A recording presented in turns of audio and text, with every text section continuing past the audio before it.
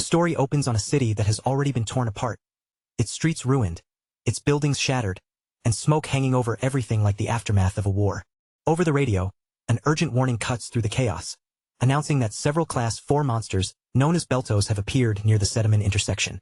And while that warning is still echoing through the city, the Class 2 Spearmaster, Gam Sang-hoo, is already leading his team straight toward the battlefield. Sure enough, the city is crawling with Beltos, and in the middle of the ruined streets, the Lancer finds himself standing face to face with one massive monster.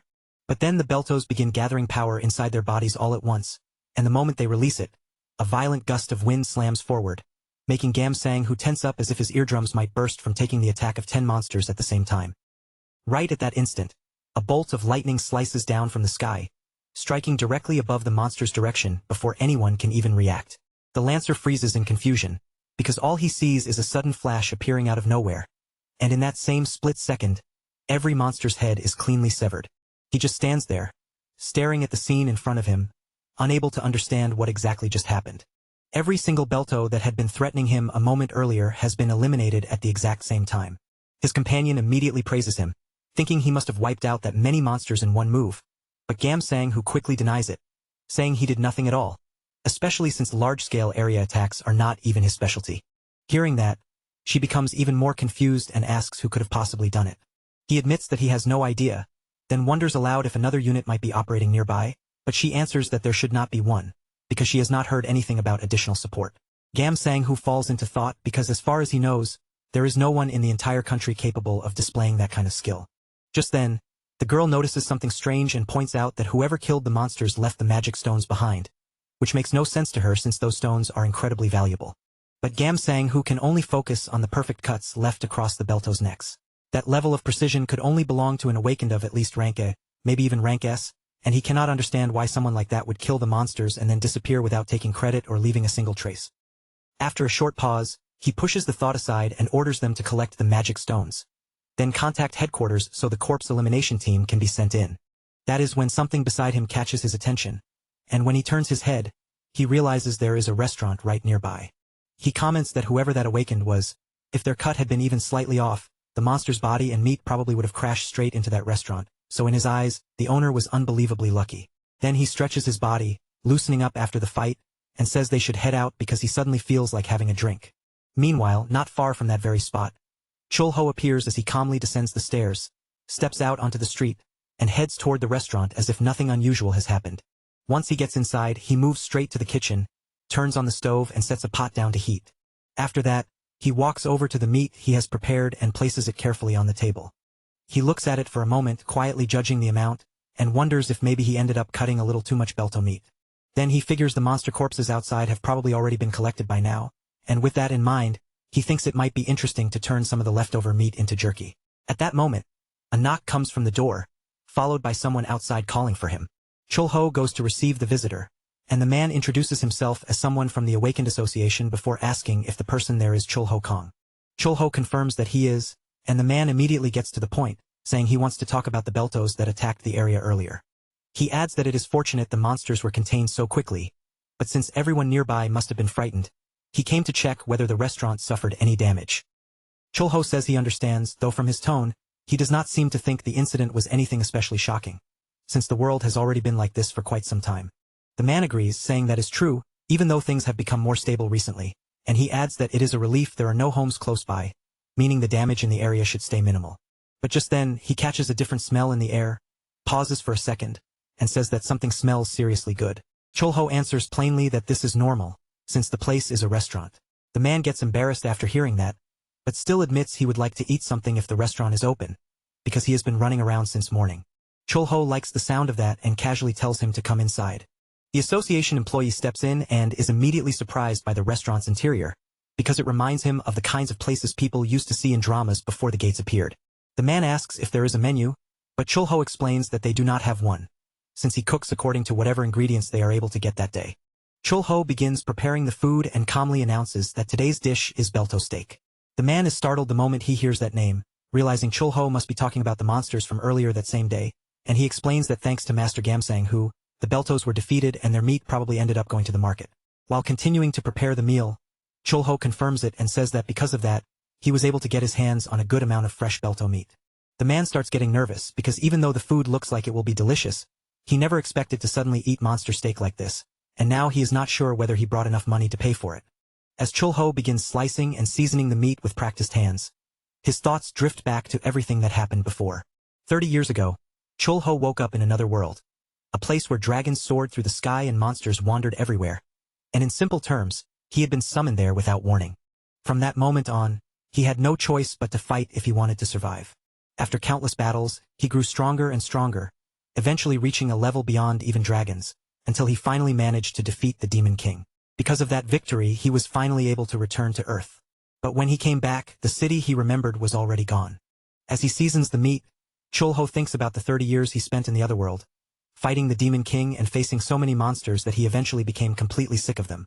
Because of all that experience, he came to understand their traits, weaknesses, and combat patterns perfectly, but after returning and seeing the people of Earth, he wondered whether there was really any need for him to step in again. He keeps preparing the dish while thinking that the people of Earth have their own methods, their own systems, and their own rules for protecting the world now. With that thought settled, Chul-ho pours the sauce over the meat, watches it coat the steak, and smiles as the dish finally comes together. The belto steak is complete, hot, and ready to serve. For that day's main dish, he has prepared belto breast, finished with a sauce made from cow hull milk.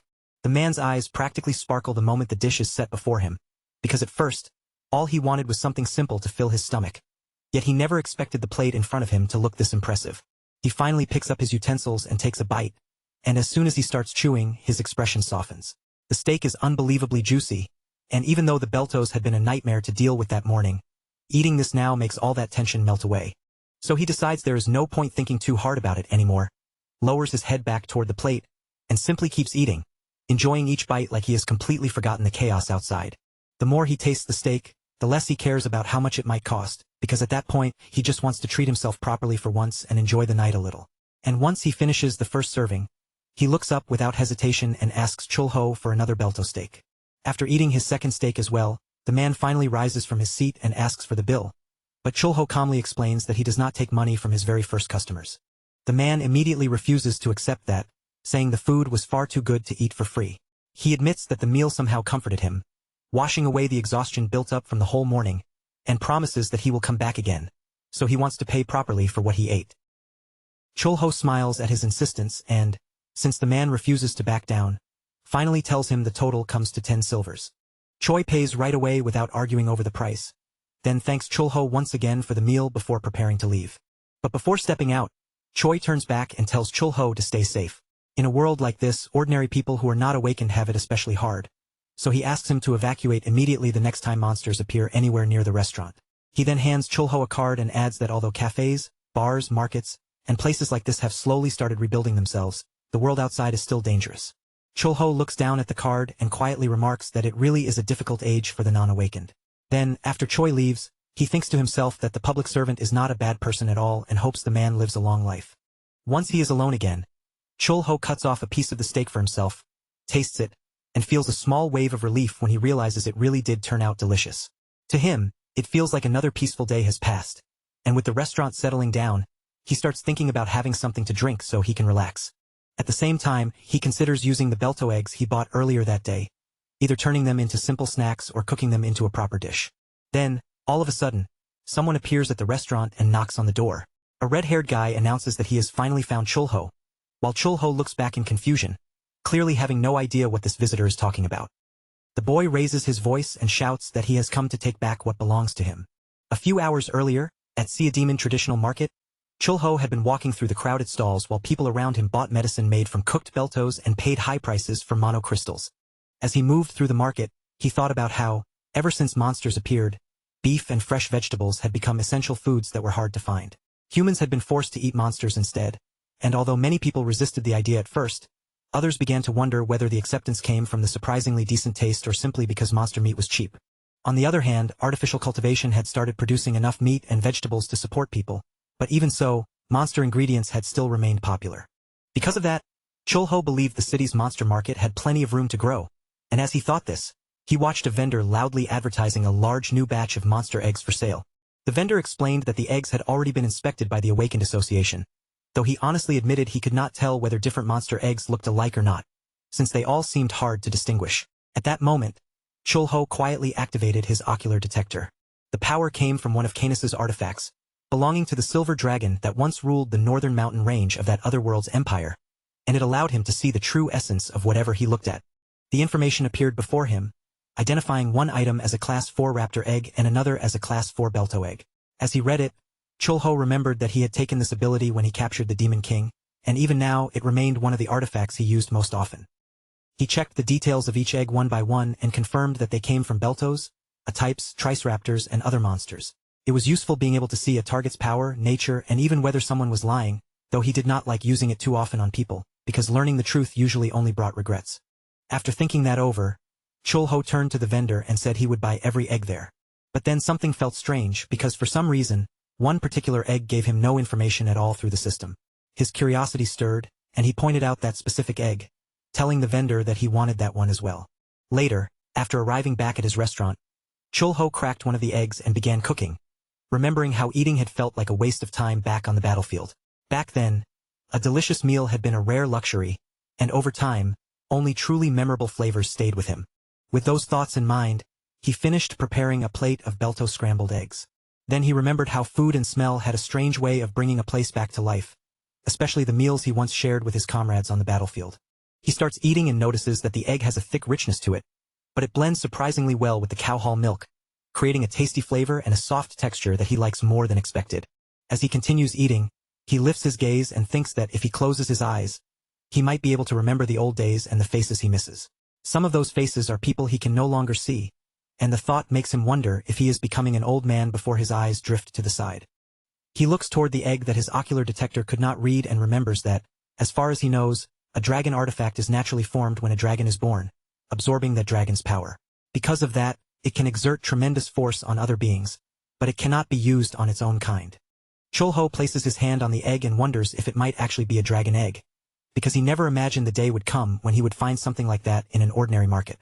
And naturally, he also becomes curious about what it would taste like and what kind of dish he could make with it. That is when the red-haired visitor arrives, glancing around the restaurant and asking if this place is a restaurant before suddenly shouting that he is looking for his merchandise, then pointing straight at the egg without hesitation.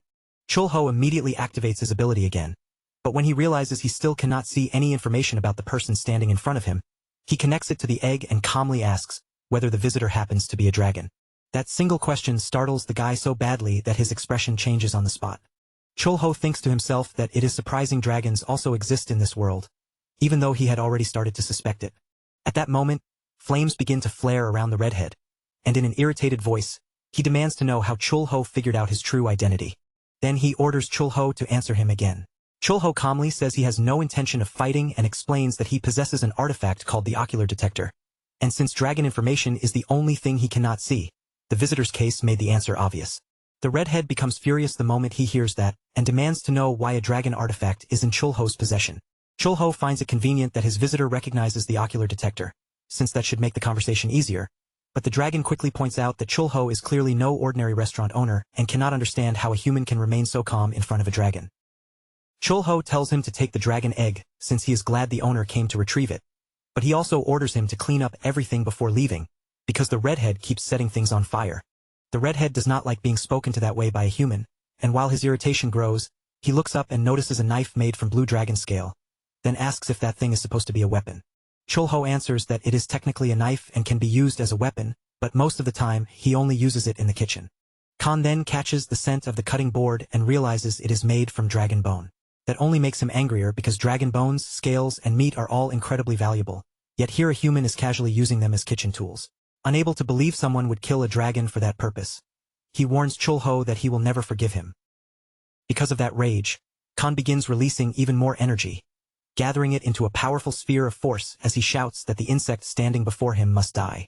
Chulho lets out a slow breath, looking more tired than intimidated, and asks if cleaning up the mess he made is really that difficult for him.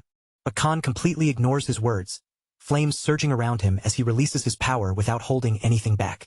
Chulho casually draws a pot toward his hand with his power, clicking his tongue as he mutters that dragons really are troublesome creatures. Then, with just one clean motion, he wipes out the gathered energy completely, making Khan freeze in disbelief as he struggles to understand how a human could erase his power so easily. Before Khan can recover from the shock, Chulho steps forward and strikes the fire-haired dragon squarely across the cheek, deciding that this arrogant visitor needs to be taught a lesson.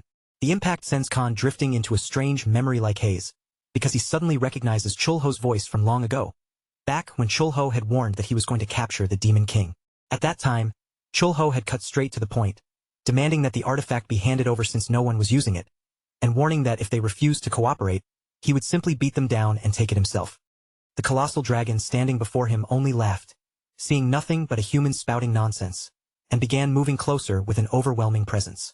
But a baby dragon stretched out his tiny paw in panic, thinking that this should not happen, because he had seen it 30 years ago and already knew exactly who this man was, which meant his father was about to get beaten. At that moment, Chulho noticed the child nearby and warned him that this was not something a kid should be watching. Only then does Khan snap out of the memory and return to the restaurant, his mind finally waking back up to reality. Chulho asks if he is awake now, then calmly says they need to talk, because the main issue is cleaning up the restaurant, and once that is handled, Khan can take his belongings and leave. But before Khan can respond, Chulho warns him that for personal reasons, he truly does not like dragons. So if Khan refuses to listen, he will have no choice but to use violence. The moment Khan hears that, terror runs through him, and he immediately starts cleaning the mess he caused without daring to argue any further. While Khan is cleaning, Chulho takes the opportunity to ask if he might not be native to this world, since he knows about the ocular detector. Khan answers that he was born on the continent of Aspan, and that not long ago, he ended up in this world after falling through a crack in a dimensional opening. Chulho finds it interesting that the continent is connected to Earth, and suddenly the familiar monsters no longer feel surprising, because they most likely came through a similar kind of opening as well. Then Chulho explains that in that other world, his name was Lycus Moreau, but here on Earth he goes by Chulho Kong, and he asks if Khan has ever heard either name before. Right after that, he tells Khan to move faster, but the moment Khan hears the name Lycus Moreau, sweat begins running down his face, because now he is completely certain who the restaurant owner really is. After Khan finishes, Chulho looks over the restaurant and admits that the cleaning was done very well, so he allows Khan to take back his things. Before leaving, Khan gathers the courage to ask why Chulho never returned his father's artifact after defeating the Demon King. Chulho looks genuinely confused by the question and asks who in the world Khan's father is supposed to be. The redhead answers that his father is Rex Ekmund, and Chulho is surprised to hear it, though not completely shocked, since their auras are somewhat similar. From that, he realizes Khan must be the baby dragon who was there that day. Seeing the boy trembling, Chulho tells him to come closer and says he will not hit him, because he stopped beating dragons more than 30 years ago. Khan does not believe that for a second, since he was just hit in the face with a pan moments earlier, and he tells Chulho not to lie because even though he does not understand human aging, this man clearly has not aged at all. Chulho then asks how old Khan is, and the boy answers that, as far as he remembers, he is a little over 50. Chulho finds the dragon's age rather interesting and casually says that he himself is already 60. Khan is stunned by that, asking if Chulho might actually be an elf, since elves are known to live for hundreds of years. Chulho asks why Khan would think that and jokes about whether he looks that beautiful, then adds that back in those days, punishment was the usual cure for dragons who refused to behave. Khan stiffens in fear, but Chulho suddenly laughs and says it is funny to see a dragon acting so cautious around a human. Khan snaps back that of course dragons would be afraid of him because Chulho is the one who killed members of his species, and he demands to know whether Chulho plans to kill him too. Chulho answers that there seems to be a misunderstanding, because the scale knife and bone-cutting board were gifts. He admits that he did beat some dragons before, but he never actually killed any of them. Then Chulho apologizes, explaining that Rex Ekmund's artifact broke during the battle against the Demon King, so even if he had wanted to return it, he no longer could. Khan is taken aback by everything he is hearing, and Chulho apologizes again, saying he really did need that artifact at the time. Then, since there are clearly still many questions between them, he invites Khan to sit down and drink. After only a few sips, Khan insists that he cannot possibly drink with a mere human, but before long, he collapses onto the table, completely drunk and drooling. Even in that state, Khan declares that Chulho is probably the first human ever to drink with a dragon, so he should feel proud of himself. Chulho finds that interesting, saying he has gained another title as the first human to do something, then asks if Khan was the one who laid the egg and praises him for achieving something so impressive at such a young age. Khan instantly gets furious, shouting that he is male, and males obviously do not lay eggs, before explaining that the egg belongs to his younger sibling. He goes on to explain that a dimensional rift recently opened inside their lair, and at the time their parents were away. Chulho asks how long Khan has been in this world, and Khan answers that it has been about half a year. That makes Chulho think the timing is a strange coincidence, because it is close to when he himself returned to Earth. Khan then reveals that he heard Chulho disappeared after killing the Demon King, and asks if he did not return right away. Chulho answers that he had a few matters to settle first, which is why it took some time. Now heavily drunk, the redhead says he finds that interesting, but still cannot understand why someone who saved the world, vanished, and reappeared in another dimension would hide away in a useless little restaurant.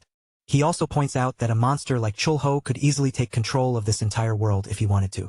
Chulho asks if Khan really thinks that, and the boy angrily slams the table, saying humans are always chasing power, war, and greed. He then asks whether, after Chulho destroyed the Demon King and saved the world, humans simply started fighting each other instead. Chulho thinks about it for a moment and admits that Khan has a point, but says he has no interest in any of that because he is already tired. Khan says he does not believe the words of a human, and Chulho does not bother arguing, simply telling him to take good care of his only younger sibling. The moment Khan hears that, he suddenly hugs him and answers yes with surprising sincerity. Then, without warning, a strong glow bursts out from the egg, forcing Chulho to close his eyes against the light. When he opens them again, he finds a strange little creature right in front of him, while Khan sits just behind it with a satisfied smile on his face. Only then does Chulho realize that a baby dragon is standing before him, and he is surprised that the egg simply cracked open and the dragon was born right there. Seeing the newborn, Chulho asks if it already has a name, or if they are just going to call it baby dragon like dragons usually do. The redhead admits that he has not thought of a name yet. Chulho starts gently petting the baby dragon and asks whether it is male or female, but Khan immediately gets irritated and tells him not to treat it like some animal, adding that of course she is female. Chulho leans in and studies the baby dragon more closely, noticing that she looks a lot like a millet bird despite having little teeth, and he wonders whether dragons might actually be omnivores. Chulho keeps looking at the tiny dragon for a moment, studying her little face and strange bird-like shape, until Khan asks him if his younger sister is not cute, clearly thinking she looks absolutely adorable. Chulho gently pets the baby dragon again, letting his hand rest lightly on her head, then asks Khan where he plans to take her from here. Khan pauses to think about it, and Chulho watches him for a moment before smiling and saying that if they have somewhere to go, then the proper thing to do is eat first and leave afterward. After that, strong gusts of wind begin sweeping through the place, rushing past like the air itself has suddenly shifted. The storm makes old memories rise in Chulho's mind, because whenever rainy days came, the wind carried the thick scent of blood with it, and the bastard demons would appear through that storm, dragging him back to the battlefield. He also remembers the last drink they shared there, sitting on the ground in the middle of that harsh place, and somehow, in that moment, he had still felt alive. That day, Chulho prepares a fast-growing hamburger steak, with beta chicken breast as the main dish and meat taken from a triceratops footpad, a cut so soft and sponge-like that it is easy for both children and the elderly to eat. After Chulho serves the food, he wonders if Khan can leave now, and Khan seems a little embarrassed as he answers yes, then awkwardly asks how much the meal costs. Chulho tells him it would be $10, but then says he can leave without paying. Still, Khan's reaction feels strange to him, so Chulho studies the boy more closely and asks whether he actually has anywhere to stay. Khan gives a simple answer saying that he does not. Chulho keeps watching him and thinks that being thrown into a new world as an outsider must be lonely. He had always believed dragons were proud creatures who could survive on their own, so seeing one feel loneliness is so unusual that, if the scholars from the continent of Aspan knew about it, they would probably publish hundreds of papers. At that moment, Khan places a stone on the table and says it is a Class 4 magic stone, adding that he knows it has value in this world. Chulho bursts into a laugh when he sees it, and the fire-haired dragon immediately becomes embarrassed, demanding to know what exactly is so funny. Before Chulho can answer properly, the baby dragon begins making a small noise, and he looks down at her and asks if she is still hungry. Because of that, Chulho offers her another piece of meat, thinking that living on Earth must be difficult even for a dragon, especially when the creature is this small. The sight makes him feel a faint nostalgia for the other world, and he quietly thinks that there is probably someone from that place he will never see again for the rest of his life. Khan becomes happy when Chulho says he can stay at the restaurant for a few days, and Chulho even tells him he does not need to hand over the magic stone. After all, having someone around who shares the same secrets can bring a little more comfort into life. Even so, Khan does not accept everything that easily, because after already being fed, he clearly does not want to feel like he is taking advantage of Chulho's kindness.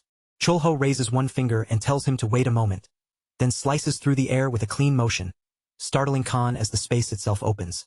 From the portal that forms, a goblin suddenly appears and respectfully greets Chulho as the king of the world. Khan is shocked to see a goblin step out, and Chulho explains that this is Kasim, an immortal goblin who manages the items stored in his subspace. Then he gets straight to the point and asks how many magic stones they currently have inside. Kasim answers that they have as many magic stones as grains of sand on a beach, and when it comes to the highest grades they still have 5 top-class magic stones and 120 high-class ones. Chulho hands over the magic stone Khan brought, and Kasim simply says that another grain of sand has been added, leaving Khan staring in disbelief. Kasim continues following his master's orders without hesitation, while Khan remains frozen, unable to process the absurd number of magic stones Chulho has stored away. Once everything is settled, Kasim says he will return, then offers his respects to his master before stepping back. Chulho says that settles the matter, then tells Khan that he will need his help with work from now on. Time passes in the restaurant, and while the baby dragon sleeps peacefully nearby, several loud explosions suddenly go off inside the kitchen. After smacking Khan on the head, Chulho tells him not to randomly blast his breath everywhere, because doing that will only burn the meat, and what he needs is precise fire control. Then he tells Khan to try again, and this time, Khan focuses himself and releases his power much more calmly. With that careful control, they finally succeed in grilling the Ataho breath properly. So the dish they serve that day is Ataho sirloin, cooked with the dragon's controlled flame. Chulho is pleased with how it turns out, and then Khan notices the rapier Chulho pulled from his subspace and asks whether that weapon is really something ordinary. Chulho answers that it probably is not, remembering that it once belonged to someone known as the Axis of Recafel. The moment Khan hears that, he remembers it as a masterpiece forged by 12 Recafel artisans, the greatest creation of their lives, basically a legendary life weapon with no equal in the world, which leaves him unable to believe what he is seeing. Khan then asks why Chulho keeps using sacred treasures as kitchen tools without any sense of respect, because a weapon was never made for that. Chulho answers that at least it is better than what dragons do, which is hoarding piles of useless junk. Khan actually agrees for a moment because the point makes sense, but then someone knocks on the door and calls out for the owner of the restaurant. It turns out to be Choi, who greets them politely and explains that he was patrolling the area. Right after coming in, Choi begins eating and immediately praises the incredible smell rising from the food. Then he asks if Chulho hired a new employee, since he noticed someone unfamiliar in the restaurant, before saying he has something important to share. A new dungeon has appeared in the underground passage between Sinchan and Sea Demon, and they are already recruiting Awakened for the raid. Chulho asks if that is true and finds the dungeon interesting, since dungeons are basically incubators for monsters and also work like portals to other worlds where dimensional rifts have opened, just like what happened to both him and Khan. He then asks what level of difficulty the dungeon has, and the association employee answers that it is class 5. Choi also explains that Gam Sang-hoo and the Zenkaku team have been assigned to the Sea Demon side, while Chai Yun has been assigned to Sinchan. Chulho looks confused because he does not know who that girl is. So Choi explains that she is like an ice witch. He adds that since they are forming a reserve team, the area will soon be packed with candidates, and even among Awakened, only the best will be selected. Choi explains that it is something like a job site for Awakened and says he feels lucky to be a non-Awakened with a stable public job. Only then does he realize how quickly time has passed, and he thanks Chulho for the meal, saying it was genuinely delicious. Khan is amazed that the grilled dish he helped make is being received so well, and Chulho agrees with the reaction, even thinking that he needs to buy more Ataho meat to prepare. So Chulho goes to the market and asks the vendor for 10 kilos of it. At that moment, someone suddenly shouts for attention, telling everyone who wants to participate in the raid to form a single line. Chulho recognizes the person as someone familiar, and when he looks more closely, he realizes it is Gam Sang-hoo, the Class 2 Spearmaster. He had not known that raid recruitment was happening in this area. He knows that these days dungeon raids are usually called raid parties, and the structure reminds him a lot of the old game systems. Since Chulho used to play a lot of games back in the day, that old experience helps him understand how this whole raid system works much faster. And honestly, with the entire world practically turning into something straight out of a fantasy RPG, it makes sense that people have started using game-like terms to explain what is happening around them. The similarities do not stop there either. Tanks and healers are treated almost like nobles, while DPS types appear in overwhelming numbers, and Chulho figures that because there are so many possible fighting styles, plenty of people naturally awakened as DPS. He has barely finished thinking about that when he hears a man nearby asking if there is still a spot for DPS, only to be rejected right away because the recruiters currently need healers instead. That reminds Chulho of what Choi said about how most awakened still have families to support, and as he continues walking, he thinks Choi really is a decent person and quietly hopes the man takes better care of himself. Meanwhile, the awakened who failed to get recruited walks away with slumped shoulders, opens his wallet, and when he sees there is no money inside, his mood completely sinks. Chulho eventually returns to his restaurant and notices right away that the kitchen has been cleaned perfectly, but Khan is nowhere to be seen. Then he turns his gaze to the side and realizes that a man has come into the restaurant. The man sits down carefully and asks if they happen to have ramen, quickly apologizing just in case the restaurant does not serve it. Chulho tells him it is no problem, though he finds the request a little strange. Ramen has always been a cheap meal, and even after 30 years that part has not really changed, although the price has gone up and the taste is slightly different now because they use something other than wheat. The man then asks how much one serving costs, and Chulho answers simply that it is $2. The customer looks surprised by how cheap it is and immediately asks if he can order 5 portions. Chulho thinks that sounds like a lot of food and wonders whether the man can actually finish all of it. But the customer answers with complete certainty that he definitely can. Chulho starts finding the man unusual, so he quietly uses his ocular detector on him.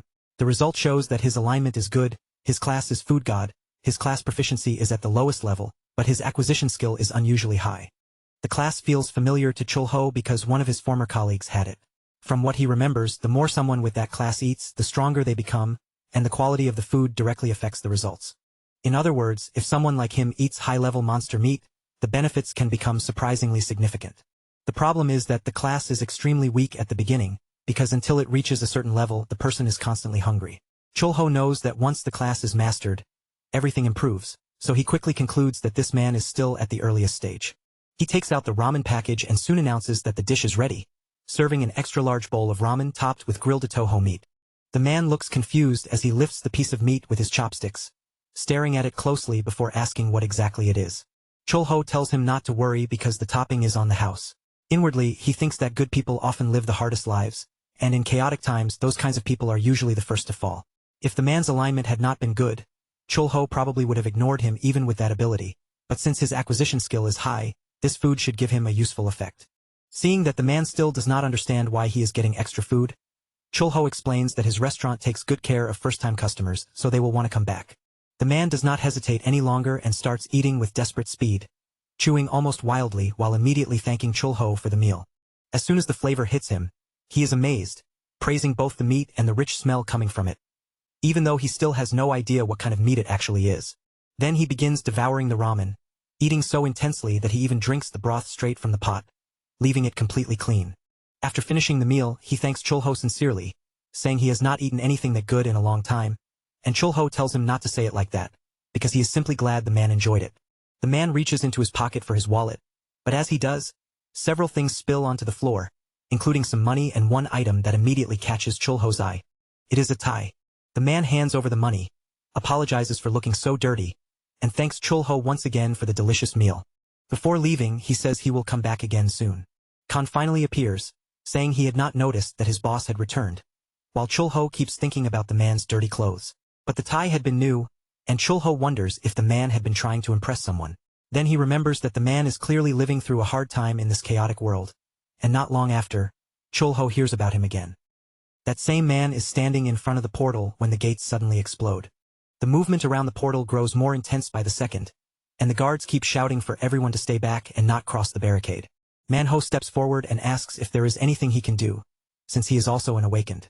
One of the guards asks what his classification is, and Manho can only answer that it is something related to food, with no special abilities aside from decent strength.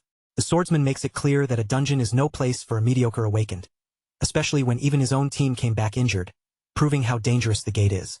Then Manho looks ahead and notices a healer among the crowd, realizing at once that it is his daughter, Mijin. He rushes toward her and calls out her name, and when she comes closer, he asks what she is doing in such a dangerous place when she should be at school. Mijin explains that there are many injured people here, so the school sent some awakened students to help. Then she turns the question back on him, asking what he is doing there and telling him to leave as quickly as possible. Manho says he was only worried about her, but Mijin gets angry and tells him he does not need to worry, because just like he said himself, his only skill is being good at eating. She accuses him of eating at work all day and not even coming home, then asks what good it will do for him to throw himself into danger when all he can do is eat. Then she pushes him away, saying she needs money to earn a school scholarship, and accuses him of making her look pathetic by barging into that place. As she pushes him, she notices his tie fall to the ground and bitterly points out that he does not even have a proper weapon. At that very moment, someone emerges from the portal. It is Gamsang who, moving toward his partner, while she shouts that the dungeon attack is over and tells the healers to gather so they can treat the wounded. Mijin immediately runs off to help, leaving her father standing there behind her. In this world, awakened abilities are divided into 5 stages before reaching the upper level, and each stage expands a person's proficiency. In Korea especially, training for awakened people is handled through places called cipher schools, which have replaced regular schools. Once an awakened person masters the knowledge from the first lesson through training, they can choose another lesson depending on how their development progresses. If someone manages to master 2 lessons, the Awakened Association places them in Class 1 or higher. That is why, when someone awakens with a useless skill or shows little talent for development, it is natural for them to give up on dangerous paths and find peace doing work that suits them better. But during his final battle, Chulho had mastered his 6th lesson. After that, Chulho never saw anything else that could raise him to a higher class, so he came to believe that the 6th lesson was probably the absolute limit. Just then, Khan suddenly bursts into the room, shouting like something unbelievable has happened. He blurts out that Kyul actually spoke while sitting there and eating caramel. The MC freezes for a second, clearly thrown off by that name. With a confused look, he asks if Kyul is supposed to mean orange in Korean. Khan answers that it was the name he had given to his little sister, though he quickly waves it off, saying that detail really does not matter right now. And sure enough, Kyul looks completely delighted, happily calling her brother father again and again without the slightest hesitation. The MC finds the whole thing strangely fascinating, because he really did hear the baby dragon speak. Still, the name keeps bothering him, since to his ears, it does not sound very Korean at all. He points out that the baby dragon was the one who chose that name for itself in the first place, and besides, Kyul was born in this world, so maybe it is not that strange after all. Before anyone can say much more, Kyul once again calls her brother father. And this time, he looks openly pleased, as if the word alone has completely won him over. Chulho then mentions that, as far as he knows, dragons are usually born already capable of using Class 1 power. Curious, he asks what class level this baby dragon has reached, but the answer is that no one knows yet. They will have to wait until Kyul grows a little more. At that moment, the restaurant door opens, and Manho steps inside. Without wasting time, he immediately asks for 5 more bowls of ramen. Manho walks up to the counter and explains that he had tried to join the Furious Gate group, only to unexpectedly run into his own daughter there. He says he was told that helping treat the wounded could earn her a school scholarship, but he clearly hates the idea because the place is far too dangerous. His voice grows heavier as he admits how miserable it made him feel, because he could not help her at all. In fact, he was even told to leave since he is only somewhere near level 7, barely above the level of an ordinary civilian. He goes on to explain that his daughter is different. She awakened as a healer, and because of that, she has been recognized as a 3rd-class awakener since she was young. On top of that, she is an excellent student, so he believes the Awakener Association will probably take good care of her. Manho says he also stopped by a store because his daughter had an important class coming up. There, he found a tie for her. It was painfully expensive, but he felt she needed it so she could attend school looking proper and elegant. In the end, he mutters that maybe it would be better if he did not attend the observation class at all. After all, what good is acting like a decent father if he cannot even support his daughter properly until graduation? Thinking about it drags him even lower, and he bitterly calls himself trash. Even in a situation like this, he is still hungry. Worse, he calls himself useless because his ability is tied to food, leaving him eating constantly and unable to find any place where he truly belongs. Right then, the MC turns toward Khan and casually asks if he is all right. Then, with a strange look, he adds the word chubby. Firehair immediately reacts, asking if he has lost his mind. From the way he said it, it sounded less like concern and more like a predator waiting for its prey to fatten up. The MC brushes it off and says he was only joking, but almost at the same time, his eyes narrow as he notices something odd nearby. Khan explains that it is just the baby dragon shedding its skin. But when he sees the MC staring at it so intensely, his face twists with irritation, and he quickly gets angry. Khan had wanted to keep that shed skin as a memento, something precious to remember the moment by, but everyone seems to be completely ignoring how important it is to him. After that, the extra-large shortcut ramen is finally ready. Manho looks at it and warns them that this will be the last time. But Chulho tells him not to worry about it. There is still plenty of meat left, so instead of holding back, Manho should simply eat and enjoy the meal. Manho begins eating while the MC quietly watches from nearby. At last, he empties the entire pot, places the money on the table, and thanks them for the meal. He also apologizes for forcing them to listen to his emotional outburst. The MC tells him there is no need to worry about it, and that he does not have to thank them either. Then, after thinking for a moment, he calls Johan's attention. He says life really is full of hardships, but when even one thing comes easily, it can still feel good. For people who push through every day just to keep working and living, good things can still happen once in a while. So he tells Johan to do his best to survive tomorrow, and says he will be waiting for him at the restaurant. After Manho leaves, Khan asks why nothing has changed yet. The MC answers that he helped as much as he could, and since the customer even ate dragon skin, there is a good chance some benefit will show up eventually. Firehair admits that dragon skin is an incredibly precious item, then questions why the MC would go that far for a complete stranger. For a brief moment, the MC says nothing. He simply strokes the baby dragon gently before answering that his own father once had that kind of support. Khan is stunned to hear that the MC had a father too. That ridiculous comment immediately earns him a punch to the head. That night, Man-ho returns home quietly and sees that his daughter has already fallen asleep. He steps closer to her bedside and notices that she has picked up the tie from the floor. Only then does he realize that she is crying in her sleep, softly apologizing to her father even while dreaming. Man-ho gently pats her head and tells her that it is all right. Deep down, he feels sorry too.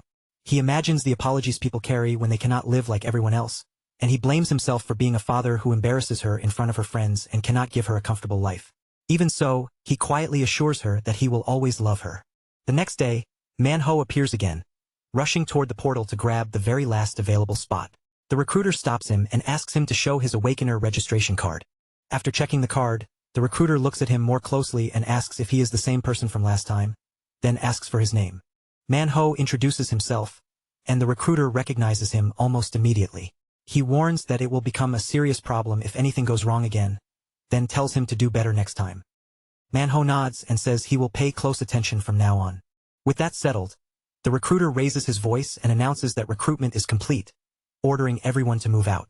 Meanwhile, the MC is walking down the street when something suddenly catches his eye. A bus passes by, and beyond it, he notices a large portal at the location beginning to close. Sang-hoo sees it too and immediately thinks the situation is terrible, because the portal has already shut. Just then, Mi-jin comes running over in panic. She keeps calling out for her father while staring desperately toward the closed portal. After the group enters the portal, their leader gives a firm order. No one is to scatter while they are fighting the monsters. But he barely finishes speaking before a dinosaur suddenly lunges forward and attacks Man-ho. Man-ho is startled so badly that his body reacts before his mind can fully catch up. He throws a full-powered punch and lands it cleanly. The impact surprises even him because for some reason he feels strangely strong. Even more confusing, he is not hungry at all and he has no idea why. Suddenly, one of the girls asks what is going on. She points ahead, drawing everyone's attention to a strange fissure opening inside the dungeon. A powerful tremor shakes the entire area, and then a colossal dinosaur emerges before them. Man-ho stares in shock, realizing that this creature is a hidden boss. The girl screams for everyone to run, and the group immediately starts fleeing. Man-ho, still trying to understand what is happening, wonders if the monster standing before them is really the Tigrex. He gets ready to run as well, but then something on the ground suddenly catches his attention. On the monster he just defeated, he notices mana crystals. In an instant, he realizes they are Class 8 crystals, and if he sells them, they could be worth several weeks of work in compensation. But before Man-ho can reach for them, another Awakener shouts at him to leave right away.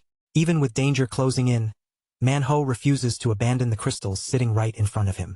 At that exact moment, the hidden boss lunges toward him with its jaws wide open, trying to bite him in one strike, but Man-ho reacts and counters head-on. As he is blasted backward and sent flying through the air, a bitter thought crosses his mind. He feels truly pathetic, just like his daughter must have imagined, because even at the very end, he had acted like a complete fool. In that suspended moment, memories of his daughter flood into his mind. He remembers the day he first met her, and then the sight of her crying quietly in her sleep. More memories follow one after another. Her smiling brightly when she was happy, and even the days when she was just a tiny baby, crying endlessly in his arms. Then he sees her again as a baby, fragile and helpless, and that memory drags him back to his senses. Man-ho begins forcing himself up, refusing to die like this, because if he disappears here, his daughter will be left completely alone in this world. He lifts his gaze toward the dinosaur as it plants its feet heavily against the ground. The monster steadies itself, then charges straight at him to attack again. Man-ho refuses to accept dying in that place. With everything he has, he screams and drives a full-force punch straight into the monster's mouth. A massive surge of energy erupts from his fist, shocking even the mustached man, who cannot tell whether this strange power is the result of leveling up. Man-ho stares in surprise as that aura continues spilling out around him. He wonders if he actually managed to paralyze the hidden boss, and at the same time he realizes something even stranger. His fist does not hurt, and he still does not feel hungry. The monster attacks again, snapping forward with terrifying force, but Man-ho grabs its fangs with both hands and braces himself, pushing back with everything in his body.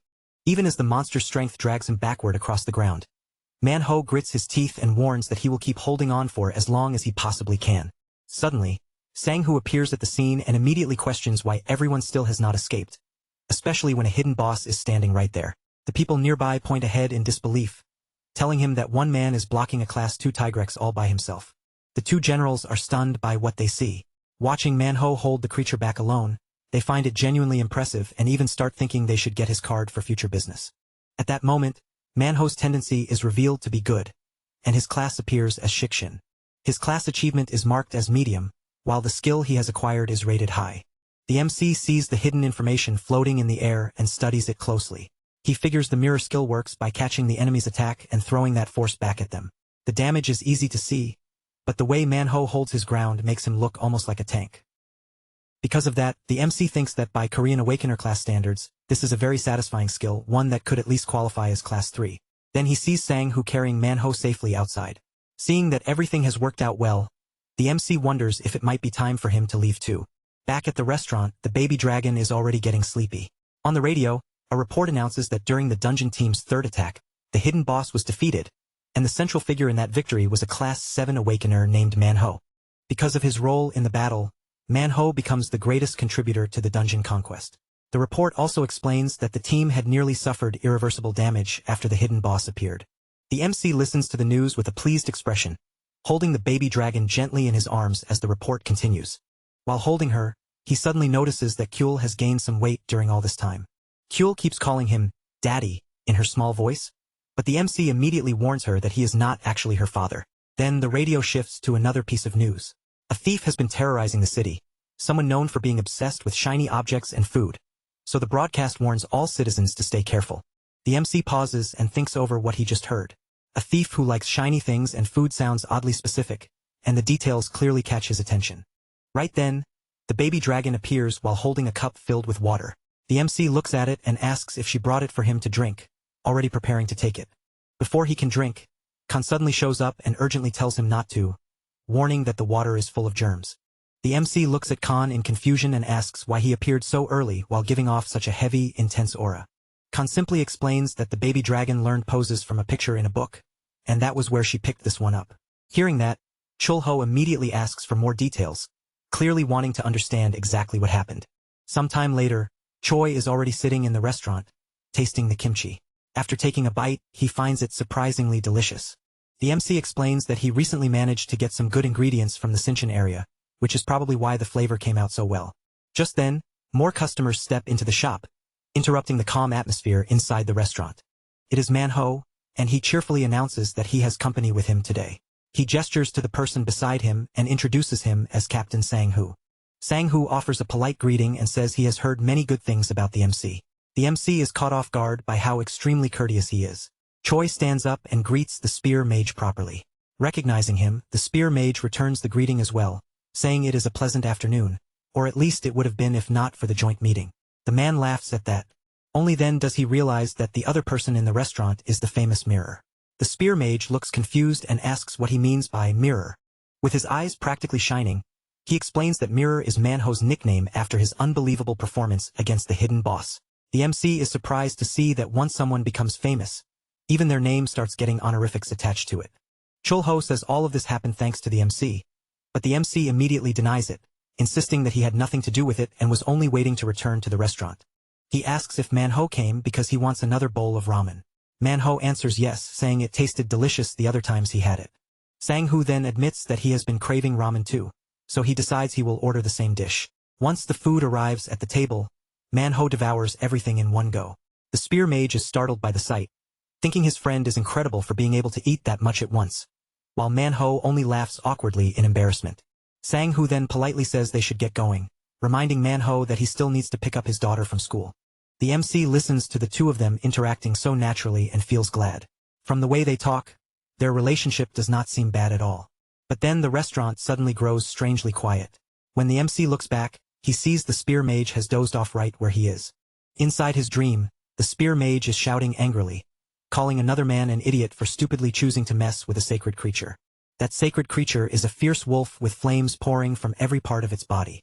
It moves wildly in every direction, spreading terror throughout the city. A moment later, he wakes up with a jolt and rises in surprise, immediately apologizing for staying at the restaurant so late. The MC tells him not to worry about it, since there are no customers around anyway. Then he asks if he would like a simple meal before leaving. Sang-hoo tells him not to trouble himself, saying he is not really hungry anyway. But just then, the radio cuts in again, repeating the warning about the thief who has been breaking into shops around the city. Chulho glances over and asks if he would prefer some alcohol instead, adding that this restaurant does not have anything fancy and only serves soju and beer. The man accepts without complaint and asks for whatever side dish the MC thinks would go best with it. The MC pauses, thinking over the ingredients he picked up from the market, then asks if sashimi would be all right. The spear mage quietly considers the suggestion for a moment, and Chulho backs it up right away, telling him that the fish is extremely fresh. The MC places the fish down and studies it carefully, thinking that this species has been seen for nearly 30 years, yet even now it is still incredibly difficult to find. He recalls that the fish is known as German fish, and a fully grown adult can easily reach 3 meters in length. Compared to that, the one in front of him is still only a baby. Then he takes up his razor-sharp knife and begins cutting into the fish with clean, precise movements. As he slices, he remembers that, in the past, he never really preferred sashimi because the cost performance felt too poor. After some time, the German fish sashimi is finally ready and laid out neatly. Sang-hoo looks genuinely pleased, admitting that it has been a long time since he last had sashimi like this. He lifts a piece to his mouth and takes a bite, only to be surprised by the texture. It is incredibly smooth, refreshingly clean, and somehow carries a taste that reminds him of noodles. Right after that, he takes a drink of soju to match the food, and the combination hits perfectly. The taste leaves him visibly satisfied. Sang-hoo says he is finally off work after an entire week. Since the urgent problem has been handled for now, he has managed to get about 2 days of rest. After all, he had spent day after day fighting monsters. Every single day felt like a brutal, endless battle, and the mental strain was just as exhausting because monsters kept pouring through the dimensional portals without end. He glances to the side and starts talking about his spear, explaining that it is a weapon granted to Class 2 Awakeners or to those who graduate from Cipher School. The spear is forged from a mineral called adamant, a material known for absorbing mana incredibly well. Sang-hoo clearly takes pride in it, saying that with his weapon and his skills, he can protect the world, and when he holds it, there is nothing he fears. But then his expression shifts. He says that once he faced the real world for what it truly was, all that pride disappeared without a trace, and he even found himself wondering whether there was a god above the heavens. He stretches his body and says it has already been 10 years since he was assigned to the elite squad. Hearing that, the MC quietly reflects that he had once been the same way. The MC thinks that there comes a day when a person realizes they are not as extraordinary as they once believed. That truth does not apply only to Awakeners, but to anyone working in any field. The MC pours him another drink and asks if Sang-hoo is not, by any chance, the guardian of the city, or at least one of the 5 guardians of all Korea. To him, that alone is already something remarkable. Sang-hoo admits that the futures of many people rest on his shoulders, and because of that, there are times when the responsibility feels far too heavy for one person to carry. The MC asks if there is any particular memory that still stays with him. Sang-hoo says there is, and begins telling him about a specific incident involving a gumiho. On that rainy day, Sang-hoo was running with his partner through the downpour, demanding to know what kind of idiot had disturbed the gumiho's sleep. His partner answers that it was a knight. Sang-hoo grows irritated at once, unable to understand why someone of Class 2 would ever do something so reckless. When they arrive at the scene, the massive fire wolf is already there, towering over the area with a size so enormous it almost does not feel real. Sang-hoo explains that creatures with extraordinary intelligence are usually called sacred creatures, and some are even treated as monsters that exist beyond normal class rankings. No one knows the exact reason, but these beings are not naturally hostile toward humans. In fact, over the last 30 years, there has not been a single recorded case of them launching a preemptive attack. In that memory, Sang-hoo spots the man responsible and rushes straight toward him, demanding to know why he would do something so insane. The knight turns around, and the sight of him shocks both Sang-hoo and his partner. Then the gumiho appears once again, and Sang-hoo calls out to everyone nearby. At that point, all they can do is order everyone to form a line, because the creature in front of them is beyond ordinary class limits.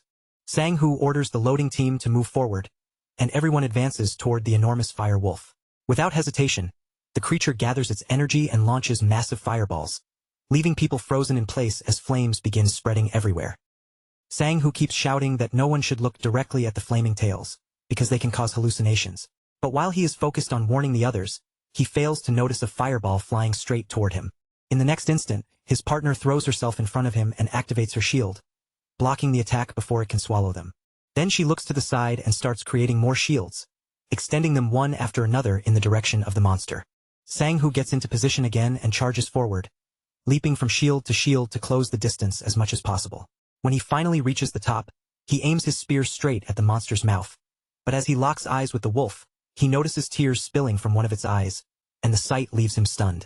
But by then, there is no time left to think. His attack lands directly on the creature, striking it squarely and bringing it down. Back in the present, Sang-hoo explains that the monster's rampage lasted through the entire night. When they finally managed to defeat it, they heard screams rising from somewhere within the chaos. It was the Gumiho's cub, and when Sang-hoo saw it, he could hardly believe what was in front of him. He explains that an eagle released during the night had gone hunting and targeted the fox's cub. The mother had only left the nest for a brief moment, but that short absence was enough for everything to happen. Sang-hoo continues drinking as he says it was probably a mistake. The knight was a prodigy from cipher school, but Sang-hoo stresses that people like them cannot afford to make mistakes like that under any circumstances. The MC asks if there really was a cub, and Sang-hoo confirms it. Unfortunately, they eliminated it as well. He says that no matter how the situation unfolded, that was how it ended, and there was nothing they could do. The MC says it was the right choice, and Sang-hoo laughs quietly, agreeing with him. Then Sang-hoo stands up and apologizes for talking too much, blaming the alcohol for loosening his tongue. He asks for the bill and also requests that the remaining sashimi be packed to go, since he liked it so much. After leaving the restaurant, night has already settled over the streets. Sang-hoo walks alone, his thoughts sinking back into those old memories. He remembers running toward the knight and demanding to know why he had touched the cub of a divine creature in the first place. The knight apologizes, but an apology is nowhere near enough. Sang-hoo points out that many people died because of what happened, and the entire city had nearly been destroyed. Still lost in those thoughts, Sang-hoo keeps walking through the night, unable to fully shake off the weight of the memory. Meanwhile, Chul-ho thinks about the Gumiho. It was a monster he had seen during his time in the other world, and unlike the monsters led by the king that invaded the continent, Gumiho were actually favorable toward humans. There was even a saying on the eastern continent that a man should bow 3 times before passing a mountain guarded by a Gumiho. Chul-ho thinks back on the 2 he once hunted, and he regretted both of those hunts. Unfortunately, memories like that never truly disappear. Sang-hoo continues down the street and glances at the bag in his hand, noticing the delicious sashimi packed neatly inside. He thinks that he can hardly wait to eat it, but then his body stiffens as 3 fireballs suddenly come flying toward him. In truth, the one attacking him is the Gumiho cub, and the only thought filling Sang-hoo's mind is that he cannot kill it, because from the day he first encountered it, he never had the courage to do so. He holds out the sashimi toward the baby fox, offering it something to eat, but his mind stays fixed on the dying Gumiho's eyes. Maybe that desperate, pleading look was the reason he couldn't bring himself to kill this little creature. As he watches it, he can't help thinking he must be completely unqualified to act as any kind of guardian. After all, how many mana crystals had this tiny thief already stolen and swallowed to grow 3 tails this quickly? There was even an article about the culprit, and the culprit was clearly this fox. The Gumiho finally starts nibbling at the sashimi, lowering its guard just enough. At that exact moment, he reaches in from behind and grabs the little fox before it can dart away. The furious little creature immediately fires off its flames, launching fireballs in a burst of anger. But even then, the shots are not aimed to truly hit him. He tells it to listen closely, his tone turning firm as he warns that he can't let the thefts continue anymore. The association will move soon, so before things get worse, he tells the fox to leave the city, find somewhere quiet, and live peacefully. Then he pushes it forward and orders it to go. But the fox only makes small confused noises, refusing to understand or refusing to accept it, and his irritation finally boils over.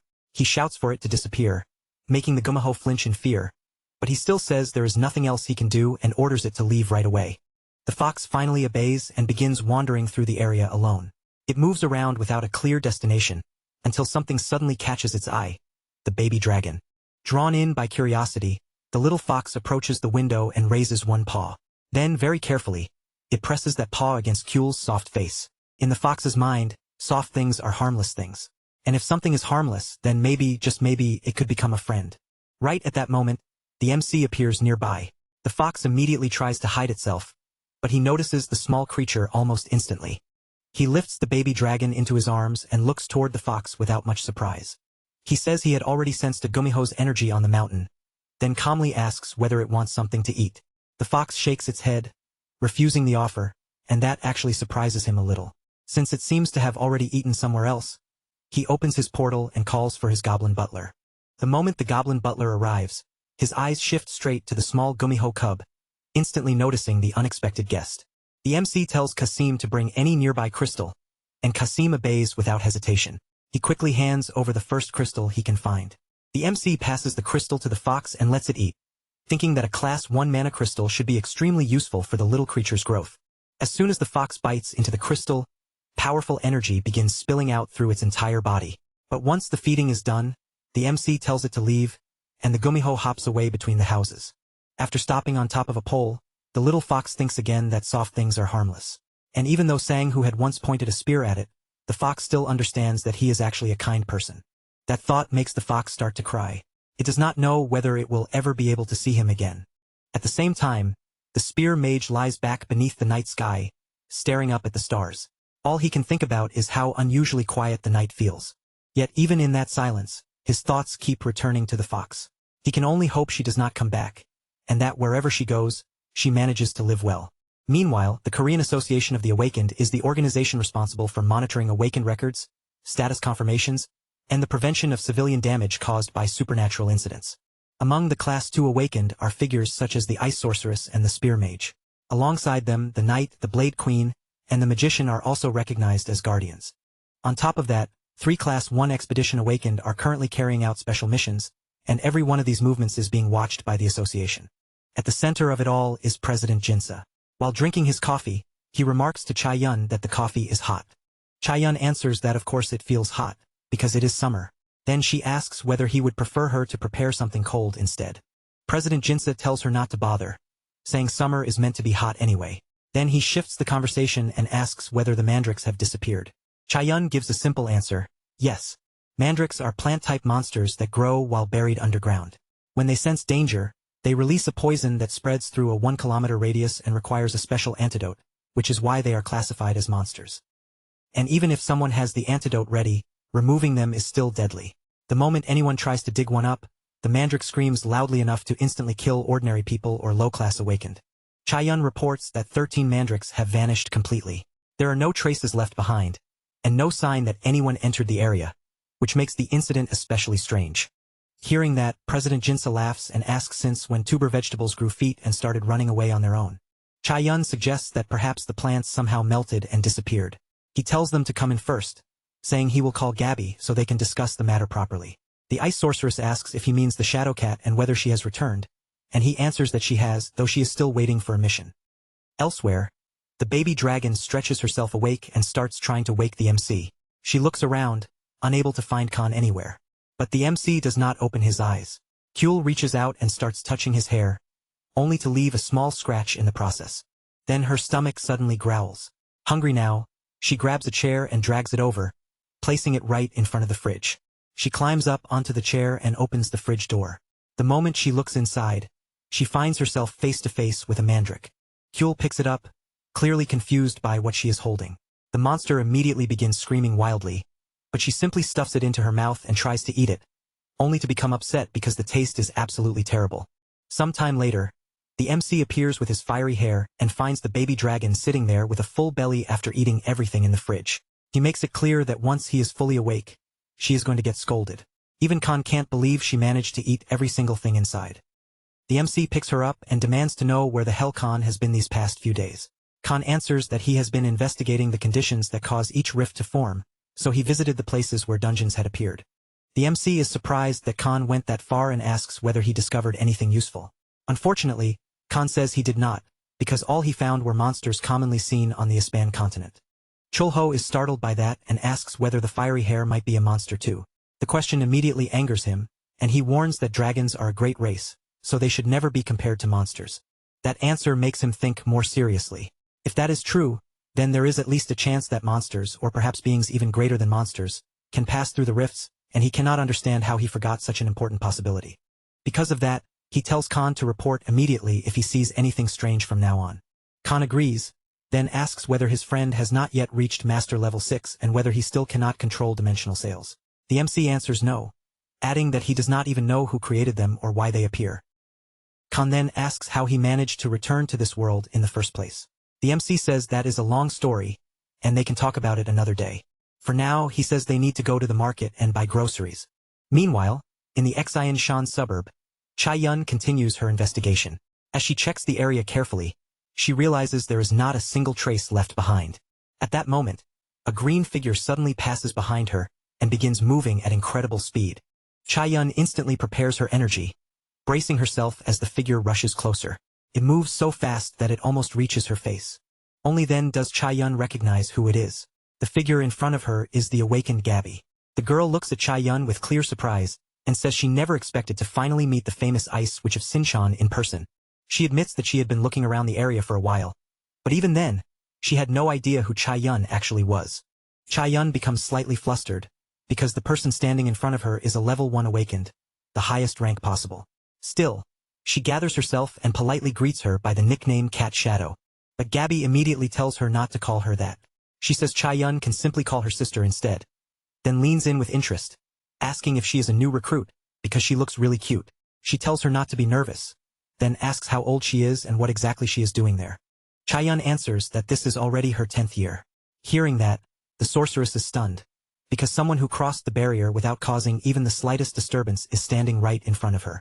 She starts questioning whether Gabby is truly a level 1 awakened, while also wondering how someone like her never appeared in the top rankings 30 years ago and how she still looks so young. Gabby reaches out her hand calmly and says she had seen the previous guardian a few times before. Then she asks Cha-yun if she is the new one. Cha-yun introduces herself properly and gives a short answer, confirming that yes, she is. Gabby then asks what kind of situation brought them there, and Cha-yun explains that an incident occurred. 13 mandrakes have disappeared.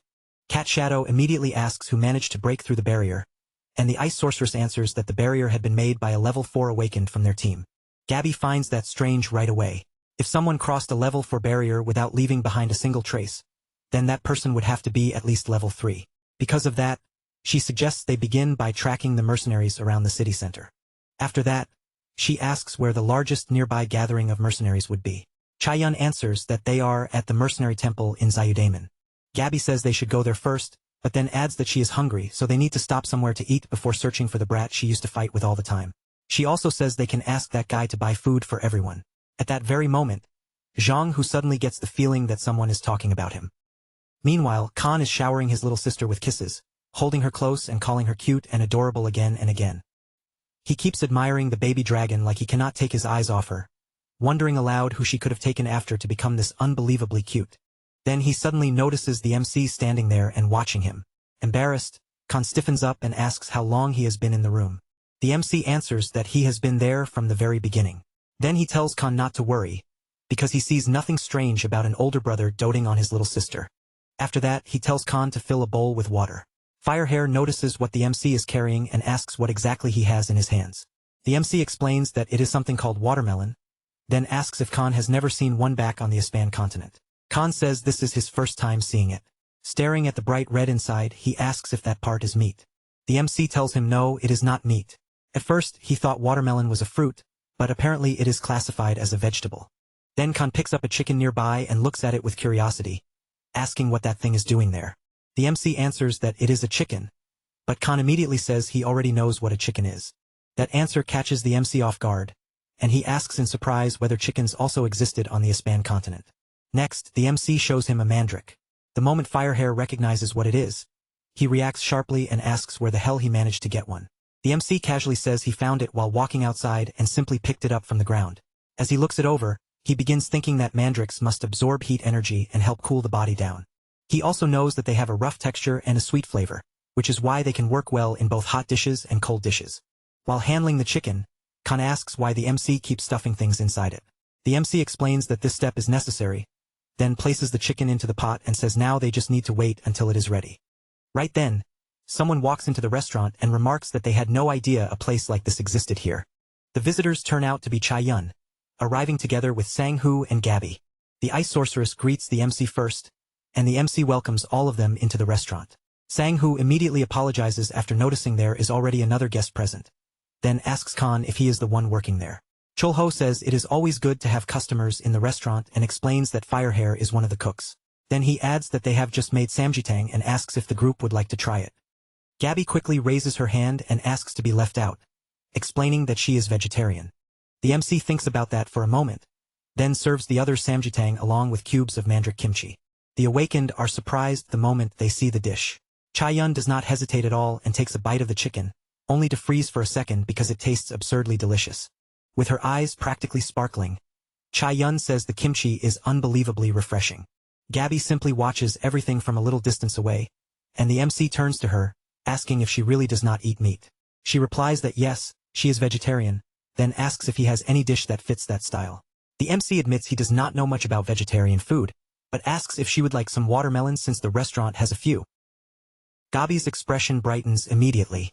She says she loves watermelon and asks if she can have some. The MC begins preparing it, thinking there are plenty of ways to enjoy watermelon. It tastes good sliced fresh, frozen cold, or even blended into a drink. He decides to try a slightly different method first. He scoops out only the flesh of the watermelon and cuts it into small bite-sized pieces. Then he decides to add other fruits as well, choosing things like berries and kiwi to make it more colorful and refreshing. Looking at the hollowed-out watermelon, he thinks he can place everything back inside it. He pours in a fizzy lemon drink, and with that final touch, his watermelon and fruit punch is complete. Gabi looks delighted, because it already looks incredibly good. Chae-yun uses her power to drop ice cubes into the watermelon, and the MC is surprised when he realizes she is also an awakened. Sang-hoo explains that she is the ice sorceress who protects Sinchon. Chae-yun immediately says she does not like that title or any nickname at all, because being called a sorceress sounds strange to her. She then explains that at school, there is something called a battle royale held every year. During it, she got caught in an opponent's trap, ended up revealing her final move completely, and tried to act like it was no big deal. But that apparently became a huge mistake, so now she sulks over it, saying she ruined everything. Chul-ho thinks that all kinds of powerful fighters keep appearing one after another. But when he glances to the side, Gabi feels like she is in a completely different league. Just her presence alone makes it obvious that she is at guardian level or higher, and on top of that, he cannot help noticing how beautiful she is. Gabi smiles warmly and thanks them for the meal, and that smile only makes Chul-ho think she looks even more beautiful than before. After the meal is over, the dishes pile up in the sink, and the two of them start washing everything together. While they work, Khan casually comments that Gabi is very pretty. The MC agrees with Khan's comment, quietly acknowledging that Gabi really is beautiful. For a human girl, she is almost too pretty, to the point where she barely feels like an ordinary person at all. Then he realizes the truth. Gabi is an elf. After activating his detection eye, he confirms that her alignment is neutral, her class is Ghost God Stealth Charge, her class mastery sits at a medium level, and her skill proficiency is already high. Khan is stunned by that claim, unsure if it can really be true. And if it is true, he wants to know how the MC could possibly know something like that. The MC explains that he confirmed it with the ocular detector, and because Gabi carries the Ghost God trait, her class is something only elves can possess. Firehair looks confused and asks whether elves are not supposed to have pointed ears. Then he wonders how Gabi failed to recognize them if she really belongs to that race. The MC answers that she did not notice because she lacks magic detection ability. As he says this, his thoughts sharpen, and he realizes that monsters are not the only beings slipping through dimensional gates. Other races may already be living quietly on Earth as well. With that possibility in mind, he reaches a chilling conclusion. Somewhere out there, someone could be hiding their real form while pretending to be an entirely different person. Suddenly, the MC calls out to Khan in a loud voice and tells him to make something unusual and special to eat. Khan immediately asks what he should do to help. The MC gives him a simple answer. All he needs to do is grab a spoon. This time, they are going to make watermelon juice. After the three awakened leave the restaurant, the ice sorceress sighs in frustration, saying the lead turned out to be false. Sang-hoo, the association employee, brings up the missing rat and, while moving away, wonders if they should consider the possibility that the mandrakes disappeared naturally. Gabi immediately snaps back, asking what the hell he is even talking about. Sang-hoo simply says the whole case makes no sense, because there is no evidence, no witness, and no victim. Chae-yun begins to think along the same lines. Even Cat Shadow, a level 1 awakened, investigated the area and still found nothing, which means the answer may be somewhere completely different from what they first assumed. Then Sang-hoo points out another strange possibility. Maybe someone actually ate the missing mandrakes. That idea catches Gabi's attention at once. To her, the lack of evidence itself feels suspicious, and even though something is clearly happening in the city, the entire area remains far too quiet. Because of that, Gabi decides she will report everything they have found to the higher-ups. The spear mage says nothing. He simply stays quiet with no useful answer to add. Meanwhile, somewhere else, a man lights a cigarette and stands beneath the night sky, silently staring up at the stars. His gaze drops to the grass beneath him. Then he draws his sword and declares that they need to protect the survivors, shouting to his entire team that the case is now closed. Back at the restaurant, the MC picks up the newspaper and starts reading. Before long, the baby dragon appears and calls out to him. Chul-ho lifts Kyul into his arms, and she starts saying that sleeveless clothes are attractive. He agrees without hesitation, saying the weather really is hot enough for them. A moment later, Kyul's stomach begins to growl. She turns her head to the side and plainly says that she is hungry. The MC begins thinking about what they should eat for breakfast. This is something he always takes seriously because life is short, and there are only 3 chances in a day to eat something truly delicious. The baby dragon keeps staring at him, and the MC reaches out to tug her cheeks. He thinks her life is anything but short, then decides he will make white rice because it is good for the body. He sets Kyul down and tells her to wake up her father. The baby dragon immediately rushes forward and leaps onto Khan, who had been sleeping peacefully, making him jolt awake in total confusion, while the MC just laughs at the chaos. A little while later, the meal is finished. For that morning, the dish is belto egg and vegetable bibimbap. Firehair becomes excited the moment the aroma reaches him, saying it smells amazing. After the pot is mixed thoroughly, the 3 of them finally take a bite, and all of them are amazed by how delicious it is. Once everyone has eaten until they are full, the MC notices something odd. The baby dragon is acting differently from usual, because she normally falls asleep right after a meal. Khan explains that Kyul is still a newborn, and soon they should be able to learn what her class will be. At her age, eating a lot and sleeping a lot is completely normal. Chulho starts wondering what class Kyul might eventually master. After Khan carries her off to sleep, someone enters the shop, and the MC greets the new arrival. The man sits down and says he would like to have ramen, but the MC smiles and tells him that cold rice is the best choice, and it is already prepared. The man accepts the suggestion, saying the rice should pair well with ramen anyway. Then he picks up the newspaper, and something on the page catches his eye when he recognizes the person in the news. Sometime later, still inside the restaurant, the man praises the dish he is eating, saying it tastes excellent. Chulho knows exactly why. It is because he made it with mandrakes. Just then, Choi walks into the restaurant and greets both the MC and Shikshin. Shikshin turns around in surprise and asks if Choi came to eat too. Choi explains that he does not have much time for a meal and only stopped by to say hello. The MC says the summer hardships must have finally arrived. Choi admits he is struggling just to get through them, but he happily adds that after eating a lot, he felt his energy rise. Chulho immediately understands that this must be thanks to the mandrakes. At that moment, the association employee tells Shikshin that the Lancer has been feeling restless lately. The shift in his expression catches the MC's attention, and the employee explains that the Lancer is part of the temple mercenaries. Today is the day he retires, which is why everyone has been thrown into a state of emergency. Chulho asks what he means by retiring. The employee answers that unfortunately, that is exactly what is happening, and everyone respects the Lancer deeply. Still confused, the MC asks if something happened. The employee explains that 10 years ago, there was an accident when monsters came through the Sea Demon Gate. It was Sang-hoo's first mission, and during the effort to stop the Great Invasion, 4 of Seoul's 5 guardians lost their lives. He thinks of Taejong, who is officially classified as a level 3 awakened. But in reality, Taejong's true strength goes far beyond what level 3 should be capable of. Taejong is an exceptional leader and a battlefield commander, the kind of person many people owe their lives to. That is why they respect him so deeply. At the association, President Jinsa is also reading the article in the newspaper. Looking down at the page, he says he already knew this day would come. Just then, someone knocks on the door. Jinsa looks up and tells them to come in. The person who enters is Taejong. After they sit down at the table, the president asks if he is truly going to retire. Taejong gives a calm answer, yes. Jinsa clearly hates hearing that and immediately raises his voice, asking if this is not far too sudden. His friend was the one who created the mercenary regiment, and ever since Taejong appeared in the city 30 years ago, he had always stood by Jinsa's side. Taejong places his cup on the table and says that no one accomplishes anything alone in this world. Everyone worked hard to get this far. He then adds that he is already tired. Because of that, he wants to ease the heavy responsibility that has been weighing on his shoulders. After saying only that much, Taejong leaves, even though they intend to speak again another time. The president grows uneasy, wondering if the spear mage has fallen into depression. Outside, Taejong steps into the open air and quietly takes in the beautiful day. But just as he begins to enjoy the calm, a sharp voice calls out to him, accusing him of being a crazy jerk who apparently has never even heard of the word hope. When Taejong turns around toward the voice, he realizes the person shouting at him is none other than Sang-hoo.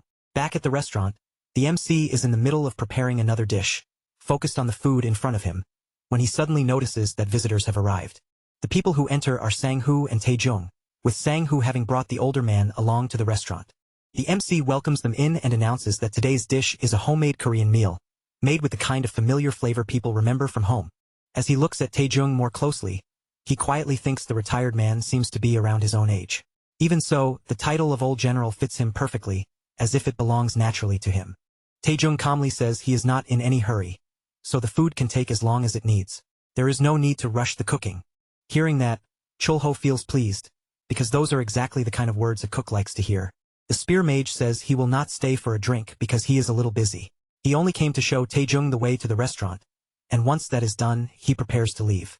Taejung apologizes for him, calling the boy immature. Then, as he reaches for a cigarette, he suddenly realizes he does not even know whether smoking is allowed there, so he apologizes again. The MC tells him it is fine, since there are no other customers in the restaurant at the moment. The general notices the aroma drifting through the room and says it smells good. He admits that the scent of freshly cooking rice is something he has not smelled in a very long time, and it brings back a deeply nostalgic feeling. Chulho becomes thoughtful when he hears that. Everyone, no matter who they are, has something they miss from the past. He decides to make soybean paste stew. Since every household has its own version, he prepares it carefully in his own style, simmering it longer with soybean paste and vegetables instead of relying on broth, because that makes the flavor much richer. Then he fries the eggs separately and adds salted grilled fish, completing a traditional Korean meal with a warm, home-cooked feeling. Taejung looks genuinely amazed by the finished spread. He scoops up a bite with his spoon, places it in his mouth, and the moment he tastes it, his eyes light up. Then he takes a mouthful of rice as well, letting the simple warmth settle on his tongue. It really does taste like food from home. He says it has been 30 years, so his memories have already grown hazy. Then he quietly admits that time really does pass in the blink of an eye.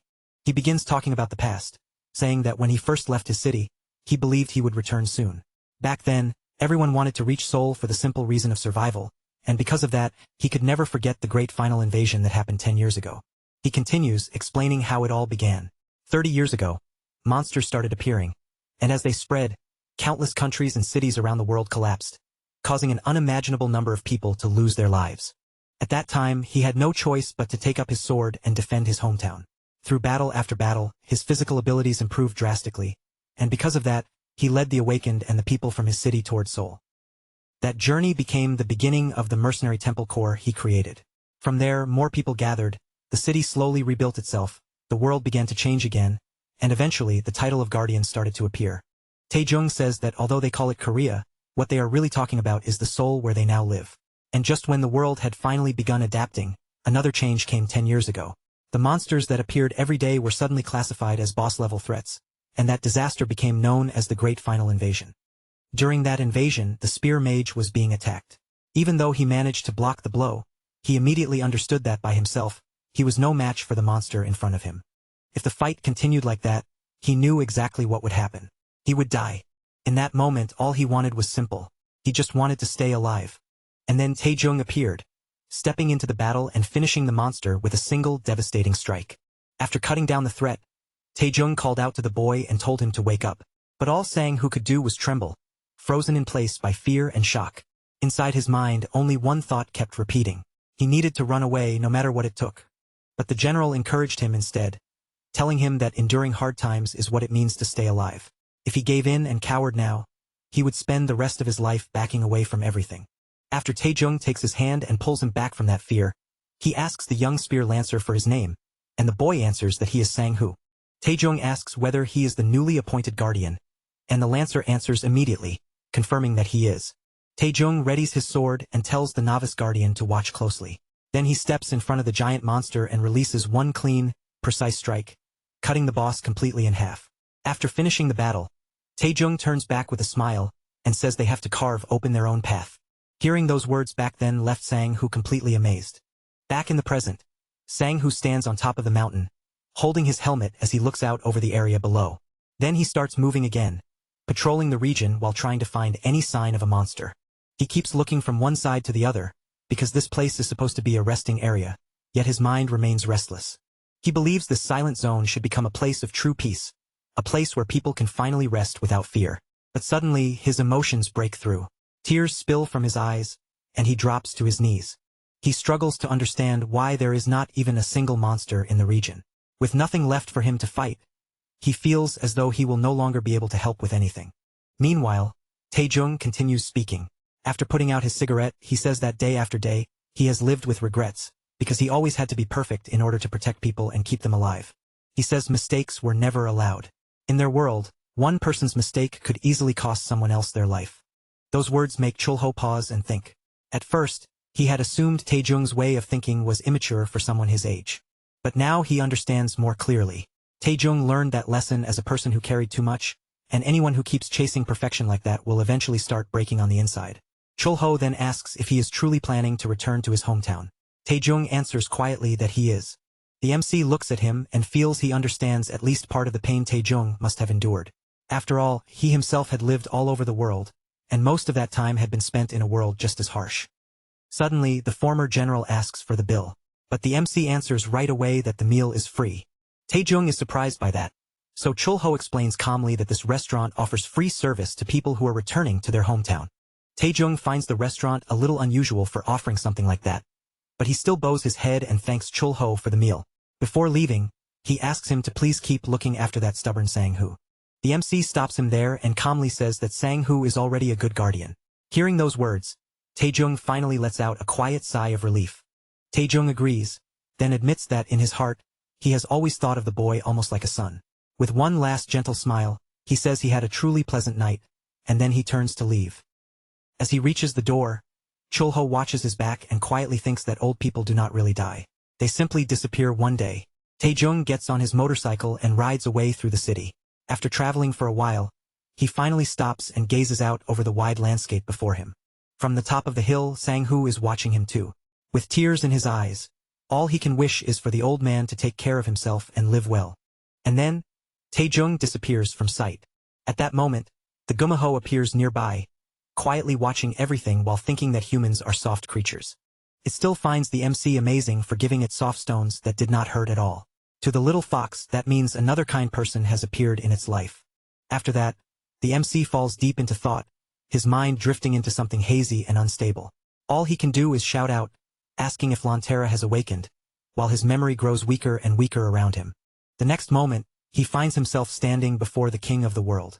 The monster simply looks at him and asks why he summoned him into that dimension. As the monster asks the question, his power is already aimed directly at the MC, pressing toward him like a threat ready to explode. The MC cannot fully understand what is happening. To him, the words around him sound distorted and meaningless, like nothing but noise. Because of that, he clenches his fist. An enemy stands before him with countless magic circles pointed in his direction, and the MC charges forward with all his strength, slamming his attack into the enemy's power. At that instant, he wakes up with a start. When he looks to the side, he sees Khan trembling in the corner of the room, shaken with fear. Chulho asks what is wrong, but Firehair can only respond that the MC had been radiating terrifying murderous intent. To Khan, being asked that question after feeling such pressure almost seems ridiculous. Chulho still does not completely understand what happened, but he apologizes anyway. Even after 10 years, things like this still happen to him from time to time. He reflects that hearing about the great monster invasion from 10 years ago may have triggered it. After all, that was the exact same day he clashed with the Demon King. Because of that, he cannot convince himself it was just a simple coincidence. Looking out through the window, he quietly believes that they will never meet again. After that, he goes over to the baby dragon and finds her drawing. Seeing her so focused on her little picture makes it obvious that, despite everything, she really is still a child. He asks what she drew and wonders if it is supposed to be a chicken. Kyul answers that it is today's menu. Then she gets confused and starts drawing again. Chulho tries to make sense of the new picture, asking if it is a fish, then wondering if she has somehow seen a mermaid before. Unable to resist how cute she looks, he picks her up in his arms. Chulho gently pats her and says he will prepare chicken for today, but in exchange she has to erase all of the drawings she made. Right then, Khan appears with a frightened expression, asking if his little sister caused trouble for him. Chulho explains that he only taught Kyul about cleaning. Only then does Firehair realize that somehow, the MC seems closer to the baby dragon than even he is. Chulho tells him to stop being paranoid and take care of the house, because he needs to go shopping. After arriving in town, Chulho buys a large amount of chicken, already knowing that someone back at the restaurant can eat far more than normal. The vendor takes the chance to mention that a festival is being held that day. He points in one direction and says it will take place at the square. At the square, a golem stands in front of the crowd, putting on a presentation for everyone gathered there. The MC watches along with the others until Gabby approaches him, greets him, and says she came to take the ogre test. The MC becomes confused by that name, and Gabby explains that ogre is the name of the golem. That makes him thoughtful because apparently something like this also existed on the Aspen continent. He knows golems possess tremendous strength, but they also have clear limits because they are difficult to manipulate. Even so, They are especially effective against giant monsters. On the other hand, golems are weak against small, fast-moving monsters. He also knows that almost no one is capable of mounting and controlling one properly. Because of that, he asks Gabby if she is planning to try controlling the golem herself. She replies that the person responsible for it is actually a level 1 awakened. Chulho realizes that one of the 3 level 1 awakened must be inside the golem. The reason almost no one can mount it is simple. They have to withstand the energy released by the magic stone. At that moment, Hoon Kim steps out from the golem. He is revealed to be a level 1 awakened. The MC thinks the ability itself is decent, but it must cost an enormous amount of money. Because of that, it would be hard to make the investment actually pay for itself. Since there is nothing more for him to see, he says goodbye and prepares to leave. Gabby then asks whether the restaurant will be open that day. He answers that it will be, adding that the restaurant stays open all year unless something special happens. Gabby looks relieved and says she will come visit him later. The afternoon passes, and the MC returns to the restaurant. But when he steps inside, he notices a strange creature together with the baby dragon. Seeing that, he turns to Firehair and asks if the spirit belongs to him. Khan answers happily that Kyul has been declared a spirit master, and that this is her new class. Then he proudly brags that his little sister has become someone powerful. The baby dragon starts calling the spirit mother, but Khan quickly tells her not to do that, because the spirit is not her mother. Even as he says it, he starts worrying, unsure what might happen next. Chulho laughs at the whole situation and thinks it has been a long time since he last saw a spirit in non-combat mode. Their power is high level, and when used properly, they are truly formidable. He knows that, at first, spirits are fairly simple to summon from another dimension. They are usually classified into low-level, medium-level, and high-level spirits. He also knows that beyond the demon realm where demons live, the spirit realm exists on the Aspen continent, and that includes the dimension connected to Earth. Realizing this, he starts thinking there may already be 4 different dimensions linked to Earth, and his brain can barely keep up with all that information. So instead, he asks whether the spirit was taught how to clean. Khan answers clearly that yes, it was. The spirit immediately proves it by splashing water over the drawings. The MC finds that surprisingly interesting. A spirit with that kind of class will be extremely useful around the restaurant. He heads straight into the kitchen, rolling up his sleeves as he starts preparing the ingredients. While his hands move over the counter, he casually announces that today's menu is going to be chicken. Back on Earth, chicken could be cooked in almost every style imaginable, and people would enjoy it no matter how it was served. But among all those choices, seasoned chicken and soy sauce chicken stood at the very foundation of the dish. Without wasting any more time, he begins frying the chicken, letting it cook until the outside turns crisp and golden. At last, the dish is finished, and a fresh plate of fried chicken is ready to be served. The moment the food is done, Kyul immediately asks for a bite. The MC, wanting to see her reaction for himself, picks up one piece and hands it over to her. After taking a few bites, Kyul's expression changes completely, and she instantly draws Chulho's attention. Her eyes sparkle as she looks at the food and declares that it is unbelievably delicious. Khan cannot hold himself back either. Drool practically starts forming as he rushes forward, eager to snatch a piece for himself. But before Khan can grab anything, the MC stops him and tells him to wait.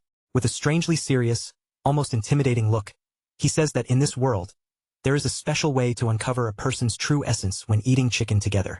Khan stares at him, completely lost, unable to understand what that is supposed to mean. Then the MC, suddenly radiating an overwhelming pressure, asks which part of the chicken Khan intends to eat first, making Khan even more confused as he wonders whether that choice really matters. Khan hesitates, unsure how seriously he should take the question. He finally picks up one piece in his hand and asks if the part he chose is what will reveal his so-called essence. The MC finally backs down and apologizes, admitting that he was only joking.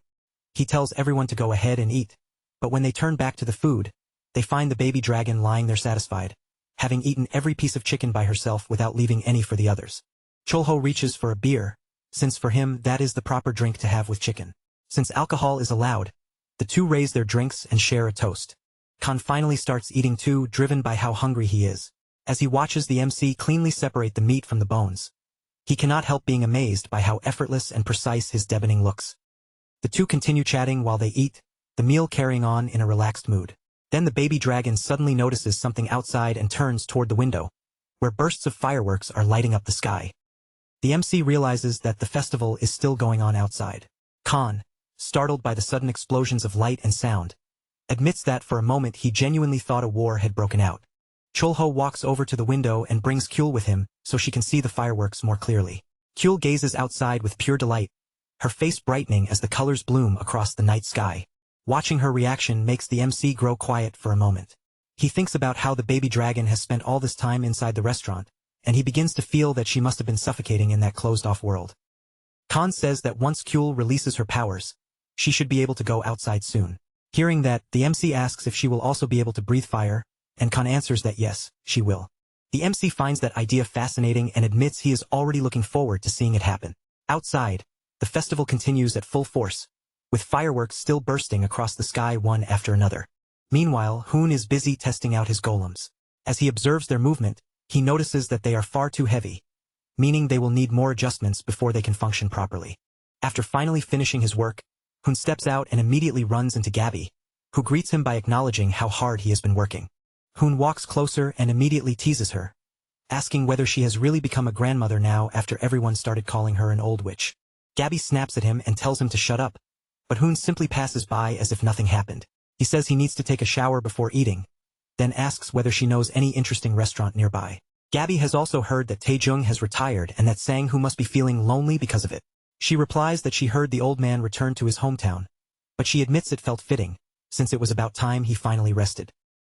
Hoon quietly comments that he wishes he had a hometown he could return to as well. Gabby does not answer right away and simply listens in silence. Then Gabby asks if he has another magic stone waiting for him. Hoon answers yes, explaining that it contains highly condensed power, even though it is not pure magical energy. After saying that, Hoon starts wondering why Gabby suddenly showed up right after leaving the dungeon. Gabby confirms that there is a reason. She explains that this dungeon has no monsters at all and is instead a mine packed with magic stones. The only issue she noticed was a strange light that appeared inside, leaving her with an uneasy feeling, almost as if rain had fallen in a place where rain should be impossible. Long ago, the treasures taken by the dragons were placed under the goblins' management. But while the MC was fighting against the Demon King, many of those treasures ended up being destroyed. After everything that happened, the dragons began avoiding him. Among the many treasures he managed to take, one was a magical mana detector, and he was relieved to find that it worked on Earth as well.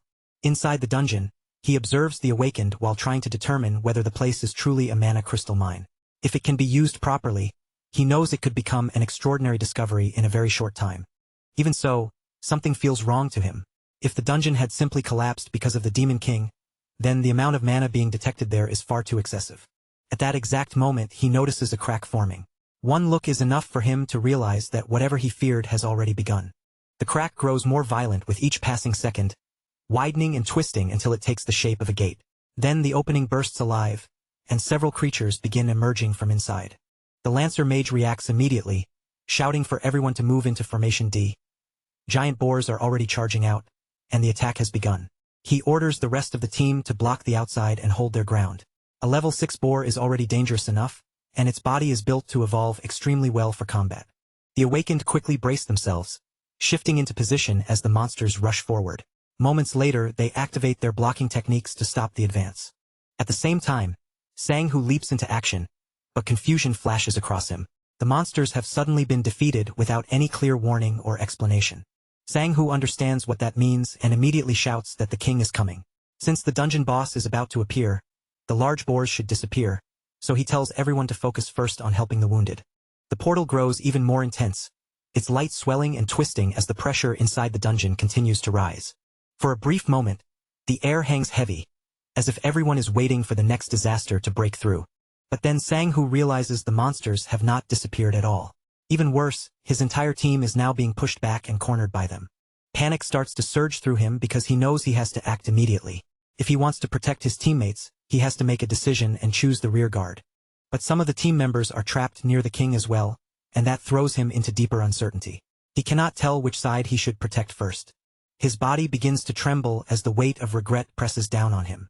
He feels as if he is forced to live with these choices every single day, until a voice suddenly echoes in his head and pushes him forward.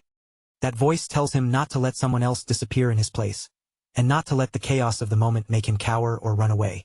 Then he sees the old general in his mind, telling him that in moments like this, taking even one step forward is what truly makes someone strong. With those words burning inside him, Sang-hoo pulls himself back together. His courage returns, and he resolves to become a true hero. Because of that determination, he raises his voice and calls everyone's attention. Then he charges straight toward the monsters, warning them that he will take the lead with everything he has. He rushes forward at once, attacking multiple monsters in a single fierce advance. As the battle intensifies, he finally catches sight of the boss. Sang-hoo steadies himself, knowing that he has already reached the limit of his mana. There are still too many monsters left, but he cannot afford to stop, because more giant boars continue pouring out of the portal without pause. The entire team is locked in battle now, weapons clashing and bodies moving in every direction. In the middle of that chaos, Sang-hoo finally finds himself standing directly before the Boar King, whose enormous size is almost impossible to believe. Sang-hoo tightens both hands around his spear, planting his feet as an unbelievable surge of energy begins pouring out from his body. With his eyes fixed forward, he declares that he will open a path, then hurls the spear with every bit of strength he can draw out in that moment. The force behind the attack is monstrous. The spear tears through the air and strikes with enough power to blow the creature apart, leaving a violent trail of destruction carved through everything in its path. Sang-hoo can only stare in disbelief at what he has just done. When the spear returns to his grip, he looks down at his own body, trying to understand where such overwhelming power is coming from and why it keeps overflowing from within him. He snaps back to the situation and immediately tells everyone to rescue the wounded. But before they can move properly, one of his teammates shouts in alarm that another Boar King has appeared. The warning hits Sang-hoo like a shock. His expression tightens at once, and he quickly orders everyone to prepare their defenses again. The new boss releases a thunderous roar that shakes the battlefield. Sang-hoo forces himself to stay calm, reminding himself that they only need to endure until the association arrives with reinforcements. Still, the thought he cannot push away is how long they can actually hold out. No matter how hard they brace themselves, he knows their strength has limits. Just then, an intense light suddenly bursts into the area, making everyone freeze and look around in confusion. Before their eyes, the monsters begin disappearing as if erased from existence, and even the Boar King vanishes without resistance. When the blinding light finally fades, the survivors are left standing in stunned silence. They look around, trying to make sense of what just happened, because every monster that had been attacking them has simply vanished. Sang-hoo immediately runs to his friend's side, worry clear in his voice as he asks if he can stand. His friend answers that he can, though his face shows the same confusion as everyone else. The wounded support one another as they begin to move, and the captain shouts for everyone to get away from the hill as quickly as possible. While Sang-hoo still struggles to understand the miracle that saved them, the MC watches the entire scene quietly from the top of the mountain. The MC lets out a quiet sigh, remembering what the boy had said before. He sits there calmly, believing there is no awakened person who could possibly uncover his power, and for now, he is simply relieved that he managed to save a few lives. His gaze settles on Sang-hoo, and he recalls that the boy had said he was level 2. After defeating the Pig Kings and earning this new achievement, Sang-hoo will almost certainly reach level 1 and become the 4th awakened to stand at that rank. But right as that thought passes through his mind, his stomach suddenly growls. The MC pauses, then starts wondering whether he should take care of his hunger first. After returning to the restaurant, Khan starts a fire to prepare the meal. The MC watches the flames for a moment, then points out that the fire is still not strong enough. In the next instant, the MC disappears and reappears with more firewood in hand.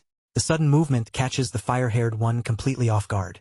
The fire-haired one cannot help thinking about his own long journey. His body needed 50 years just to master martial arts beyond the sword master category and gain the power of rebirth, so he cannot even imagine how terrifyingly powerful Chul-ho must be. Noticing his friend sinking into thought, the MC turns to him and asks what he is thinking about. Embarrassed, he quickly says it is nothing. But then the baby dragon wakes up, notices the flames, and immediately uses her power to summon a water spirit, which appears in front of them, makes a few little hand movements, and puts the fire out on the spot. The two of them are left staring at the ruined fire in complete devastation, their excitement dropping all at once. After that disaster, the MC says he will go gather more firewood again. Only once the flames are restored does he finally begin preparing the grilled pork belly king. Khan thanks him for the meal already ready to dig in, but the MC adds a piece wrapped properly and offers it to him, asking him to try it that way. Khan eats it without the slightest hesitation. The moment the flavor hits him, he bursts out loudly, shouting that it tastes incredible. While they continue eating, Chul-ho takes the chance to ask whether Khan is still investigating the dungeons. Khan answers that he is, explaining that whenever he is outside the restaurant, he spends nearly all his time on dungeon investigations, then asks why Chul-ho wants to know. Chul-ho explains that he was inside the magical stone mine dungeon when a massive herd of pigs suddenly appeared. They were clearly combat-type monsters, which means those pigs are evolving in order to adapt to the ecosystem around them. Those monsters had grown at an aggressive speed in only a few days. Even so, Their development still was not enough to compare with the creatures from the other world. From that, Chulho reaches a troubling conclusion. When the portal to the other dimension opened, the energy that came through was not from the Spanish continent. Khan is visibly surprised when he hears that.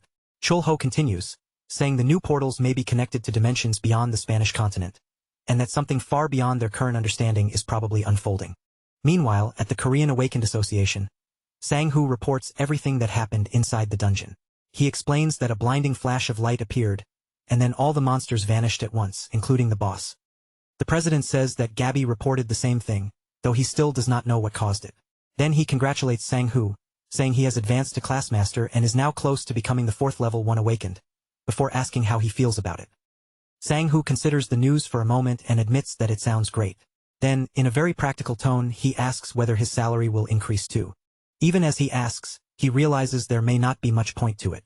After all, he is always so busy that he barely has any time to spend the money he earns. Jinsa asks whether he would like to take a few days off. Sang-hoo turns him down, saying his days will be busy either way, and instead asks him to make sure the team receives a proper bonus. The president says that will not be a problem. Then he asks Sang-hoo which class he plans to choose next. Sang-hoo answers without hesitation, saying he has chosen Steelheart. Steelheart is a class that grants 2 lives and dramatically raises the user's overall durability, making it a powerful choice for someone constantly thrown into danger. Sang-hoo knows that once he fully masters this class, his entire body will become as tough and unyielding as steel. His decision is firm because his life is always on the line, and too often, he feels like he can do nothing about it. Against the giant pigs, they survived mostly because luck was on their side, but if he had Steelheart, he believes he could at least buy enough time to protect others. The president acknowledges that it is a wise choice. He then adds that Gabby is already handling the investigation into the mine. Sang-hoo gets up and says he will be leaving.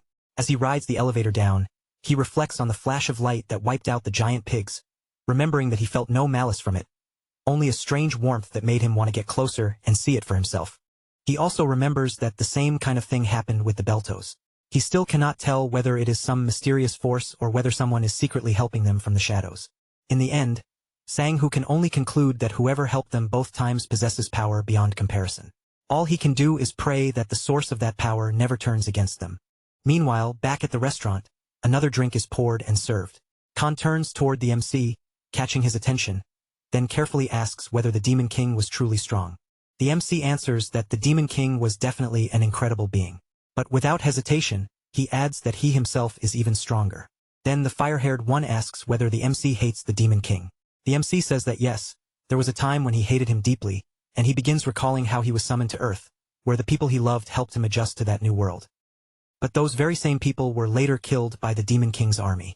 Since the MC possessed great power, he swore to himself that he would stop them no matter what it took. What followed was not a short battle, but years of war, with bloodshed spreading everywhere he went. And when that long war finally came to an end, none of the friends who had stood beside him were still alive. So the MC says it again, making the weight of those memories clear. He hated the Demon King with everything he had. Then the Demon King stood before him and asked whether the MC was the one responsible for summoning him into that dimension. And back then, the only thing filling the MC's heart was hatred, burning so fiercely that there was no room left for anything else. He then explains that at that time, the Demon King had not appeared there naturally. Someone had summoned the Demon King into that world. Khan's expression stiffens with confusion the moment he hears that, as if the idea itself is too strange for him to accept right away. And then, after a brief pause, the MC continues. The Demon King had literally been called to the Spanish continent, just like the MC himself had been summoned there. Khan struggles to understand how something like that could even be possible. Unable to hide his disbelief, he asks how anyone could summon the Demon King himself, and then asks how the MC managed to return to Earth afterward. The MC falls silent for a moment before answering. For 10 long years, he searched through different worlds, wandering from one place to another, and as time dragged on, desperation began eating away at him.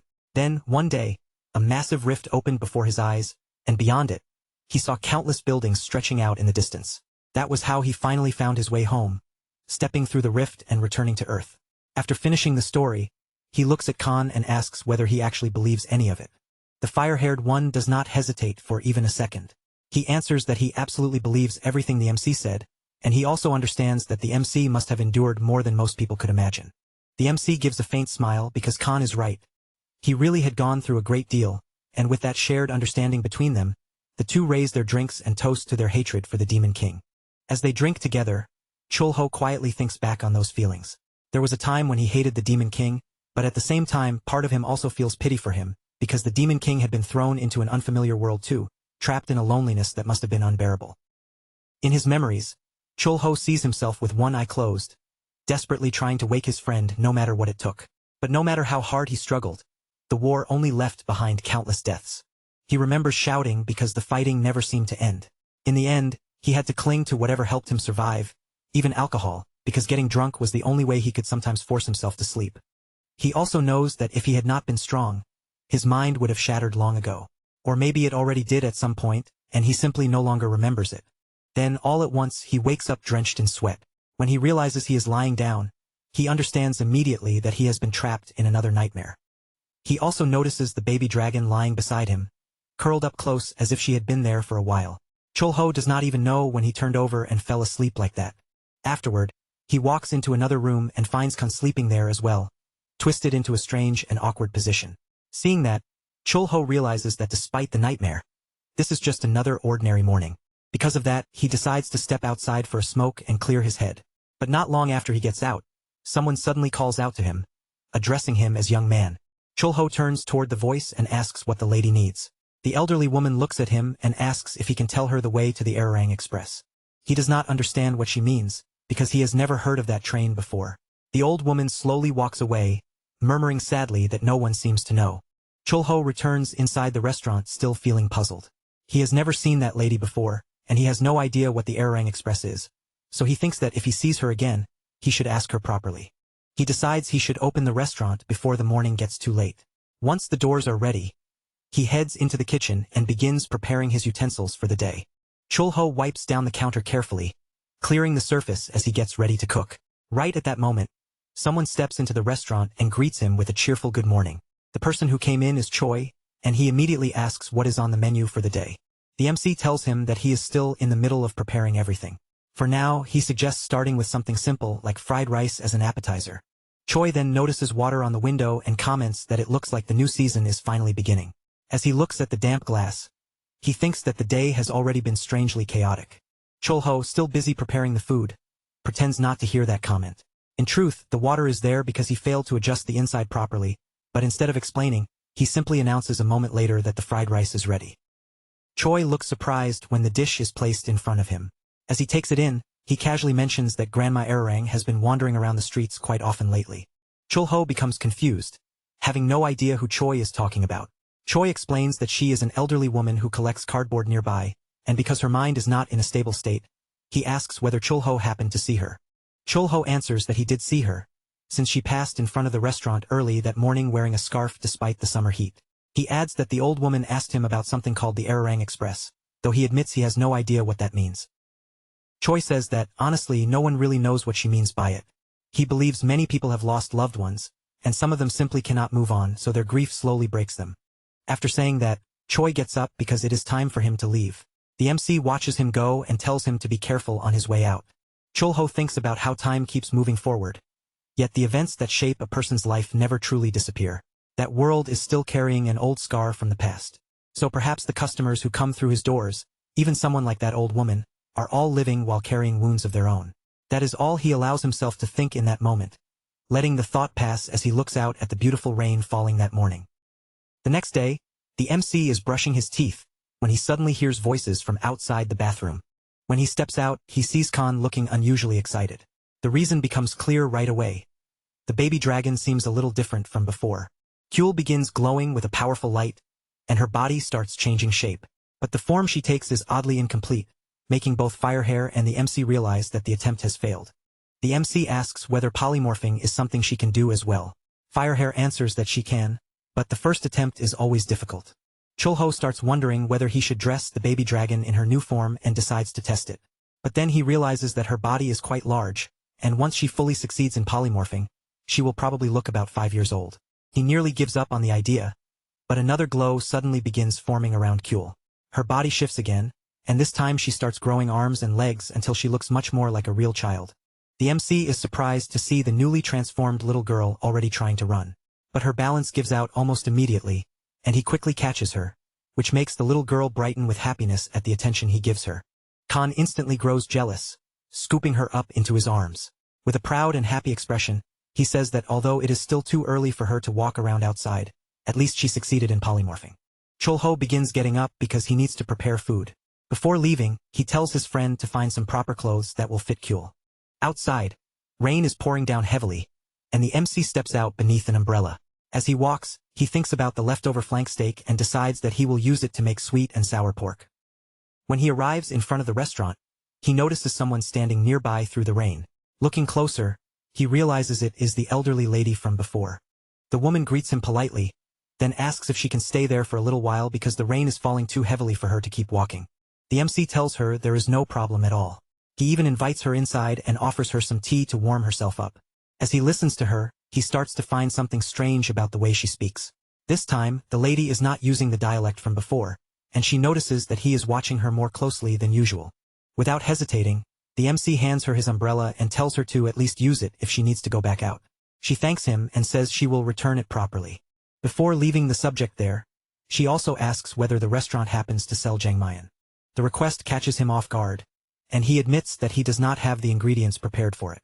Even so, he says he will check and see what he can do. Because of that uneasy feeling, Chulho steps into the restaurant again, only to catch sight of the woman walking away through the pouring rain. Watching her figure disappear into the wet street, he can't shake the sense that something about the whole situation feels strangely off. Outside, the rain keeps coming down harder and harder, pounding against the streets without any sign of stopping. From the radio, an announcement warns people to stay alert during the rainy season, especially because aquatic monsters become more dangerous around this time. As an example, they mention the Kelpie, a level 10 monster that seems weak at first glance, but has the disturbing ability to evolve all the way up to level 7. Meanwhile, inside the restaurant, the quiet atmosphere is suddenly broken by a sharp bang as someone slams a beer glass down onto the table. The one making all that noise is Hoon, who has been drinking non-stop ever since he came to the restaurant together with Gabby, his face already heavy with alcohol and frustration.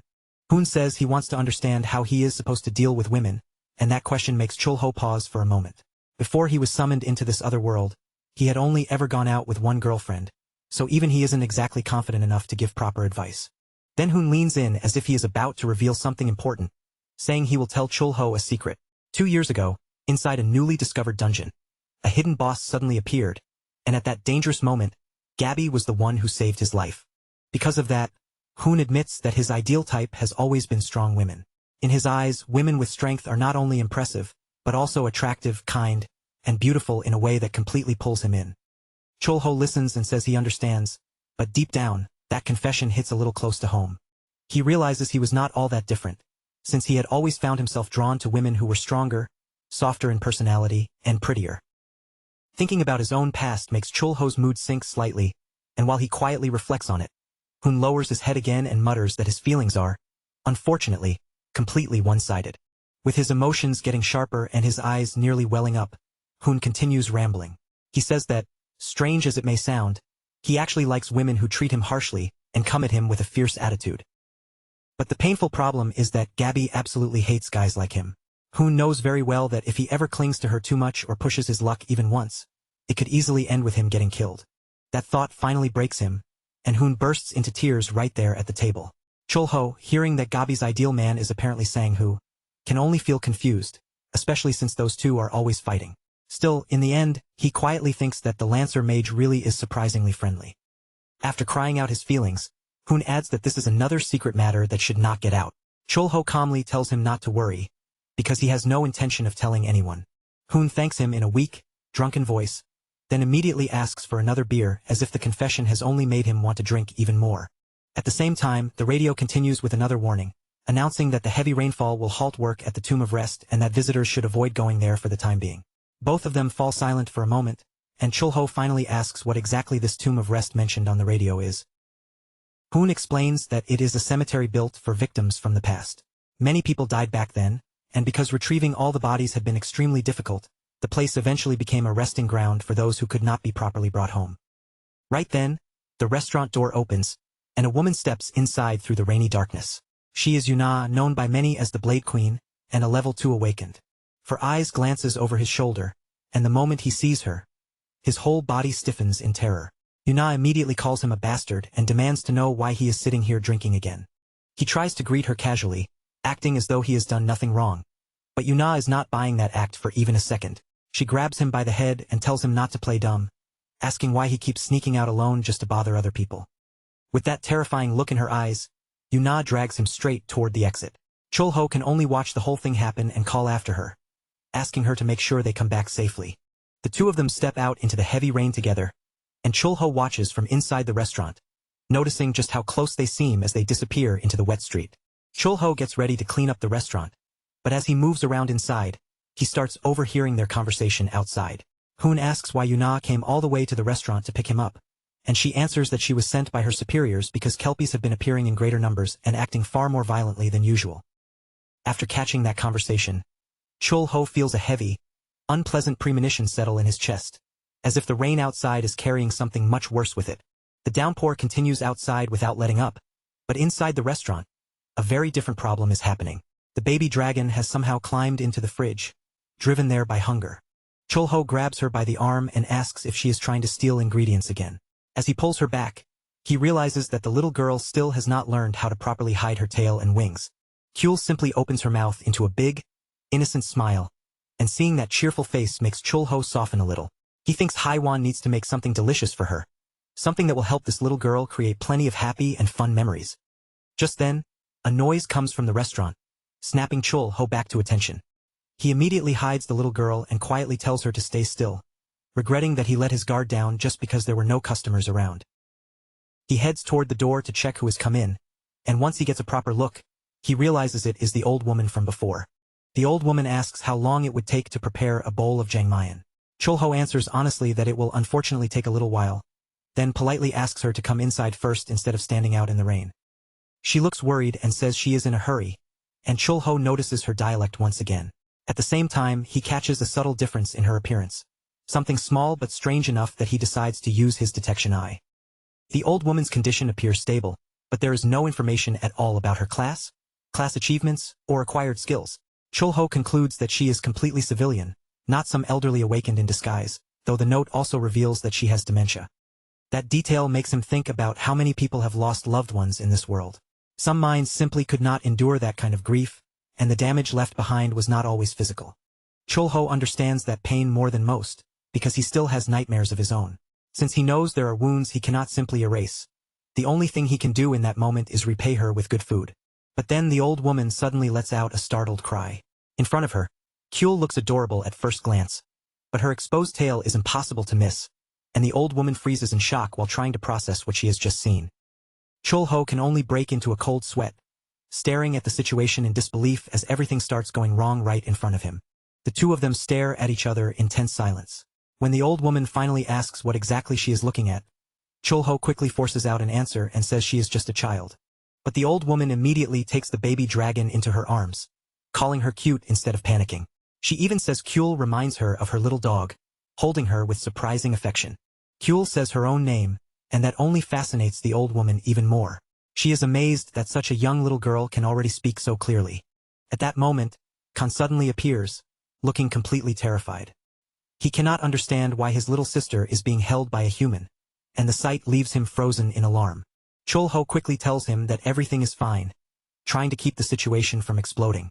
For now, all he asks is that no other customers come into the restaurant.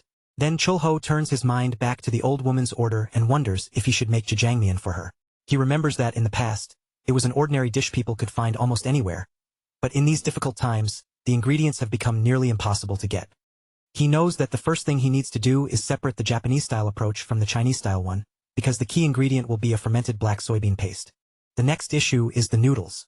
Even though there is a noodle shop around, the stock has already run out. So Chulho decides he has no choice but to make do with fried instant noodles. He starts preparing the ingredients one by one, then boils the noodles while sautéing the meat together with onions. Before long, the sauce comes together, the noodles are coated, and the bowl of jjajangmyeon is finally ready. Meanwhile, the old woman has been happily playing with the baby dragon. When she sees the finished dish, her eyes fill with amazement. But she quickly says she needs to hurry because her grandson is waiting for her. Chulho understands what she means, so he returns to the counter and carefully wraps the bowl in plastic wrap for her. He only asks her to be careful not to break it, and tells her she can return the bowl another day whenever she passes by the restaurant. The old woman thanks him again, sincerely and from the bottom of her heart. After handing over the money, the old woman leaves him with an old 1001 bill. Chulho looks at it and thinks it has been a long time since he last saw one, then simply says goodbye as she heads back out. After that day, Ararang begins appearing at the restaurant from time to time, always coming by to pick up that same dish to take away. Chulho eventually notices that the person she gives the food to is different each time, and the bowls she takes never make their way back to the restaurant. Still, he understands that she is not keeping them on purpose. Because of that, he keeps ordering and preparing more dishes for her each time. Then one day, as he is leaving the store, he notices something strange near the Tomb of Rest, and after staring at it for a moment, he decides to go inside and see what is really going on. After walking around for a while, Chulho finally lets out a quiet sigh. Just as he had expected from the start, his parents' graves were not in this place, and the realization leaves him standing there with a heavy, disappointed look. Just then, he hears someone calling out to Ararang from nearby. She stops in confusion and asks why they are stopping her, saying all she wanted to do was bring food to her grandson and her husband. The security guard tells her to please be serious, reminding her that this place is a cemetery. He points toward the countless bowls piled on top of the grave and asks her not to keep bringing food there, because it will attract insects. Then, with a worried tone, he also tells her not to sleep here anymore, since staying out in the cold could make her sick. The guard warns her one more time that she needs to clear away the bowls herself. If she leaves them there again, he says he will have no choice but to remove them on his own. Listening from a distance, Chulho can hardly believe what he is hearing. Only then does he realize that Ararang has actually been living in the cemetery, staying there inside a tent. Nearby, there is also a photo of her husband and her grandson. Ararang lets out a soft sigh, slowly walks toward the picture, and after picking it up in her hands, her face suddenly brightens into a huge smile. Seeing that expression, Chulho quietly thinks that people do not only smile when they are happy. Sometimes they smile because crying would hurt too much, and smiling is the only way to keep themselves from falling apart. He understands that feeling well because he used to smile like that all the time in his own past. After doing it again and again, that kind of forced smile eventually became a habit he could not easily break. That night, the rain begins falling again, tapping against the window in steady waves. Chulho stands near the glass with Kuel, and the little dragon seems completely entertained as they watch the rain together. Chulho tells his friend that he will soon need to buy proper clothes for the baby dragon. Then he warns him not to open the window, because the rain outside is coming down far too heavily. For a moment, Chulho almost gives up on stopping her, but then he suddenly rushes forward when Kuel starts opening the window anyway. Watching how much she seems to enjoy the rain, he comments that she really is a blue dragon after all. At that exact moment, the radio broadcasts another warning, telling everyone to stay cautious of kelpies because of the continuing heavy rainfall. The alert keeps repeating again and again, as if the danger is growing serious enough that no one is allowed to ignore it. Chulho hears the announcement clearly, and after a brief pause, he says that he is going out. Even with the rain pouring down, he steps out onto the balcony, unable to ignore the bad feeling twisting in his chest. Then, without wasting another second, he launches himself into the air and flies away at full speed. As he soars over the city through the rain, Chulho can think of nothing except that strange, uneasy feeling that keeps pressing down on him. Meanwhile, Ararang finds herself standing in front of the train station, looking around in confusion as she wonders where she is. In front of her, she notices that the boarding area for Gondajak is just ahead. She watches as a train comes rolling closer through the station, its shape growing clearer until it finally slows down and stops right beside her. The train door slides open, and Ararang looks puzzled when she sees a man wearing a hat inside, calling for her to come along. She smiles gently as she looks at him, thinking that the man is still handsome. Even so, she teases that he has never been able to hide that village smell about him. Then, a little boy appears beside him, and Ararang's face lights up with joy. She is overwhelmed with happiness at the sight of her grandson once again. But when she turns her eyes back toward her husband, she suddenly freezes in shock. No matter how hard she tries, she can no longer remember his face, and as her memories begin slipping away, the entire world around her turns hazy, like an old photograph blurred beyond recognition. A deep sadness settles over her as she realizes she cannot remember him clearly anymore. In that moment, it feels as though she is standing alone inside a black and white world. At the same time, in reality, a monster moves closer and slips into the cabin where Ararang is sleeping. The kelpie creeps toward her and opens its enormous mouth, ready to devour her in one bite. But before it can reach her, Chulho appears and destroys the monster completely with a single punch. He had rushed there while imagining the worst possible outcome, predicting that danger would strike exactly here. When he sees the broken bowls scattered around the place, he realizes just how close his instinct came to being right. Relief washes over him, and Chulho feels genuinely glad that he managed to arrive before it was too late. Then he hears several voices crying out for Ararang. The moment those screams reach his ears, Chulho reacts instantly, moving at high speed and shooting back up into the sky. The security guard is left standing there in confusion, struggling to process what just happened, because he is certain he really did see a Kelpie with his own eyes.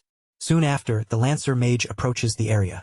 Holding a monostone in his hand, he confirms that there are definitely traces of monsters inside the cemetery, and when he sees the massive puddle spread across the ground, he concludes that the monster must have been huge. He tries to understand whether that unknown force has helped them once again. But without spending too much time thinking about it, he immediately orders them to move Ararang to the association, since there may still be more monsters nearby. Ararang climbs onto the guard's back, but even as they carry her away, her thoughts remain fixed entirely on her deceased husband. Inside her mind, she can still picture the portrait itself, but no matter how desperately she tries, she cannot clearly see the face of either her husband or her grandson. Later that night, Chulho is back at the restaurant, quietly preparing several dishes behind the counter, when Ararang appears at the door once again. She tells him that she has brought new bowls because the old ones were broken, and then she lowers her head slightly, apologizing for all the trouble she has caused him. Chulho tells her not to worry about it, but he soon notices that she is wearing fresh, proper clothes. Seeing that, he asks if she happens to be going somewhere.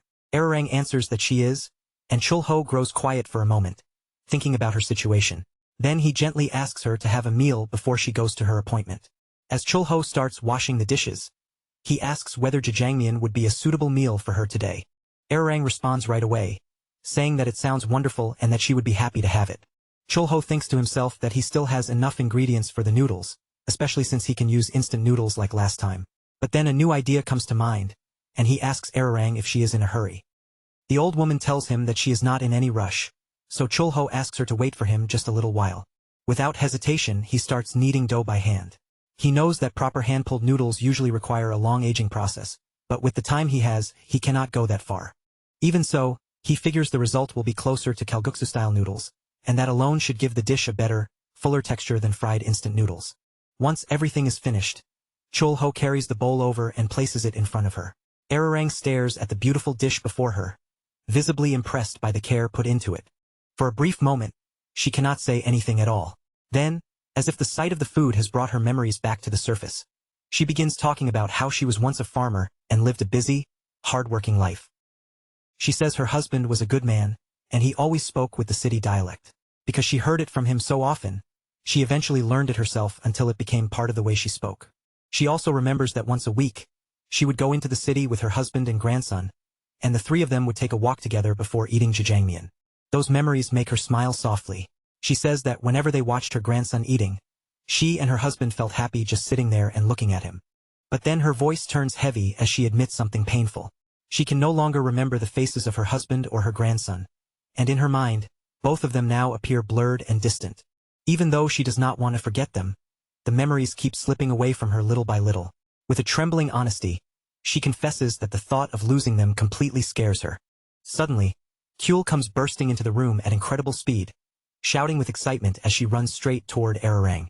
Without any hesitation, she calls out to her like a grandmother, her small voice filling the restaurant with innocent joy. Ararang looks at Chulho and carefully asks if it would be alright for the child to have some jajangmyeon too. Hearing that request, Chulho's expression softens with happiness, and he says he will make it right away before quickly preparing and bringing out another dish. The baby dragon looks up at Ararang with bright, expectant eyes and sweetly tells her grandmother to eat, as if she has been waiting for this moment the whole time. Ararang quietly picks up the chopsticks, but instead of eating right away, she stays completely still, her gaze fixed on the bowl in front of her as old memories seem to gather around the dish. Kyul tilts her head and asks why she is not eating yet. Then, with her own cheeks already stuffed full of food, she happily says that it tastes delicious. Seeing Kyul eat with such pure enjoyment leaves Ararang visibly surprised. After watching her for a moment, she finally admits with a gentle smile that the dish really is wonderful. Once the two of them finish eating, Ararang slowly gets up and walks over to Chulho, asking him how much she owes for the meal. Chulho asks if she is leaving already, and Ararang confirms it in a calm voice, saying that the time has come for her train to pass. Hearing that, Chulho quietly says he understands. Then, instead of giving her a price, he tells her that the meal is on the house. Ararang does not seem to understand what he means by that. So Chul-ho gently explains that this restaurant always gives free meals to people who are about to leave on a trip. Ararang is caught off guard by his words, but soon a warm smile spreads across her face. She thanks him sincerely, from the bottom of her heart, and then leaves the restaurant to continue her journey. As Chul-ho watches her go, he thinks about how everyone eventually walks their own path. There is the path of a father who lives fiercely for his daughter, and there is the retirement path chosen by an old hero who has grown tired after carrying too much for too long. There is also the path of pure love, walked by a man who has fallen deeply for someone. But on this day, the path before them belongs to Ararang, who is setting off on her own journey. Standing beside the baby dragon, Chul-ho looks up at the sky with her, saying farewell while quietly hoping they will meet again someday. After that, Ararang suddenly finds herself running after a train, desperately calling out for it to wait for her. Even when her shoes slip off and fall behind her, she keeps running. She does not fully understand why she is chasing the train so desperately, but with her breath growing ragged, she keeps pleading for it to wait just a little longer as her body grows weaker from the lack of air. Inside the train, she sees people smiling warmly at her.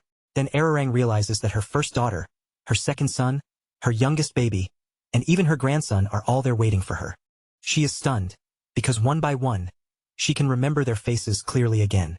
And when she finally reaches the train door and looks toward her husband, she recognizes him perfectly, without even a trace of blur. Her husband looks at her and gently asks if she has gone through many difficult moments. Ararang, overwhelmed and smiling wider than ever, answers by asking him to hurry up and go already, because she has been waiting for so long. In reality, Ararang is lying motionless on the ground, while the cemetery guard rushes toward her in a panic. When he reaches her and tries to wake her up, his voice breaks, and tears begin to fall. Even though her body no longer has any life left in it, he can still see the huge smile on her face, and he believes that she has finally boarded the train she always spoke about. Then he looks to the side and notices a plate of food placed on her husband's grave, with a money note left beside it. Seeing that, he wonders if someone had quietly come by before him. Above the area, Chul-ho is flying through the sky. He knows there are some people you cannot hold back once they have chosen to leave. He admits to himself that if he truly wanted to extend her life, his current power could easily make it happen, but he also understands that sometimes, continuing to live can be cruel in its own way. At the same time, inside the Seoul office, Sang-hoo is sketching things out on a sheet of paper, trying to make sense of the strange incidents happening around the city, including the cases involving the Mandrake and Belto. The only conclusion he can reach is that someone must be doing strange things in the city. Whoever it is, they seem like a supreme being far beyond ordinary imagination. Yet strangely enough, they remain silent and show no sign of malice. At that moment, a possibility flashes through his mind. He starts thinking of Jaeger, the one who disappeared during the Great Invasion 10 years ago. But Sang-hoo quickly rejects the idea. After all, he clearly saw that Awakened enter the portal together with the level boss monster while preparing to self-destruct, and through that sacrifice, countless lives were saved. Publicly, Jaeger is remembered as one of only 3 level 1 Awakened in Korea. But those who know the truth understand that an Awakened like him should not be able to return. His next guess is even more outrageous. Perhaps the association has someone awakened at level 0, a rank that would basically place them at a supreme level. Unable to organize his thoughts anymore, Sang-hoo throws all the papers into the air, frustration written across his face as he tries to sort through impossible possibilities. He reflects that ever since the magic stone mine incident began, high-level monsters have started emerging from dungeons more often.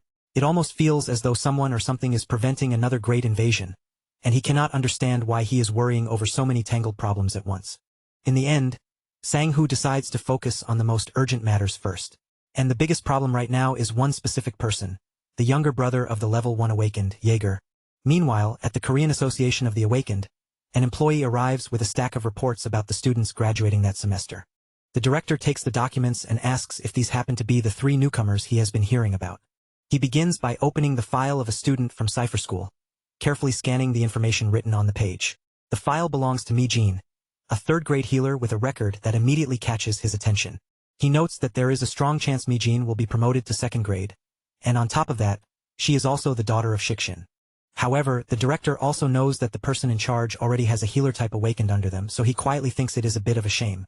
Next, he checks Yumyung's file, identifying him as a 3rd-grade fire mage. He finds that one somewhat interesting, but his attention quickly shifts to the 3rd and final freshman. Ryushin, a 3rd-grade awakened with werewolf abilities, extremely high growth potential, and the codename Werewolf. There are also 2 special notes attached to Ryushin's file. The first states that he has an older biological brother, a first-grade awakened who disappeared 10 years ago. The second note is the one that annoys the director even more. After reading it, he immediately concludes that the boy has caused trouble again. The secretary confirms it, explaining that Ryushin has been roaming around the city and fighting mercenary captains. The director already feels a headache coming on and asks what exactly happened this time. The secretary explains that Ryushin defeated the mercenary captains from 4 different locations before heading toward Sayadaemon. The president lets out a weary complaint, calling the boy a complete troublemaker, then wonders aloud why young people these days seem unable to grow up properly. Meanwhile, Chulho is walking through the city streets, moving casually between the shops as he thinks about what to buy. He considers making spicy pork stir-fry, but the small market is closed, which means he has to find a different kind of meat. The problem is, he is not sure which monster meat would work best for the dish. As he looks around, he notices that there is a surprisingly large amount of belto meat for sale. He cannot understand why there is so much of it, and he wonders if a large group of giant pigs appeared in the crystal mine he visited earlier. He keeps walking until a display of clothes catches his eye, and the vendor immediately calls out to him, inviting him to come over and take a look. Chulho asks whether they have anything suitable for a 5-year-old child. The vendor asks if the child is a princess or a prince, and after thinking for a moment, he answers that she is closer to a princess. Right then, something loud cuts through the street and catches his attention, as someone nearby starts shouting wildly like they are trying to make the entire area hear them. The one causing the commotion is Ryushin, who is making a huge scene because he wants to fight Hyuk. Chulho watches the situation from a distance, quietly thinking over the name Hyuk. He remembers that Hyuk is the new captain of the temple mercenary group, the one who took over after Taejung left, but he has no idea who the blonde guy shouting in the street is. Ryushin thrusts his finger forward with ridiculous confidence and introduces himself like he is already some legendary figure. Then he proudly declares that he is the man who turned down the association's offer. Chulho stares at him in surprise, almost unable to believe what he is seeing. To him, Ryushin still looks like a kid, yet he is standing there presenting himself with the arrogance of a full-grown hero. The blonde kid keeps shouting at the top of his lungs, warning that if he loses, he will join the mercenary group. But before his challenge can go any further, one of the group members steps forward and yells that their captain is the strongest. Ryushin freezes for a second at those words, then suddenly bursts into loud laughter. From what he understands, the temple mercenary group must be scared of him, and after Taejung's retirement, every last one of them has apparently become a coward. Right then, someone comes storming in, kicking things aside as he enters. With clear irritation in his voice, he demands to know which damn bastard is causing such a scene this early in the day. The man who appears is none other than Captain Hyuk, the new leader of the temple mercenary group. Chulho notices him right away. Hyuk has a solid, powerful build and a sharp, confident gaze, the kind that makes it clear why he was chosen as the former captain's successor. Already furious, Hyuk says he came outside to see what kind of brat was dragging the former captain's name through the mud. But after taking one look, he decides Ryushin is nothing more than a poorly raised kid making noise in the street. Ryushin raises his finger again and asks if Hyuk is really the new captain. If that is the case, then he wants to fight him immediately. Hyuk simply turns away and answers that he does not waste time on meaningless fights. Ryushin seizes that opening and throws out another insult, saying it looks like the tiger has retired and a fox has taken over as captain. The swordsman reacts instantly, drawing his blade and pointing it straight at Ryushin's head. His fury is obvious as he says that he may have no choice but to cut that head off. Ryushin does not hesitate for even a moment. He activates his werewolf ability, his body shifting as he launches himself forward with full force in his transformed state. But just as his attack is about to land, a powerful spear suddenly blocks him head-on, stopping the blow completely. At that moment, Sang-hoo appears between them. Sang-hoo looks at the chaos around him and asks, with open frustration, whether this city is ever going to have a single peaceful day. The captain looks at him and asks if he is the master of the spear. Sang-hoo, clearly in no mood for more nonsense, angrily orders everyone to stop this stupidity at once. Watching from the side, Chulho quietly thinks this must be what people call the passion of youth. To him, it feels like a fresh sprout pushing up after the rain, proof that the next generation is already starting to move. After all that chaos, and after the werewolf has taken more than a few hard hits, everyone ends up moving to the restaurant together. Chulho welcomes them in and asks if they have finally stopped fighting. Sang-hoo says yes, explaining that using weapons is a foul, and using skills is also a foul. As expected, he insists that real men should settle things with their fists. Chulho asks who won in the end, but the spearman answers that fights are not only about strength. Experience matters too. Then, as if the matter is settled, he asks Chulho to make them something delicious. Chulho explains that today's dish is spicy fried pork and asks if that works for them. Sang-hoo immediately says it does, since it happens to be one of the dishes he likes a lot. As Chulho begins cooking, he thinks through the process carefully. For pork like this, the belly meat has to go into a hot pan with plenty of oil first, and he stirs it constantly while remembering that vegetables are sometimes cooked together with the meat, even though that is the part he personally dislikes the most. Since there are 3 big men sitting in the restaurant, Chulho decides to make 5 huge portions. He mixes in chili powder, gochujang, and a rich sauce, then tosses everything together until the spicy fried pork is finally complete. The moment the dish appears, the werewolf is visibly surprised, his eyes widening before he catches himself. Almost immediately, he tries to cover it up by acting tough again. Sang-hoo stands up and tells the 2 of them to handle their own unfinished business. He says he has to leave first, but before going, he will pay for the meal in advance. Chulho says goodbye to him, but inside, he cannot help thinking that he deliberately made 5 portions, only for one of the people to leave before eating. Suddenly, Ryushin speaks up and admits that he lost the fight. Because of that, he says he will keep his word and join the mercenary group. But Hyuk immediately tells him that they do not need him and orders him, politely but firmly, to move aside. Ryushin is completely outraged and demands to know why he is not wanted. Ryushin insists that everyone needs a grade 2 awakened, but Hyuk cuts him down with a blunt reply. He tells the boy not to act like the entire world revolves around him and tells him to reflect, because he is not nearly as strong as he believes. In Hyuk's eyes, he is still just a child. After saying that, Hyuk also turns and leaves, abandoning the blonde boy there with his pride bruised and his thoughts spinning. At that moment, Chulho notices something strange. For some reason, even though Ryushin had picked the fight first, the captain's harsh words seem to have deeply moved him. Then Ryushin suddenly runs after Hyuk, calling out for him to wait, as if he has already decided to keep chasing after the man who just rejected him. Chulho laughs quietly at the whole situation and thinks that the mercenary group of this generation may become incredibly strong. But he also knows that every time people grow stronger, the enemies waiting for them can grow stronger as well. He places his hand on a newspaper and begins thinking seriously. The number of dungeon appearances has increased by a noticeable amount, and because of that, he knows he needs to take a closer look at what is happening. But then he suddenly pauses, remembering the more immediate problem in front of him. He made 5 portions of spicy fried pork, and in the end, no one even touched them. The next morning, Kyul wakes up quietly, and when she rolls over, she sees her brother still sleeping nearby. She remembers what he told her before. She should wake up early, and after that she needs to take a bath properly. So Kyul summons her spirit, and the spirit uses its water ability directly over her body. In an instant, the water washes over her like an improvised bath, leaving her completely clean. Proud of herself, Kyul celebrates because she has been a good girl. Then, with cheerful energy, she heads off to find Chulho. She starts calling for him as she moves through the restaurant, then laughs happily when she spots the beautiful clothes hanging on the wall. After that, Kyul steps out of the restaurant and begins going down the stairs.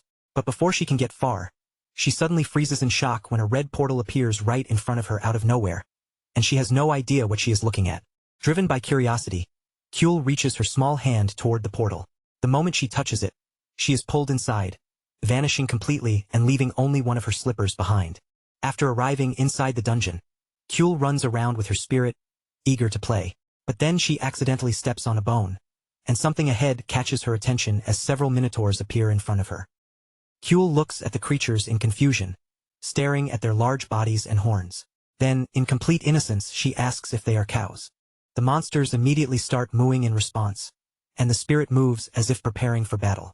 A terrifying aura rises from both the spirit and Kyul, filling the area with pressure. That overwhelming power is enough to trap all of the monsters at once, sealing them inside a prison made entirely of water. The Minotaur cannot believe what is happening, unable to understand how this is even possible. Meanwhile, Kyul is not frightened at all, and simply treats the entire situation like a fun game. Watching her, the Minotaur concludes that the child must at least be a class master. But what worries him even more is the spirit beside her, because dealing with a spirit of such an absurdly high level is a serious problem. Because of that, the Minotaur moves with even greater force, deciding that something this powerful has to be eliminated before it becomes even more dangerous. But at that moment, the wall beside him suddenly begins to crack. A hand bursts through from inside, and before the creature can react, Chulho drives a punch straight into its head. Then Chulho turns toward Kyul, wondering how in the world she ended up in a place like this. Looking at the chaos around him, he can only conclude that raising children is definitely not an easy job. After dealing with the immediate chaos, Chulho turns his attention back to the monster in front of him. looking at the Minotaur as if recognizing an old face from a distant battlefield. He calmly says it has been a long time since they last saw each other. The Minotaur stares at Chul-ho in confusion, narrowing its eyes as it studies him closely. Then it cautiously asks if he is Lycus Moreau. Chul-ho is genuinely surprised, realizing this monster's memory might actually be better than the dragon's, and he asks if the Minotaur was one of the soldiers who followed the Demon King's army to the Spanish continent. The monster immediately tries to cover itself, stiffening as it looks away and denies everything. It insists Chul-ho must be mistaken and says he is not the one Chul-ho thinks he is. But Chul-ho is not in the mood for games. Without hesitation, he snaps off part of the Minotaur's horn, making it very clear that he will not tolerate lies. The moment the pain hits, the bull-headed monster changes its answer at once. Chul-ho asks whether it escaped through the dimensional rift when the Demon King did the same, and whether it went straight back to the Demon Kingdom. Trembling all over, the Minotaur admits that it did. It then explains that it returned to the Demon Kingdom's labyrinth 10 years in the past and has never left since then, swearing that this is the full truth. Chul-ho grows more curious and asks if the Minotaur truly has no information about the Demon Kingdom. He also wants to know whether the Demon King has appeared anywhere recently. The Minotaur answers that it does not know much. The only thing it can say is that the Demon King returned 10 years ago and has been sleeping ever since, trying to recover his lost power. Chul-ho uses his ocular ability to confirm the answer, and he can tell the monster is telling the truth. Seeing that, the Minotaur carefully asks if Chul-ho has come here to invade the Demon Kingdom. Chul-ho replies that this is not the case. To be precise, the labyrinth has appeared in another dimension, and the place they are standing in is not the Demon Kingdom at all, but a world called Earth. He remembers the battle from long ago, when the Demon King did not truly die. To stop a being with an immortal body, one had to reach the master level in 6 different classes. Back then, Chul-ho had joined forces with the Ancient Dragon and the Ice Dragon. Yet even with all of them fighting together, the limit of their combined power only forced the Demon King into a semi-permanent state of death. Even now, Chul-ho cannot say for certain whether it was fate that allowed the Demon King to cross the dimensional rift and escape from that battlefield. He also considers the Minotaur standing before him. It may not be on the same level as the 4 great lords of the Demon Kingdom, but it is still a powerful boss monster, and if something of that caliber crosses the rift, the result would be absolute chaos. After finishing his thoughts, Chul-ho walks over to Kyul and asks her in a gentler voice if she is hungry. Kyul's stomach answers before she can, growling loudly enough to give her away. The little girl immediately runs into Chul-ho's arms, looking as happy as can be. The Minotaur feels relieved when it sees Chul-ho preparing to leave. But that relief disappears almost instantly when Chul-ho suddenly turns back and says there is one thing the monster needs to do for him. The Minotaur does not fully understand what Chul-ho means by that. Still, after everything that just happened, it has no choice but to stay quiet and listen. Back in the city, Chul-ho starts preparing meat in the restaurant kitchen. Just then, Khan arrives and looks toward the cooking area, wanting to know what Chul-ho is making. Chul-ho stays silent for a moment, lost in his own thoughts, until the fire-haired voice suddenly shouts that the pot is about to overflow. Chul-ho snaps back to the stove and calmly replies that the meat is cooked now. Then he tells Khan to sit down and have breakfast. Khan takes a seat and asks what kind of meat is in the dish. Chul-ho answers that it is oxtail, explaining that he saw something similar and, since it had been a while since he last made it, decided to buy some. Khan says he understands, then points at the green pieces and asks if they are vegetables. Chul-ho explains that those are chongyang peppers. Thinking they might be medicinal herbs, Khan decides to take a bite without much caution. But the moment the spice hits him, he starts spitting fire, completely unprepared for how painfully hot the peppers are. While Khan desperately drinks water to cool his mouth, a voice comes from the entrance, asking if anyone is inside the restaurant. A little girl steps in and explains that she has opened a flower shop right across from the restaurant. She says she came over to greet them properly as their new neighbor. She hands Chul-ho a bouquet of flowers and adds that she has brought a few friends along with her. However, the strong smell of meat quickly catches her attention, and she asks if something is being prepared. Chul-ho says yes, explaining that he made oxtail soup. When she asks if she could have a bowl too, he agrees and tells her to wait just a minute. The girl sits down, but after a moment, her eyes drift toward Khan's table, where the chongyang peppers are still sitting. She comments that there are vegetables on the other table, then begins focusing on them. Before long, one of the peppers slowly rises into the air as if pulled up by an invisible hand. Khan stares in confusion, and Chul-ho is just as puzzled. He realizes that the ingredients have started moving by themselves, as though something strange has taken hold of them. For a moment, it almost looks as if the vegetables have suddenly come to life right there in the restaurant. Chul-ho decides to use his detector eye on the girl to figure out what is happening, and information about her immediately appears before him. Her current disposition is fear, her class is plant regeneration, her class achievement level is intermediate, and her acquired skill is also at the intermediate level. Chul-ho is surprised to see a plant regeneration type awakening. As far as he knows, it is a rare ability that can rapidly grow nearby plants or make them move. On the Spanish continent, someone once mastered the skill and created a massive rose zone over a wide area, stopping the demon army from advancing. Without question, it is a powerful class.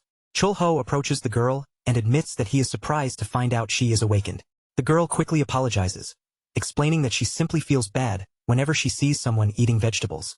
Chul-ho picks up an onion in his hand and says he has often seen people react the complete opposite way. But a case like hers, where someone feels sorry for vegetables, is a first for him.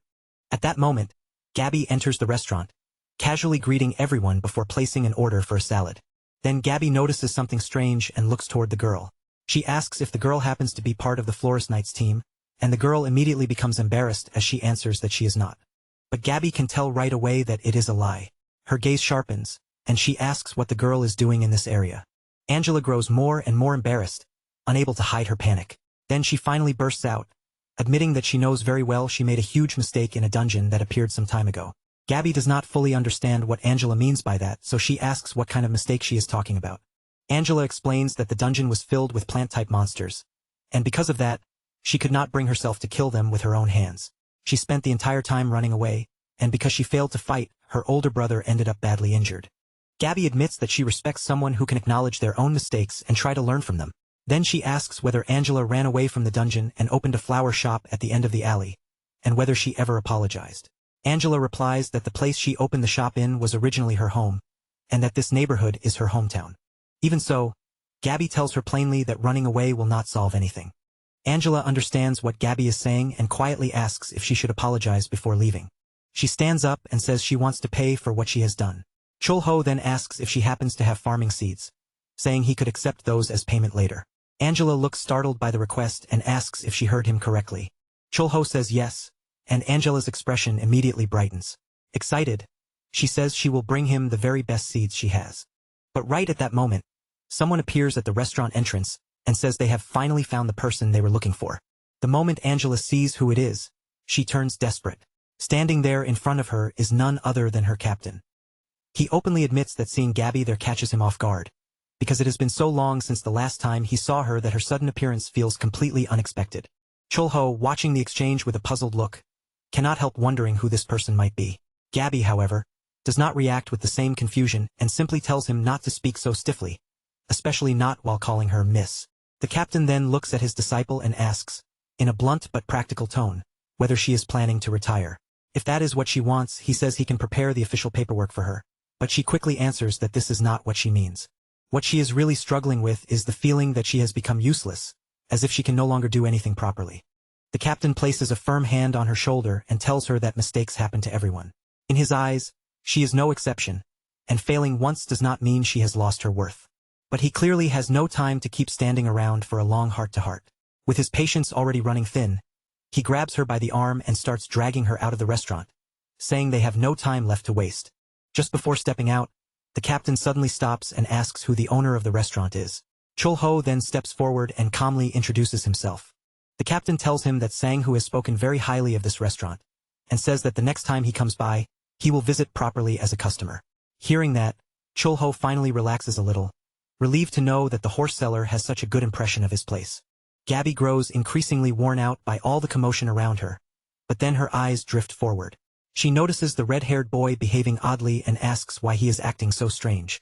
The moment Khan hears her point him out, he flinches in panic and tries even harder to hide himself. His face gives him away completely, because to him, Gabby looks so amazing that he can barely stay calm. Gabby still cannot fully understand what is going on with him, so she simply rises from her seat.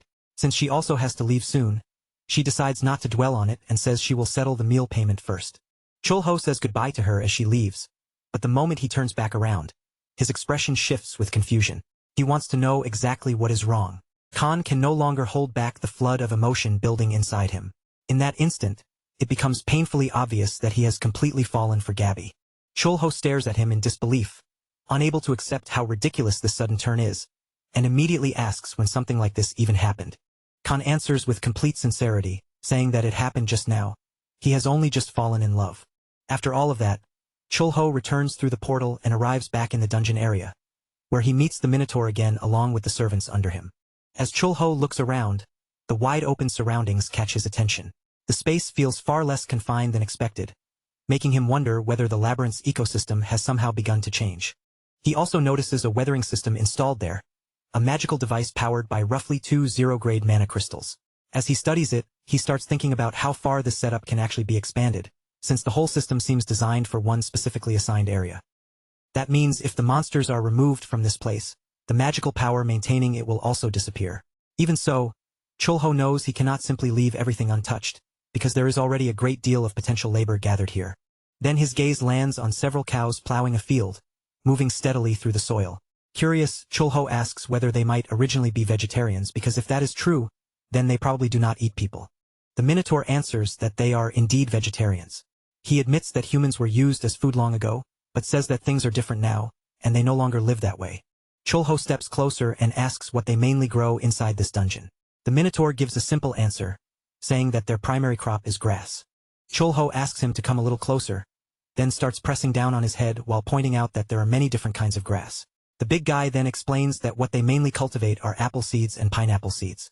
Chulho thinks this over carefully.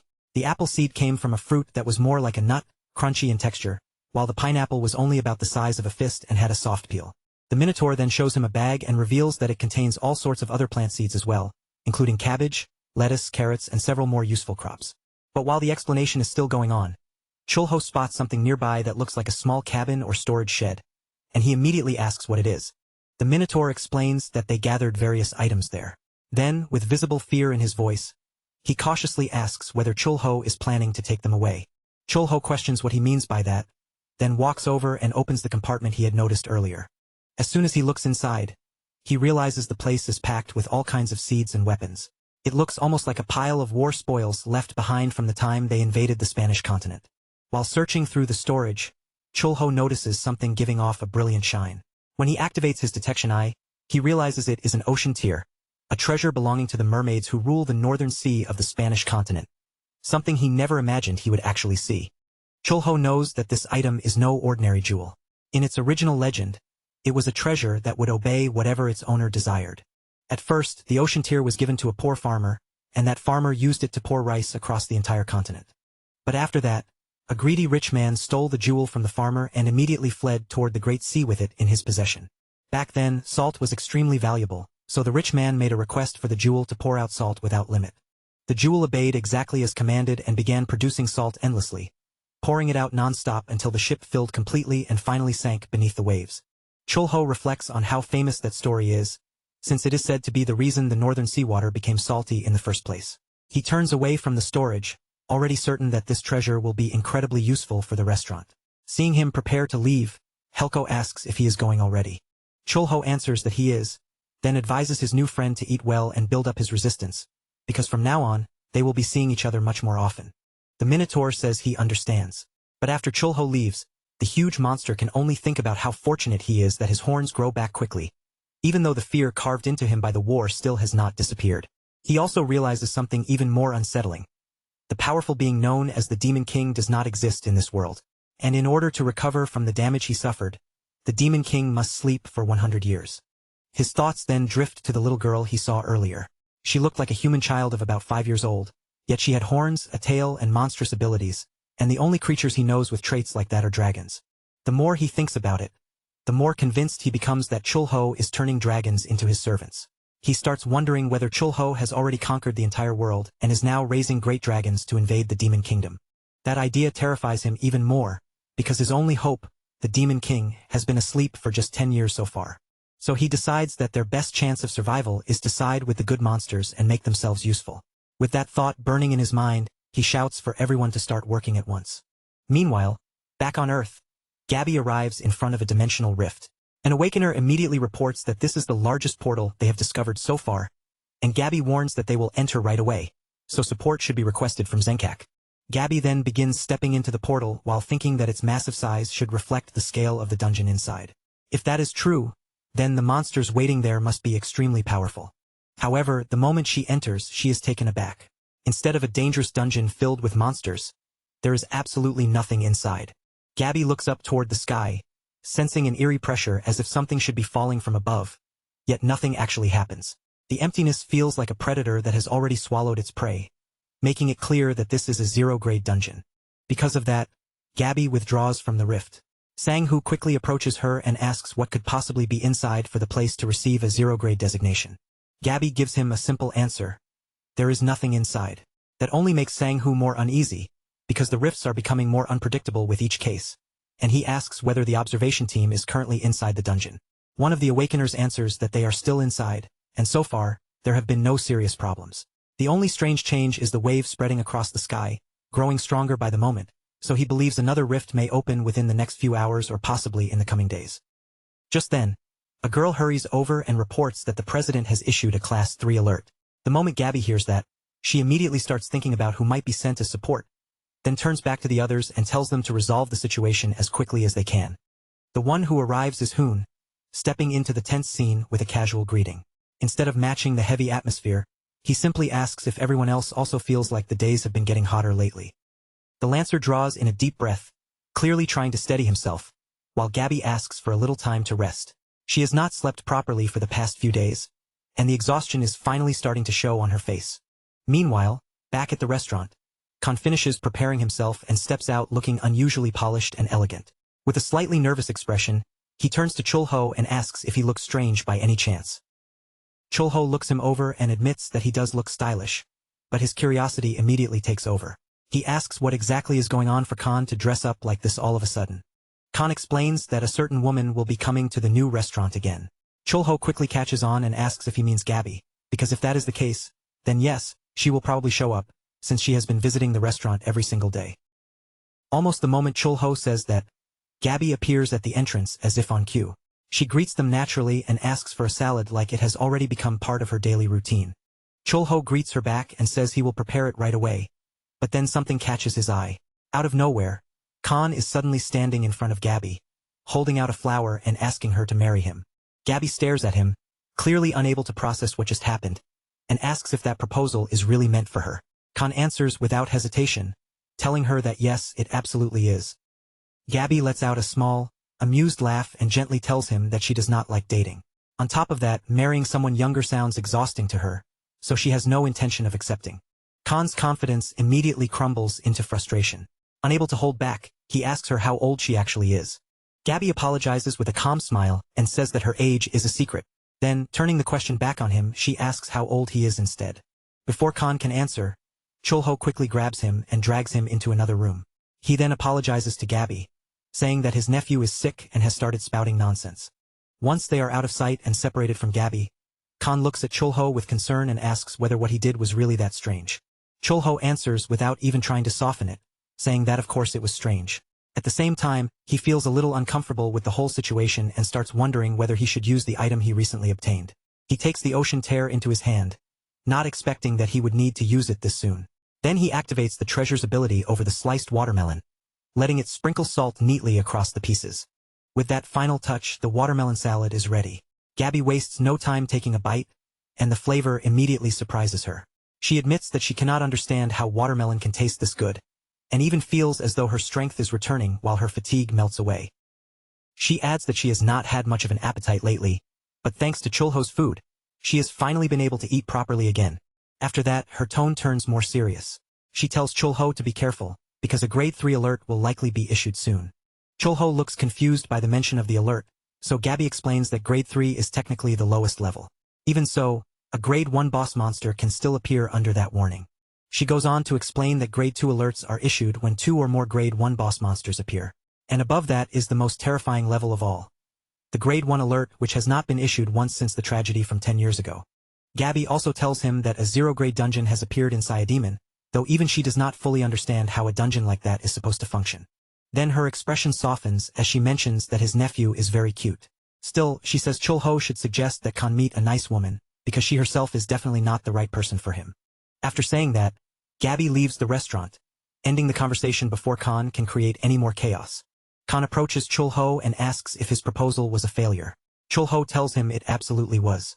Because of that, Kan then asks whether it is strange for a dragon to fall in love at a particular time, and Chulho answers yes without a second of hesitation.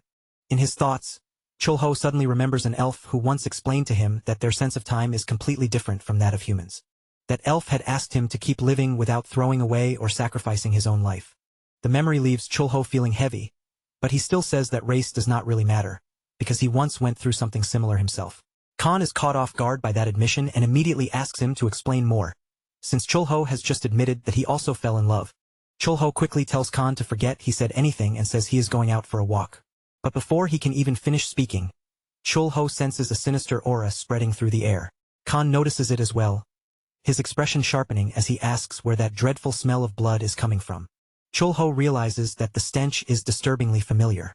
It is the same smell he sensed 10 years ago, during the battle against the Demon King. While Chulho is still processing that memory, a woman suddenly appears and calmly asks whether she has arrived in the human realm. Gabby and her team stare in disbelief, unable to accept the sight unfolding in front of them. The demoness before them does not hesitate at all. She simply commands her monsters to devour every last one of the bastards standing there. The Awakeners freeze for a brief instant, staring at the threat in front of them, but Sang-Hoo reacts first. He shouts for the defense unit to activate Formation D immediately. They move without wasting a second and summon the Iron Defense. The formation rises just in time, successfully blocking the incoming drops of blood. But then the monster releases a thunderous roar and swings its hand forward, smashing through the barrier with terrifying ease. Seeing that overwhelming power, they begin to suspect that the enemy may be a vampire. The captain steps in and cuts into the monster without mercy, delivering a fierce slash. But even that attack barely seems to have any real effect. He glances to the side and mutters that this is exactly what he should have expected from a level 0 dungeon. The boss looks down on them and calls everyone insignificant. Then she begins summoning blood in every direction, forcing the Lancer to shout for everyone to join the fight, while also calling on the Time mercenaries to assist. The vampire gathers power into her hand, concentrating the blood there before firing it outward in all directions. Sang-Hoo quickly notices a red mist beginning to spread across the area, thick enough to block everyone's vision. Realizing how dangerous that is, he warns the others to stay alert. Hoon, riding with his robot, gathers energy and launches a full-force blast. The shot tears through the mist, but it comes dangerously close to hitting the Lancer directly. Hoon asks if he is all right, and Sang-Hoo sharply warns him that for 1 second, he thought he was about to die because of an ally's attack. Then he asks whether Hoon can secure visibility for everyone. Hoon replies that clearing away all of the mist is impossible. Even so, he gathers more energy and fires in multiple directions, since he can still somehow see at least a little through the haze. However, the blood simply regenerates no matter how much they attack, and Hoon grows frustrated when he realizes ordinary strikes have no effect. To make things worse, he then notices the blood monster heading toward the portal, trying to flee. The Lancer immediately moves to stop it. Gathering every bit of energy into his spear, he drives forward with full force and strikes the monster so hard that it is split in half. He then orders the defense team to seal the exit at once, warning them that the monster is trying to escape through the gate. The massive 6-pointed star formation is completed, closing off the escape route, and the team braces themselves once again to face the boss head-on. Seeing a massive number of demons appearing all around the area, the vampire immediately realizes that the situation has turned against her. She grits her teeth in frustration, lamenting that after the war 10 years ago, she had only barely managed to recover part of her power, and it was still nowhere near enough. What she cannot understand is why the humans standing before her are so absurdly strong. With every passing second, she becomes more aware that her position is getting worse. The pressure closes in from all sides, until even someone as proud as her reaches the point where begging for her life starts to feel like the only option left. Just as she tries to slip out of the formation and escape, Gabby suddenly appears behind her. With a sharp gaze fixed on the vampire's back, Gabby warns her that her fury time has already run out. But before Gabby can finish her next move, her eyes drop downward and she sees the demons breaking the formation apart completely. Realizing the monsters are about to be freed, she attacks with everything she has, knowing this needs to end immediately. Even so, her strike does not work. The moment the attack lands, the vampire simply turns her body into blood, letting the stab pass through and nullifying the damage as if it had never touched her. Then, while still in that liquid form, the vampire seizes the opening. Her body slips through the barrier like flowing blood, using the gap to break past the formation. She celebrates the instant she finally manages to escape through the portal. But outside, Chulho has already been waiting for exactly that moment, and with nothing more than a single slap, he knocks her unconscious. After that, Chulho opens his dimension, and Kasim appears, asking what he wants. But before he can receive an answer, Kasim freezes in shock at the sight before him, because in Chulho's hands is one of the 4 demon lords, Saffron Lee's. Chulho hands her over and orders Kasim to take her somewhere far away, while feeling satisfied that the Hunter Association has such capable people. They fought together as a proper team and ended the battle with a record of 0 casualties. He also realizes that, unlike the Spanish continent, this land has gathered only elite fighters. After seeing how they handled themselves in battle, Chulho feels certain that these people are truly reliable. That thought leaves him pleased, but he also knows he needs some kind of battle reward to make the situation look natural. So he orders the goblin to bring him a level 1 magic stone. Kasim follows the order, and Chulho leaves the magic stone at the entrance of the portal, deciding that it should be enough. Once that is done, he steps into his own private dimensional fissure. Long before this, in the Demon Kingdom, one rule stood above all others. The strong ruled everything, and power determined every position. That meant the Demon King was the strongest existence in the entire kingdom. Beneath him stood 4 powerful lords, each one holding tremendous strength and each one obeying the Demon King's commands without question. Those generals conquered countless territories under the Demon King's rule. But everything changed when the Demon King was defeated during a state of peace and death by an incomparable hero who advanced like a storm, then vanished after bringing disaster upon them. Saffron was furious as she remembered it all. She had survived and returned, but in order to restore the power she had lost, she needed to constantly drink high-quality blood. What she could not accept was how she had become so weak, and she wondered whether the other 3 lords had fallen into the same condition. Her rage boils so fiercely that she wants to kill everyone around her, especially Chulho, the one who had reduced her to this humiliating state. Then, all at once, she wakes up and realizes she is being pulled into a portal. No matter how much she struggles, she cannot do anything against it, until she finally regains full awareness. Chulho stands beside her and coldly tells her that she has only 2 choices, life or death. He warns her to answer honestly, because if she lies, she will die, and then asks whether the Demon King is currently sleeping. Saffron studies his face closely, her eyes narrowing in disbelief, and asks whether he is Mikas. To her, it should be impossible for someone to remain that young after so much time. She stresses that she expected him to grow old and die, which is exactly why she waited for several years before making her move. Chulho stands up, realizing from her reaction that her loyalty to the Demon King is deeply rooted. Because of that, he decides there is no reason to keep her alive. The moment Saffron senses death approaching, she panics and quickly reveals the truth. The Demon King is indeed asleep, and he will likely remain that way for another 90 years before fully recovering his power. Using his detection eye, Chulho confirms that she is telling the truth. This time, he asks how much of her own power she has already recovered, and Saffron admits that she has regained 2/5 of it. Chulho understands what that means. Her current strength is roughly equal to 2 level 1 monsters, and each of the Demon Kingdom's lords would normally be capable of devouring 5 or 6 level 1 monsters with ease, despite that being the highest level. Keeping that in mind, he asks whether she appeared in that place intentionally. Saffron immediately says no, claiming she had only been resting quietly when she was forced to appear there. But his detection eye tells him she is lying. Chulho warns her that this time, she really will die, and Saffron panics again, quickly changing her answer while admitting that all she had been thinking about was killing him. Chulho reflects on how the beings crossing over from the Demon Kingdom are becoming stronger and stronger. At this point, calling it coincidence feels strange, because everything suggests that someone is deliberately creating dimensional fissures. But he still does not know who is behind it.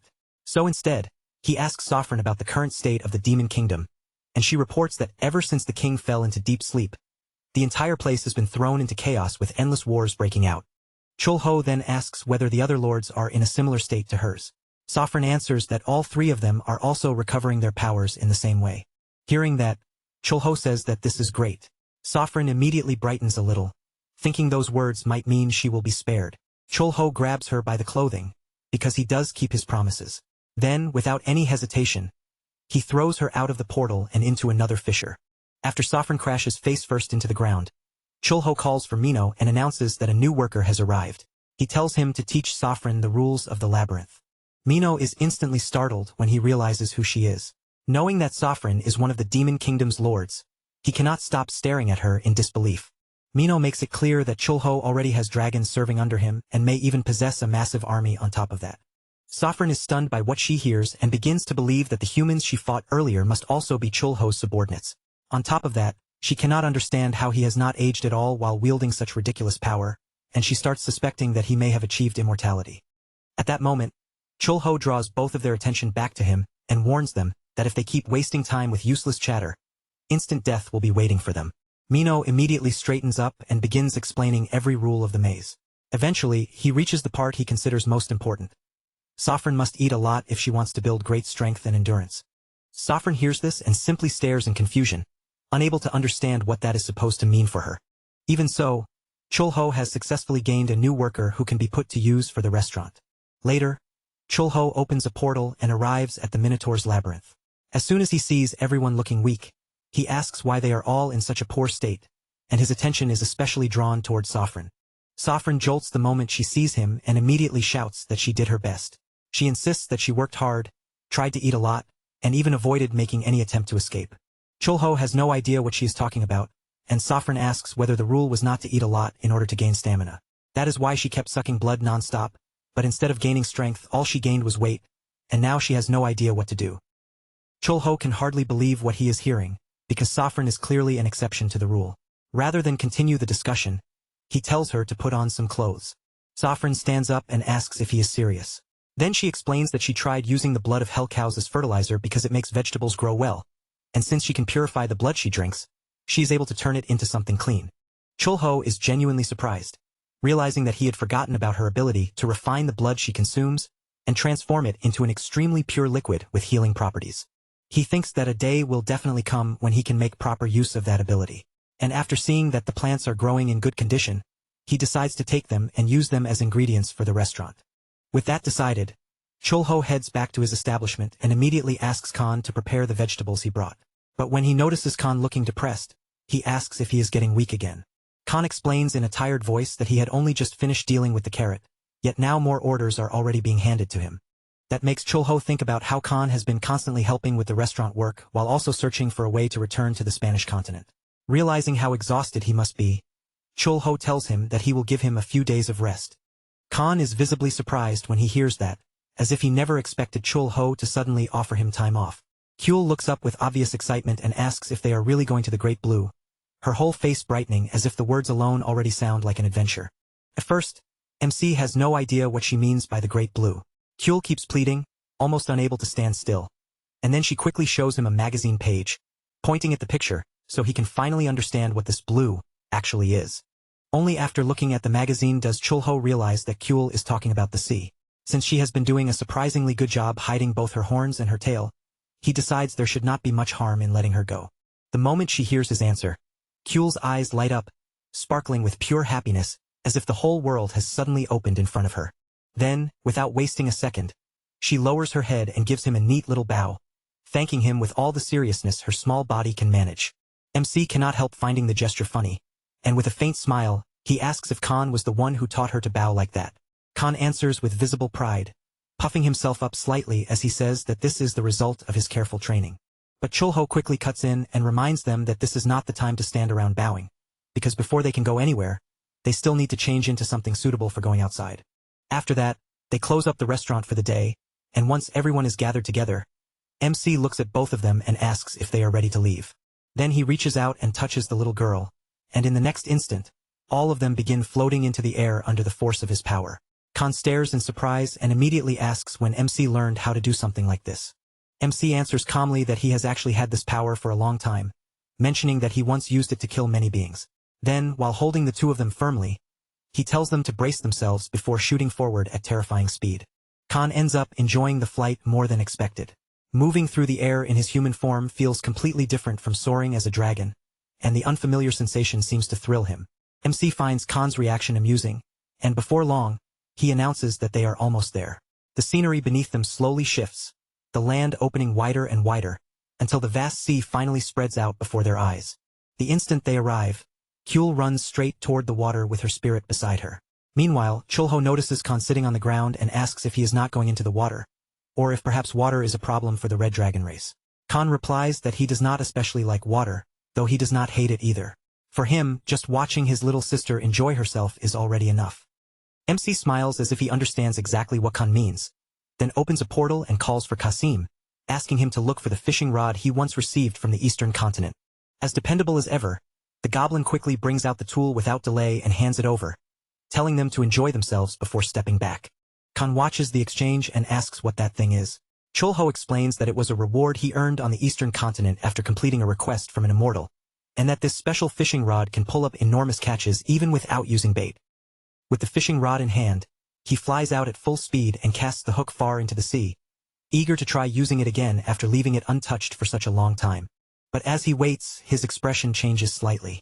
The more he thinks back on himself, the more he realizes that what remains inside him is not pride, but regret. Right then, the fishing line suddenly jerks and starts moving through the water, snapping him back to the present. He grips the rod and pulls with force. What bursts out of the sea is a massive level 2 giant kraken, its huge form rising from the water and instantly frightening everyone nearby. The water spirit does not waste the opportunity either, darting through the sea and quickly catching several fish of its own. MC is genuinely surprised when he sees the fish Kyul has caught, but he tells her that, unfortunately, they cannot eat those particular ones because they do not taste very good.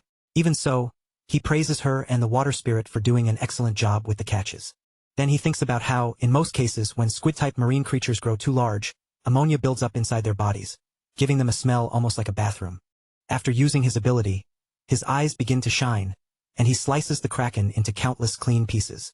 Since this kraken lives deep in the sea and does not depend much on buoyancy, it carries less of that unpleasant smell, and its tender flesh makes it perfect for delicious sashimi. He also remembers that back when he was with the Legion on the Spanish continent, seafood was usually steamed, which meant the ways they could prepare the ingredients were fairly limited. With that in mind, he prepares 2 dishes from the kraken: rich butter-grilled kraken legs and fresh kraken sashimi cut into appetizing pieces. Everyone begins eating at once, their hunger finally catching up with them. Kyul, especially, cannot hold back for long, and once she tries a bite, her face shows that she has realized just how incredibly delicious it is. They continue eating and talking together by the sea, and before long, the sky above them begins glowing with countless different patterns of light. Khan looks up in confusion and asks what all those shining lights are. MC explains that they are insects that glow after feeding on the salty sea air, and as far as he knows, the same kind of insects can also be found on the Spanish continent. That sight sends his thoughts drifting even deeper. He remembers that his father was from Busan, and even though he later moved to Seoul, maybe he often brought home a bottle of soju because he missed the place he came from. He recalls sitting beside his father, quietly eating squid sashimi piece by piece, sharing that simple meal without needing many words. Back when he was in high school, he used to think that life would somehow be settled once he got into university. But instead of an ending, that was where an entirely new beginning appeared. After finishing his military service and returning to school, he stepped into an especially difficult period of his life. The whole world seemed to be struggling to find work, and things became so exhausting that there were moments when he almost wished he could just go back to military service instead. By the time he graduated from university, it felt as if hell had opened in front of him. Dreams, vision, academic plans. None of it seemed useful anymore, and before long, the world had pushed him into feeling like an incompetent person. That was what the world called him. Television and books constantly criticized people like him, saying they had lived without thinking ahead. After spending his whole life studying blindly, without any real dream of his own, he began to believe it was wrong that he could not even get a stable job with a decent salary. The moment he finally gave up on the dream of entering a large corporation came on January 1st, when he turned 30 years old. At the table in front of him, dinner smelled bitter and salty, and his father would always tell him that the path he had taken was the right one. After that, MC made a vow to himself that he would succeed and return someday. But in the end, he was never able to go back. Just then, Khan calls out to him, noticing that he has been staring off into the distance, completely buried under countless thoughts. When Chulho finally comes back to himself, his expression turns serious for a brief moment. Then he puts on a smile again, brushing it off as if he had only been distracted, and asks Khan if he wants to drink more. Later that night near the city, several birds fly close to a truck moving through the area, while an announcement reports that the fugitive known as Beast is fleeing east of Siocho. After some time passes, everyone returns to the restaurant, and MC says that he will prepare the kraken, feed Kyul first, and only after that will he head downstairs. He gets himself ready in the kitchen, thinking carefully about what kind of dish he can make with the kraken in front of him. He considers that seasoned kraken would taste excellent, and that it could even be shaped around a filling like Korean blood sausage. But right now, only one dish is fixed in his mind, so he begins by slicing both the body and the legs into small, clean pieces. Next, he adds a little cooking oil into the frying flour, then mixes in salt and water, working it together until the batter turns thick, soft, and ready to coat the kraken. He starts frying everything over high heat, letting the pieces cook until the surface turns crisp, and at last, the fried kraken is finished. He tastes the very first piece and immediately realizes how well the crunchy batter works with the meat inside. The contrast in texture is so good that the dish turns out fantastic. Then he thinks that, under normal circumstances, soju would pair perfectly with this kind of food. But in that exact moment, what he really wants with the fried kraken is beer. Just as he is about to go and grab something to drink, a sudden meow comes from outside. He pauses, heads over to the door to check what made the sound, and immediately finds it strange, because the so-called cat sitting there is almost the size of a tiger cub. MC activates his detection eye and studies the animal more carefully, only to realize that it really is just an ordinary cat. Since there is hardly any special information about it, he figures it must have swallowed a magic stone from somewhere. That thought makes him remember how dangerous magic stones are to beasts. Normally, any animal that eats one dies quickly because its body cannot withstand the magical power, and unless it belongs to a unique class, that power is strong enough to kill even an awakened. That is exactly why magic stones can only be used safely in daily life after being processed through engineering, with the flow of magical power carefully controlled. Put simply, in their raw state, they are deadly objects for almost any living creature. Not knowing what else to do for the oversized cat, he cuts off a small piece of kraken meat and offers it over, watching to see how the animal reacts. As the cat happily eats every last bit of the meat, Chulho can only stare at it and think that, for a creature this big, Myung-chi is surprisingly calm and gentle. Afterward, he picks up the newspaper and begins reading, only to notice an article about the Guardian Gangbok, one of the 5 former Guardians who survived the Great Monster Invasion. For some reason, Gangbok's face feels familiar to him, almost as if he has seen the man somewhere in another world. But after thinking about it for a moment, he decides that probably cannot be true. Then another part of the newspaper catches his eye, and his attention sharpens when he reads that there has been an attack involving giant cats. He instantly turns his head toward the side, but by then the cat has already finished every bit of food and disappeared from the restaurant. The next morning, Khan is helping out by lighting the stoves himself, while also handing a toy to his little sister to keep her occupied nearby. MC arrives right at that moment and stares at the scene, asking what the hell Khan thinks he is doing. Khan answers seriously that the stove broke, so he has been boiling the broth with his own power. Chulho tries to hold it in, but the situation is too ridiculous, and he finally bursts out laughing. He tells Khan that the stove probably only needs a new magic stone to work again. The moment Khan realizes the solution was that simple, he breaks down in tears, completely crushed by his own misunderstanding. But just then, something else draws MC's attention. The giant cat has come back again, and this time, it is carrying a rat in its mouth. Kyul immediately starts calling the huge animal a tiger, but Chulho corrects her right away, telling her that it is not a tiger at all, but a cat. The little girl then gives the cat the name Hodori and climbs right onto its back. Khan becomes worried at once, warning that this is not the kind of animal she should be riding.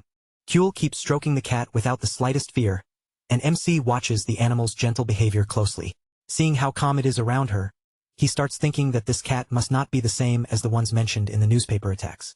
Suddenly, the cat rushes into the restaurant in a frightened state, because someone has appeared right outside the entrance with a falcon. MC recognizes the young man standing there and greets him calmly, saying it has been a long time since they last saw each other. Ryuman steps inside and asks for a meal, but Hyuk and the blonde boy greet him almost immediately. The blonde boy then continues by saying that they should have wiped out all the cats in the area. Soon after, everyone settles into their seats, and the new captain says he wants to eat something light and refreshing. MC nearly tells them that he is kraken, but he catches himself and changes the word to squid instead. Then he heads into preparation while thinking about what kind of refreshing dish he can make with it. Once the dish is finished, he presents it as raw squid soup. In truth, though, the ingredients he used are kraken and mandrake, carefully prepared to pass as something far more ordinary. Hyuk seems pleased the moment he sees the food, but then he casually asks whether there happens to be any white rice as well. Ryushin is stunned by the request, unable to understand who would eat rice together with cold noodles. The captain simply shuts him down and tells him to be quiet. Then the captain scoops up a portion with his spoon and takes a bite, quickly admitting that the dish is delicious. MC feels satisfied seeing everyone enjoy the food, and the captain takes the chance to ask the knight whether he is going to catch the cat that supposedly attacked civilians. The knight answers that he is, explaining that the current case is connected to the same incidents from before. Chulho becomes curious and asks what he means by that. The knight explains that 1 year ago, a very famous thief hijacked a transport vehicle carrying level 4 and level 6 magic stones. After that, the stolen goods vanished completely, and no one ever learned the thief's name, age, or even gender. But because this person could control animals at will, people started calling the fugitive beast. Ryuman tells her partner that their first priority is capturing the fugitive, and that they absolutely cannot allow Beast to escape from the city. Because of that, she activates her ability, causing thick roots to burst up from the ground and lash toward the truck trying to flee. But Beast only lets out a whistle, and in response, countless crows rush in from above, swarming the roots and tearing into the attacking vines. Worse still, the birds are not attacking empty-beaked. Each crow is carrying crystals clenched tightly in its beak. Seeing the situation slipping away again, Ryuman shouts for them to catch him no matter what. The girl continues pushing her magic to its limit, pouring everything she has into the attack. But in the very next moment, a giant tiger suddenly appears and smashes through everything in its path. For Eyes is shaken by what he sees, because this beast is the same class and level as his own. Yet somehow his side looks completely inferior in comparison. Then he turns to the side and notices several giant cats slipping into the forest, their large bodies disappearing between the trees. Only then does he understand what the crows were signaling. There is another animal that swallowed a monocrystal and managed to escape. Meanwhile, the fugitive stands confidently on top of the truck with the giant tiger beside him, smiling as if the whole chase is still under his control. They try to close the distance and reach him, but frustration hits them almost immediately, because the target simply vanishes. And just like that, the attempt to apprehend the hunter beast fails. As he explains everything, he adds that the target he had chased fed 4th-class crystals to 30 cats in total. He managed to capture 26 of them, but every single one eventually died.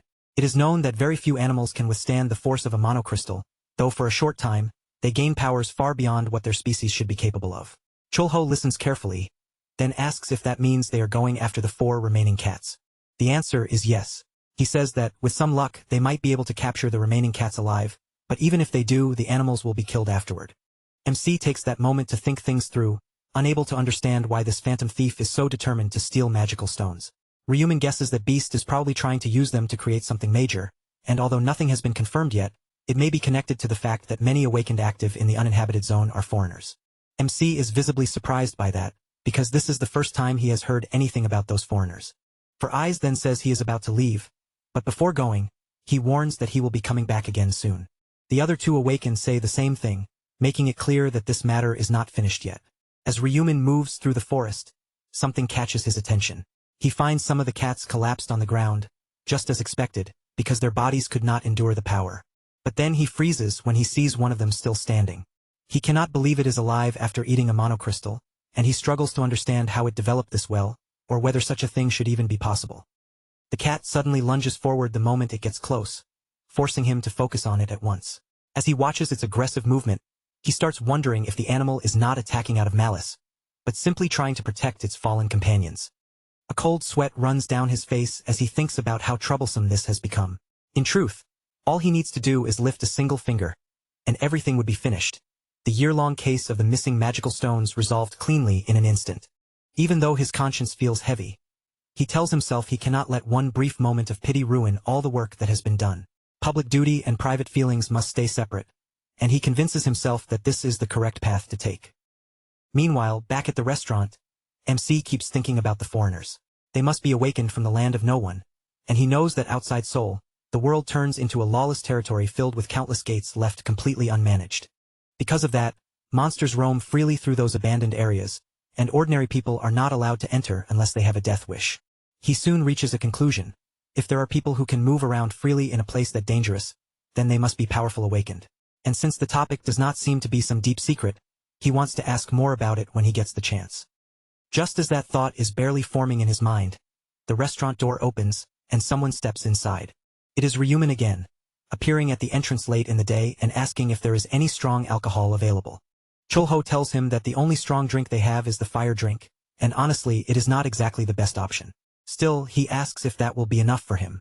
For Eyes says that it is fine, while MC thinks to himself that drinking something made with 60% sorghum on an empty stomach is going to punish him badly the next day.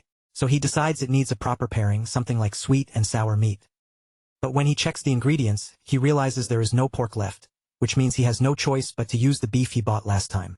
Once everything is prepared, he begins cutting the meat into thin slices with practiced hands, then quickly moves the pieces over to the oil to fry them. At the same time, while working in the kitchen, he asks the awakened whether he happens to dip his sweet and sour meat into sauce when he eats it. The question seems to confuse him a little. He says he had actually been thinking about what side dish to order, but something sweet and sour sounded good, and instead of sauce he asks for salt. MC is visibly surprised by that answer, because this guy clearly knows how to enjoy the dish properly. After all, salt is one of the best ways to bring out the clean, pure taste of the meat itself. When the food is ready, he brings out the tray and sets it down. Ryumin wastes no time at all, immediately picking up a piece of meat and placing it straight into his mouth. He follows it with a drink, and with every bite and sip, his mood seems to get better and better, because the combination is genuinely delicious. Taking advantage of the moment, he calls out to Chul-ho and says that sometimes, right before doing something, his head tells him one thing while his heart tells him another. Then he asks which side Chul-ho would choose. MC thinks that every choice has its own worth, especially on the battlefield. There are moments when a comrade is dying in the middle of enemy lines, and the heart screams to save him, while the mind says to keep advancing and rescue even more people. And no matter which decision is made in the end, there is always a price that has to be paid. After turning it over in his head, he quietly says that in moments like that, the choice itself often does not matter as much as people think, because regret will follow either way. But at the same time, whatever path a person chooses, they also end up gaining something from it, even if that gain is not obvious at first. Ryumin grows curious and asks if that something might be money. Chul-ho answers without hesitation that money is often not as valuable as it feels in the moment, especially when a person looks back later. Hearing that, Ryumin falls into thought. He takes another slow sip of his drink, and after a brief silence, admits that the words have made him feel a little more at ease. MC is glad to hear that, but just then, Ryumin's assistant arrives at the restaurant. She says she figured he would be here, because outside the building, several eagles are sitting silently as if waiting for him. Ryumin immediately looks worried and asks why she is out this late at night. On top of that, he questions what she is doing inside the restaurant in the first place. She replies that her house is very close by, then asks if she can have a little of the sweet and sour meat. But he refuses right away, saying he is hungry and not planning to share. After he finishes every last bit of the food, he leaves the restaurant with the girl, while she complains beside him about how drunk he has become. Then he suddenly freezes when he notices a cat nearby, staring in disbelief as he asks how an animal can possibly be that large. Ryumin takes a closer look and casually says that cats are common in the city of Goyang. Then he says goodbye, noticing that the cat has several rats with it and is probably just hungry. With that, the two of them walk away, while the animal remains behind, watching him in silence and remembering only the 3 graves of the other cats that lost their lives. The next day at the restaurant, Kyul is brushing her teeth while her brother stays beside her, repeatedly warning her not to swallow the foam. At that moment, Chul-ho appears and seems surprised, because for the first time in a long while, he did not have a nightmare. Then, glancing at the newspaper lying on the table, he notices that Four Eyes has recovered all of the stolen mana crystals. He realizes that Four Eyes must have bought 4 Grade 4 magic stones with his own money to make up for the missing ones. Since that is an enormous expense even for a guardian, Chul-ho concludes that he really is a good person, and that one day he will become a great guardian. However, his expression soon changes when his eyes fall on another article in the newspaper, this one talking about an unknown mist connected to foreigners. 30 years have passed since people first began awakening their abilities, and over those years, 3 generations have come and gone while countless awakened rose to power and disappeared. Throughout all that time, ideological conflict never truly stopped. One side believed awakened should protect civilians and build cities, while the other side argued the opposite, and the 2 factions continued clashing again and again. After the great monster invasion 10 years ago, the division finally became complete, and the 2 sides separated, each choosing to walk its own path. The president looks down at the foreigners' report and lets out a deep, weary sigh, fully aware that they are now crossing a river they may never be able to return from. Elsewhere, Hoon is working on his battle mecha, carefully tinkering with the machine because the injection speed still feels too slow and clearly needs adjustment. He climbs out of the robot and says the movement has improved by 50%, though he is not sure whether adding more artificial muscles would be excessive. His assistant tells him they will need new materials capable of withstanding the power of the monocrystal, and Hoon says he understands. Then he looks to the side and notices Ryumin standing in the room, so he asks what happened. Ryumin replies that he was just passing by while on his way to report about the fugitive beast. Hoon uses the chance to ask if Ryumin has heard that the Undertaker is returning. He explains that this is not some shadowy rumor or public information, but an unofficial Grade 1 awakened matter. If Jaeger's existence became public, it would cause chaos, so he was sent in secretly. Ryumin grows thoughtful at that. First they sent Gabby and now the Undertaker as well. To him, that can only mean something major is about to happen. Meanwhile, Gabby is running from something in a panic, and the awakened chasing her send out bats that swoop in and bite into her leg. She thinks the situation is awful, but even with the pain slowing her down, she manages to fight back and break away before escaping once again. At the same time, Khan studies the city map and thinks about the northwest portal, which he has never investigated before. Since he is riding around on the motorcycle MC gave him, powered by mana crystals, he decides he should make the most of his free time and head to that location. As he approaches the toll area, he is stopped and informed that there will be an inspection. Khan takes the opportunity to ask why there have been so many inspections lately.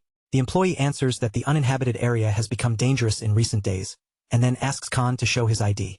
After checking Khan's papers, the employee looks up at him with a doubtful expression and asks if he truly wants to go back into that place again. Khan answers without hesitation that he does, explaining that he is thinking of traveling. As he says this, Khan remembers Chulho's words in his head, reminding him to treat ordinary people with respect, even when he does not particularly feel like doing it. The employee then runs a device over him to make sure he is not carrying anything dangerous. After that, he has Khan sign a liability waiver, making it clear that the area ahead is extremely dangerous.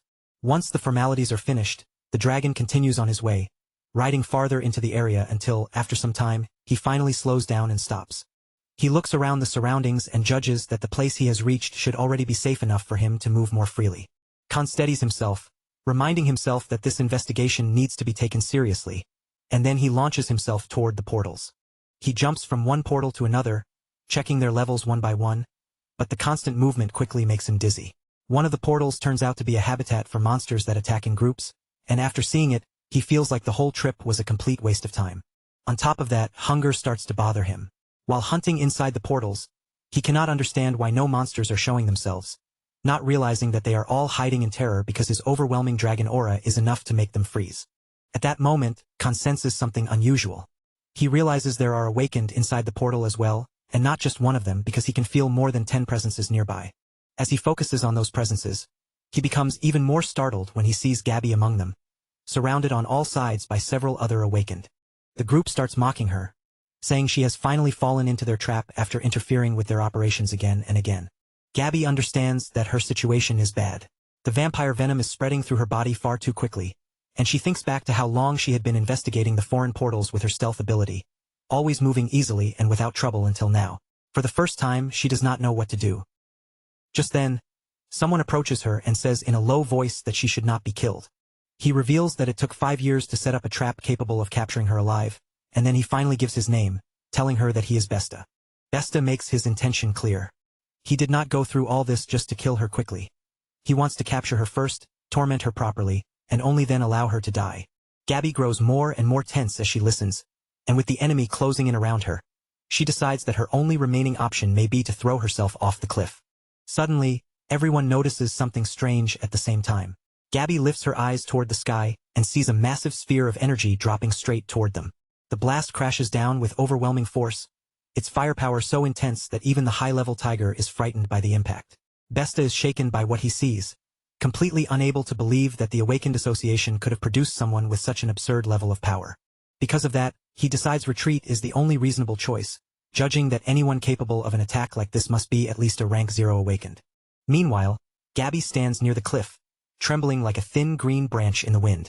She does not understand why her body is reacting this way, because she is not afraid of the flames themselves, but of something far deeper and more instinctive than ordinary fear. Then her strength gives out and she faints on the spot. Before she can collapse completely, Khan appears and catches her in his arms. Khan realizes that she must have fainted because of the poison spreading through her body. Then, seeing the destruction left behind by his own attack, he hesitates and wonders what he is supposed to do next. The dragon quickly carries Gabby to a safer place, but as he moves, he keeps struggling over how to help her. From what he knows, when someone is bitten by a vampire bat, the wound needs to be cooled so the venom can leave the body faster, and if he had healing abilities, treatment would be simple. Unfortunately, he has no such power. Then he considers whether he should remove the clothing covering the wounds and wash the injured area properly to prevent infection from getting worse. But the thought makes him extremely embarrassed. He feels like he should not touch her, yet at the same time, he knows that if he does nothing, her condition may only deteriorate. Because of that, Khan carefully starts removing the part of her clothing covering the wound. But just then, Gabby wakes up in confusion, and he panics so badly that he jumps backward, desperately trying to explain himself. Gabby asks what they are doing in a place like this, and Khan hurriedly explains that he found it by coincidence while traveling, adding that it is a cave outside the city. Only then does Gabby notice that the pain in her body has begun to fade, and she wonders if Khan had been trying to give her first aid. Because of that, she thanks him. Khan becomes painfully embarrassed by her gratitude, barely able to keep himself composed as he tells her not to worry about it. Then something suddenly catches Gabi's attention, and Khan notices it too. He turns around and asks if she can possibly stand up. The shadow cat answers that getting up will be difficult in her current condition, but Khan tells her not to worry, saying he will handle the situation on his own. She quickly cuts him off, warning that it is too dangerous because he is not even an awakened. Khan still tells her not to worry, but then a robot appears, saying it has medicine, and even asks if he is the restaurant owner's nephew. Khan answers that he was only traveling, but Ryumin finds that strange. He says he came because he saw Khan's name on the gate pass, and he could not believe someone would seriously travel through the uninhabited zone as an ordinary traveler. Gabi is surprised to see Ryumin there as well, and she asks if he came looking for her. Ryumin replies that he did, because she is the association's treasure. Then he turns his attention to Khan and asks if he is all right, while Khan, still awkward from everything that happened, says that he is fine. For Eyes thanks Khan for taking care of Gabi and promises that the association will send a reward to the restaurant. But he also tells him to return immediately, because he believes this place may be one of the foreigners' bases. The dragon stands there in silence for a moment, unsure how he should respond or what he should do next. In the end, Khan decides to return to the restaurant, and the moment he arrives, MC immediately notices his ruined clothes and asks if something happened to him. Kyul happily celebrates when she sees that Khan is safe, and in the middle of her excitement, she shifts back into her human form. Khan looks at the scene and asks if playing with her like this is not exhausting. MC answers that it is mentally draining, but says it is worth it because if he makes her spend enough energy during the day, she will simply fall asleep at night. Meanwhile, at the Korean Awakeners Association, an employee reports that Khan's identity verification showed no abnormalities. According to the results, he is truly a civilian who has never awakened any ability, with no detectable mana inside his body. The employee also emphasizes that Khan did not just pass through the uninhabited Northwest, but has records of traveling through several different uninhabited regions. For Eyes admits that Khan is an incredibly brave boy. Then the employee hands over the mana scan results, and after reviewing both MC's and Khan's records, he asks if they are really civilians with no detectable mana at all. Gabi grows increasingly intrigued by this. She wonders who the awakened was that created that overwhelmingly powerful fireball, because if it did not come from the association, then it may have been part of an internal conflict among the foreigners. But there is one thing Gabi knows for certain.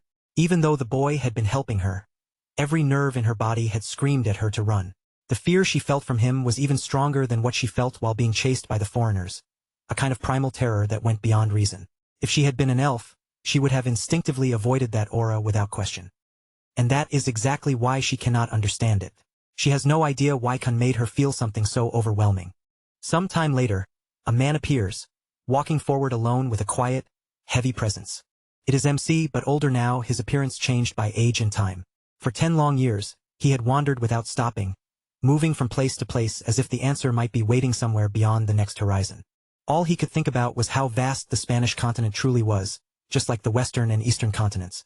Yet no matter where he went, neither the Eastern sages nor the Western scholars could give him the answer he needed, until eventually his strength gave out and he collapsed onto the ground. Even though he still did not know who had summoned him into that world, he could only plead for someone to hear him. His work there was already finished, and the only thing he wanted anymore was to be sent back home. The moment those words left him, something unexpected happened. A massive portal suddenly opened before him, its enormous presence making him freeze in shock. He tried to understand what he was looking at, but there was no clear answer. In the end, he slowly reached out and placed his hand against it, and in the next instant, he found himself drifting inside what looked like an endless universe. As he floated there, his body began to change little by little, growing younger right before his eyes, and he could not fully understand what was happening to him. When he saw countless monsters moving around him, the first thought that crossed his mind was whether this place might be the demon realm. On the other side, there seemed to be the spirit realm. Then another brilliant light flared into view, and as he stared at it more carefully, he wondered if it might be a world built by mechanical civilization. He could only think that he had never seen anything like this in his entire life. Drawn in by the strange light, he moved closer and closer until the shape of a city finally appeared before him. Then his vision faded once again, and he jolted awake to the sound of the radio. Only then did he realize he had been trapped in another nightmare. He sits up and notices that Kyul has crawled into bed with him again. At the same time, the radio announces that the guardian known as the Master of the Spear has been promoted to level 1, meaning the association now has 4 level 1 awakened. Chulho listens quietly and thinks about how much weight a level 1 awakened carries simply by existing. Their presence alone is meaningful, and an announcement like this also works as a serious warning to their enemies. Still, He cannot tell whether this sudden promotion has anything to do with the foreigners or the tension surrounding them. Meanwhile, inside a conference room, the Undertaker announces that they have returned after 3 full years of investigation, and that the matter concerns the sales report of the Otherworld. The Spear Hero is surprised as he looks at him, because this is the first time he has ever seen the Undertaker from such a close distance. He already knows that this man possesses an ability known only to the association director, and that he is considered someone so strange and powerful that he feels almost inhuman. After picking up some tea, he walks alongside Hoon and asks why Hoon is not wearing his glasses today. Hoon replies that he chose contact lenses because he wants to look handsome for Yuna. Then he adds that, judging by the situation, some confidential information must have arrived, and things like that are often frightening enough that he would rather not know too much. Sang-hoo agrees with that feeling, saying plainly that all he really wants right now is to drink a beer. The moment Hoon hears the word beer, his mood flips completely, and he becomes so excited that he actually starts running just so they can go drink faster. After running for a while, the two of them end up spotting MC, who is in the middle of buying several pizzas. Both of them are surprised to see it, wondering aloud if even someone who owns a restaurant still eats food from outside. MC explains that he bought them because his daughter wanted pizza. Then Kuel, looking adorable beside him, asks if the two of them would like to eat together. The two men become a little embarrassed by the sudden invitation, but they still ask if it is really all right for them to join in and have beer with the meal. MC says there is no problem at all, then turns back to the delivery man and orders even more pizzas so everyone will have enough to eat. The delivery man tells him it will take a little while, explaining that with fewer delivery workers these days, there is barely any time to rest. He also mentions that he has not had much time to play with his 5-year-old child. MC tells him that next time, he should bring Yoonju along to play with Kuel, and in return he will pay for a meal. The delivery man agrees, thinking it sounds like a good idea since the two children are close in age, and it would be nice if they could become friends. After that, the delivery man heads off again, saying he needs to go pick up the additional pizzas. Chulho says he will get everything ready, and he makes sure to grab some pizza with cheese crust, because that kind is rich, juicy, and hard to resist. Kuel wastes no time at all and immediately starts eating, while the two S-rank awakened watch her with softened expressions, unable to ignore how cute she looks. MC soon comes back carrying the drinks and asks them if they are truly able to drink right now. They answer that they can, explaining that they are wearing a ring capable of removing alcohol from the body. MC thinks that he could also use mana control to remove alcohol from his own system, but he has no intention of doing that because the whole reason he drinks is to feel drunk. Hoon then says he will teach them how to make a proper drink. He begins by stacking 2 soju glasses and pouring carefully until the liquid reaches the rim. After that, he transfers the soju into a beer glass and stirs everything together using 2 sticks. With that, the somuk is finished, ready to drink with the pizza spread out in front of them. The Spear Hero asks if there is not too little beer in the mix, but Hoon says this is all to celebrate the Spear Master becoming a level 1 awakened. MC also congratulates him on the achievement, and the group continues drinking and eating pizza together. After some time passes, Hoon's watch starts ringing. The two of them activate the ring's ability to flush the alcohol from their bodies, then say goodbye to Chulho and Kuel. However, just before leaving, Hoon suddenly runs back and says that when the Spear Master reached level 1, he asked to play something in the restaurant. Then Hoon shows Chulho a flyer sold by the association and quietly asks him not to tell anyone. Chulho takes the flyer into his hand, and Kuel immediately starts calling the person on it a magician. Only then does he realize that the magician is Han Du-kyung. Kuel looks up at him and asks if that man is maybe one of his friends. Chulho does not know how to answer right away, because Han Du-kyung had been his friend for a very long time, going all the way back to elementary school. Meanwhile, in Gangbuk, Seoul, Han Du-kyung stands before an audience and says that the harder the world becomes, the more people should smile. Holding his top hat in one hand, he sends dozens of cards flying beautifully through the crowd, then smiles brightly and wishes everyone lighting up the night a good evening. MC tells Kuel again that Han Du-kyung was a friend from school, while silently thinking that time has truly changed both his appearance and his atmosphere. As far as Chulho knows, Du-kyung had always dreamed of becoming a magician, and now he seems to have become the greatest one of all. Even so, something about it continues to bother him, lingering in the back of his mind. After all, if he had truly spent 30 years living in another world, then in that time his old friends, family, and countless relationships had all continued existing without him.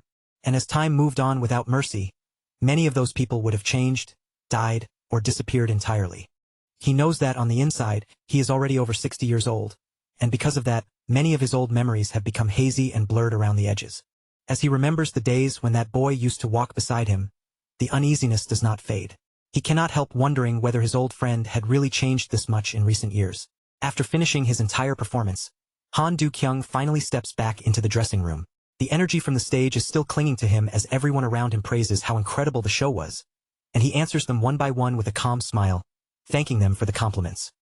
But just as the mood begins to settle, something outside suddenly pulls his attention away. Near Mia Station, high up in the sky, a strange portal tears open without warning, hanging there like an ominous crack in the air.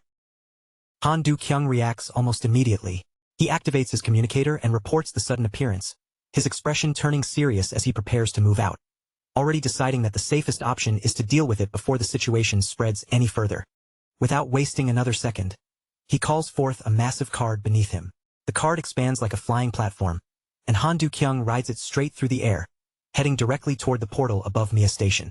The moment he passes through the entrance, the space around him changes completely. Instead of an ordinary dungeon, he finds himself staring at a bizarre world packed with gears, metal parts, and mechanical structures turning all around him. He quickly realizes that this is not a normal phenomenon at all. Still, even if the place feels abnormal, Han Du-kyung knows his job has not changed. Whatever this dungeon is, it needs to be cleaned up. So he summons his deck with practiced ease.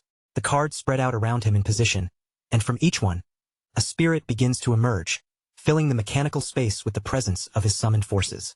Then Han Du-kyung simply raises his hand and snaps his fingers. In that instant, the spirits move, and the machines surrounding him begin to break apart one after another, collapsing under the force of his attack. Before long, more people appear nearby, desperately calling for help. Han Du-kyung warns them that while the monsters here seem to be low-level, no one can afford to relax, because a dungeon like this almost always has a much stronger boss waiting somewhere deeper inside. As if responding to his words, a massive gear golem suddenly reveals itself. Its huge mechanical body towers over them, and Han Du-kyung immediately tells everyone to stay alert, because this is a completely new kind of monster. After the battle is finally over, Han Du-kyung brings pieces of the defeated boss to the Awakening Association's workshop. There, he explains that the dungeon had been a ruin-like space filled with mechanical monsters. Hoon leans in and studies the parts carefully, his eyes following the small details of the structure. After examining them, he notes that the design itself is surprisingly simple, almost like springs connected together inside a clock mechanism. But the more Hoon looks, the more confused he becomes.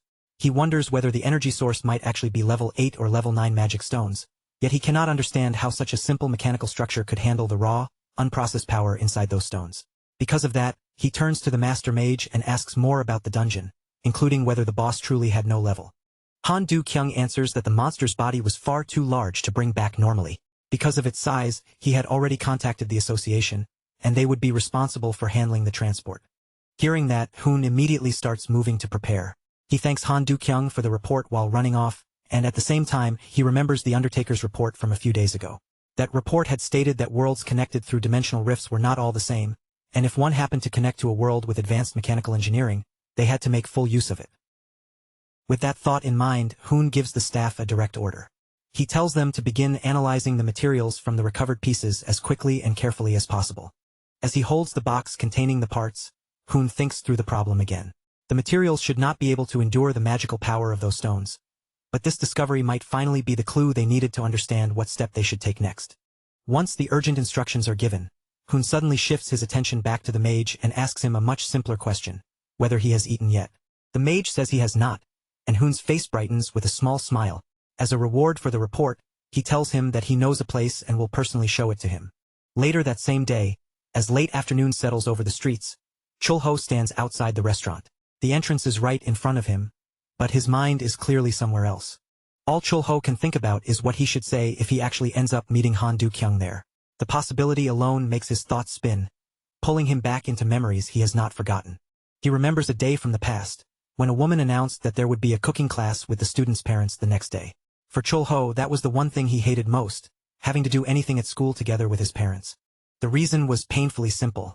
After his father's business failed, the situation at home had fallen apart little by little, and Chul-ho knew better than anyone that his family was struggling. Because of that, he did not want to tell them about the school assignment and add even more weight to their shoulders.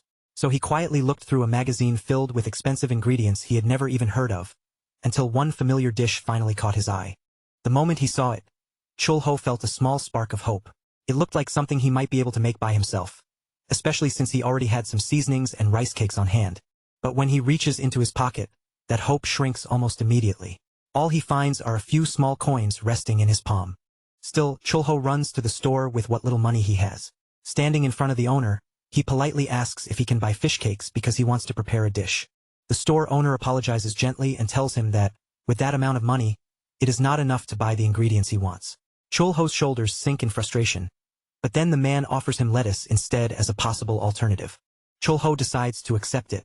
Even though it is not what he came for, he takes the lettuce and leaves the store happily, relieved that he at least has something he can use.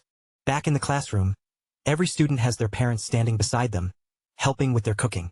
Chulho is the only one alone, but he tries to steady himself, telling himself that he can still make his dish by himself.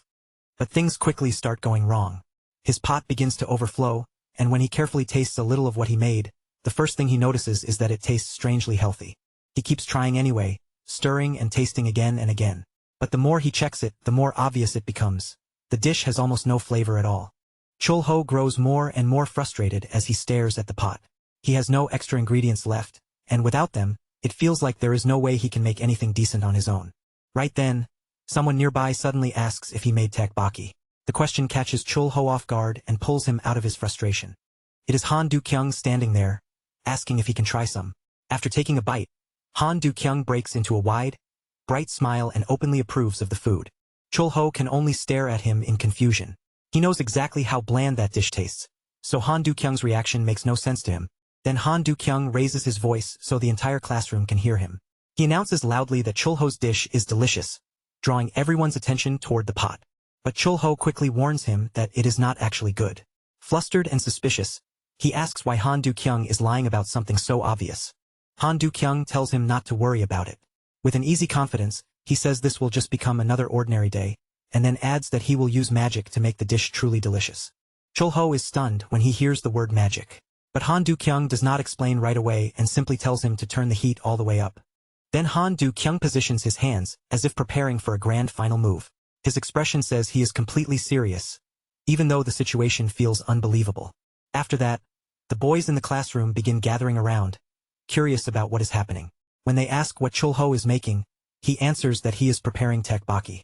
One boy looks at the pot suspiciously, pointing out that he does not see any fish cake in the recipe. But Han Du-kyung insists that the dish is excellent and tells him to try it anyway. The boy finally takes a bite, and to his surprise, he agrees that it really is delicious.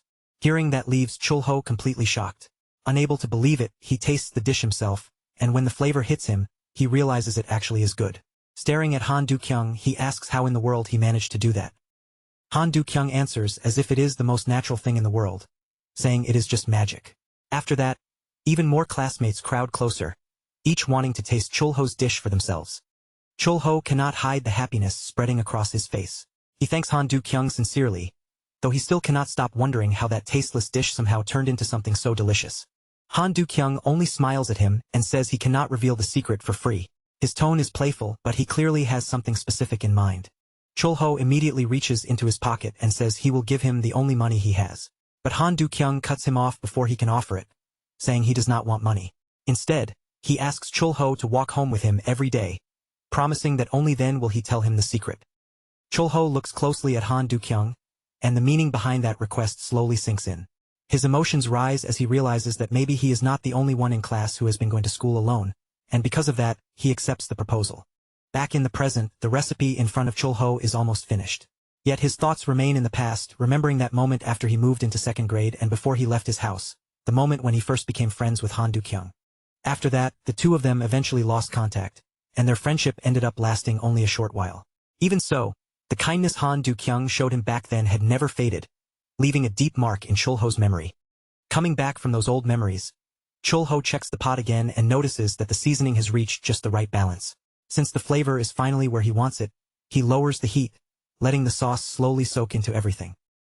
Then he turns his attention to the meat he has prepared and sees that there is still plenty of pork left. Looking it over, he thinks it might be a good idea to fry some of it with chili and make it into something people can dip into. Right then, Kyul comes over and curiously asks what the side dish of the day is going to be. Chulho tells her that, unfortunately, it will still take a little more time, so she should go play for now. Kyul immediately brightens up because playing is exactly what she likes to do. Her brother arrives just then, scoops her up into his arms, and cannot resist giving her a kiss before heading off, proudly teasing that since he is her older brother, he has every right to spoil her as much as he wants. But his smug little moment does not last at all. The baby dragon quickly runs over to Chulho too and gives him a kiss as well, instantly making the fire-haired one jealous, and she chases after Kyul because she wants another kiss for herself. At that moment, the restaurant door opens, and someone steps inside while greeting both of them in a friendly voice. It is Hoon, and beside him is the magician.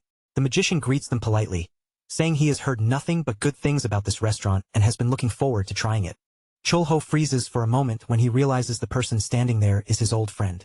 But before he can gather his thoughts or say anything, Hoon casually asks what is on the menu today. Chulho quickly answers that, for the moment, he has made tteokbokki. Still, he adds that he can prepare something else if they would prefer a different dish. The magician says that tteokbokki will be fine for him, and the four-eyed one seems to agree with the same choice. Chulho accepts the order and heads back to the kitchen area to continue preparing the food. At the same time, he feels a small wave of relief, because it seems the magician has not recognized him. Of course, thinking about it calmly, that is not all that strange. No one would easily recognize a childhood friend after 50 long years. Still, Chulho thinks about how the boy he once envied had become a magician, had chased the dream he spoke about, and had even fulfilled everything he once wished for. He wants to congratulate him, introduce himself, and ask if he remembers the past, but he knows those words are not something he can say so casually. A little later, the dishes are finally finished and set out before them. There is Chulho's special recipe tteokbokki, along with fried potatoes served with pork chili on the side. Hoon immediately takes a bite, and the flavor hits him so strongly that he questions how a dish can possibly taste this good. Without hesitation, he urges his friend to hurry up and try it too. The magician admits that he feels a little nervous before tasting it. But once he brings a portion to his mouth, his eyes begin to shine, as if the flavor has awakened something familiar inside him. He then comments that he probably knows what kind of sauce this is. To him, it is the kind of dish that becomes even better when all sorts of ingredients come together and deepen the flavor. Hoon turns back toward Chulho and asks if he has eaten yet. Chulho answers honestly that he has not had anything to eat. Just then, Kyul comes closer and calls the old man Grandpa.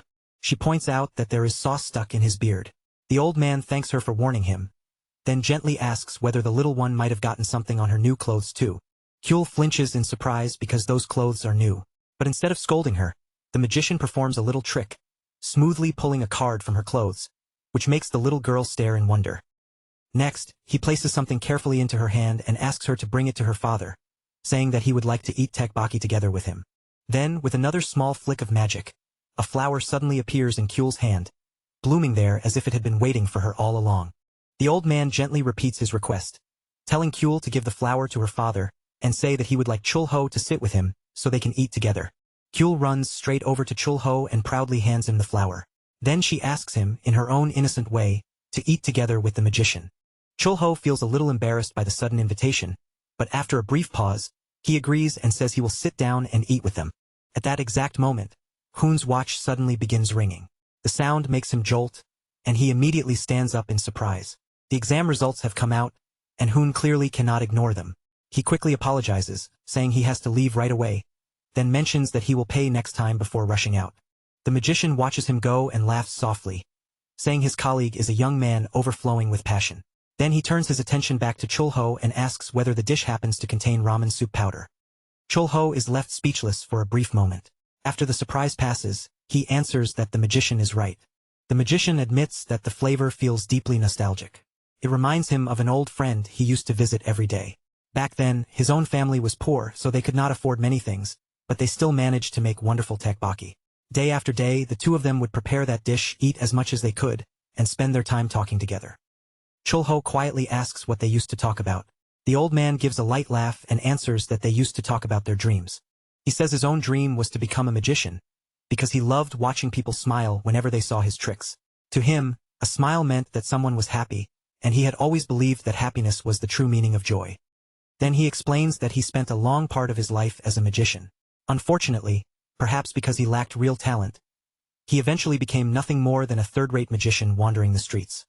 And yet, even though those days were painful, they were also happy. He always felt as if he were just one step away from reaching his dream. Then the era changed, and somehow he gained the actual power of a magician, and before he knew it, the world began calling him a guardian. So whenever he found himself fighting, or whenever he felt like giving up, he would remember those old days. He would remember the days when he and his friend shared their dreams, the white clouds stretching ahead of them, and the small basement window. Those simple moments stayed warm in his heart, and they were happy together until night finally fell. Chulho stays quiet for a moment, letting those words settle between them. Then he asks how things are for him now. The old man answers that nothing has really changed. With a gentle smile, he says he still protects everyone and will make sure people can keep smiling happily, because aside from being a guardian, he is still a magician, and he still carries the dreams he had as a boy. For a moment, Chulho cannot find the words to respond. But soon, a smile rises on his face, and he thinks that everything the old man said is truly incredible. However, the magician then gets up from his seat, saying that it is time for him to leave. Before going, he tells Chulho that the meal was wonderful. Only then does he introduce himself properly, and after doing so, he asks for Chulho's name as well. Chulho reaches out and shakes his hand, giving him his name in return. With that brief farewell, the magician turns and leaves the restaurant. But as he walks away, something begins to feel strange. The name Chulho sounds familiar to him, and only then does he realize it is the exact same name as his childhood friend. He looks back and studies Chulho's appearance again, but then concludes it cannot be right, because if it were truly him, they would be the same age. Meanwhile, Chulho watches him from behind as he leaves. In his heart, he quietly hopes that his old friend will come back to the restaurant often. At that moment, in the workshop, the mechanic reports to Hoon that the mecha withstood magic power up to level 522, which puts it at roughly the level of a grade 6 magic crystal. He also explains that the material is similar to an ogre's, and if even the corpse composition of a small monster can endure power up to grade 6, then the entire situation changes. Hoon concludes that the boss-level monster about to arrive will probably be even higher than that, and the employee agrees, saying only then will they finally be able to reach the goal they have been aiming for. That leaves the rank 1 awakened man deep in thought. The idea that material from a boss-level monster might be enough to fulfill his ambition is already absurd, but this dungeon came from a world where mechanical engineering had advanced tremendously. The more he thinks about it, the more terrifying it feels, and at the same time, the more anxious he becomes about what might come next. The next day, Chulho sits on the staircase, thinking about the Han River before heading to the other world. In the past, people had called it sewage water, but now it has become a beautiful, clean place, and he feels that visiting it from time to time is not such a bad thing. But then something nearby catches his eye. When he looks closer, he notices a turtle lying upside down, struggling in that helpless position. Chulho carefully picks the animal up in his hand and realizes it is surprisingly huge. Looking at its shape and soft body, he thinks it might even be a soft-shelled turtle. All of a sudden, the turtle kicks off through the water and swims away at an incredible speed. The burst of movement is so fast that even Chulho is caught off guard, staring after it in surprise. Soon after, other fish begin appearing in the water as well. Watching them move, Chulho thinks this must be the perfect season for salmon to show up, and judging by the way they are acting, they have to force their way through the powerful whirlpool. With a current that's strong shaping them, he figures their flavor must be excellent. The turtle also tries to head straight toward the whirlpool. But the moment the spinning current starts pulling it in, the turtle panics, flails away from the suction, and immediately retreats from the danger. Chulho quickly understands what is happening. The turtle is clearly trying to pass through, but it simply cannot overcome the whirlpool's strength. He finds the whole situation interesting, but with his stomach already growling, his mind has made its decision about what he is going to cook today. He knows that salmon originally became famous through Norwegian varieties, which were once considered the best. Compared to those, domestic salmon are usually not as large, and because they tend to be thinner, their flavor is not quite as deep or intense. But in times like these, even being able to import ingredients is already a blessing. As for exporting anything reliably, that is still something no one can be completely certain about.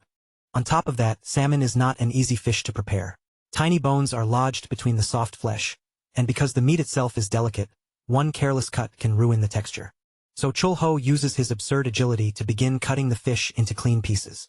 He moves with extreme care because the important part is to cut only along the dorsal spine without damaging the meat around it. After that, he pulls the bones out one by hand, carefully removing them from the flesh. Since washing salmon meat with salt water helps remove the fishy smell and firms up the texture, he handles that step just as precisely. Once all those preparations are finished, Chulho sets aside the head and bones to make soup. With everything ready, he tastes a piece of the salmon and immediately feels that rich, oily flavor fill his mouth. The kind of softness unique to salmon, tender enough to sink gently between the teeth. He knows salmon always pairs beautifully with alcohol or rice. But since he has to prepare breakfast for the children, he decides to focus on rice this time instead. Just then, someone arrives at the restaurant, interrupting the quiet flow of his cooking. It is a little boy standing there, asking politely and almost desperately if he can please be given a meal. Chulho studies him for a moment and guesses from his appearance that this is probably the beggar who usually stays behind the market. And judging by the tired look on the boy's face, he has likely already been turned away by other restaurants. But that is not something Chulho would ever allow in his own place. Without hesitation, he tells the boy it is fine and asks him to come inside, and the boy's face immediately lights up with a huge smile. Chulho prepares salmon sashimi with rice and sets it in front of him. The boy does not waste even a second and immediately starts eating with clear hunger. After eating for a while, the boy asks for water. Once he receives it, he drinks with shocking intensity, as though he has not had a proper drink in a long time. When he finishes, the boy places his hand on the table and says the food was delicious. Then he adds that this is his payment. Chulho tells him that first-time customers get a free meal anyway. Only then does he look more closely and realize that the so-called payment is nothing more than shells and ordinary stones. Finding the situation strange, Chulho decides to use his detector gaze on the boy. What he sees is unusual. The boy's disposition is good, his class is humanization, his class achievement level is low, and his acquired skill is the lowest. But the special observation simply reads, soft-shelled turtle, spiritual creature. Chulho is genuinely surprised to learn that the boy is a spiritual creature. He quickly deduces that this must be the turtle he saw near the whirlpool in the river, and since both its killing power and special abilities are almost zero, he realizes that among humans, this boy would be like the weakest person imaginable. He finds it odd that more and more strange beings keep showing up around him. Still, if he wants to help this turtle cross the whirlpool, he will need to find some special ingredients he has not used in a long time, and he also has a few questions he wants answered. In order to provide organic vegetables, Chulho has disguised the place as a labyrinth gate. Inside the Minotaur's dimension, everyone is busy working the land, and Mino looks extremely proud as he watches the progress being made. At that moment, Saffron approaches while calling out to him. She gives him his orders and sends the others to examine the surrounding area. Mino cannot help thinking that, for a mere monster like himself, speaking directly to someone like her would once have been impossible. But in this world, the reality in front of him is completely different. Suddenly, a walking onion appears in front of him. Mino picks it up in his hand and stares at it, completely baffled as he wonders how an onion is even alive in the first place. Then he hands it over to the demon. Saffron takes it with a bright smile and says she wants to give the onion a special name, something grand like Kindred Kayan. Mino complains that the name is far too long and suggests calling it Tubiak instead. But this time, Saffron is the one who looks displeased, immediately asking where he even came up with a name like that. Mino explains that they have just finished plowing a new field, and he proudly shows her how beautiful the freshly worked land has become. Saffron sees absolutely no connection between that and the name he suggested. Mino, however, simply says that living through agriculture is not so bad, because he has actually started enjoying it quite a lot. Saffron quietly thinks that, in the demon realm, this kind of peaceful feeling would have been completely unimaginable. After all, the demon realm is a place where the weak are constantly killed so others can rise above the strong. It is a world trapped in endless war, and Saffron herself had lived right at the center of that chaos. At last, she understands what Mino is trying to say. With that, she decides they should make fertilizer for the new field they are cultivating. While the two of them are distracted, the little walking onion starts wandering off on its own. But because it is not paying attention, it bumps straight into a crate and collapses stiffly onto the ground. Mino and Saffron freeze in horror the moment they see it fall. Then both of them cry out desperately, screaming the onion's name as if a tragedy has just unfolded in front of them. Right after that, Chulho appears and asks what is going on. Mino, already in tears, tells him that Tubiak is dead, while Chulho can only stare in confusion, having no idea what Tubiak is supposed to be. Saffron explains that Tubiak is the walking onion. She then adds that they had been plowing the field and making fertilizer for the area when all of this happened. But right in the middle of her explanation, another onion suddenly jumps out of Chulho's bag. Only then does he understand the truth. Not long ago, the florist and the knight had visited the bar, gotten extremely drunk, and the florist must have used her power to enchant the vegetables, meaning that was the real cause of this whole commotion. Still, Chulho finds it interesting that the two of them have grown attached to the walking onion.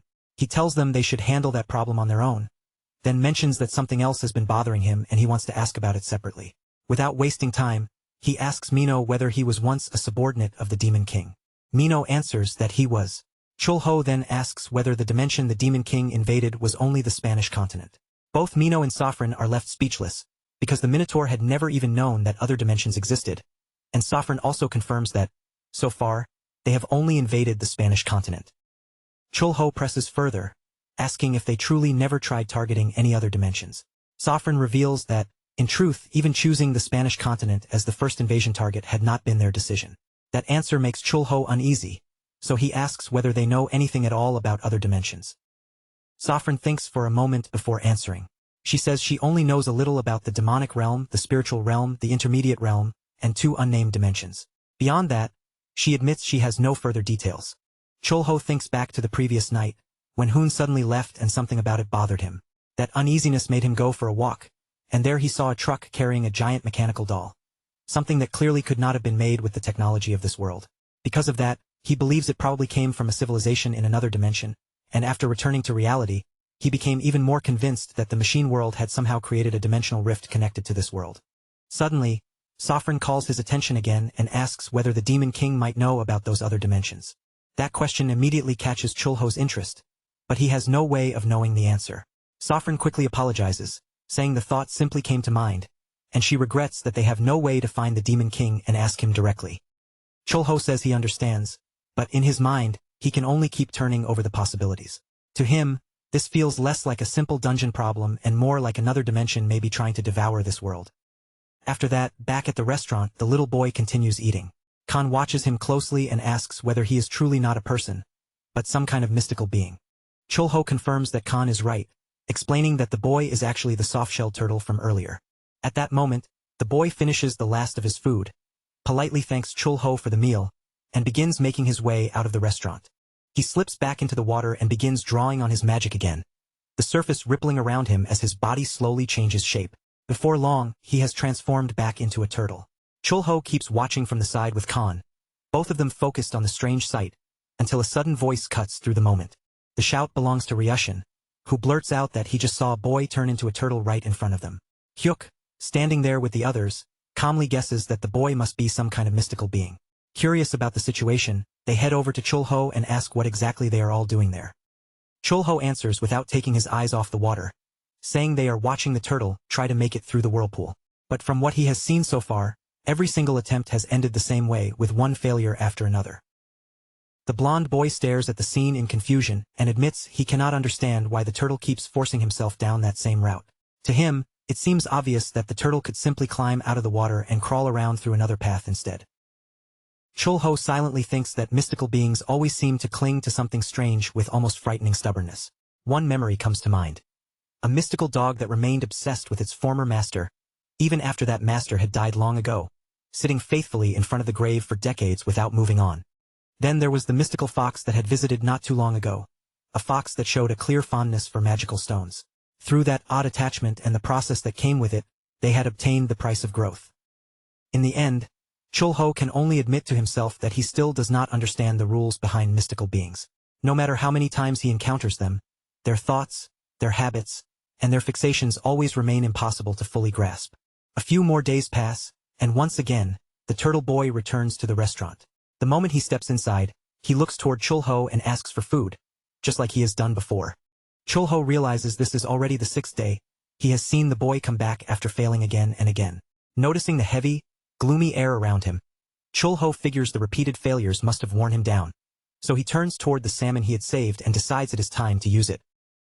He begins preparing the fish with care, because when it comes to salmon, the belly is unquestionably the finest part. It has that smooth, distinct richness, oily in the best way, yet still carrying a slight chewiness and a deep, concentrated flavor that lingers. As he works, Chulho even remembers a time when he thought that if he could spend his life eating only salmon belly, he would never ask for anything else. Back on the battlefield, he had been forced to eat whatever he could find, so he had learned to swallow almost anything without complaint. Once the stew is bubbling properly, Chulho pulls the pot away from the heat. Before long, 2 dishes are placed on the table. Glossy, ripened salmon sashimi and a steaming bowl of spicy salmon stew, both rich enough to make the meal feel like a small feast. On top of that, Chulho says with firm confidence that the boy will definitely succeed today. The boy looks at him with confusion, not really understanding what he means, but he still accepts the meal and thanks him. After finishing his lunch, the boy heads back toward the water. This time, however, he is not alone. A small crowd has gathered to watch, and their voices rise with encouragement as they cheer him on. The turtle enters the water and begins swimming once more. Without hesitation, he turns his body toward the whirlpool, heading straight for the same dangerous current that had stopped him so many times before. Everyone holds their breath and watches closely as the turtle pushes forward. He draws nearer and nearer to the whirlpool with fierce determination, and then, in the very next instant, he bursts out of the water in a powerful leap, finally clearing it. This time, he has succeeded. The blonde boy can only stare in amazement, stunned by what he has just witnessed. But then something else draws Chulho's attention. The turtle's shell begins to glow, and as that light spreads over him, his body starts growing even larger. Chulho quietly reflects on the transformation. The turtle has grown so much that he is now even larger than the nine-tailed fox, the same fox whose number of tails increased after eating magical stones. That makes Chulho wonder if the same pattern applies here as well. Every time the turtle overcomes one of those strange obsessions buried inside him, perhaps his body will continue to grow. Then Chulho notices something more personal. His own martial strength has been stuck at the level of 6 class masters, and as he thinks about the turtle's path, he begins to suspect that his own road forward may be similar. Maybe the breakthrough does not begin with something grand, but with something small and seemingly trivial. After that, at dawn the next day, a man passes through the Wajongbu area. He walks alone through the dim early light until he eventually arrives at the dungeon known as the Arched Moon Temple. As he moves deeper inside, he passes several trapped monsters along the way. Eventually, he stops in front of 3 people and questions them about what is going on. Among them is a girl named Eve, a level 0 awakened one. Her condition makes the situation feel even more urgent, and she immediately tells the others to hurry. The beast begins to speak, but the guards cut in first, explaining that there is a serious problem they need to deal with. From the way they speak, it is clear the matter is important enough to involve the foreign headquarters. They also stress that Eve, as a prophet, has received a new prophecy. This one is connected to the southeastern zone of Yongsan, making the warning impossible to ignore. At that moment, an aura starts leaking from Eve's body. The beast's expression shifts in shock as the power grows stronger and stronger, and the pressure in the air makes it feel as though the world itself has split in half. He realizes that everything around them has become covered in a strange purple mist.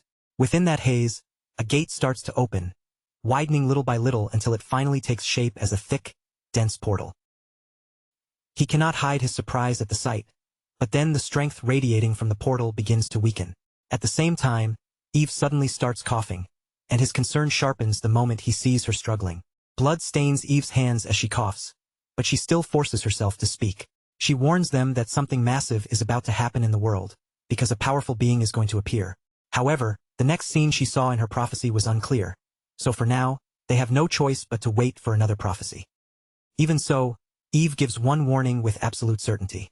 A terrifying being is asleep in the city where the association is located, and that existence is so overwhelmingly powerful that no one dares to look at it, touch it, or even come face to face with it.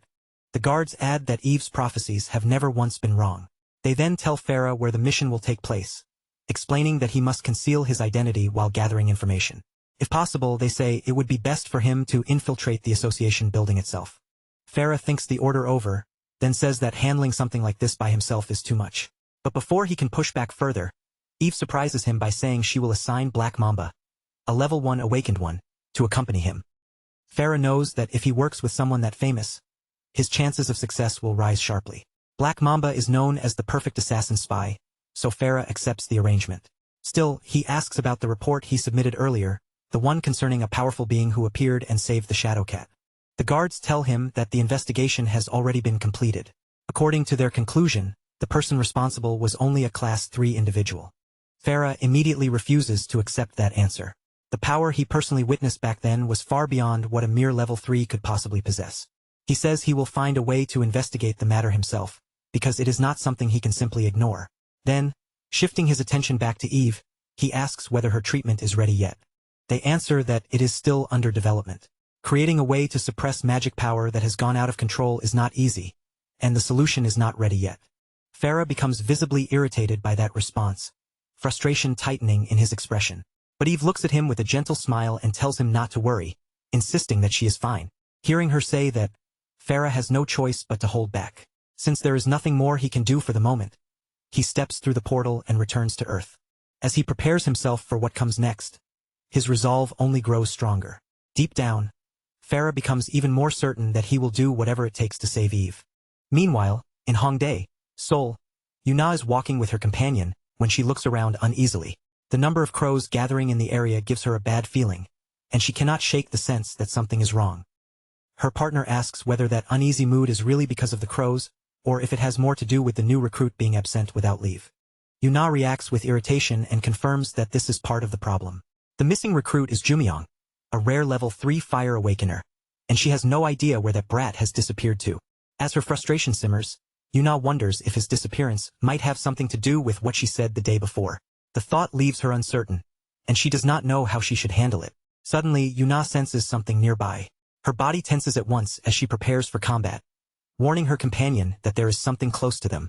At that exact moment, the pharaoh appears behind her without warning. Yuna instantly leaps backward, her eyes widening as she struggles to believe that the pharaoh has suddenly shown up in this place. The pharaoh readies himself for battle and summons a swarm of countless rats. They pour into the area as if answering his command, turning the street into a sudden battlefield. Yuna quickly begins defending herself against the attack. At the same time, she orders the civilians in the area to evacuate before they get caught in the fight. The crowd panics and starts fleeing in every direction, their screams and hurried footsteps throwing the area into chaos. Using that turmoil to his advantage, the pharaoh moves in and lands a solid kick directly on Yuna.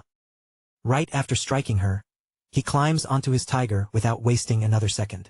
Then, before anyone can stop him, he rides away from the scene. Yuna stares after him, unable to understand why the hell he would show up, strike once, and then simply run away.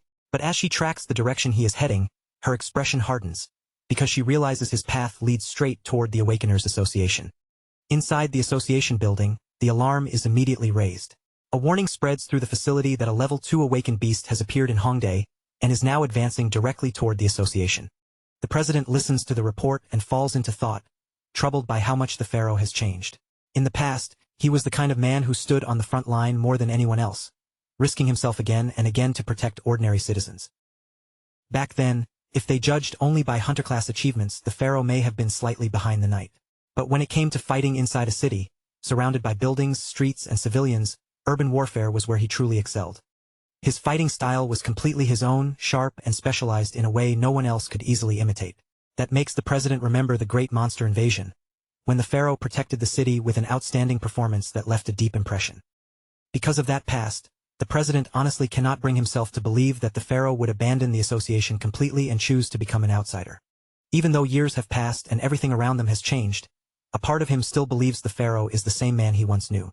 Still, the president quickly reads the situation as a tactical distraction.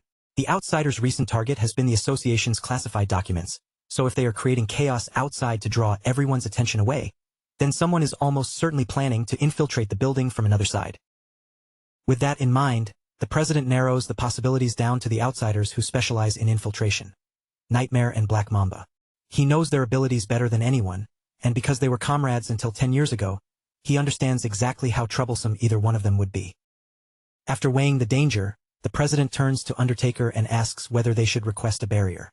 But Undertaker gives no answer at all, standing there in complete silence. Then, without saying much, he steps outside the building and activates his ability. The moment that power spreads, the MC hears it immediately. The sound catches his attention while he is walking through the area, with Kuehl at his side.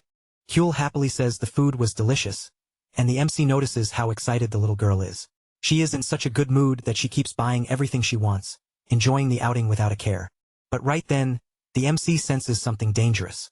In an instant, he scoops Kuehl into his arms and pulls her close, because something has just passed by extremely close to them.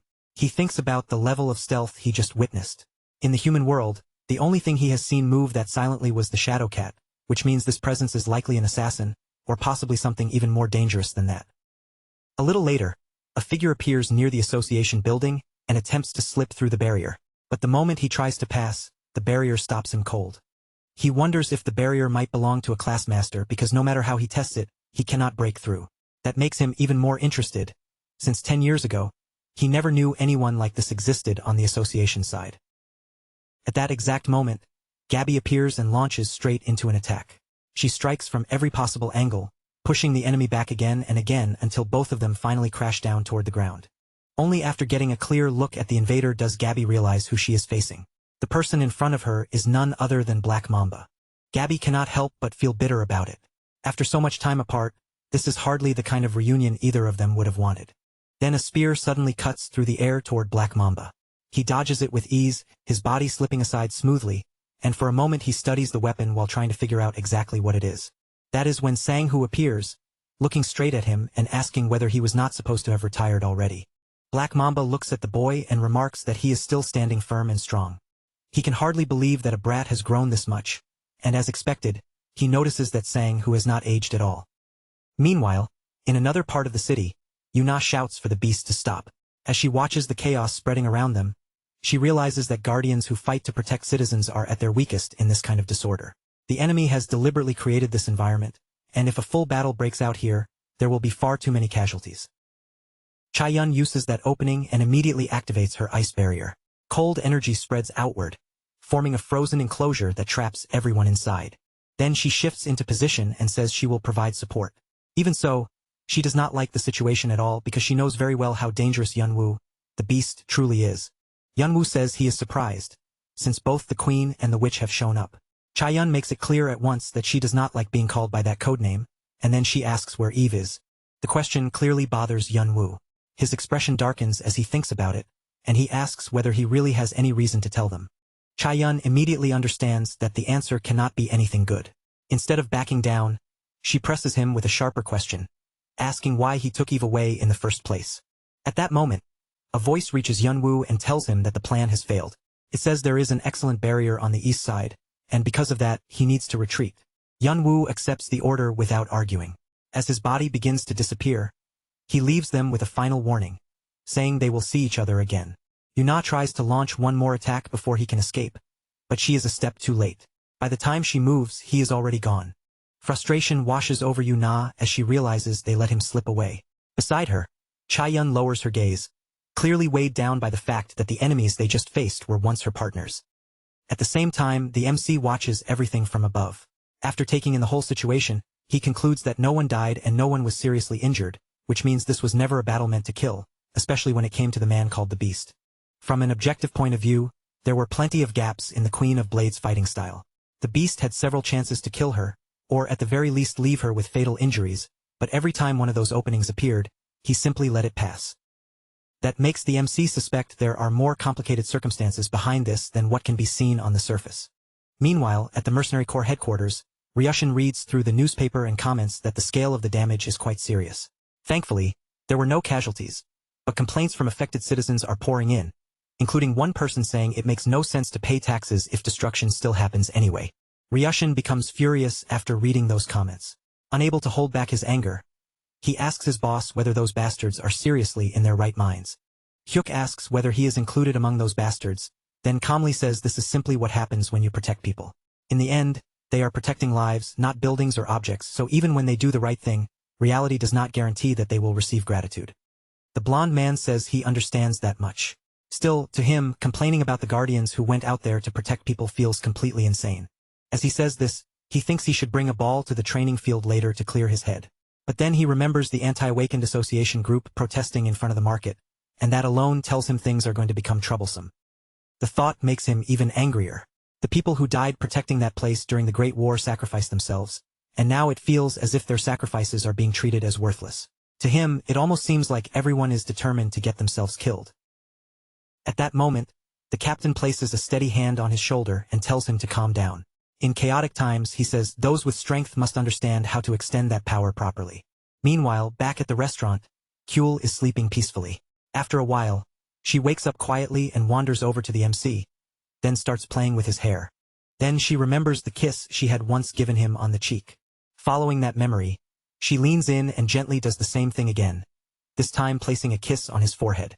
After that, Kyul transforms into her human form and summons her water spirit, bringing the little spirit out beside her. She picks up a piece of footwear and tries to put it on, but almost immediately becomes upset. No matter how she handles it, she cannot seem to wear it properly. Seeing Kyul struggle, the water spirit steps in to help. It uses its ability on the sneakers, and in the next moment, they adjust perfectly to fit her feet. Kyul's face lights up with pure happiness once the shoes fit. Excited by her small victory, she quickly heads outside. The moment she gets out, she finds the giant cat nearby. Without hesitation, she climbs onto its back and asks it to take her for a ride. Kyul and the giant cat make their way into the forest, wandering through the quiet trees until something unusual catches her eye. In front of her, there is a pile of strange-looking grass gathered together, odd enough to make her stop and stare. As she looks closer, Kyul notices a faint shine hidden among the grass. Curious, she uses her ability to check it, and only then does she realize that 3 purple jewels are tucked away there. The moment she sees them, Chulho's words come back to her. He had told her that if she caused trouble for others, then she should repay them properly, and that thought stays in her mind as she looks down at the jewels. Thinking about that lesson, Chul takes one of the purple jewels and offers it to the cat. The giant cat chews it up, and almost immediately, its body begins to grow even larger than before. Chul tries to do the same thing herself, but she cannot manage it. Since eating the jewel does not work for her, she simply gives another one to Hodori and lets him eat it instead. After that, they continue wandering around the area together. As they walk, Chul spots a sign that reads Jumbo Ramen, and the unfamiliar words instantly make her curious. Inside the shop, a man is sitting in front of an enormous bowl of ramen, eating as quickly as he possibly can. He keeps pushing through bite after bite until he finally succeeds, finishing the whole thing in less than 20 minutes. Chul's eyes begin to sparkle the moment she sees it.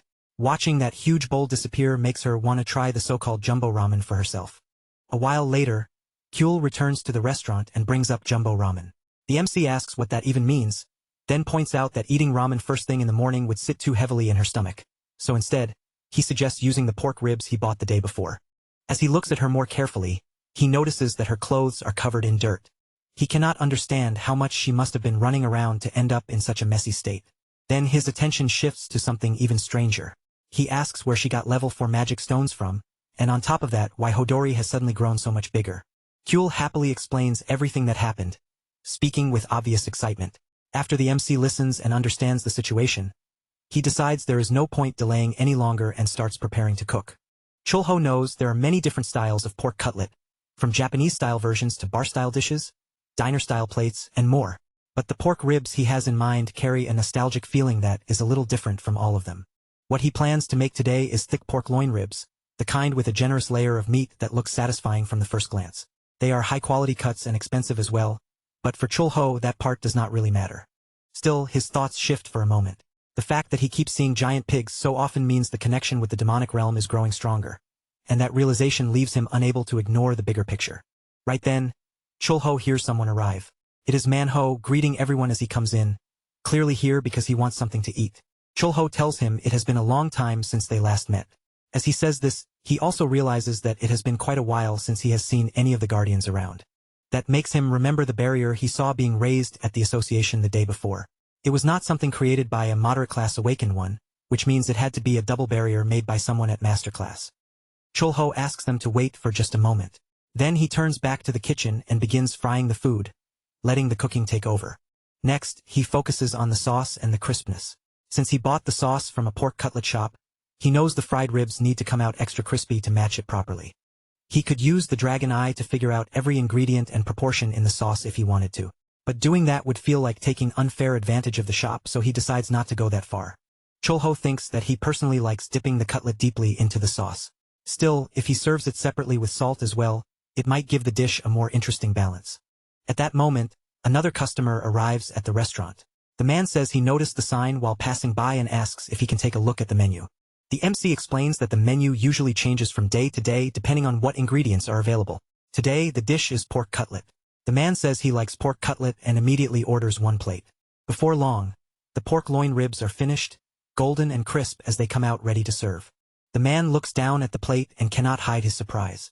The meat is far thicker than he expected, giving the dish an impressive, almost overwhelming appearance. He dips a piece into the sauce and takes a bite. The moment he tastes it, he is stunned by how delicious it is, especially because he never expected meat that thick to be so juicy. After swallowing, he quickly asks how much the dish costs. Chulho answers that it is $10. The man can hardly believe what he just heard, because with this level of quality, he thinks the dish should cost at least $20. The MC tells him not to worry about it. At his restaurant, the price for that plate is simply $10. The man says he understands and that he definitely will not refuse a deal like that. Then he starts eating with incredible speed, soon asking for another plate while explaining that he is actually a big eater and had really wanted to meet the so-called god of food everyone talks about. Manho becomes a little embarrassed when he hears himself being called the god of food just because he eats a lot and never seems to lose his appetite. Even so, he also asks for another plate. The MC quickly understands what kind of situation has formed in front of him. He is now dealing with 2 absolute monsters when it comes to appetite, and because of that, he knows the kitchen is about to become extremely busy. Time passes, and Yung Chong keeps eating at a frightening pace. Manho matches him bite for bite, and the two of them continue devouring plate after plate without slowing down. Watching them, the MC can only think that both of them have already reached their 12th serving. The amount of food disappearing in front of him is almost hard to believe. After forcing down a little more, Manho finally admits defeat, unable to eat another bite. On the other side, Jung Chang celebrates his victory, thrilled that he managed to win. Manho says that according to the market rules, the loser has to pay for the food. Since he lost, he accepts that he will cover the bill. Jung Chang thanks him for the meal and prepares to leave. Before going, he says he hopes they can compete again sometime soon. After seeing the whole thing play out, Chulho remarks that it is surprising to find someone even better than the god of food when it comes to eating. Manho admits that it is true, but then immediately asks if he can have another fried rib. Chulho is taken aback by that request. From what he observed, Jung Chang had eaten up to the limit of an ordinary civilian, but Manho's ability to keep eating clearly goes far beyond that. Manho says that the next time he is challenged, he will definitely be able to win. 1 week later, the challenge takes place again. But despite Manho's confidence, the result is the same, and once more, he has to admit defeat. Jung Chang celebrates, satisfied that he got to eat so well again. He then explains that starting the next day, he will be joining the city expansion construction project in the uninhabited zone, so he probably will not be able to compete again for the next 2 months. Manho tells him to be careful, because an uninhabited zone means gates and monster subjugations, making the job dangerous. Jung Chang says it will be fine, since the number of awakened people assigned there will be doubled. He adds that this will be his final construction job, then reveals that he has actually saved some money because he wants to open a ramen shop. The MC looks at him and says his customer still seems hungry. Since that is the case, he suggests making 1 more bowl of ramen as a special service. At the same time, he thinks he should make ramen for Kyul as well, and for the god of food too. Kyul needs to eat because of her abilities, and with all these hungry people gathered together, Chulho knows he will have to cook a lot. A little later, he returns with several bowls of ramen, setting the steaming dishes down in front of them. Jung Chang is surprised the moment he sees the food. He immediately starts eating, and after the first taste, he shouts out that it is delicious. The MC feels pleased by the reaction, though he keeps his tone casual and says it is only ramen. Jung Chang insists that the flavor is incredible. Then, while eating, he explains that he actually grew up as an orphan and left when he was 15 years old to start working in construction. Because he had no money back then, whenever he got the chance to eat something delicious, he developed the habit of forcing food down his throat as quickly as possible. He never knew when he would be able to eat again, so even when his stomach felt like it was about to burst, he kept eating that way. For Jung Chang, being full meant more than just satisfying hunger. If his stomach was packed enough, he could endure the cold a little longer and keep himself going through the harsh days. He also says that unless something special happened, almost every meal he had was ramen, simply because it was the cheapest thing he could afford. At some point, he grew completely sick of it, but after eating it over and over again, he slowly got used to the taste. Strangely enough, the same food he had once been tired of became something he truly loved, and he asks if that sounds odd.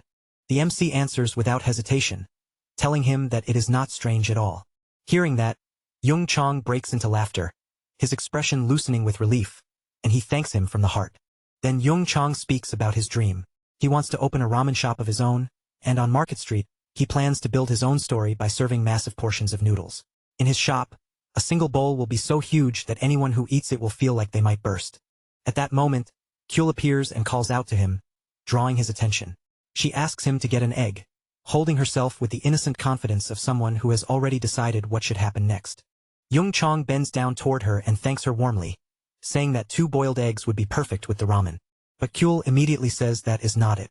She points out that one of the eggs is meant for the god of food, making it clear that she has already split them fairly in her own mind.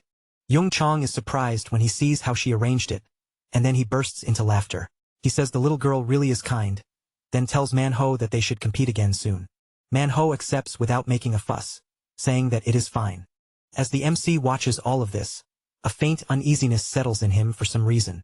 He knows the uninhabited zone is dangerous, but awakened people will be gathered there, and they should be handling the main threats. The association has been pushing city expansion projects like this for a long time. Whenever humanity moves into uninhabited zones, they build walls, structures, and defenses to secure the area. That is how people continue expanding their territory little by little, slowly reclaiming the civilization they lost in the past. Meanwhile, in the Minotaur dimension, he is clearing weeds when a terrifying aura suddenly brushes over the area. The sensation is so intense that he stops immediately, worried about what could have released such power. Saffron approaches as well, cold sweat running down her face. She says that for just a moment, she felt that horrible aura again. In her mind, she realizes that lately she has been sensing the aura of the demonic realm again and again. That can only mean the connection between the two worlds is growing stronger. Even though she felt it only briefly, that short instant was enough for her to recognize it. Within that aura, there was unmistakably the energy of the Demon King. Because of that, Saffron understands the danger clearly. If the Demon King returns, she will not be able to refuse his absolute order, and there is a chance they will be forced to fight once again. Sometime later, Man-ho keeps coming back to the restaurant again and again. By now, 3 weeks have passed since the city expansion project began. Chul-ho notices that Man-ho usually stays for quite a while before finally leaving. Watching him like that, he guesses the man must be feeling lonely because Yung-chong is no longer around. At the same time, Chul-ho realizes the world has become strangely quiet. Even after the attack by the foreigners, peaceful days have somehow continued without any major incident. Now and then, the Anti-Awakener Association holds protests in front of the market, but compared to everything else, it does not seem like a serious problem for the moment. Man-ho admits that he is a little worried about Yung-chong. The MC answers calmly that Yung-chong is probably doing fine.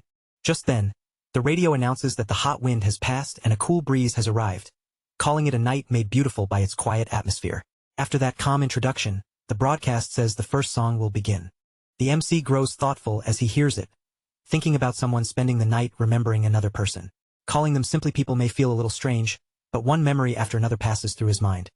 Old comrades and bonds from the Spanish continent, the immortals he saw on the Eastern continent, battlefields from long ago, friendships, camaraderie, legendary dragons, and above all, the person he admired most, Aramir Lantero.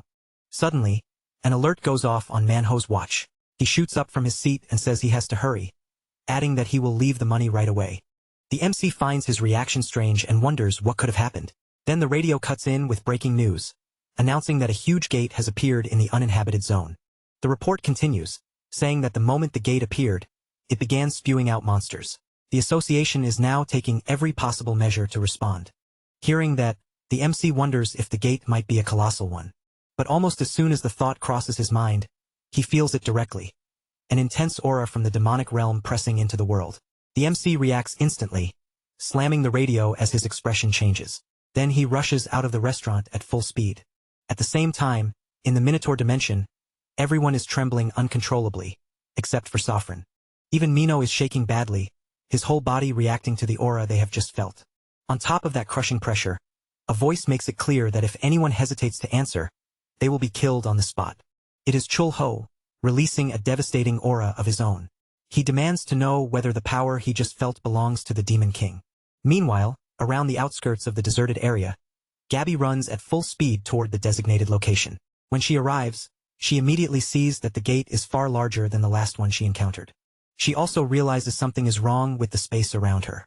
Even when she runs straight ahead, she somehow ends up back at her starting point, and she suspects the purple fog covering the area is the cause. At that moment, a powerful tremor shakes the ground, and the portal gate begins to open. An incredibly dense aura pours out from it, catching Gabi's attention because the light spilling from the gate is purple. Suddenly, someone appears nearby, desperately calling for help. It is Yung-chong, shouting with panic in his voice that there are injured people who need help. Gabby quickly approaches him and tells him to hand over the person he is carrying. But in that very instant, a massive dinosaur appears, and the glutton collapses to the ground in fear. Gabby tells him to stay calm and run toward the direction where the team is waiting. But when she glances to the side, her expression tightens. They are not facing just one monster, they are completely surrounded. After quickly reading the situation, Gabby states that there are 6 Tyrannosaurus Rexes around them. Each one is incredibly fast, brutal, and dangerous. She steadies herself and tries not to panic. Then she moves into battle, hoping that Yung-chong will use the opening to carry the injured civilian away from the danger. But at that moment, a powerful flash of light erupts across the battlefield. Right before Gabby's eyes, every dinosaur is completely annihilated.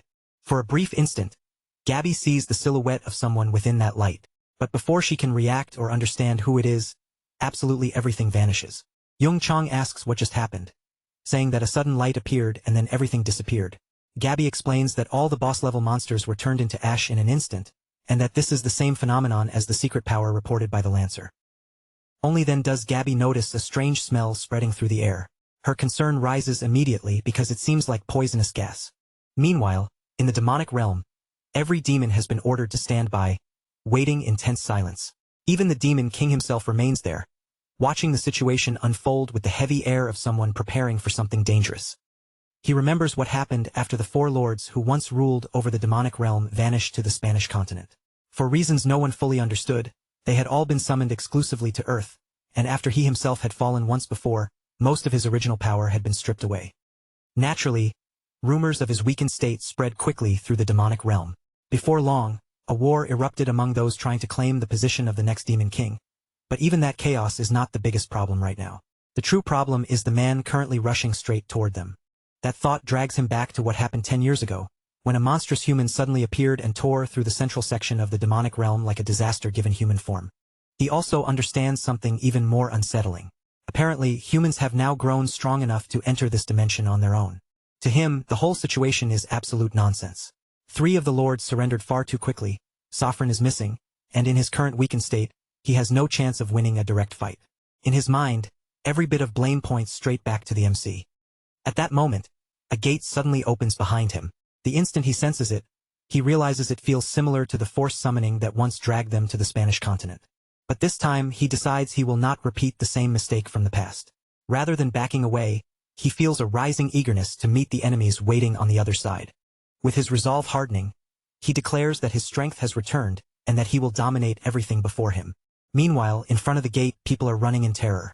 One of them glances to the side and freezes as he sees the powerful Demon King stepping through the portal. The soldier collapses onto the ground, his body trembling so badly he can barely move. Staring up at the being before him, he can only ask what the hell is standing in front of him. Echo introduces himself as the 14th Demon King, his presence pressing down on the area, and then asks what this world is called. The man tries to answer, but fear has locked his throat so tightly that he can barely form the words. Even so, that small response is enough for the Demon King to realize this is not the language of the Spanish continent. A sinister smile spreads across his face as he activates his magical authority of subjugation. But after using that power, he notices something strange. Even when he detects presences in this world, none of them make sense to him, and he starts wondering whether this place has no powerful demons at all. Not long after that, however, he finally locates Sovereign. He had never imagined she would have ended up in this world. Finding that interesting, he decides to teleport straight to where his servant is. Before he can fully settle into that decision, he senses something rapidly approaching. It is the MC, charging forward at incredible speed after suspecting that the Demon King has appeared. Akina screams in pure desperation, demanding to know why the bastard who defeated him in the past is here of all places. The MC's attack cuts through the spot where his target had been, but it misses because the Demon King has already activated teleportation. Almost immediately, the MC starts thinking about where the demon could have fled. At the same time, inside the Minotaur's labyrinth, Mino finally lets out a tired sigh after all the work he has been doing. But that brief relief vanishes when a teleportation spell appears beside them, and the Demon King steps out. The moment they recognize him, Mino and Sovereign kneel down at once, greeting the Demon King they have not seen in such a long time. But Aquinas rushes straight towards Sovereign in a panic, warning her that he has terrible news. Chulho is in this world.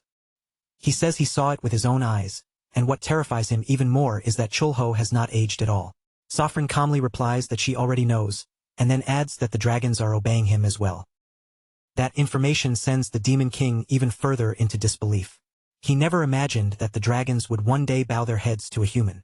Then the two of them ask whether it might be wise for him to submit as well. The Demon King asks if this is some kind of dream. Burning with rage, he declares that he is the 14th Demon King and swears that he would never submit to a mere human. But while he is still shouting those words, a fist slams directly into his mouth. The blow sends him flying backward until he crashes hard into the wall. The MC then orders Sovereign to retrieve the body. Without the slightest hesitation, Sovereign obeys and moves exactly as she is told. After that, Chulho turns his attention back to the Demon King and reminds him of what he said in the past. He had told them to stop the wars in the demon realm, but judging from the situation, it seems the Demon King lost his position instead. The Demon King proudly announces that his name is Akane's Kartroxiv Rohanica, and that he is the 14th Demon King. But before he can finish saying everything he wants to say, another punch crashes into his face. The MC makes the warning perfectly clear. If he recites that long name again, he will be annihilated. Then Chulho orders him to choose a shorter name, either Echo or Rohan. Afterward, at the association, they confirm the aftermath of the enormous portal that appeared in the uninhabited zone. There were 87 injured people, but fortunately not a single death. The mysterious secret power also appeared once again, resolving an unprecedented disaster before the situation could grow even worse. They still cannot identify the source of that power. What they do know is that boss-class monsters of ranks 1 and 2 were killed in a single blow, and the evidence confirms they were not defeated by magic, but by pure physical strength. Gabby reads through the report and begins wondering about the person behind it. Was that power used by an ally, or did it belong to an enemy they still knew nothing about? More than anything, Gabby wants to uncover that person's identity. Meanwhile, at the restaurant, Kuehl is playing with her plush dinosaur. She calls for Echo to come play with her too, because that is now his new name by the MC's order. Echo clearly hates the situation, but then he feels the frightening aura coming from Khan. In that moment, he becomes certain that the two nearby are definitely dragons. On top of that, there is very little he can actually do. Because of the prisoner of the restrictive band, this body cannot use real strength, and even his power has been sealed away. He has been reduced to the form of a child, which drives him mad as he struggles to accept that the MC has truly conquered the entire world around him. Kuehl calls for him again, asking him to play. When Echo sees her expression, he eventually decides to go along with it, even though he can hardly believe that dragons could be as cute as he once imagined. Khan then walks over to the MC and asks whether that boy really is the Demon King. He cannot hide his concern and wonders if keeping him around is not dangerous. Chulho answers that for at least the next 10 years, everything will be fine, so there is no need to worry. Khan still looks somewhat uneasy, so the MC explains that the object on the Demon King's head is the prisoner's restraining band. If Echo has even the slightest thought of killing someone, the band will trigger extreme pain, enough to hurt him so badly that he will not even be able to move. Chulho knows that if the Demon King still had his original power, he would be able to break free from that band. But now that his power has been lost, escape is impossible, because the band is a relic strong enough to restrain even a Class 3 master.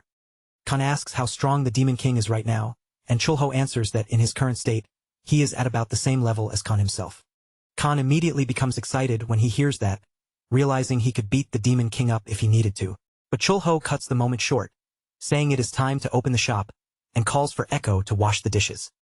Echo explodes with anger inside, furious that he, the Demon King, is being ordered around like a servant.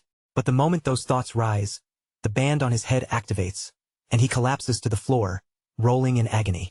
Just then, someone arrives at the shop, stepping into the restaurant as the scene inside is still in chaos. It is Gabby, and the first thing she does is greet Khan.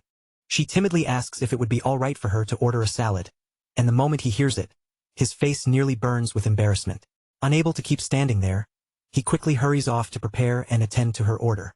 Echo soon understands that Gabby is not bound to anyone, but an independent elf standing there on her own. The more he looks at her, the harder it becomes for him to accept that this place is not the Spanish continent. And as if that were not strange enough, the MC already has dragons and elves gathered under his roof. Chulho stares at him in silence for a brief moment, as if trying to read what is going through his head. Then, without saying much, he takes the freshly prepared salad and carries it over to Gabby. But once he arrives at the counter with the bowl in hand, he notices that Gabby has already begun nodding off. Seeing her eyes closed and her body sinking with exhaustion, he figures she must be far more tired than she let on. The afternoon quietly passes by, and over at the hospital, Jung Chang sits in his room with a newspaper spread open in his hands. His own face and story have made it into the news, all because he helped people during the recent chaos. Just then, Man-ho comes by to visit him. He steps into the room with concern in his eyes and asks Jung Chang if his condition has improved at all. Jung Chang answers that he is doing much better, especially because someone excellent has been taking care of him. Right after he says that, Mi-jin appears nearby and calls out to her father. The glutton freezes in disbelief, unable to process that this young woman is actually his friend's daughter. Mi-jin, just as surprised, explains that she saw him entering the hospital, and then asks whether the two men know each other. Jung Chang suddenly bursts into hearty laughter and says his friend had not been exaggerating at all. Just as Man-ho claimed, his daughter really is beautiful. In fact, the most beautiful person Jung Chang has ever seen in his entire life. Mi-jin's face turns bright with embarrassment, and she quickly says she should leave, since she only came by to greet him.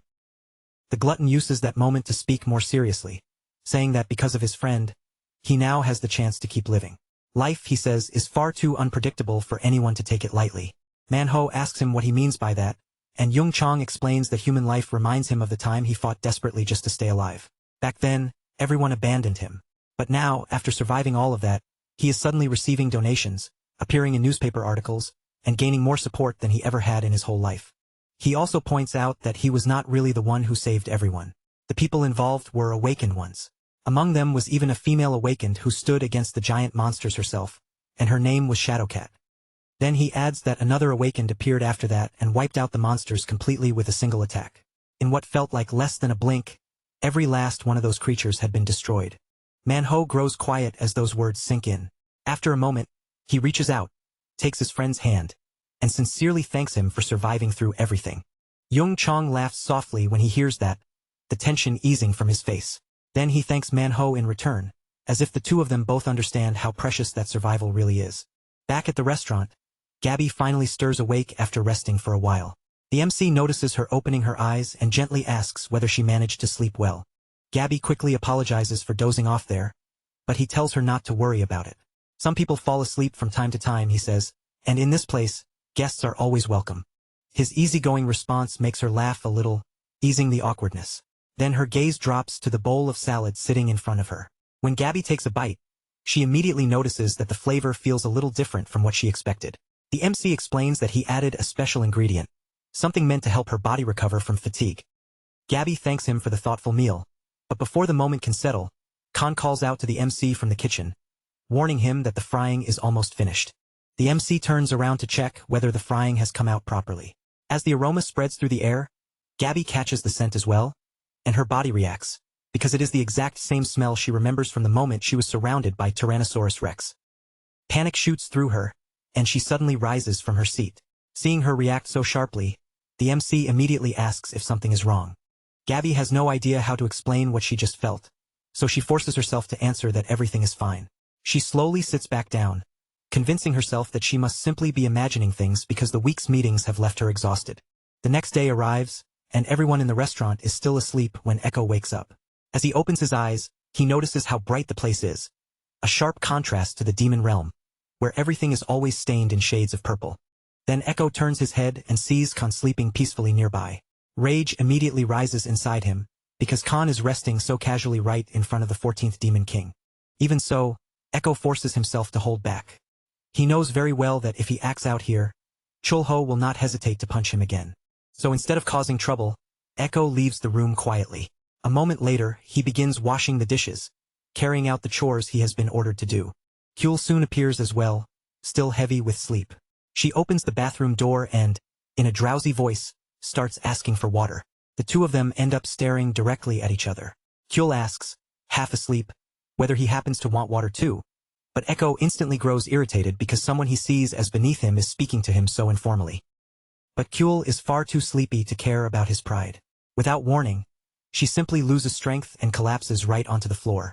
Echo stares down at her in disbelief, unable to accept that she is actually about to sleep in the middle of the house as if it were the most normal thing in the world.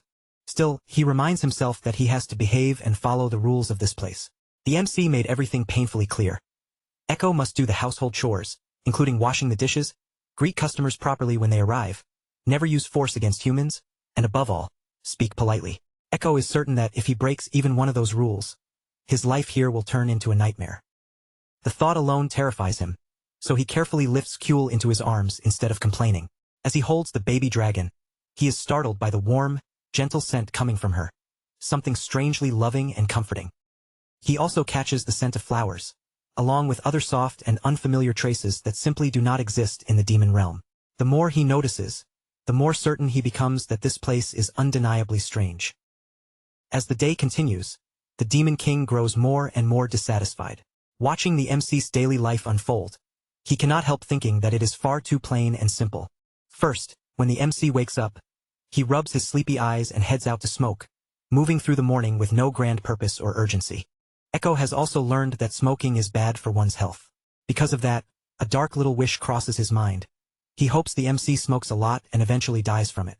The instant that cruel thought forms, a ridiculous pain shoots out from the band wrapped around his head, punishing him so sharply that he can hardly ignore it. After that, Echo continues observing the MC's routine. Once the smoking is over, the MC returns to the diner, cleans the place, and then sits down to read a newspaper.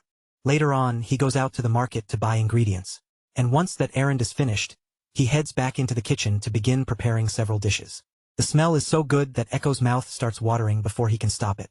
Even so, he insists to himself that this means nothing, because just because something smells delicious does not mean he actually wants to eat it. Soon after, customers begin arriving one after another. Each person walks in carrying their own burdens, worries, and tired expressions from the outside world. The Demon King sees them as nothing more than ordinary humans. He knows that once night falls, they will all leave, and when the restaurant finally empties out, he plans to drink with the Dragon Boy. He eventually concludes that this world is completely different from the demonic realm. Compared to the place he came from, everything here feels far too quiet, gentle, and peaceful. To him, that kind of tranquility, safety, and comfort are nothing but weak feelings, soft emotions that have no place in the brutal world he understands. Meanwhile, somewhere else, a furious citizen starts shouting at Choi, demanding to know what the awakened are even doing after their homes were completely destroyed. Choi tries to explain that the damaged area is enormous, that there are too few awakened available, and that they are genuinely doing everything they can to fix the situation as quickly as possible. But the man keeps arguing, refusing to back down, and it forces Choi to think about what his own work has become. He gets grabbed, blamed, and sometimes even beaten, and while he could report everything to the association and ask them to intervene, he knows he has already pushed himself as far as he can to help. Even so, there are moments when Choi feels completely hollow inside. All the truly important matters are handled by the awakened, leaving him wondering whether he will simply die like this, working himself to exhaustion without anyone ever recognizing what he did. And if he were to disappear one day, he imagines people would barely react. To them, he would be no different from some stray dog that used to show up every day and then suddenly stopped coming. With all of those thoughts weighing on him at once, Choi finally reaches a very simple conclusion. He does not want to work anymore. Before long, night falls, and Choi's mood completely changes. Since he is finally not working for once, he feels a rush of excitement and practically runs toward the restaurant with a lightness he has not felt in ages. As he gets closer to the entrance, Choi calls out to the MC and explains that, for the first time in his entire working life, he actually used his vacation. To celebrate that rare occasion, he really wanted to have a drink at this restaurant, so he politely asks if it would be alright for him to come inside. Chulho immediately tells him that of course he can come in. But Echo, who has been watching the situation, bluntly asks whether they are not already cleaning up because the restaurant is about to close. Choi looks at him in disbelief and asks if he is being serious. Echo, still carrying himself like a demon king, snaps back and asks what Choi is staring at, saying that glaring at someone like that is rude. The MC quickly steps in and apologizes, explaining that the boy is in the middle of puberty and that he will personally teach him a lesson later. Even so, he turns back to Choi and warmly invites him to come inside the restaurant. The moment Choi turns around and is no longer looking, Chulho seizes the chance. Without wasting even a second, he gives Echo a swift beating to correct that arrogant attitude. After that, Chulho calmly says that his nephew will apologize properly later. He adds that he has been trying to discipline him, but this particular bad habit has not been fully fixed yet. Then Chulho asks Choi whether he has eaten anything. Choi admits that he could not really swallow food properly earlier, so instead of eating, he ended up drinking alcohol. Just as he says that, his stomach betrays him with a loud growl. Hearing it, the MC asks if he would like to try some fermented seafood, since he recently made a few new batches and thinks Choi might enjoy them. As the MC says that, he suddenly remembers that fermented seafood is not something everyone likes. In fact, there are certain people who absolutely hated it before, and Echo is one of them. So he thinks back to the two kinds of fermented seafood he prepared this time. One is fermented draken, made from kraken meat that was carefully cleaned from the body. The other is fermented archerfish roe, made from the egg sacs of archerfish. Since the word kraken might actually sound a little too unusual or strangely appetizing, he decides it would be better to serve that one under the more familiar name of fermented squid.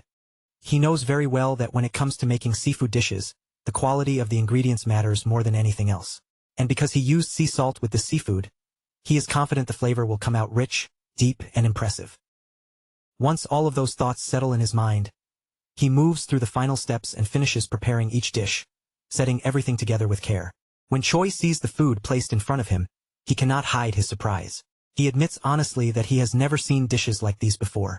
Then, before tasting it, Choi carefully pours a little sauce over the dish, watching it spread across the surface. The moment he takes a bite, his eyes widen in amazement. The meat is so tender, and the texture feels so incredible in his mouth, that he is immediately caught off guard by how good it is. For a second, he even starts comparing the two things in his mind, wondering which is better: the alcohol he came to drink, or the meal sitting right in front of him. But after savoring the taste a little longer, the answer becomes obvious. No matter how he thinks about it, the food is definitely far more delicious. Choi says that as he eats and fills his stomach, his head is starting to feel clearer. The MC then mentions that Choi has not come to the restaurant for quite a while, and because of that, he had actually been worried that Choi might have gotten sick or run into some kind of trouble. Choi gives a small, tired response and says that this will probably turn into a long story. Then he begins by admitting that his family had always been insignificant and unremarkable. He explains that his father originally came from the countryside and entered a university in the city. From there, he worked desperately to make something of himself, until he finally established a life and joined a company in Seoul. Because of that, his father always told him that getting into a good university was necessary if he wanted a successful life. But Choi was never good at studying, and because he failed in that area, he gradually felt as if he was not good at anything at all. The MC quickly realizes that Choi's words feel painfully familiar. In fact, the story sounds almost exactly like the kind of life he himself once lived. Choi continues, saying that he did manage to enter a university eventually. It was not especially good, but it was not especially bad either, just the kind of place most people had probably heard of at least once. Then, while his meaningless first year of university was slowly passing by, the entire world suddenly collapsed with the appearance of monsters. After that, the awakened began to appear, gates opened across the world, and a completely different reality unfolded in front of everyone. But even in that new world, Choi was still nobody special. He was just an ordinary background citizen, the kind of person who could only look up in amazement when a hero flew through the sky. The MC tells him that he understands. Deep down, he thinks listening to these worries is not easy, because he went through almost the same thing 30 years ago. Because of that, he believes there may be some words from back then that he can pass on now. So the MC says that his father once told him something along these lines. The path you walk will become the right one. Life is naturally a road covered in thorns, and whenever good things happen, bad things are bound to come as well. Living, he says, is like trying to cross a stormy sea. No one can truly know how the world works, or when and how things will unfold. But when everything ahead is dark and impossible to see, you have to tell yourself that the road beneath your feet is the right one. If you keep moving along it, that path itself will become your answer, like a lighthouse guiding you forward. And even in a chaotic world where everything seems to twist and break apart, that path can still become something uniquely your own. Choi is genuinely surprised by those words. For a moment, he sits there quietly, then thanks the MC for taking the time to say something like that to him. After that, Choi returns to his meal and says that the archerfish roe really does taste incredible. It is not overly salty, the flavor is clean, and the texture has a satisfying quality that makes each bite stand out. The MC responds by saying that, for chefs, knowing how to use salt properly is actually one of the most important skills. He gives fermented seafood as an example. Without salt, it would spoil quickly because salt is what allows it to be preserved for a time. Even if someone eats it before it goes bad, the salt still leaves a powerful taste. It may seem like a simple and ordinary ingredient, but in a dish it is absolutely essential. Hearing that, Choi is struck by the idea. Something that looks insignificant at first glance can still be precious, important, and necessary in ways people do not always notice. The MC feels relieved when he sees Choi looking a little more upbeat again. With a sincere expression, he thanks Choi for always showing up and helping people, even when the work is difficult. Those words hit Choi deeply, filling him with emotion. He thanks the MC for everything he has just heard, as if those simple words have reached a place he had been keeping buried. At that moment, the Demon King also steps closer. This time, his attitude is different, and he apologizes to Choi for the disrespect he showed earlier. Choi tells him that it is fine, but still thanks him for apologizing. Then, before leaving, he warns that next time, he will show up while on patrol. After Choi leaves, Chulho reflects on how important his mission really is. Without the patrol unit, the Awakened Association would fall into disorder, because people like Choi are the bridge connecting ordinary citizens and the Awakened. Meanwhile, outside the restaurant, someone secretly watches from the shadows. After lingering there for a moment, that person turns and walks away, leaving behind a sinister and unsettling aura. The next day, at the Awakened Association's blacksmith workshop, Smith looks over his work and asks the spearmaster how long the spear blade should be. The spearmaster answers that the length he used before felt comfortable in his hands, so keeping it the same should be fine. Smith also explains that this time, he is incorporating a level 1 magic stone into the weapon. Because of that, the resonance should be incredibly high. The Awakened notices how excited Smith seems, and Smith explains why. He says it is practically a miracle that the corpses of such high-level monsters were preserved so perfectly. From what he saw, every monster had been defeated with a single blow, struck precisely at its vital point, and they most likely died without feeling any pain. Thanks to that, they were able to obtain a huge number of magic stones. Still, Smith cannot stop wondering who was capable of doing such clean work. The spearman admits that he wants to know as well, because even now, they still have not found the answer. The bearded man comments that someone with that level of skill must already be a level 0 awakened, standing at the very highest rank with mastery over 3 different classes. Sang-Hoo quietly thinks that the conclusion makes sense. After all, the awakened association's own speculation is pointing in almost the same direction. However, a master who has fully reached 3 different classes has never once appeared in this world before. If someone like that truly exists, Sang-hoo can no longer even begin to understand how the hell a being could climb to such an impossible level. On top of that, another question keeps bothering him. He cannot understand why someone with that much power refuses to reveal themselves, or why they only seem to appear whenever a major disaster breaks out, saving everyone before vanishing again. With those thoughts turning over in his mind, Sang-hoo finally says that tracking this person down is extremely difficult.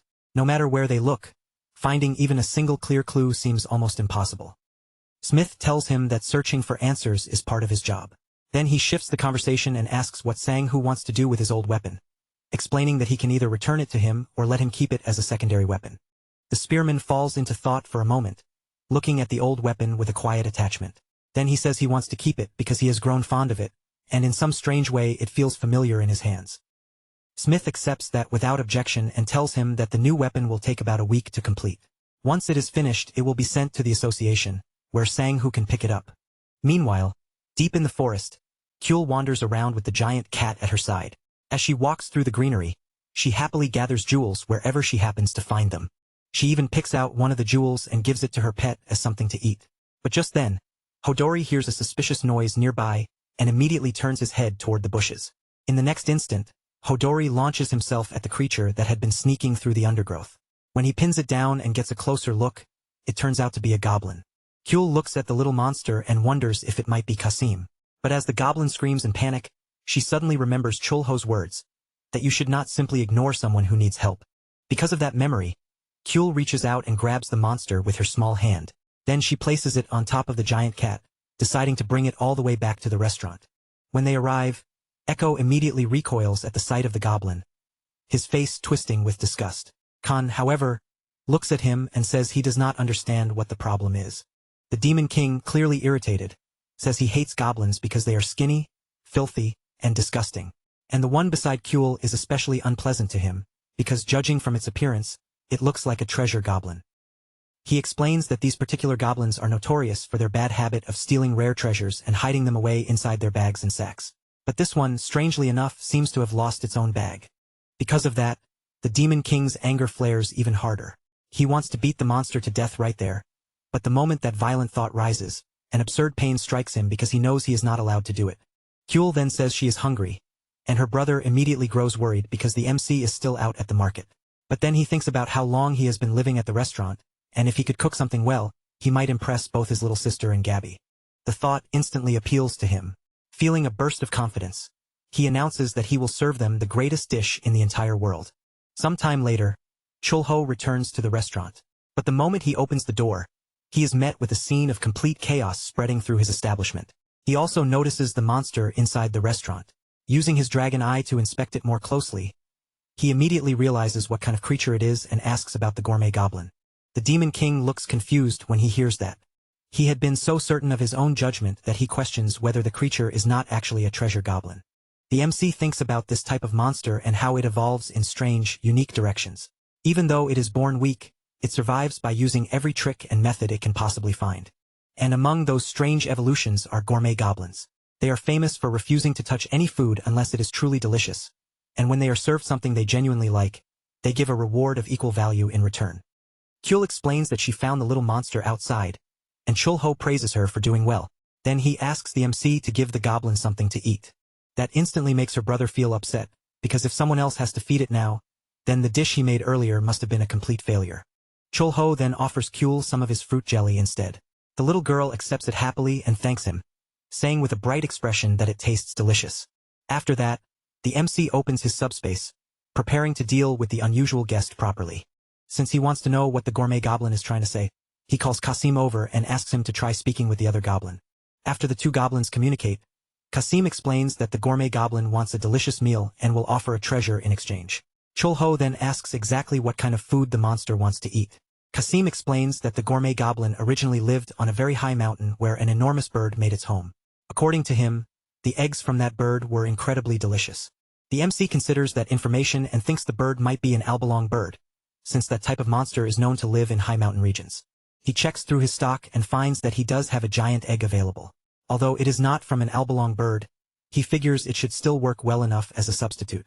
After all, that egg comes from a level 3 phoenix.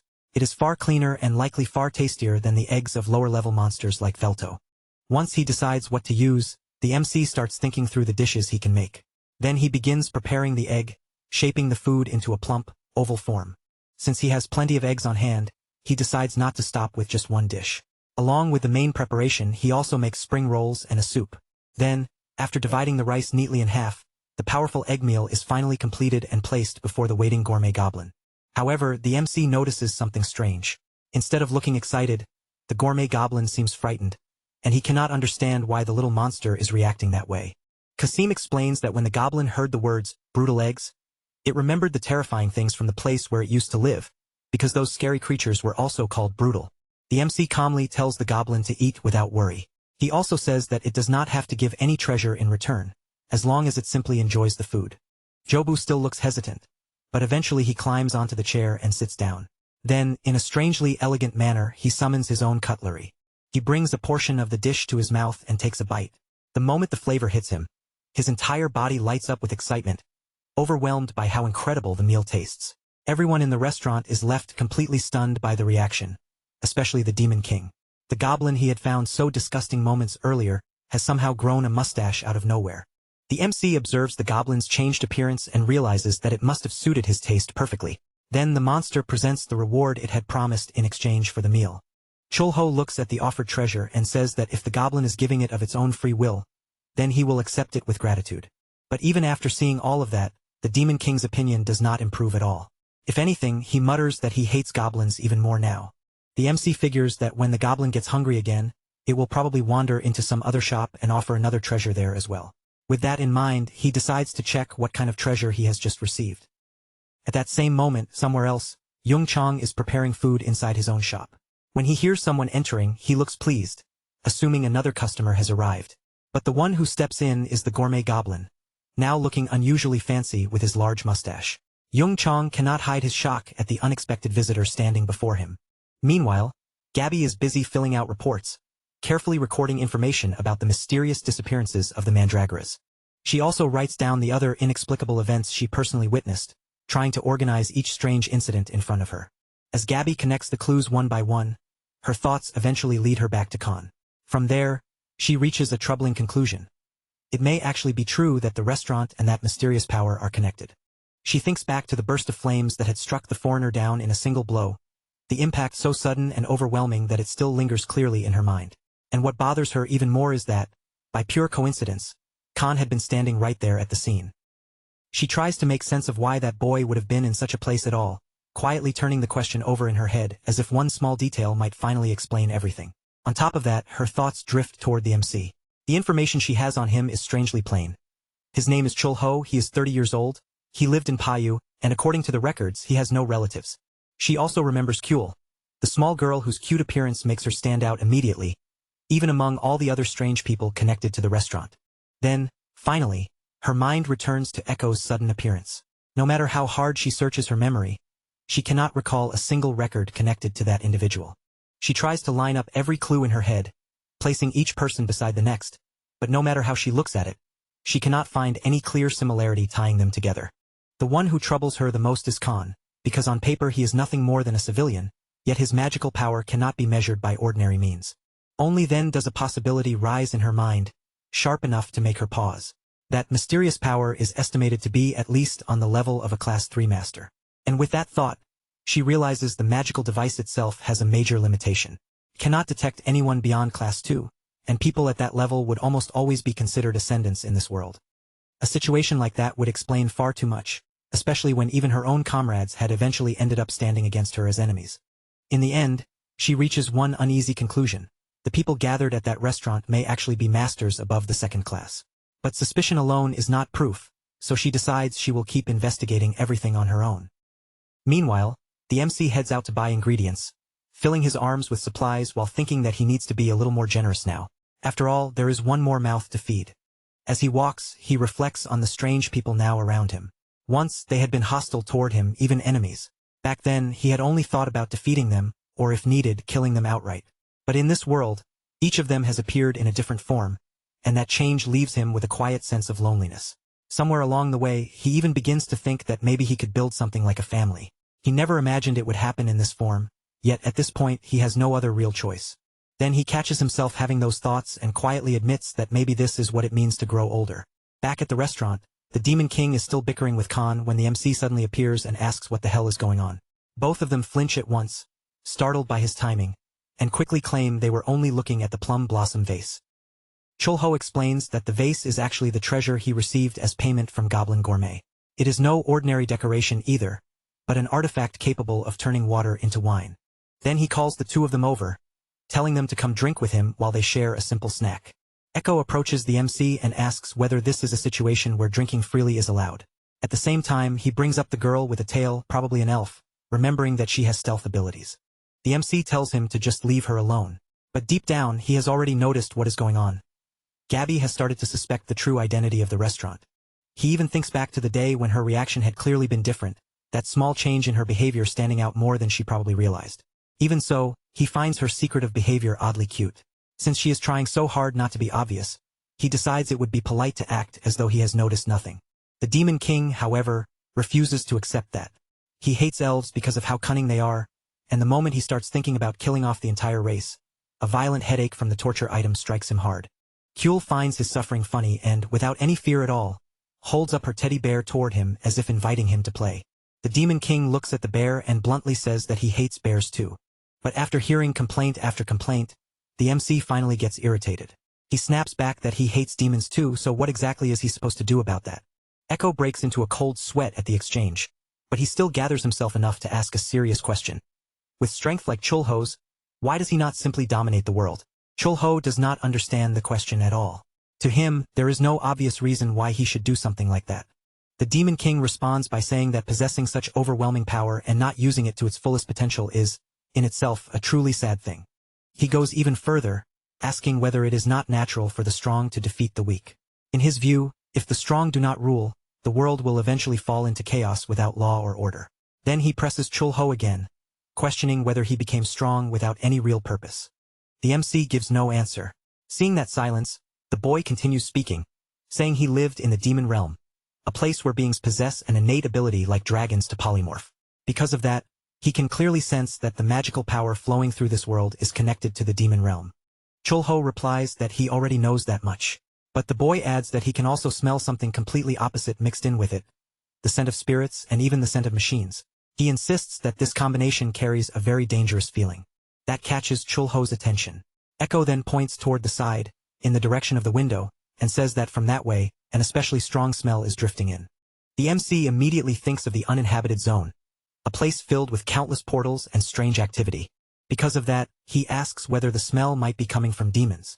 Echo says no. If it were demons, his authority of subjugation would have detected them immediately. Instead, he believes this separate scent belongs to the magical power of black magic. The MC does not like the sound of that at all, especially when Echo adds that the strong smell carries the scent of blood as well. The boy cannot understand how humans managed to obtain black magic in the first place. Still, he knows one thing for certain. Something interesting is going to happen much sooner than he expected. With that thought in mind, he turns the question back to Chulho and asks what he plans to do, now that he has become a little more interested in humans. Meanwhile, in the uninhabited zone of the northeast, several people remain on standby. In front of them, a portal begins to open, its energy growing stronger and more unstable by the second. Then, from within the portal, a massive stone suddenly crashes down to the ground, and embedded deep in its surface is a sword. The woman stares in surprise when she sees that there really is a sword inside the stone. Recovering quickly, she orders someone to call the armored vehicle at once. At that moment, the spearman appears. He says that at first he thought the shaking was an earthquake, but now he admits he is genuinely surprised, especially since both Nightmare and Nick are already at the site. He then asks what that enormous magic stone is supposed to be. It is clearly classified as 0, and yet there is a unique sword embedded in it, making the whole thing feel far from ordinary. He understands immediately that something is about to happen, something far beyond what he can handle by himself. So he announces that the Spearmaster is present and formally requests support in the uninhabited zone. After all of that, Chulho passes through the portal himself and decides to see with his own eyes what is waiting inside the dungeon. He begins by activating magic beneath his feet. The moment he steps onto the charged ground, wind magic bursts upward, launching him into the air with a powerful super jump. Then he moves his finger, and that single gesture stirs the swords scattered across the ground. A vortex forms around them, lifting the blades high into the sky. Next, he makes himself the target and sends the swords flying straight toward his own position. But before they can do anything, every single blade is destroyed. Seeing that result, he calmly reflects that ordinary blades will not work against his target. Then he activates another ability, and in an instant, time inside the entire dungeon comes to a complete stop. He remembers Echo's question hanging in the back of his mind, that sharp remark asking whether he had really become this strong without ever finding a real purpose for that strength. He thinks about how he has already mastered 6 classes, gaining power that most people could never even imagine, yet the feeling sitting inside him is not pride or excitement. It is only a hollow emptiness. Even after reaching such an overwhelming level, he still cannot control the rifts. That thought bothers him, and he starts wondering whether there is any being out there truly capable of handling them. On top of that, he tries to understand why these multidimensional connections to Earth even exist in the first place, as if someone had opened impossible doors without leaving behind a single explanation. And if those beings ever decide to invade Earth through those connections, he cannot understand why he was made so strong or what that strength is actually supposed to protect. He keeps turning all of those questions over in his head, one after another, but no matter how far his thoughts go, he ends up back in the same place. Empty without any clear purpose. And then another possibility sinks in. Maybe, after everything he has gained, he may never reach a 7th class at all. After all that heavy reflection, he finally steps out of the rift and notices the sky beginning to change, realizing that sunrise is not far away. But before the morning can properly arrive, an earthquake suddenly shakes the area out of nowhere. Feeling the vibration ripple through the ground, he immediately launches himself into the air and flies off at full speed. Back at the restaurant, Kuehl is still sleeping peacefully, completely undisturbed, when the MC returns and immediately asks how she is doing. Khan answers quietly that his little sister is sleeping deeply, her breathing steady as if nothing unusual had happened at all. He adds that back where they used to live, vibrations like this were fairly common, so Kuehl is used to it and does not even wake up from the shaking. Chulho turns to Echo and asks whether there is any chance the earthquake is connected to dark magic. Echo answers that it is not, then adds that the place causing it is not very far away. Echo also says the earthquake helped him notice something else. It is probably some kind of object, and from what he can sense, people seem to be fighting on top of it. With that kind of slaughter happening, he casually assumes humanity will start decreasing. The moment those thoughts leave him, another sharp shock hits him in the head. The MC finds the situation funny because whether Echo likes it or not, he is still the Demon King, and thoughts like that seem to come naturally to him. Chulho says he will go check what is happening, then flies off without wasting any more time. Echo follows right after him, drawn along by his own curiosity. Back in the uninhabited zone of the northeast, Sang-Hoo moves first, gripping his spear and hurling it with full force toward the battlefield. But Nick is already prepared for the attack.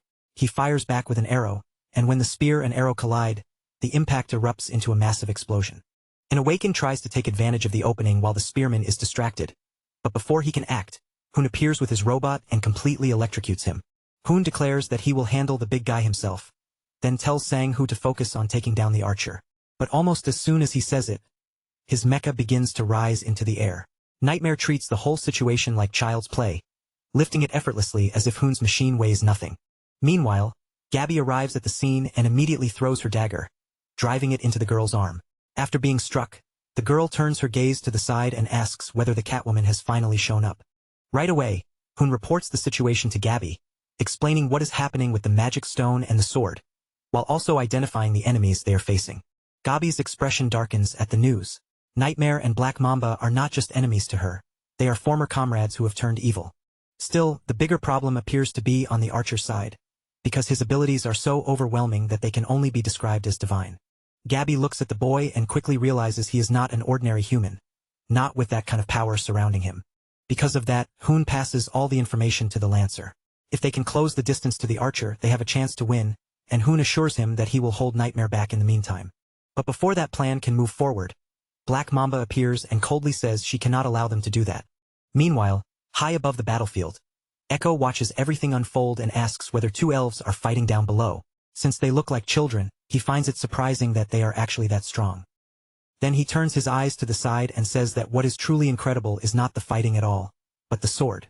The MC activates his detection eye, focusing on the weapon embedded in the stone, and identifies it as the sword of the Alliance. Echo finds that interesting and casually orders the sword to move.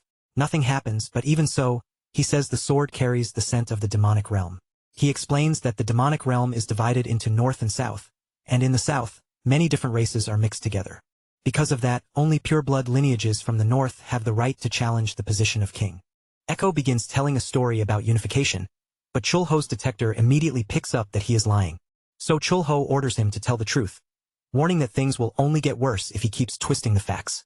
Echo then explains that at the time, he had fortified the north and was summoned to the Spanish continent. As a result, the demons of the south became hybrids, living in constant reckless conflict as they fought among themselves without restraint. However, the four lords, Echo included, were defeated by Chulho himself before they could use their full power. Then a human named Jaeger entered the demonic realm, forcing Echo to flee. The MC thanks him for finally being honest, then asks what advancing into the south has to do with the Sword of the Alliance. Echo explains that at the very center of the demonic realm, there is a sanctuary. Only the one who has unified the realm and possesses the Sword of the Alliance can enter that place. Chulho asks whether that human, Jaeger, became the new demon king. Echo answers that of course he did not, because no human is strong enough to do that, except naturally the MC himself. Echo also emphasizes that humans are not capable of properly handling objects that come from the demonic realm. Because of that, Jaeger has probably already been corrupted. And if he pulls out that sword, Echo warns that he could erase the entire world. Chulho then sends his power toward the battlefield, spreading it across the fight so that everyone there suddenly loses the ability to see. He descends toward the stone, and the Demon King asks whether Chulho truly believes he can withstand demonic energy. If he loses his mind, Echo warns, there will be no one capable of stopping him. Chulho pays no attention to the warning. Without hesitation, he reaches out and grabs the sword anyway. A blinding flash bursts out with terrifying intensity, and the awakened nearby begin wondering whether this is the same mysterious power they have been hearing about. But then that brilliant flash is swallowed by malignant energy. Gabby grows uneasy at once, because at first she thought the mysterious power might be on their side. Yet what she feels now is an overwhelming killing intent. The Lancer says this is not the kind of power that simply knocks monsters down. It feels more like the crushing presence of a colossal predator leading an unstoppable horde, and if they stay where they are, they will be struck. Because of that, they shout for everyone to retreat. But Nightmare, staring at the aura, begins trembling in fear and asks whether the association truly created a zero-grade awakening. At that point, the only thought left in anyone's mind is that they have to run.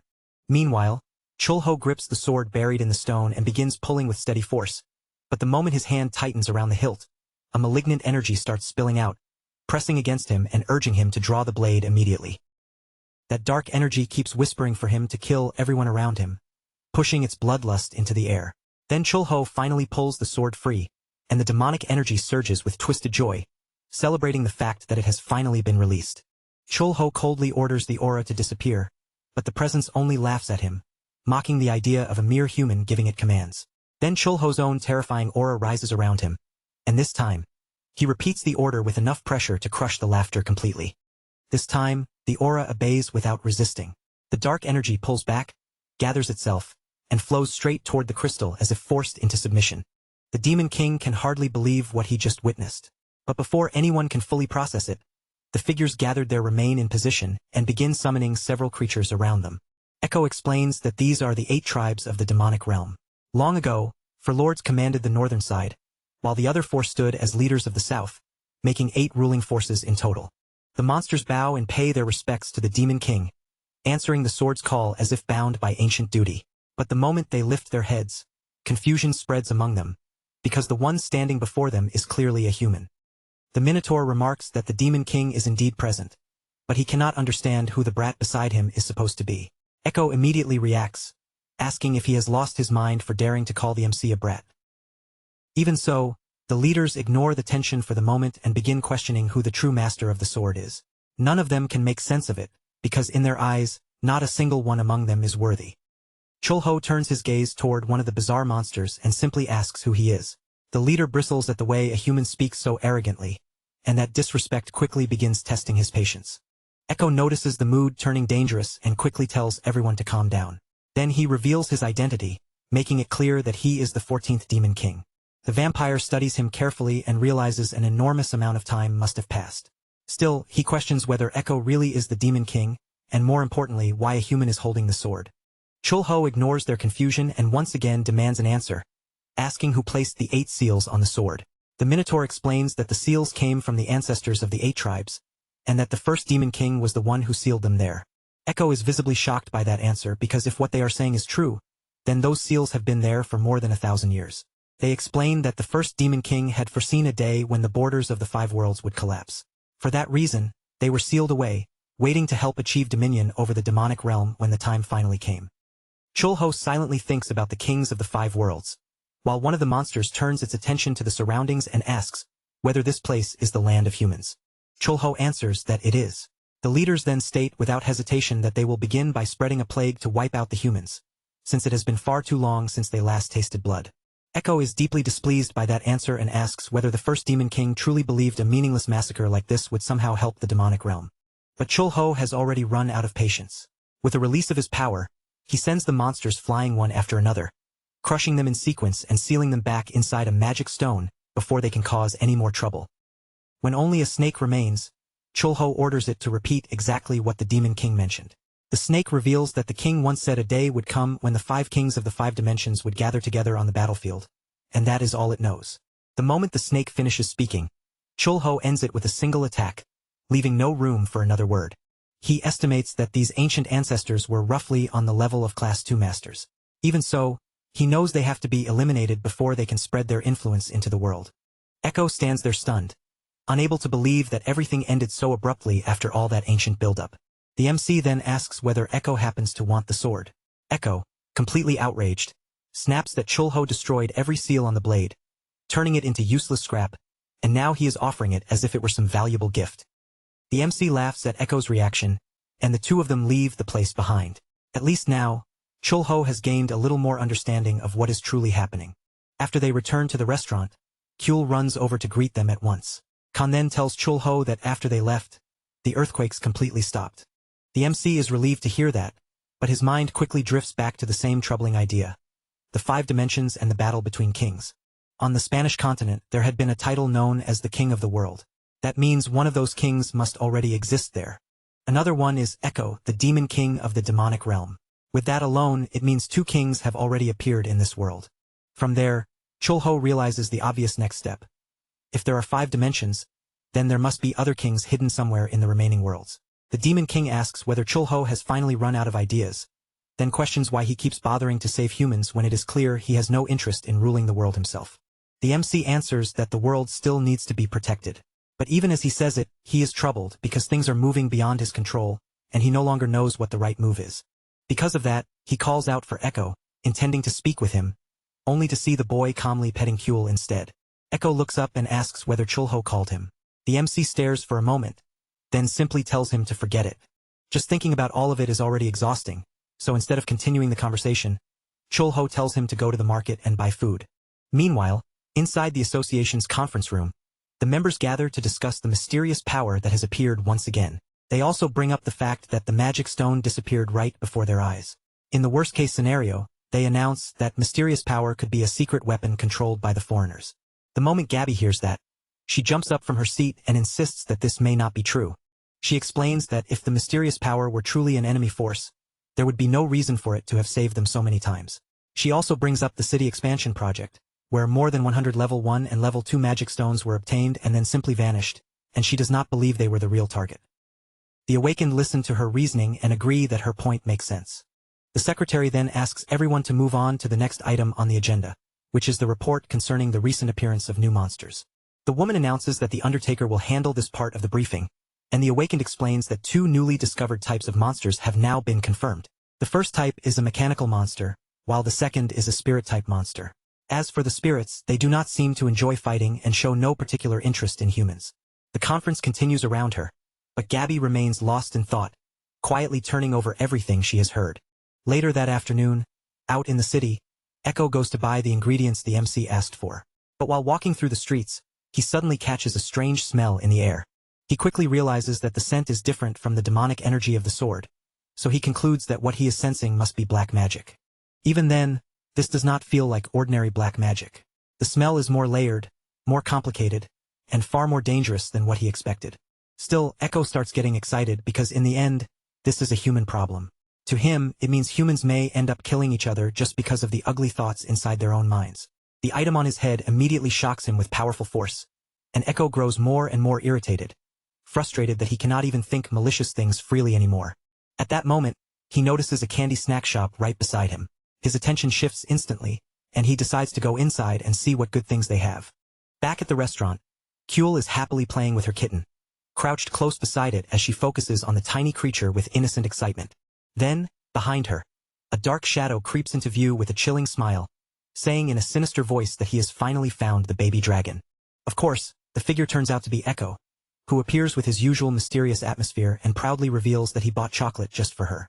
Kyul's face lights up immediately because she loves sweets. Echo, already knowing her weakness, shows that he also bought candies, but before handing them over, he makes it clear that he wants his usual payment first. As soon as he says that, Kyul gives him a kiss on the cheek. Echo freezes in embarrassment, completely caught off guard, while secretly thinking that just as he expected, her cheek really is soft and fluffy. Right at that moment, the MC suddenly appears and asks what exactly Echo thinks he is doing. Then he turns to Kyul and gently tells the baby dragon to eat slowly. Kyul becomes even happier the moment she sees him. She runs straight over and gives him a kiss on the cheek, then follows it up with another one as if it is the most natural thing in the world. Echo is instantly outraged when he sees this. He asks how Chulho managed to tame such an arrogant dragon without even offering a single bribe. Chulho gets annoyed at him for calling a little girl arrogant. Echo quickly changes his wording and says he simply wants to know how Chulho gets kisses from her so easily, and if he explains that secret, Echo will reveal some information in return. Chulho asks what kind of information he is talking about.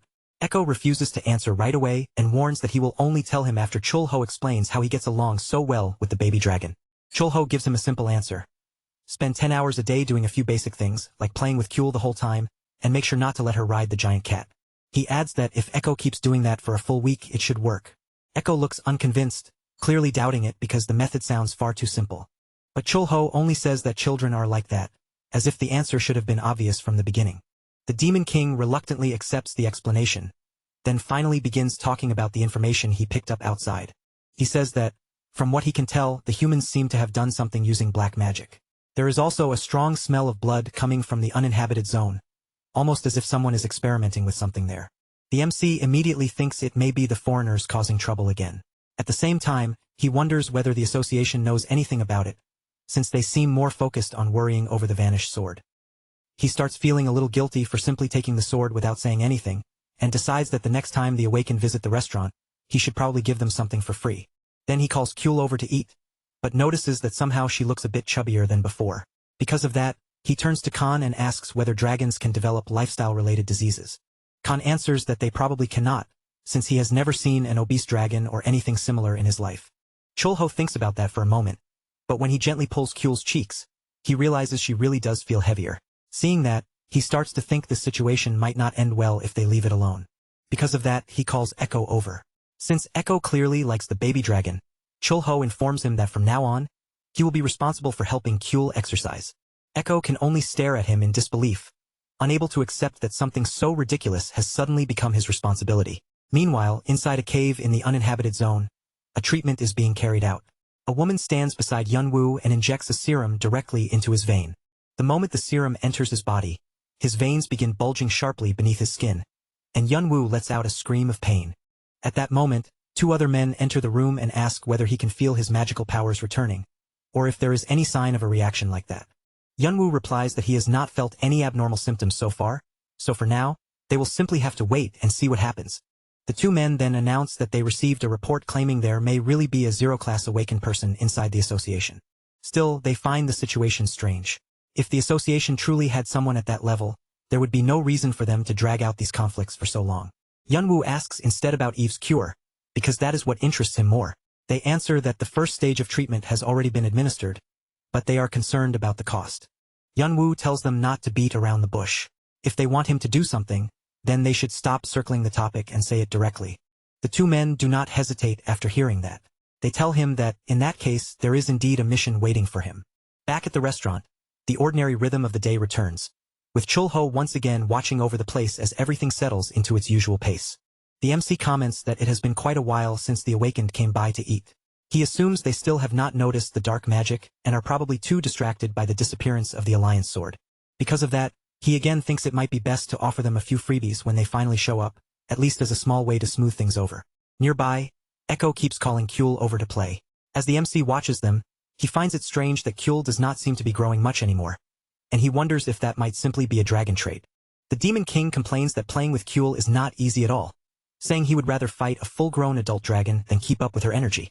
The MC finds that reaction funny and gives Kyul a pudding as a reward for behaving well. Kyul looks down at her little bear and pretends to listen closely, as if the stuffed toy is quietly telling her something important.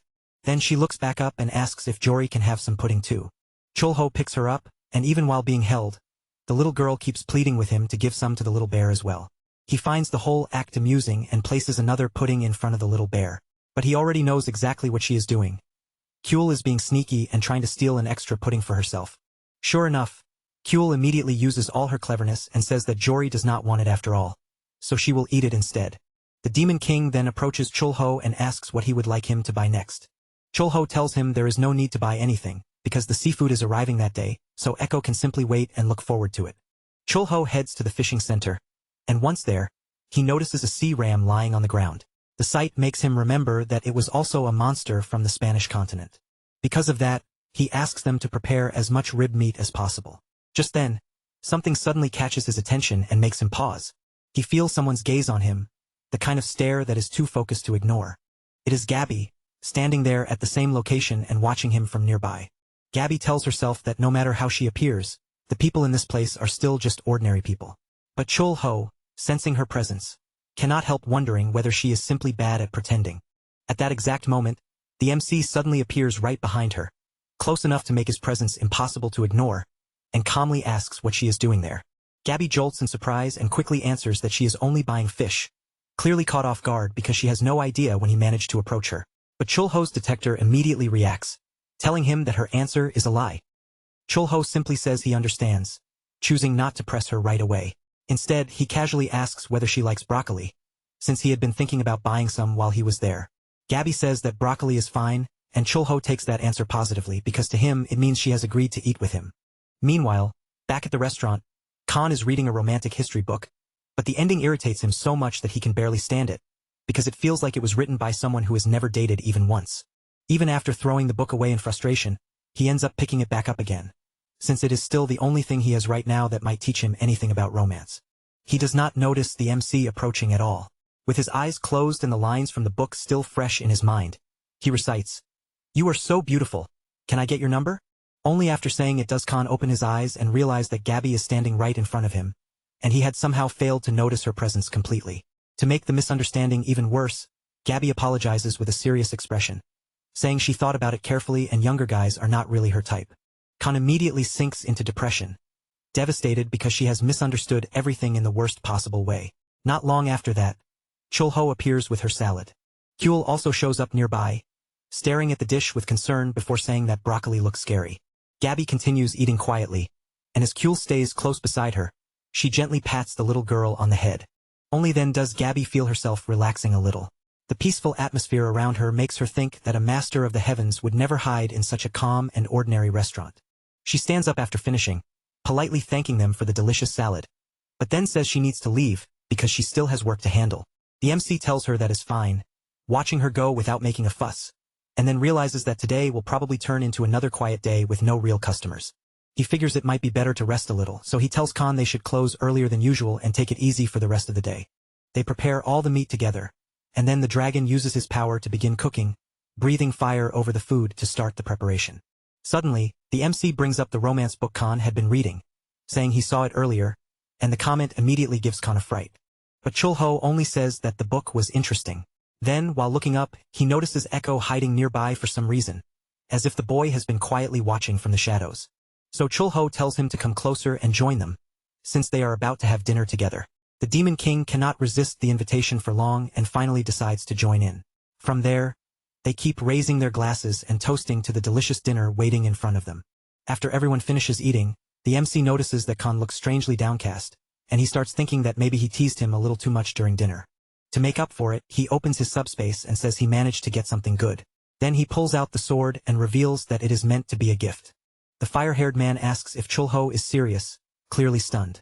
But once he takes the sword into his hands, his expression changes, and he thanks him sincerely, saying the weapon is incredible. Later that night, Gabby sits alone on top of a tree, thinking that her day off was not bad after all. She had eaten a good salad, and after spending the day with her thoughts tangled up, she feels a little better. Then she suddenly hears something nearby.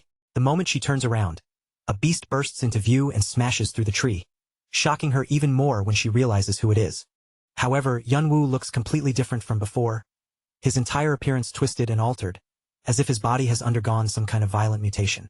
The beast moves first and strikes Gabby hard enough to send her flying. After retreating, she quickly realizes something is wrong, because his speed is far beyond what she remembers. And as she looks at him more closely, the situation becomes even worse. She cannot understand the horrifying form he has taken or what could have turned him into this. Gabby decides that her first move should be calling for reinforcements, but when she checks her communicator watch, she realizes the attack has already destroyed it. That brief distraction is enough for Yunwoo to rush in again. He lands a heavy blow against her ribs, powerful enough for her to feel the damage, forcing her to spring up into a tree and flee immediately afterward. The beast prepares to move after her, but the drug inside his body suddenly grows more intense. He starts coughing up a strange green slime, and then his body gives out, collapsing to the ground without moving. A bat watching from nearby reports that the beast survived for 13 hours and 21 minutes.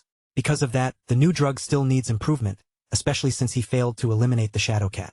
While the bat is still making its report, Hodori suddenly strikes it, knocking it out of the air and sending it crashing to the ground. The cat grabs the bat in his mouth, but when he looks back, he sees the giant tiger licking Yunwoo's lifeless-looking body. The moment that brutal face turns toward him, Hodori is scared out of his mind and runs away without a second thought. Back at the restaurant, the MC steps outside to take out the trash and notices the giant cat approaching with the bat held in its mouth. This time, however, Hodori is clearly trying to get his attention. Chulho immediately senses that something is wrong and tells the cat to lead the way. In only a few moments, they arrive in the forest. There, the MC sees the giant tiger standing over the body on the ground, guarding it with fierce hostility. But that fury disappears almost instantly when the tiger meets the MC's murderous gaze. The beast shrinks back into the image of an innocent kitten, while Chulho states that he has no intention of harming the man lying there. He approaches the body and looks down at Yunwoo, unable to understand what the beast is doing in a place like this. Then another question crosses his mind, whether Yunwoo might have lost a fight against someone and ended up here because of it. But when Chulho checks the body, he notices there are no real injuries. In fact, from what he can tell, it looks more like Yunwoo was the one who won overwhelmingly. He carefully examines the green slime and recognizes it as something similar to what he encountered from the dark mages on the Spanish continent. If injected into the body, it can multiply physical ability by 4. But that temporary burst of power comes with a brutal price, because in exchange for that short-lived strength, the user's life is taken away. Even so, Chulho realizes that Yunwoo is not actually dead, since he is still breathing. When he uses his gaze to gather more information, it seems Yunwoo's disposition is neutral, meaning he was not fighting with the intent to kill. Then the MC notices a bottle lying beside him and decides that it should be enough for what he needs to do. At that moment, Yunwoo weakly asks whether Chulho came to kill him. Chulho says no because his life is already about to end anyway. Yunwoo quietly accepts that, saying this must be his death. But the MC denies it. Using his ability, he pulls all of the dark magic out of Yunwoo's body and forces it into the bottle. After that, he says this is all he can do because he never had any healing classes. Then he tells Yunwoo that from here on, he has to survive by his own strength. The awakened one slowly closes his eyes, his body completely drained as the last of his strength fades away. Sometime after that, the awakened finally arrive, riding in on the back of a massive eagle before leaping down one after another, landing directly in front of the beast and blocking his path. The Lancer looks at him and calmly says that walking into the city center all by himself took real nerve, especially when he knew how dangerous that place had become. The giant tiger immediately bristles with rage, his whole body tensing as if he is ready to pounce. But Yunwoo raises his voice and tells him to settle down, making it clear that he has no intention of starting another fight. Instead, he quietly declares that he surrenders. From a distance, the injured Gabby watches everything unfold. The moment Yunwoo's eyes shift toward her, the memory of that devastating blow he landed on her flashes back into his mind. He realizes just how badly he lost control, and the thought leaves him visibly uncomfortable, so in the end, he accepts being taken prisoner of his own free will. Back at the restaurant, the Demon King studies the strange green slime in front of him, narrowing his eyes before confirming that this thing is a steam package. Chulho has no idea what that term is supposed to mean, so the Demon King explains that it is something almost never used in the Demon Kingdom because its side effects are absolutely outrageous. He goes on to explain that dark magic has several different branches, and this particular one belongs to the curse branch. Assassins often use that kind of magic, and they have even tried using it on him before, though every attempt ended up being completely useless. Chul-ho quickly realizes that the foreigners must be messing around with a forbidden power. But just as he is holding that dark magic in his hand and examining it, the unstable energy suddenly bursts apart right in his palm. After that, he casually takes a drink from his beer, and Kyul immediately copies him in her own way by munching on her apple. Just like that, the two of them keep talking together deep into the night. Meanwhile, inside the foreigner's base, troubling news reaches them. Communication with the bat has completely vanished, and based on the information they have, the beast has already been killed. One of his colleagues questions whether that move was actually pointless, since the man they lost had been extremely useful to them. Dan immediately rejects that idea, saying the awakened one only had value because he could help improve Eve's illness, and nothing more than that. They then walk toward the girl and coldly say that they are the ones responsible for laying a hand on her. The moment she hears those words, her expression makes it clear that she does not like it at all. Later, during the interrogation, Yunwoo sits before them and states plainly that he does not know where the foreigner's main base is, and he has no idea who is actually giving the orders. The Lancer then presses him further, asking what the foreigners really know after all of this. But Yunwoo keeps his mouth shut and refuses to answer. Seeing that he will not be able to pull much useful information out of him, Sang-hoo changes the direction of the questioning and asks why Yunwoo took Eve away in the first place. Yunwoo answers that he had no other choice, because the foreigners were developing a special treatment made specifically for rare cases like hers. The Lancer points out that 10 years ago, the foreigners stole away most of the talent involved in magic stone engineering, and he finds it hard to believe that this treatment was the real reason behind it all. Then, staring at him more sharply, he asks whether Yunwoo is trying to become some kind of successor. The beast answers without hesitation that he gave up on that path a long time ago. The Lancer then asks the one thing that still matters most, whether the girl is at least alive. Yunwoo says yes, but when it comes to the medicine, he refuses to say a single word. Sang-hoo already understands that special bodies like Eve's come with a dangerous flaw. Every time they use an ability, their bodies keep growing, and once that growth reaches a certain point, it will eventually spiral out of control. The same phenomenon can happen when a human awakens, and even now, no one has managed to create a cure powerful enough to deal with something on that level. To be honest, Sang-hoo does not believe the foreigners have truly achieved such a thing either. In his eyes, Yunwoo was most likely only being used from the very beginning. Yunwoo lets out a laugh at that, as if he has already heard enough, then tells Sang-hoo to stop circling around the issue and get straight to the real point. Sang-hoo says the world is already falling into chaos, and because of that, powerful awakened people may be needed at any moment. And according to what the Shadow Cat told him, Yunwoo had been holding back during the fight. He had the chance to defeat her, yet he chose not to take it. Because of that, Sang-hoo asks whether he wants to begin a new life, making it clear that this is the offer now being placed in front of him. Yunwoo freezes for a moment, clearly caught off guard by the unexpected offer. Meanwhile, back at the restaurant, Chul-ho sits with the newspaper in hand, reading through the pages while thinking that the same girl as always is singing the song, "See You Again." Just then, Kyul comes over to him and asks for crystals, saying that Hodori is hungry and wants something to eat. Chul-ho pauses and thinks it over. Now that he considers it, every time the giant cat came back from the hills, she always returned carrying magic stones with her. So if this little girl can sense magic stones well enough to move directly toward them, then Chul-ho realizes he should probably learn more about how that ability works. But then, out of nowhere, Kyul points at the newspaper and suddenly calls the person on the page, Mom. Chul-ho is completely puzzled by this. He starts imagining that, just like any child, Kyul might miss having a mother and may even need one around her. At that exact moment, he glances to the side and notices Hodori sitting there, far too huge to be considered an ordinary cat anymore. Seeing that oversized body, he realizes he will have to do something about this soon. Because of that, Chul-ho opens his dimensional space and calls for the goblin, asking him to bring out some low-quality magic stones. Once he receives one of the stones, Chul-ho tosses it toward Hodori for her to eat. As soon as she swallows it, he notices with surprise that the cat is growing even larger with frightening ease. Kyul then offers Hodori another magic stone as food. The moment the cat eats it, her body shines once again, bright enough to show that she is entering another growth phase. But in the very next second, her size and shape shift slightly into something new. Both Chul-ho and Kyul stare in surprise at Hodori's changed appearance, and Chul-ho understands right away that she has reached the stage just before becoming a spiritual beast. Even so, what matters most to him in that moment is seeing the baby dragon so happy beside Hodori, and that sight alone is enough to make him feel relieved. Meanwhile, in another place, several awakened individuals move together toward a portal, preparing to step into whatever waits beyond it. After the Lancer passes through, he immediately looks around in surprise, because the place on the other side is not just a different location. feels like an entirely separate world.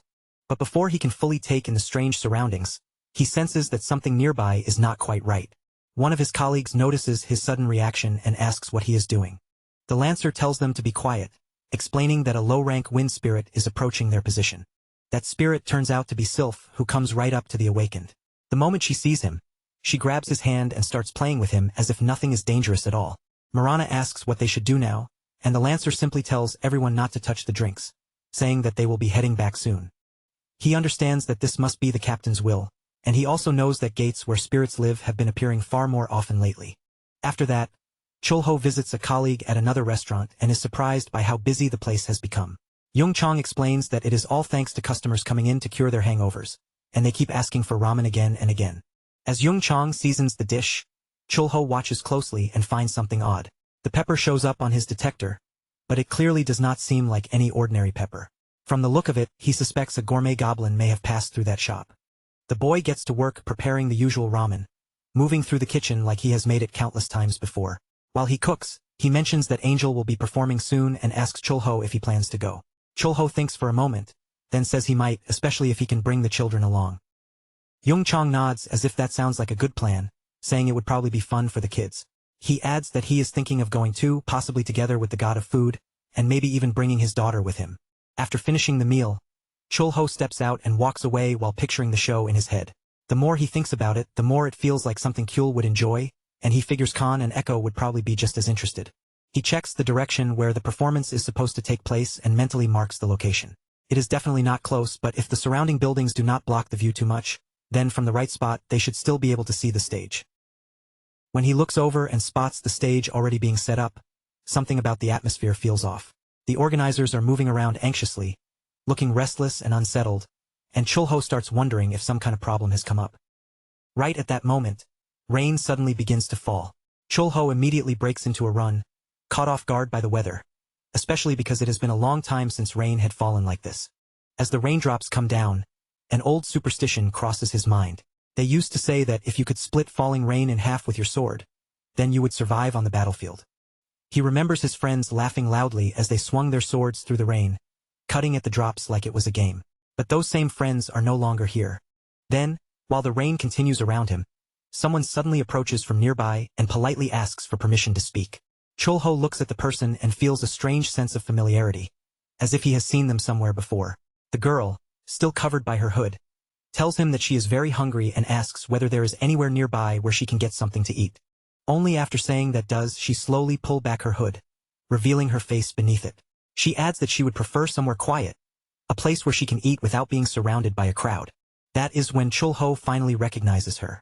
The girl standing in front of him is none other than the famous singer Angel, so he cannot help asking whether she is supposed to be singing right now. Angel admits that she is, but she says it so casually that it almost sounds like an excuse.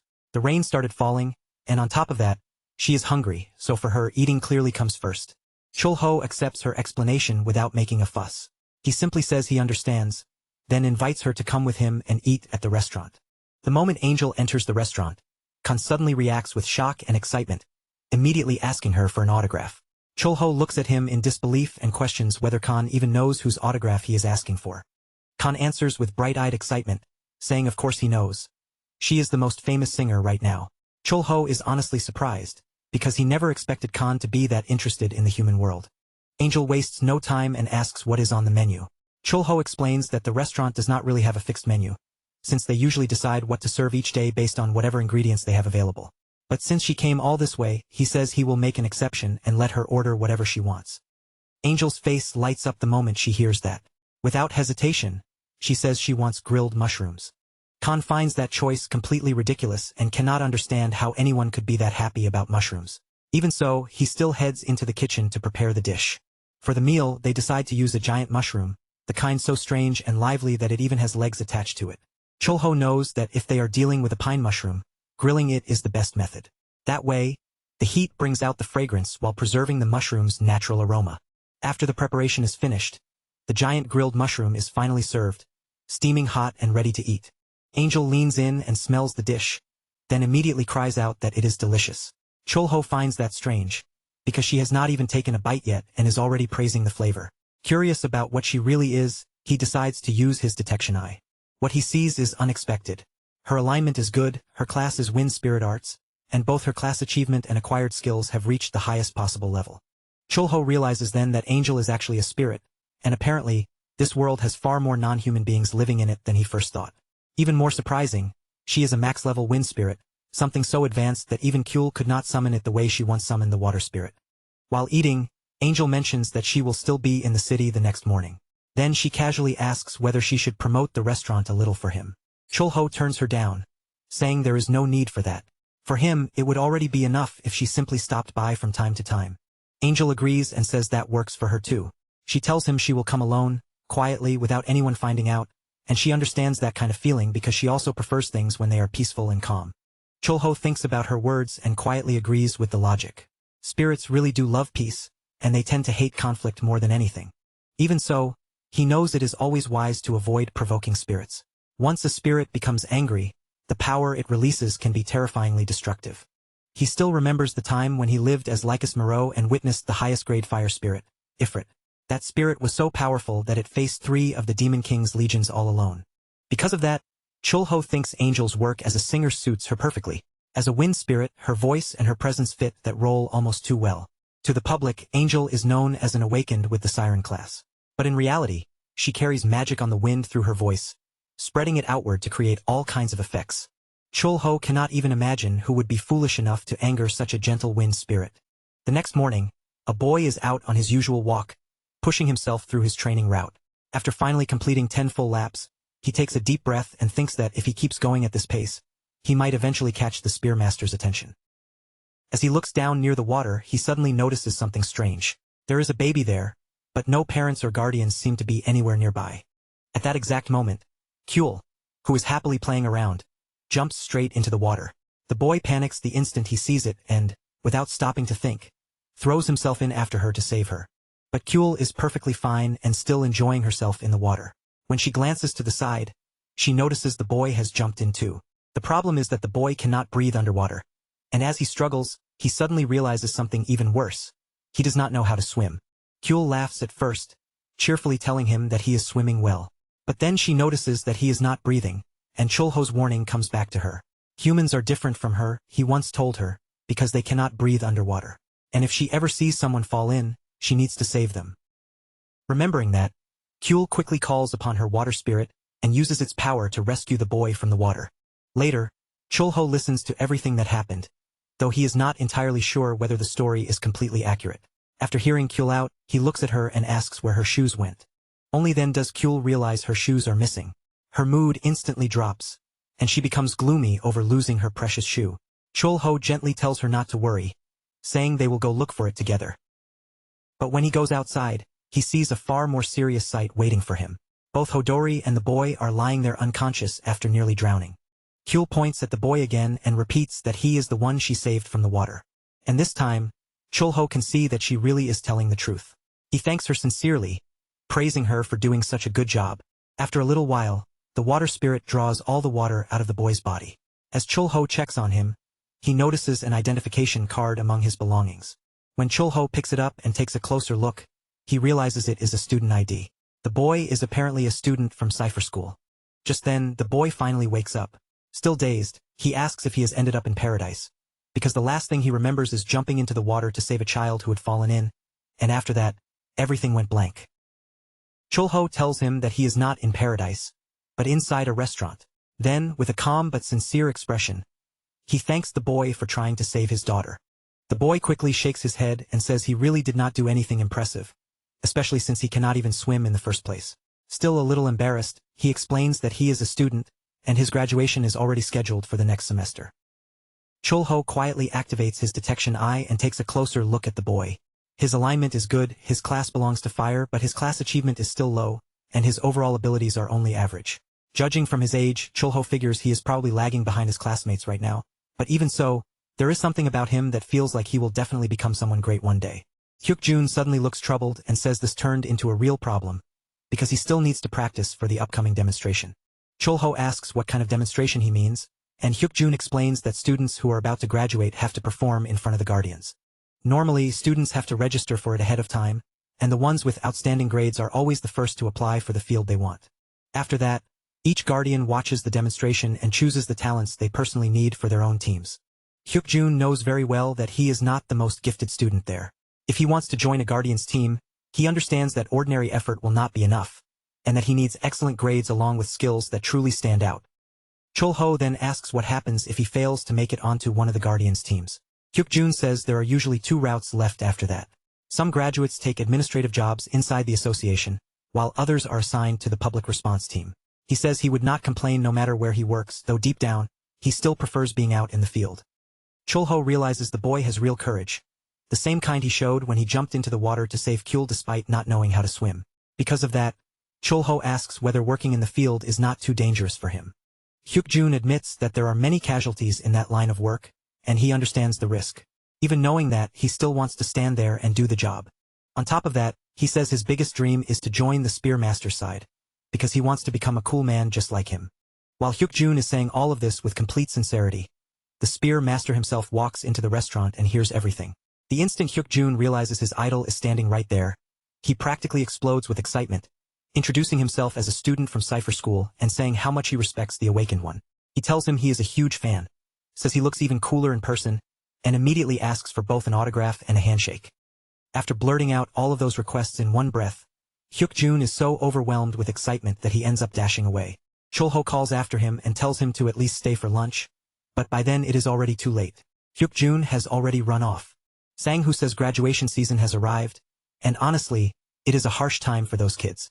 They are being trained to kill monsters as efficiently as possible, so he cannot afford to treat the students casually or take their futures lightly. Chul-ho watches him and realizes Sang-hoo is a better person than he first appears. So he tells him to wait a moment, saying he will serve him a proper meal. Before that can happen, Sang-hoo calls Chul-ho and asks if he would be willing to take a vacation the next day.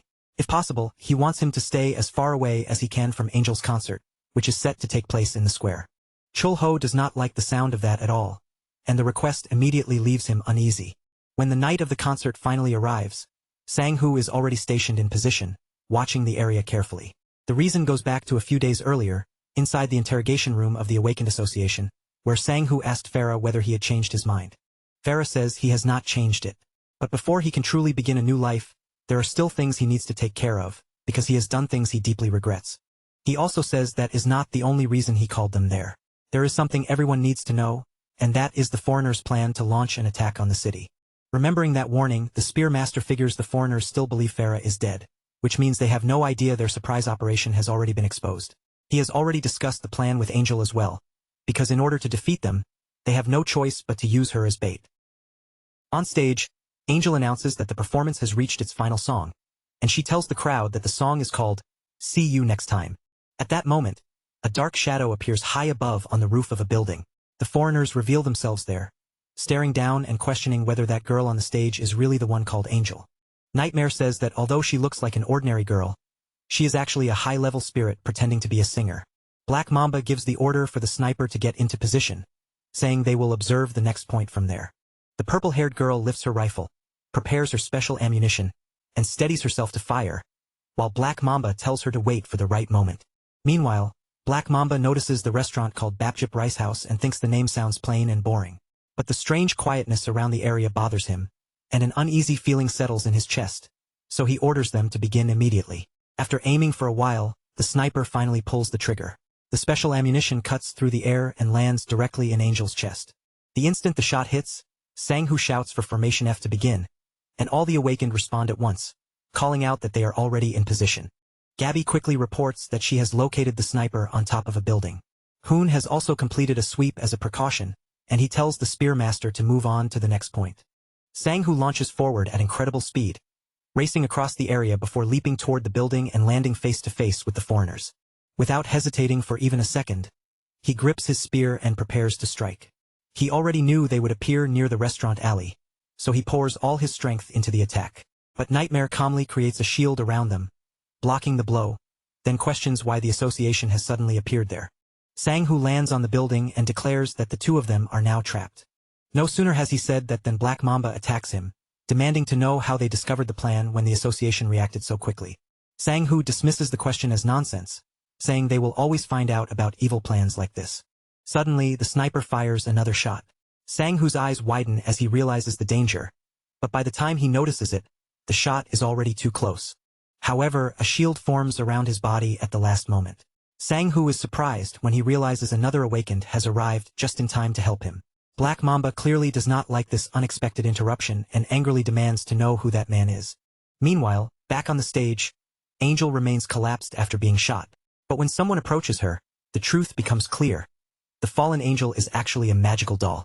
The real angel, hidden safely away, thinks about how all she ever wanted was to use her ability to bring peace to the world, and she wonders if everything she has done until now was meaningless. She cannot understand why the foreigners are targeting her so intensely. She wonders whether they discovered that she is a wind spirit and now plan to use that power to destroy the city. Just then, more shots come flying toward her. Before they can reach Angel, Gabby appears in front of her and blocks the bullets. Hoon appears as well and tells Angel not to worry, because he has already managed to capture the shooter. Gabby uses the opening to ask Angel if she is all right, but then she notices something strange attached to the ammunition. Her expression changes instantly, and she shouts for Angel not to breathe in the strange smoke. But the warning comes too late. Angel has already inhaled the smoke, and even as Gabby desperately tells her to be careful, the change has already begun spreading through Angel's body. With her power slipping completely out of control, Angel rises into the air and starts screaming, her voice twisted by the chaos inside her, saying that she just wants to kill everyone.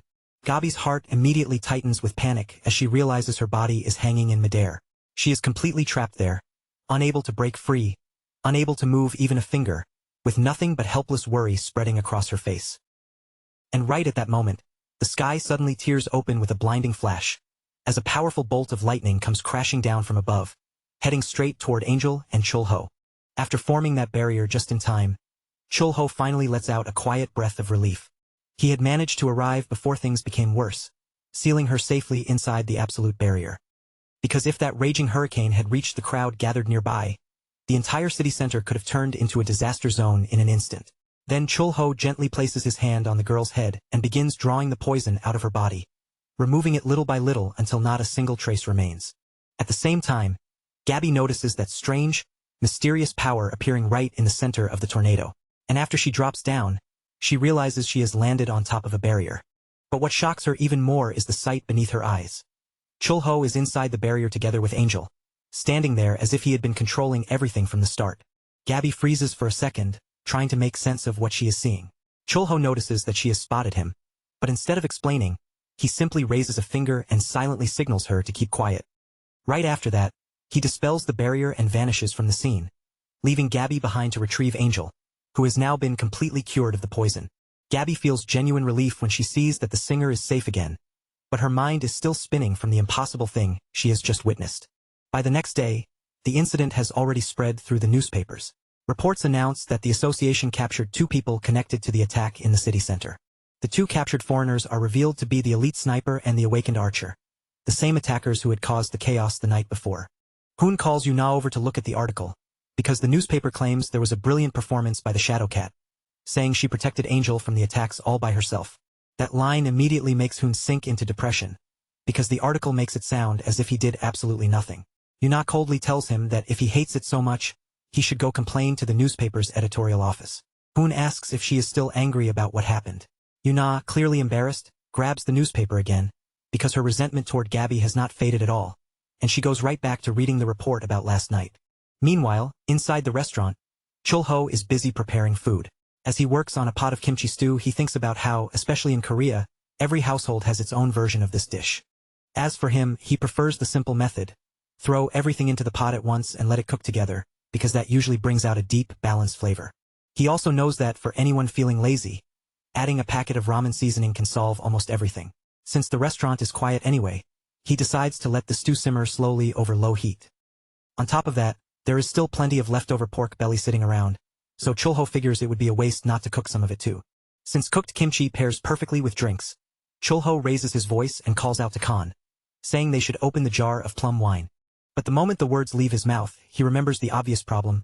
Khan, Kyul, and Echo are all away on vacation, which means he is completely alone in the restaurant.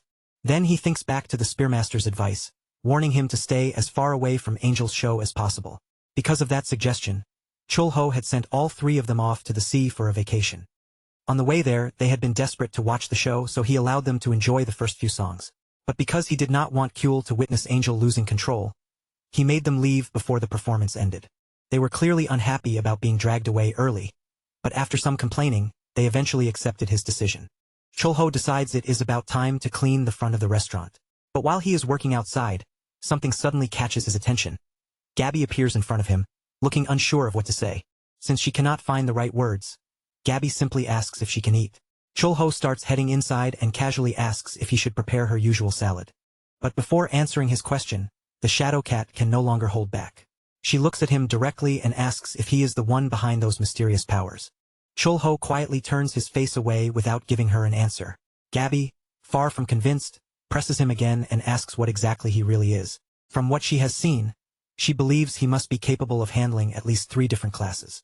And because his strength is so overwhelming that even the magic detector cannot identify anything, she suspects he is far beyond what anyone realizes. Chulho answers simply that he only wants to live an ordinary life. Gabby is taken aback by that response, then admits that even if he does not trust her, she has not told anyone his secret.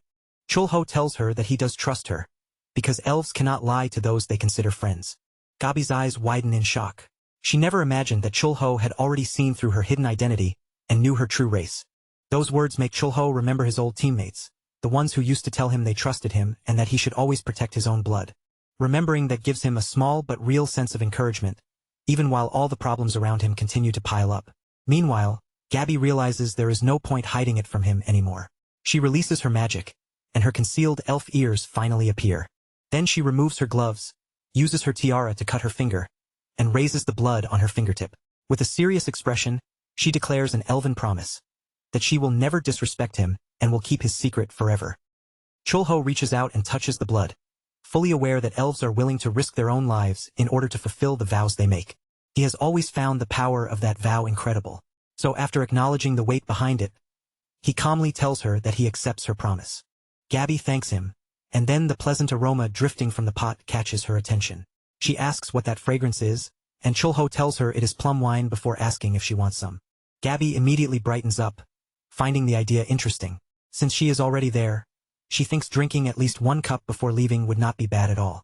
At that same time, far out in the East Sea, a shark is cutting through the water when it spots what looks like 2 pieces of prey floating nearby.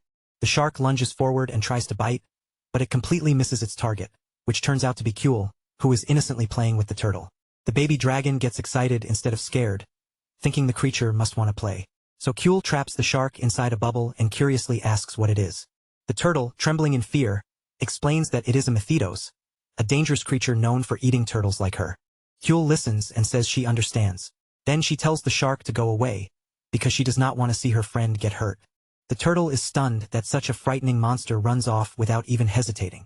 Then she remembers how the 2 men had stayed lying on the sand while she went into the sea with the child, who floated around happily, and before they realized it, they had already drifted all the way to the middle of the sea.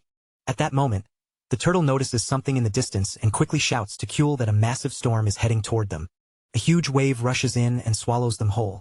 As the turtle begins drowning, she realizes Kuel is still playing without a care in the world, and her only desperate thought is that in her next life, she wants to be reborn as a sea beast. Some time later, the turtle, who had nearly drowned, finally spits out all the seawater. Kuel watches her and happily says that she has finally woken up. But the turtle cannot understand what is happening at all. Terrified by the sight before her, she transforms into a human and runs away, because what she is seeing now are mermaids. The girls immediately crowd around him and start tugging at his cheeks, pulling them from both sides as if they cannot resist teasing him.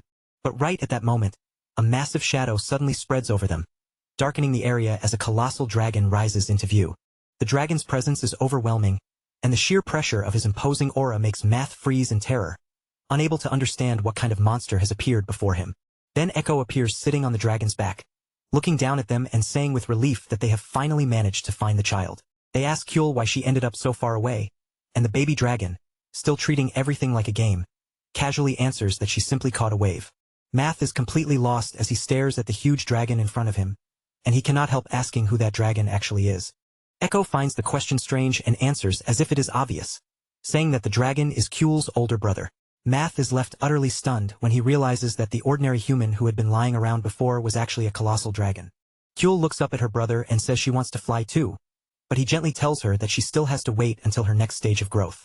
While Math is still watching all of this in shock, a mermaid suddenly calls out to him and offers him a shell with a beautiful smile, making the boy blush so hard that he can barely respond. Meanwhile, Echo yells for everyone to hurry up and leave, and soon they all take off again, flying back through the sky on the dragon's back. As for the turtle, he remains completely absorbed in the shell he received, admiring the beautiful gift from the mermaid as if it were a treasure. Back at the restaurant, Chulho is still calmly washing the dishes when everyone finally returns from their chaotic trip. Echo bursts in furious, shouting that Chulho knew exactly how unstoppable Kyul could be, which is why he sent only the three of them to deal with her. He complains that he stayed awake for 3 full days watching over her, and the moment he dozed off even slightly, the baby dragon disappeared.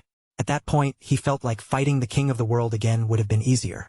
Chulho finds the whole thing amusing, but instead of arguing, he hands them drinks and tells them they did a good job. The two immediately start drooling as soon as they see the drinks, their anger melting away almost instantly, because by then all they really care about is getting more to drink. After everyone eventually falls asleep, Echo starts tossing restlessly in his sleep, caught inside a dream of the demonic kingdom, where voices are praising the 15th demon king, Lord Jaeger. In that dream, the north has already been conquered, and the demons are preparing to march south to celebrate the birth of a great emperor. The nightmare makes Echo break into a cold sweat. Kyul wakes up, notices how uneasy he looks, and starts patting his head, telling him to relax. And somehow, the baby dragon's strange nightmare healing touch works incredibly well, calming him down almost immediately. After that, Louisa is walking peacefully through the streets, thinking about how her flower shop has never been this busy before, so she needs to decorate it properly. She cheerfully tells her sunflowers to look at the beautiful day, but then something catches her eye, and she wonders if the little girl standing in front of the shop is Kyul. Louisa picks the little girl up and gently asks where her father is, and whether she came outside all by herself. Kyul answers that her father is sleeping, just like her older brother. Hearing that, Louisa pauses and asks if the older brother Kyul is talking about his Echo. But before Kyul can answer her question, someone else arrives at the flower shop. It is Choi, who greets both Louisa and Kyul as he steps into the shop. Louisa cannot help thinking about how adorable Kyul is. Seeing her makes Louisa imagine that one day, after meeting a wonderful husband, she would like to have a daughter too. A husband with black hair, a cold attitude, and a rough, untamed charm on the outside. At that moment, Kyul gets down because she has to leave. Before she goes, Louisa gives her some flowers as a gift, and the little girl politely thanks her before saying goodbye. Louisa watches her leave and thinks she is incredibly cute, while the knight asks what Louisa is doing at the flower shop so early. Louisa explains that she finally managed to get 2 days off in a row. She was supposed to go to the association, but her master told her to rest instead. To her, this is the perfect chance to take care of the shop properly and decorate it the way she has been wanting to. Meanwhile, deep inside the association's detention block, Farah is asleep until he suddenly wakes up and realizes that the door to his cell has been opened. Suspicious, he gets up and steps closer to check what is going on. That is when he notices his huge tiger waiting outside the cell, standing there as if it has come for him. Farah cannot understand what the tiger is doing there. What makes it even stranger is that its size has not changed at all, which means someone must have been feeding it high-quality food on a regular basis. He walks outside, but the whole situation feels suspicious to him, almost as if someone has set this up to test his reaction.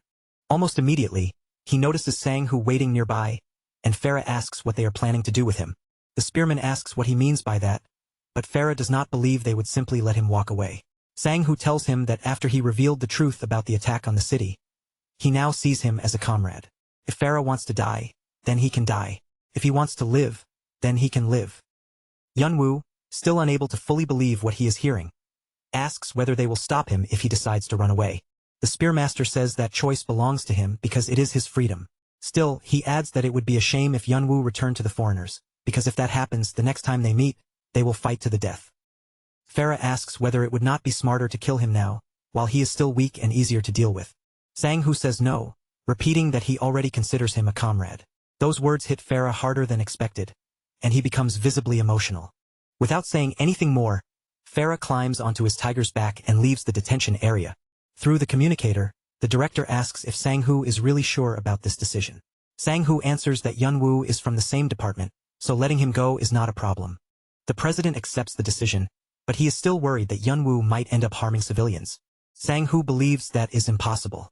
If Farah had truly wanted to cause destruction, he could have turned the entire city upside down long ago, but he never did. Sang-Hoo is convinced that Farah has gone to retrieve something he desperately wants to protect, even if it costs him his life. And if Farah comes back, Sang-hoo is sure he will become a force that helps them. Farah races through the city on his tiger until the beast suddenly stops, reacting to a scent it has picked up. Yunwoo decides to investigate the smell, and after following it, he realizes that it is coming from a nearby restaurant. Inside that restaurant, Echo finally wakes up. Still unsettled, he thinks that he almost never has nightmares, but dreaming that Jaeger became a demon king feels far too prophetic to ignore. That man is already moving south, and if his plan succeeds, the entire demon kingdom will fall into his hands. Echo looks over and sees Chulho sleeping peacefully without a care in the world, and anger immediately rises in his chest, because all this trouble somehow started because of him. Then Echo notices the strange bouquet of flowers nearby, and his expression twists even more when he realizes he is holding a rose in his own hand. He is about to curse Khan for pulling such a ridiculous prank, but when he sees Khan sleeping too, he quickly figures out the real culprit was probably Kyul, because honestly, that strange little girl doing something like this would not surprise him at all.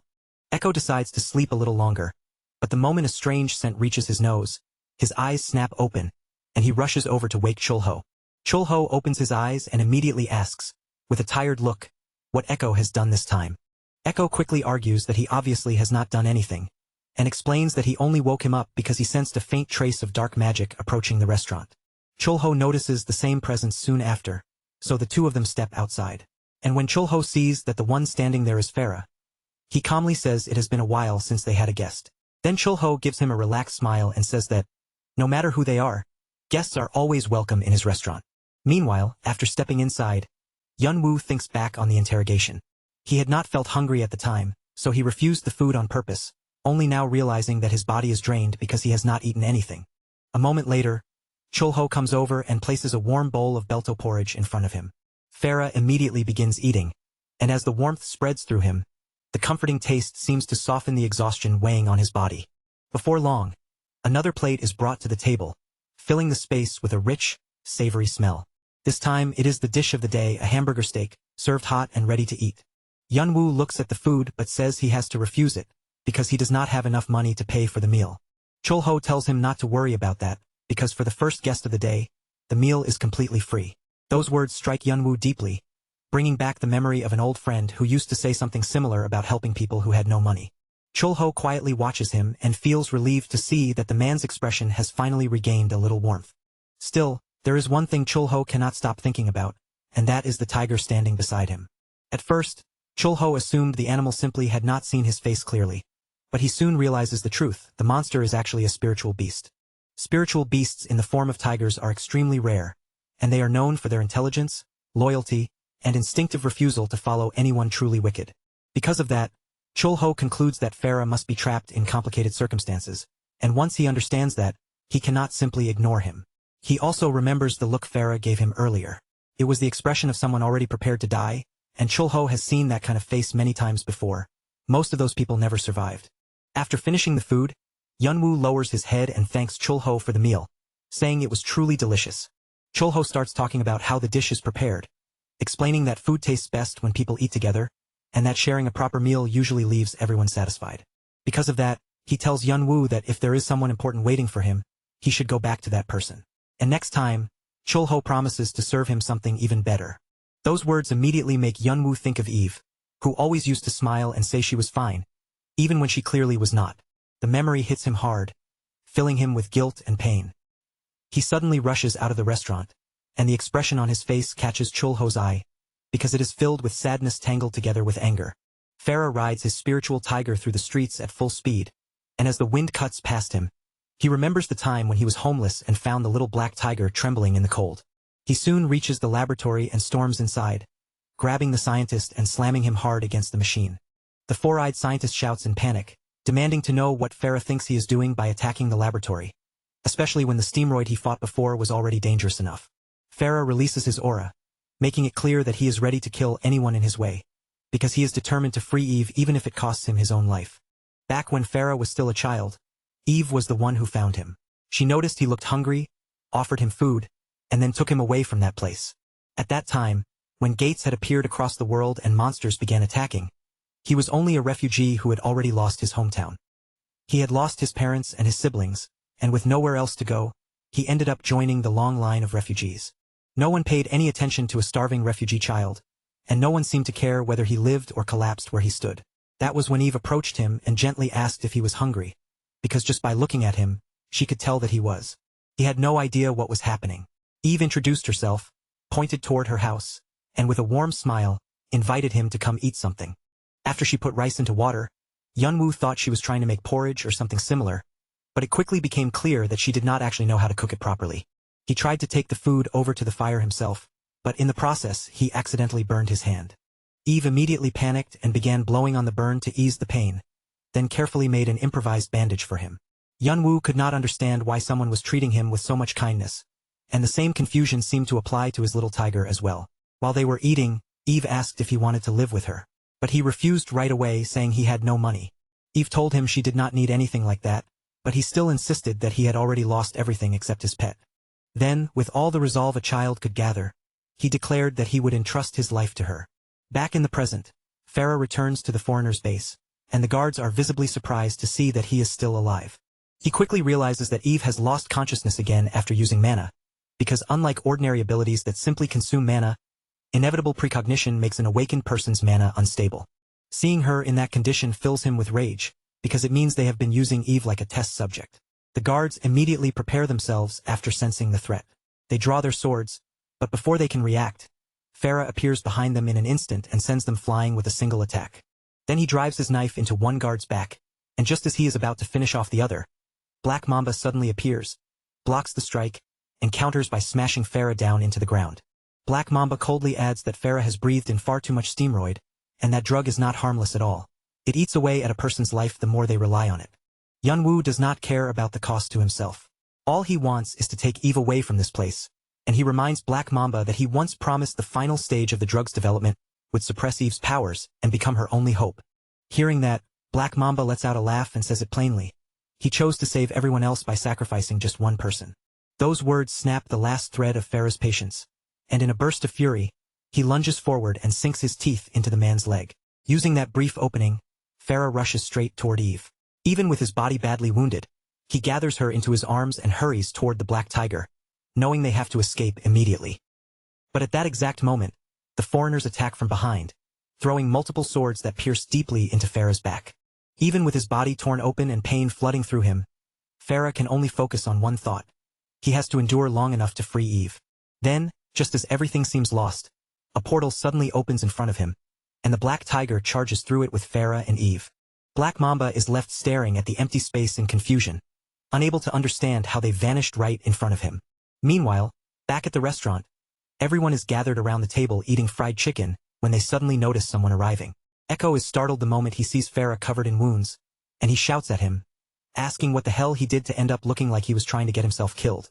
Chulho quickly realizes the situation is worse than it first appears. Farah is not alone. There is a woman with him, and it is clear he risked his own life to save her. Beside them, the black tiger is crying, its expression filled with grief as it silently begs them to save its unconscious master. Even in the middle of that tense moment, Chulho gives a faint smile and says that visitors are always welcome here. But that calm expression soon turns serious, because even after he removes the dark magic from Farah's body, the injuries are still dangerously severe. Echo asks if Chulho does not have any healing ability. Chulho answers that he once used a dragon relic while fighting someone who was casually eating chicken, then grows worried because even Khan cannot help in this situation, since Khan specializes in attacks. Echo looks at him in disbelief and asks if he truly did not know, because the demon Sofran is actually a specialist in healing. Chulho can hardly believe he never knew that. Without wasting another second, they head straight into the subspace, where Sofran begins healing Yunwoo with her magic. Chulho is surprised by how quickly the wounds close, and Sofran explains that she purified the tainted blood while using a refined potion made from infernal beast blood. Echo adds that Sofran was both a vampire and a healer back in the demon realm, so this kind of treatment is exactly where she excels. Sofran then turns her attention to the girl and says the truly difficult part will be treating her condition. Chulho tells her not to worry about that, because he will handle the girl's treatment himself. Then he places his focus on Eve and begins using his own power to draw the unstable mana out of her body. Echo can only stare in disbelief, because the amount of mana sealed inside the girl is far beyond anything he expected. Chulho realizes that even a high-level awakened would struggle to endure this much mana, and he cannot understand how such a small body managed to withstand it for so long. He knows that power on this scale would be extremely difficult for anyone to process safely. So Chulho starts absorbing the power himself. Seeing that, Echo shouts in frustration, unable to believe Chulho is taking in even more energy, as if he is trying to become even more monstrous than he already is. Chulho continues absorbing the unstable mana without stopping, until he finally brings all of it under control. He notices that the power has become slightly unstable inside his own body, and for a moment, he wonders if this might actually make him even stronger.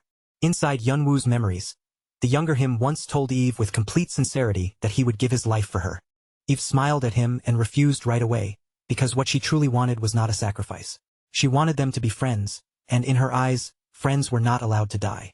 When Eve later became sick and people said it was caused by a magic wave, Yunwoo kept begging her to recover, repeating that friends could not die, and promising he would never let that happen.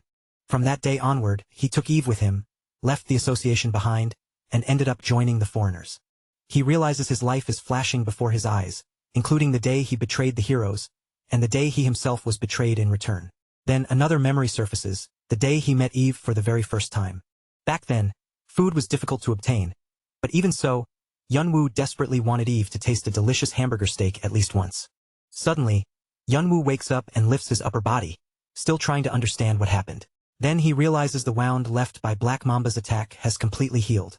At that moment, a girl enters the room and asks if he has finally woken up, while Yunwoo immediately demands to know where the hell he is. She tells him that obviously he is in a hospital, and since he is awake now, she asks him to please do something about Tiger, because the beast absolutely refuses to move away from the front of the door. But Yunwoo only cares about one thing and asks whether his friend is alive. At that instant, Eve appears and throws her arms around him. The nurse quickly tells him not to strain himself, but Yunwoo still feels like he must be trapped inside a dream. Eve laughs softly and tells him he is not dreaming, then calls him an idiot with the same familiar warmth as before.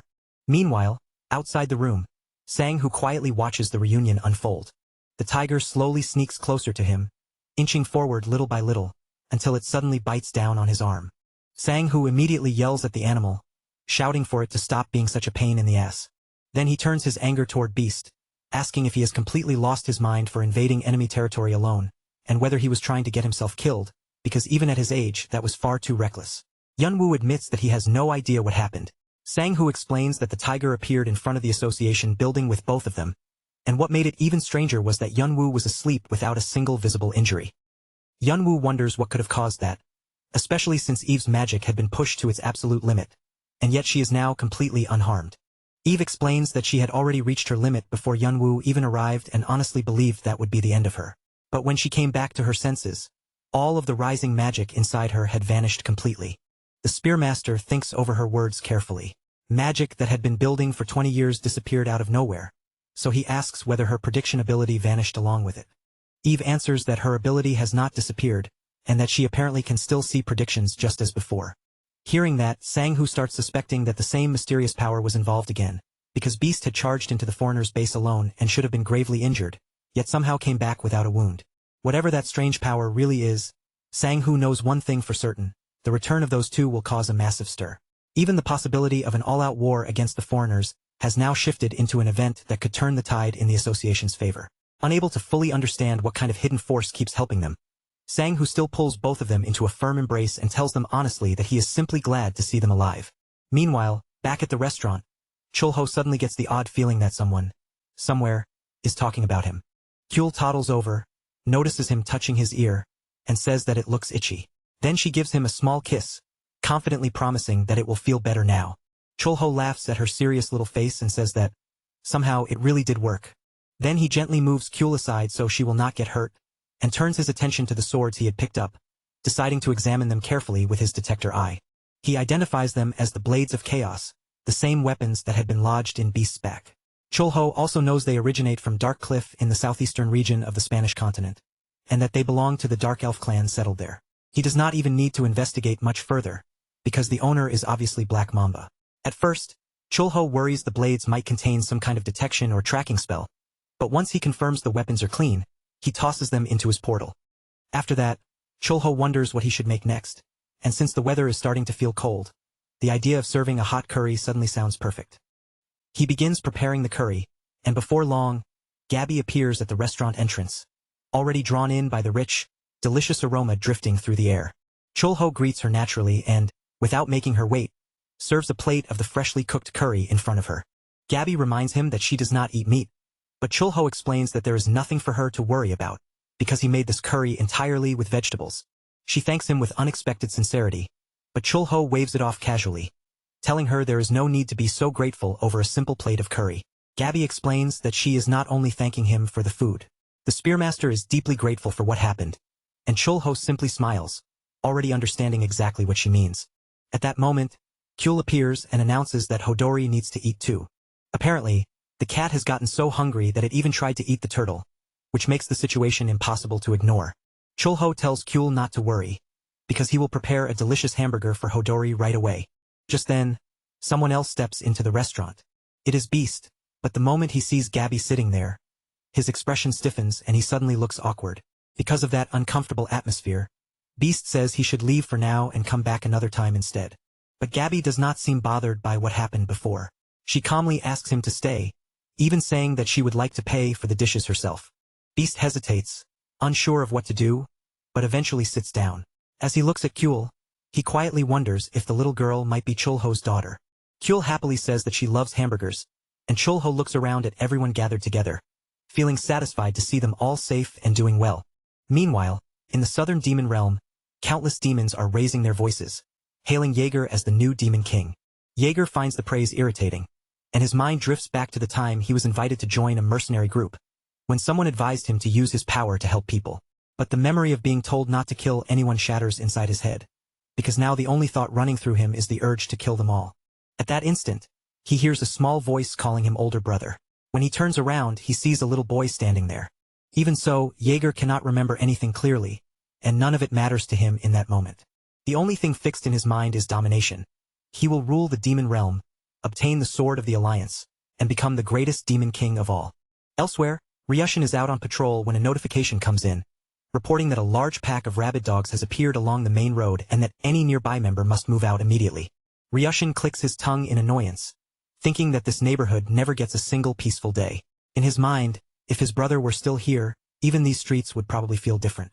Ever since Ryushin was very young, his brother had always seemed like a hero to him. Tall, impressive, and able to speak with confidence wherever he went.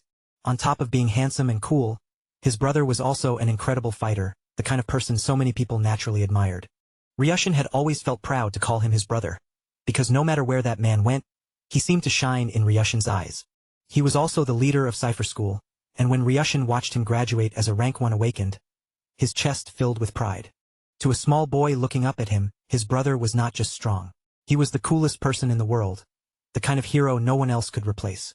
His brother even went through 4 of the 5 mercenary corps in the region, challenging each of them to fight him under one condition. He would join any corps that managed to defeat him. He defeated the leaders of all 4 groups, but when he reached the 5th, he did not fight. Instead, he showed respect because the leader standing before him at that time was Taejung. Jaeger had been willing to join under those terms, but Taejung told him that their group was too small for someone with his strength, and suggested he go to the association instead, where he could use his power to help many people. That very same day, Jaeger returned to the Awakened Association, and during the Great Monster Invasion, he vanished into a dimensional rift together with the Level 0 monster known as Massacre. After that, Jaeger disappeared completely, but Ryushin still remembers his brother's face as clearly as ever. Meanwhile, Hyuk moves out in response to the emergency, and several awakened fighters arrive as backup. He parks at the scene and immediately asks for a status report. One of the men explains that a pack of Rank 6 mad dogs has appeared, and there are roughly 100 of them. At that moment, the monsters begin rushing forward, and the leader suddenly hears someone calling out to him. It is Ryushin, sprinting toward the battlefield to help. He races past the leader without slowing down and instantly activates his werewolf transformation, charging straight ahead with everything he has. Hyuk tells someone to remind the boy to take off his clothes before transforming, and the answer comes back that they already told him. The problem is that Ryushin apparently does not think undressing before transforming looks cool. Hyuk finds that incredibly irritating, because he knows the brat is only obsessed with looking cool on the outside. Even so, Hyuk orders the entire squad to advance. As they move in, he reflects that Ryushin has been far too aggressive lately, and that a hunger for strength can easily turn into impatience, with disaster following right behind it. Chulho quietly decides that someday, when the timing feels right, he should call that boy over and have a proper, serious conversation with him. Some time passes after the restaurant incident, and Chulho finds himself standing there, thinking about what to prepare for dinner. Since meat always tastes richer after resting in the fridge for a full day, he figures he can use that timing to make something that feels a little more luxurious. On top of that, he still has some king pig shoulder stored away in the freezer, and that gives him the perfect ingredient to turn into thick, satisfying cutlets. Before long, Chul-ho coats the meat in breading and lowers it into the hot oil, frying it carefully until the cutlet starts turning thick, crisp, and golden. Once the breaded steak is finished, he slices through the crunchy cutlet and lays the pieces neatly over a steaming bowl of white rice. Then Chul-ho brings it over to Ryushin and asks him how he wants the curry served, poured directly over the rice, or kept separately on the side. Ryushin immediately shouts that he wants everything together, and without wasting even a second, he digs into the bowl like he has been waiting for this all day. But almost right away his expression twists, and he yells out that the food is way too hot. Because of that, he grabs a huge glass of water and gulps it down in one go, only to turn around and ask for another delicious bowl as if nothing happened. Watching Ryushin devour the food like he has completely lost control, Chul-ho narrows his eyes and asks him if something is going on. Ryushin answers with frustration in his voice, saying he is still far too weak, and that he simply cannot stand staying that way anymore. Compared to his brother, Ryushin knows he is still nowhere near the same level. So from that day forward, he decides he will train with everything he has until he can become just as strong. And for that to happen, he believes the first thing he needs to do is eat as much as his body can handle. Chul-ho understands that stuffing himself with food and exercising recklessly without a proper plan will not solve everything. At the same time, he begins to suspect that the brother this boy keeps talking about must be Jaeger. The blonde boy says, with a firm look in his eyes, that if he can become stronger, then maybe one day he will finally be able to meet his brother again. After completely clearing out every last bite of food in front of him, Ryushin finally gets up and leaves. Just then, Echo appears nearby and mutters that the blonde boy somehow feels strangely familiar to him. Chul-ho tells him that reaction is not surprising, because the boy is Jaeger's younger brother. The moment Echo hears that, he spits out the water he had been drinking in complete shock. And with that, Echo finally understands why that irritating little guy had seemed so annoyingly familiar from the very beginning. Echo immediately decides that he should kill the boy, but the instant such a thought crosses his mind, a powerful shock crashes down onto his head. After recovering from that blow, Echo tells Chul-ho that their contact with the demon realm has been increasing. He adds that this so-called Jaeger has most likely already become a demon king, and then wonders aloud whether all 5 dimensions have now gathered on Earth. Chul-ho cannot give him a clear answer yet, saying they will simply have to wait and see. Echo has no clue what kind of things might come pouring in from those other dimensions, but when he looks at the absolute monster standing right in front of him, he finds it hard to imagine anything stronger appearing.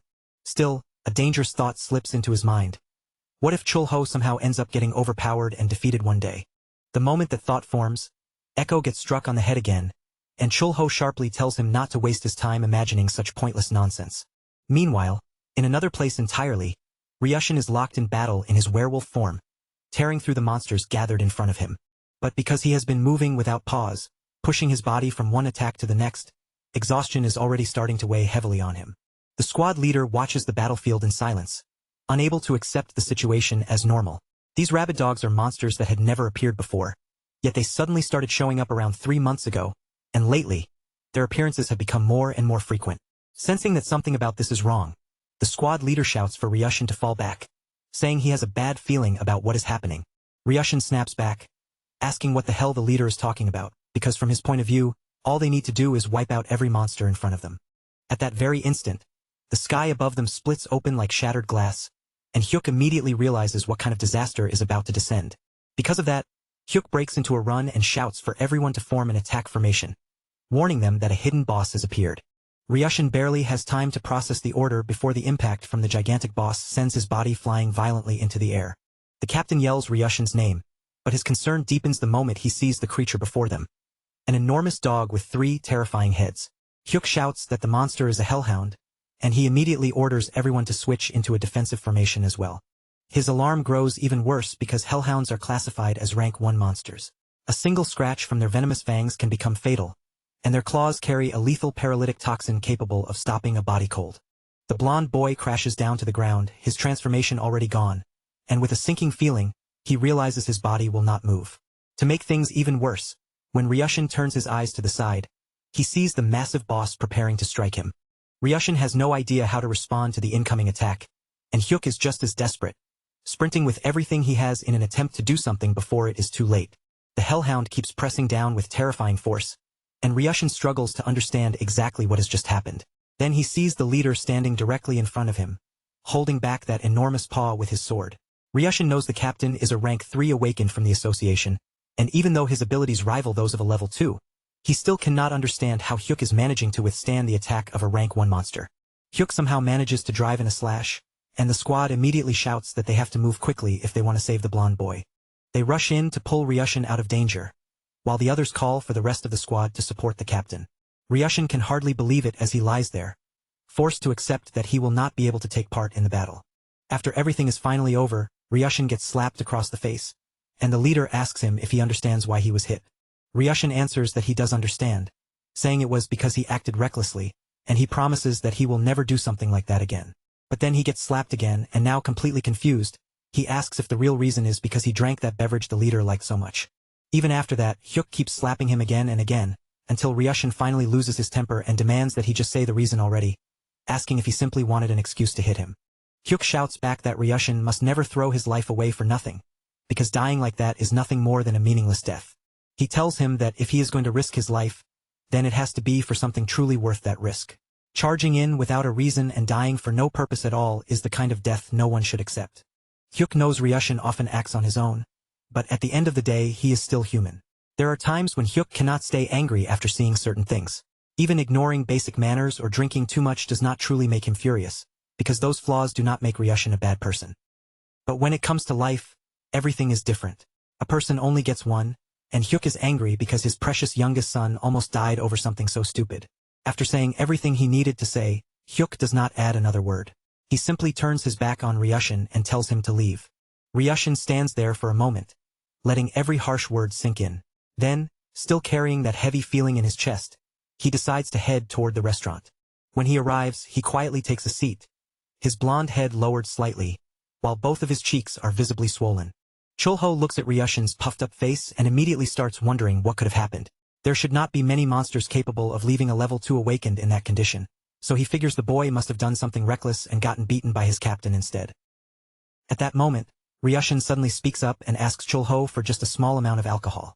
Chulho decides that if he is going to serve him a drink, then he should prepare something to eat alongside it as well, though he pauses for a moment, wondering whether something simple would be enough. He starts by slicing fresh cucumbers, then tosses them with chili powder and a light sprinkle of salt, giving the dish a sharp, spicy kick. Chulho places the food in front of him along with the drink, but even with the side dish right there, Ryushin's eyes stay fixed only on the alcohol. Watching him like that, Chulho realizes something. The more a person repeats something, the better they become at it. And while people spend their days worrying, fighting, sighing, and struggling through pain, they slowly grow more mature without even noticing. Just then, Hyuk walks through the restaurant door, and the moment Ryushin sees him, the blonde boy jolts in surprise. Chulho feels relieved when Hyuk appears, because at least now, someone who truly understands Ryushin might be able to help him. Seeing the two of them sitting there together also brings back a memory for Chulho. The first time Hyuk and Ryushin came into the restaurant side by side. Because of that memory, Chulho quietly decides that today's menu should be spicy pork. It is the same dish that was served back when the two of them first met in this restaurant. He uses the same seasoning as before, but this time, instead of ordinary pork, he chooses king pig belly to make the dish richer and heavier. When the food is finally ready, it looks so glossy, spicy, and delicious that Hyuk and Ryushin simply stare at it with their mouths slightly open. At that very moment, Kyul comes in while calling out for Chulho, and Khan appears right after her, telling her not to bother him while he is working. Ryushin watches them for a moment, then turns to Hyuk and asks what something truly valuable even is. He wonders if there really is anything great enough to risk one's life for, because in the end, at least in theory, throwing away your life would still be a waste. Hyuk calmly agrees with that idea, saying that as someone continues living, those kinds of precious things eventually appear on their own. Ryushin still cannot accept it, and he asks in frustration why Hyuk keeps choosing to risk his own life anyway. Hyuk answers without hesitation. He says he does it so that precious people will not die meaningless deaths, and as he says that, he points directly at Ryushin as one of those people. Ryushin is overwhelmed by those words, and before he can stop himself, a smile spreads across his face. Chulho understands it then. Wolves are creatures that put their lives on the line to protect their families. And when wolves fight, they do not simply pick the weakest enemy in front of them. They go after the strongest opponent in the opposing pack, and when the time comes, they leave their own group only to return stronger than before. Hyuk and Ryushin raise their drinks together, saying that the world only becomes harder to live in as time goes by.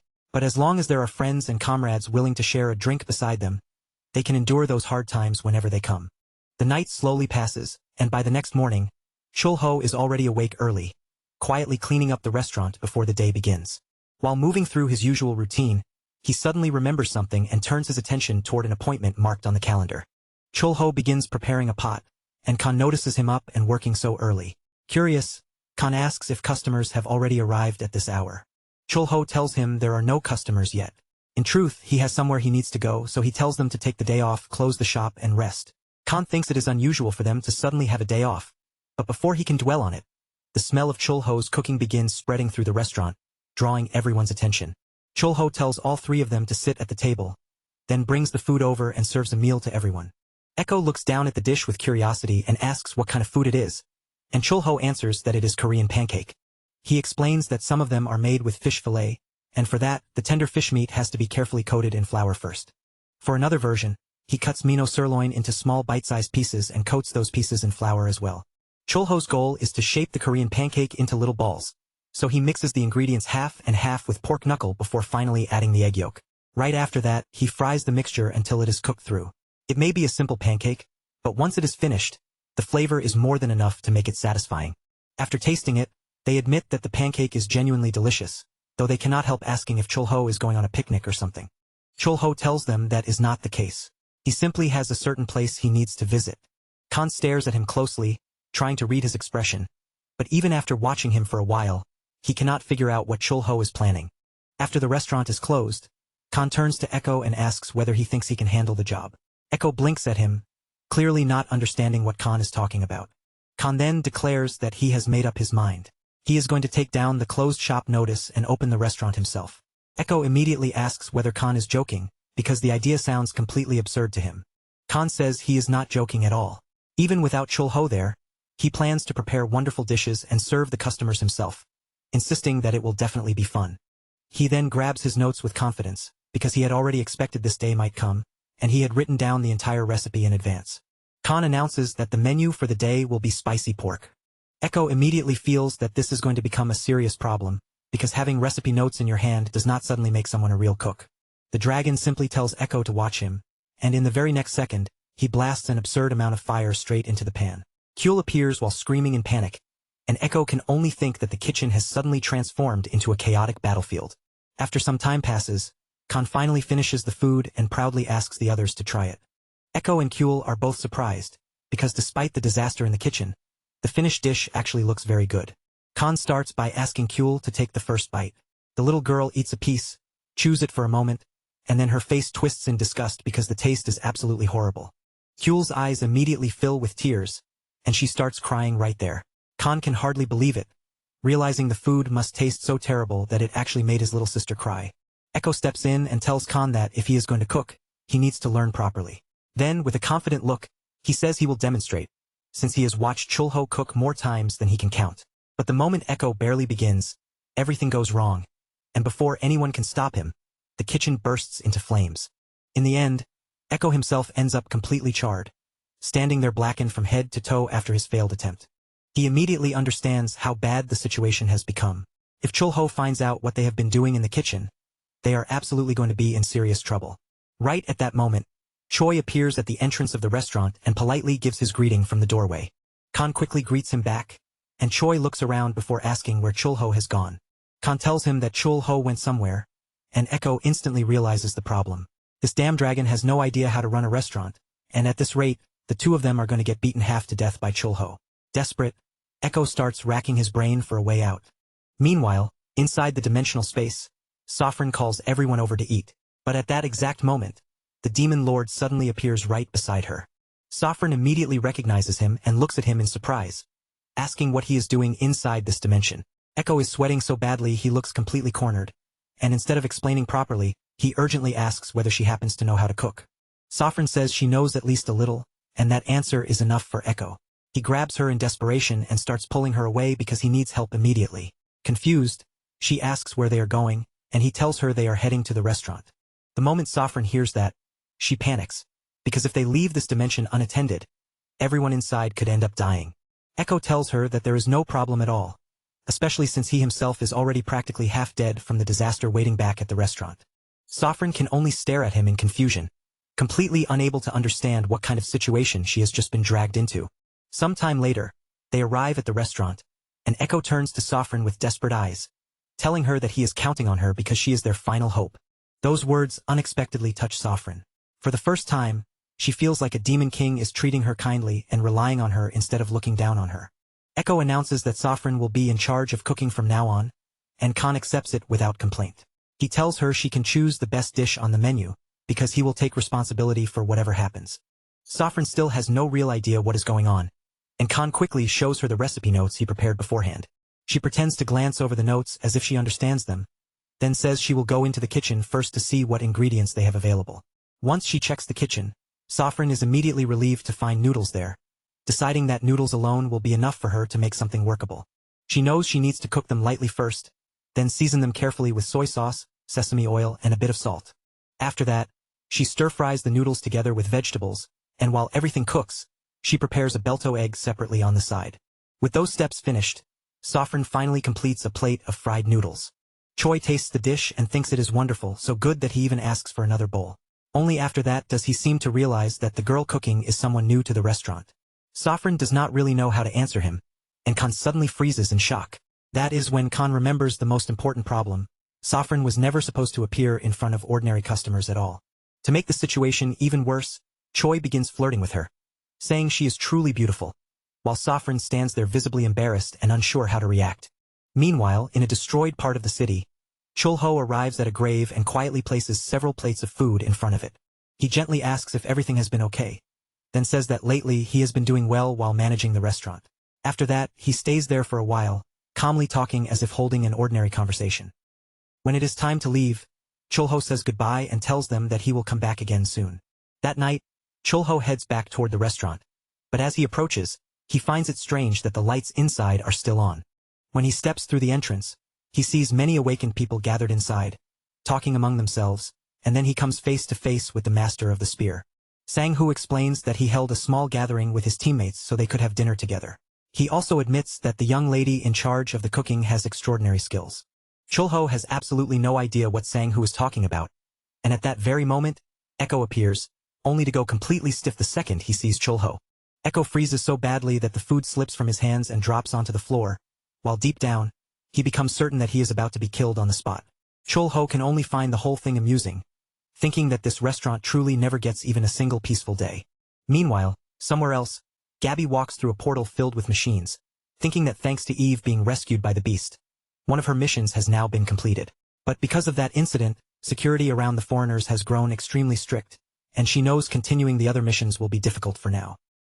Only then does she remember Chulho saying that all he wanted was to live a normal life. She begins wondering how old he could really be, because no matter how much she looks at him, he appears to be somewhere between 20 and 30, yet he carries the wisdom of someone far older. More than that, Chulho gives off a deep loneliness that somehow makes Gabby feel sorry for him, and the feeling continues lingering in her mind no matter how much she tries to ignore it. While Gabby is lost in those thoughts, a machine suddenly appears behind her and attacks. She simply turns around, counters in one swift motion, and tears the monster apart, all while her mind keeps circling back to the same question: whether Chulho lived such an intense life that he naturally gives off such an overwhelming aura. Gabby cannot hold back her curiosity anymore. No matter what it takes, she wants to know more about Chulho. Sometime later, back at the base, Hoon approaches Gabby and calls her ma'am before asking if she has heard the news. Gabby immediately gets irritated by the way he addresses her and grabs him by the neck, since she has no idea what news he is talking about. Hoon quickly explains that he means the restaurant they often visit. According to what he heard from the spearmaster, the owner's wife is incredibly beautiful, and on top of that, she apparently cooks extremely well. Gabby falls silent, unable to figure out how she is supposed to react to that information. Then Sang-hoo appears, casually calls her an old lady, and asks if she has heard the good news about the restaurant. Before Sang-hoo can even finish, Gabby punches him hard in the stomach and walks away, leaving him doubled over and confused about whether something is wrong with her. She leans against the door in irritation, still annoyed by both of them, and then notices a mark on her finger, causing her thoughts to shift toward it. Back at the restaurant, Echo is giving Kyul a lesson, and Kyul, for her part, is watching him with clear interest. Khan also shows up as if he is going to help with the lesson, but instead of being useful, he starts writing down things that make absolutely no sense. Echo finally loses his temper and yells for Chulho, shouting that he never realized dragons could be this stupid. Chulho calmly corrects him, saying dragons are actually highly intelligent life forms. The real problem is not dragons as a whole, It is Khan specifically because he has become far too humanized. Khan answers as if he has no other choice, saying that the language of this country is simply too difficult for him. Still, he proudly adds that at the very least, he is good when it comes to fighting. Echo is about to shout that he was also incredibly powerful in battle, but then he notices Khan's fire-colored hair shaking as the dragon starts laughing. Echo's expression darkens at once, and he asks why Khan is looking at him like that, demanding to know if he is mocking him.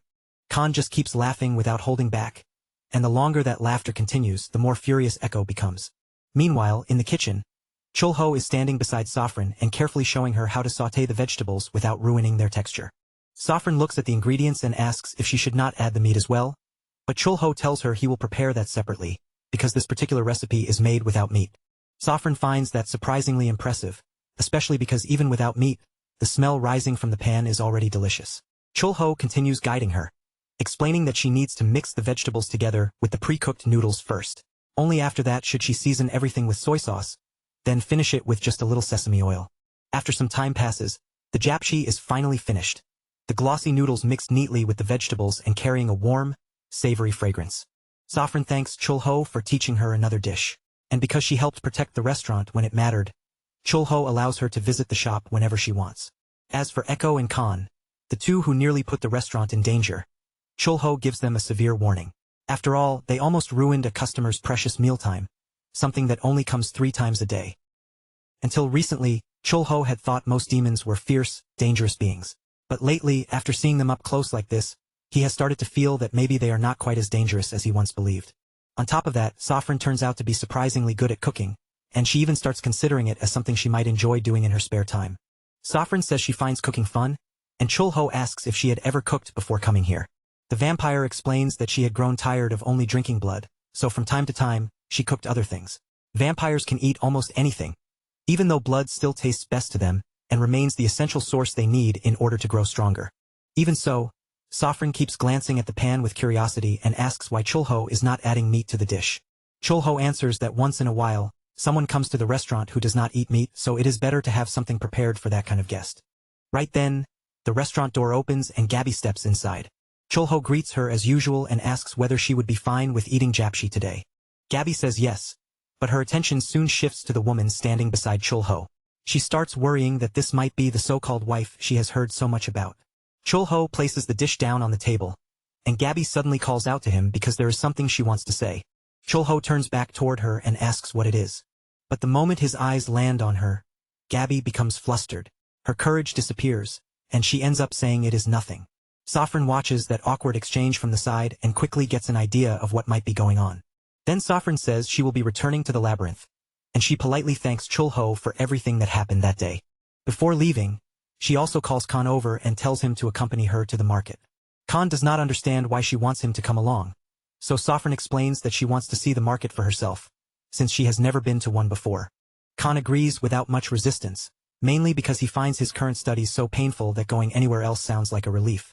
Echo tells them to hurry up and leave, saying he will stay behind and continue teaching the baby dragon. With that settled, Saffron and Khan start heading toward the door. Gabby remains seated and quietly waits for them to leave the restaurant.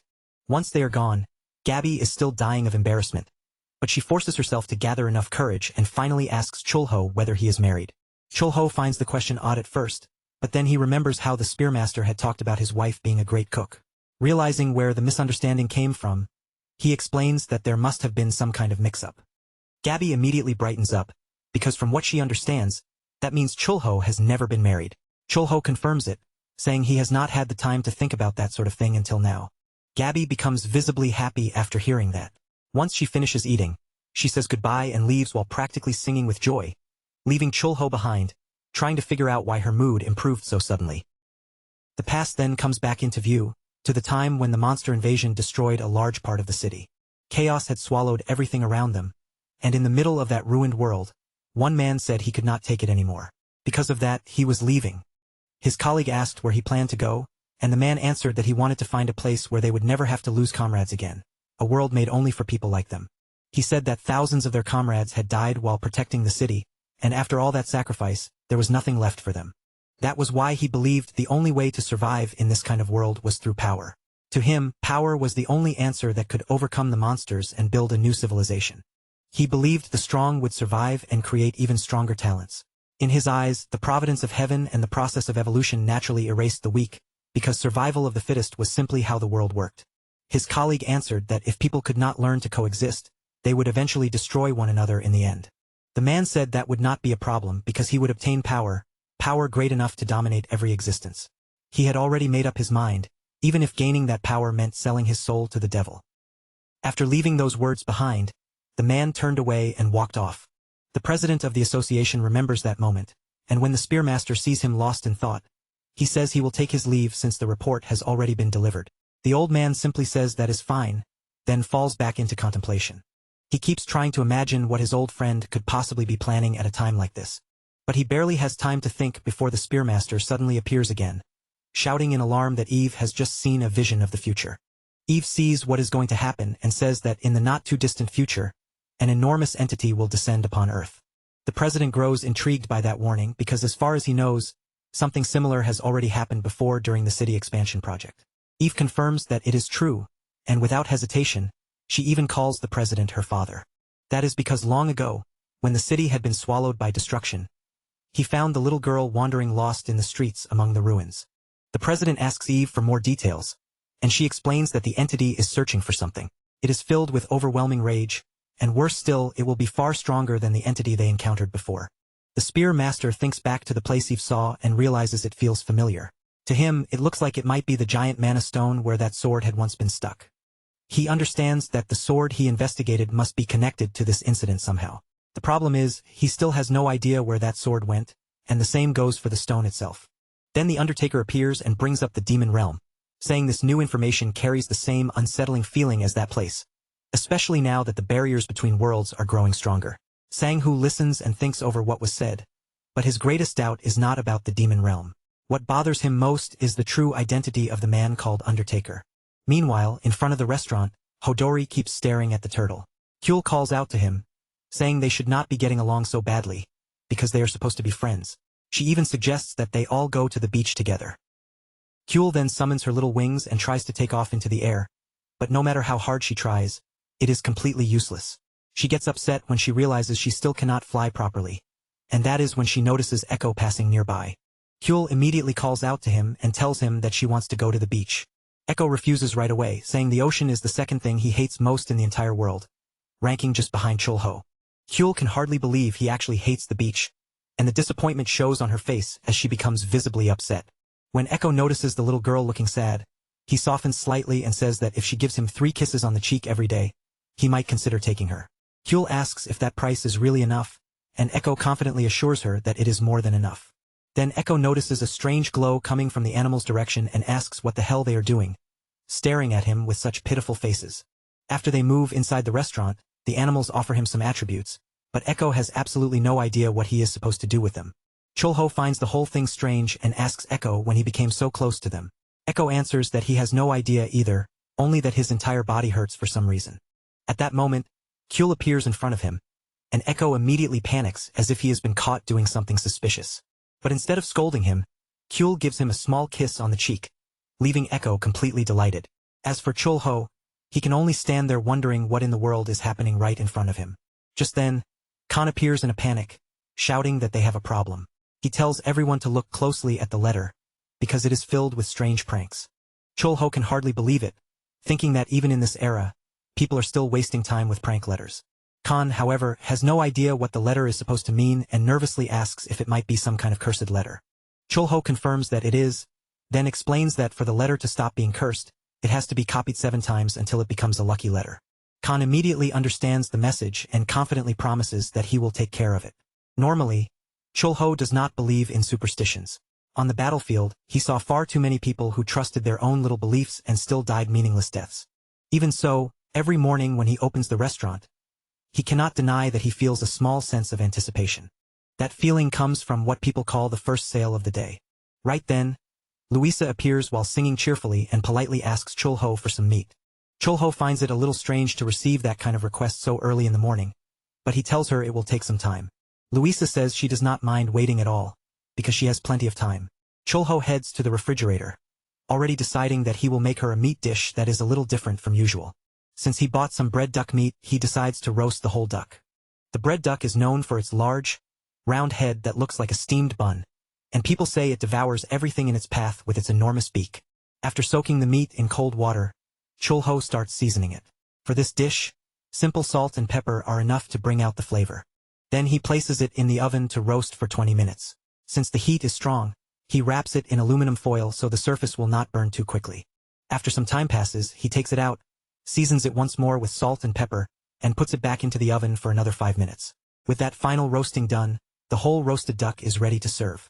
Chulho thanks Louisa for waiting, but then finds it strange that she has disappeared from her seat. When he looks to the side, he sees her asking Khan who gave him that paper. The reason is that the same kind of letter also arrived at the association, and the handwriting on it looks exactly the same. Louisa says that whoever wrote it, the whole thing brings back memories. Chulho asks her what kind of memories she means. Louisa explains that even back when she attended cipher school, this sort of thing was popular. But while she is talking, she suddenly freezes in surprise when she sees that an entire duck has been prepared.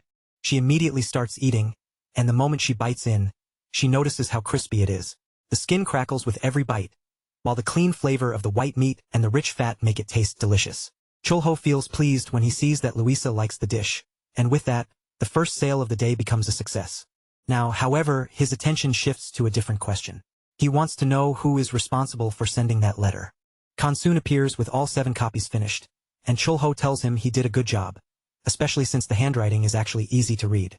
But Khan has barely left before he comes back looking completely depressed, because yet another letter has arrived. Then they hear a noise outside and head out to check what happened, only to find Hodori holding something. Khan asks if it is a dragon, but Chulho corrects him, saying it is not a dragon at all. It is actually a goblin. Chulho quietly activates his detector eye, letting his gaze settle on the strange little creature in front of him.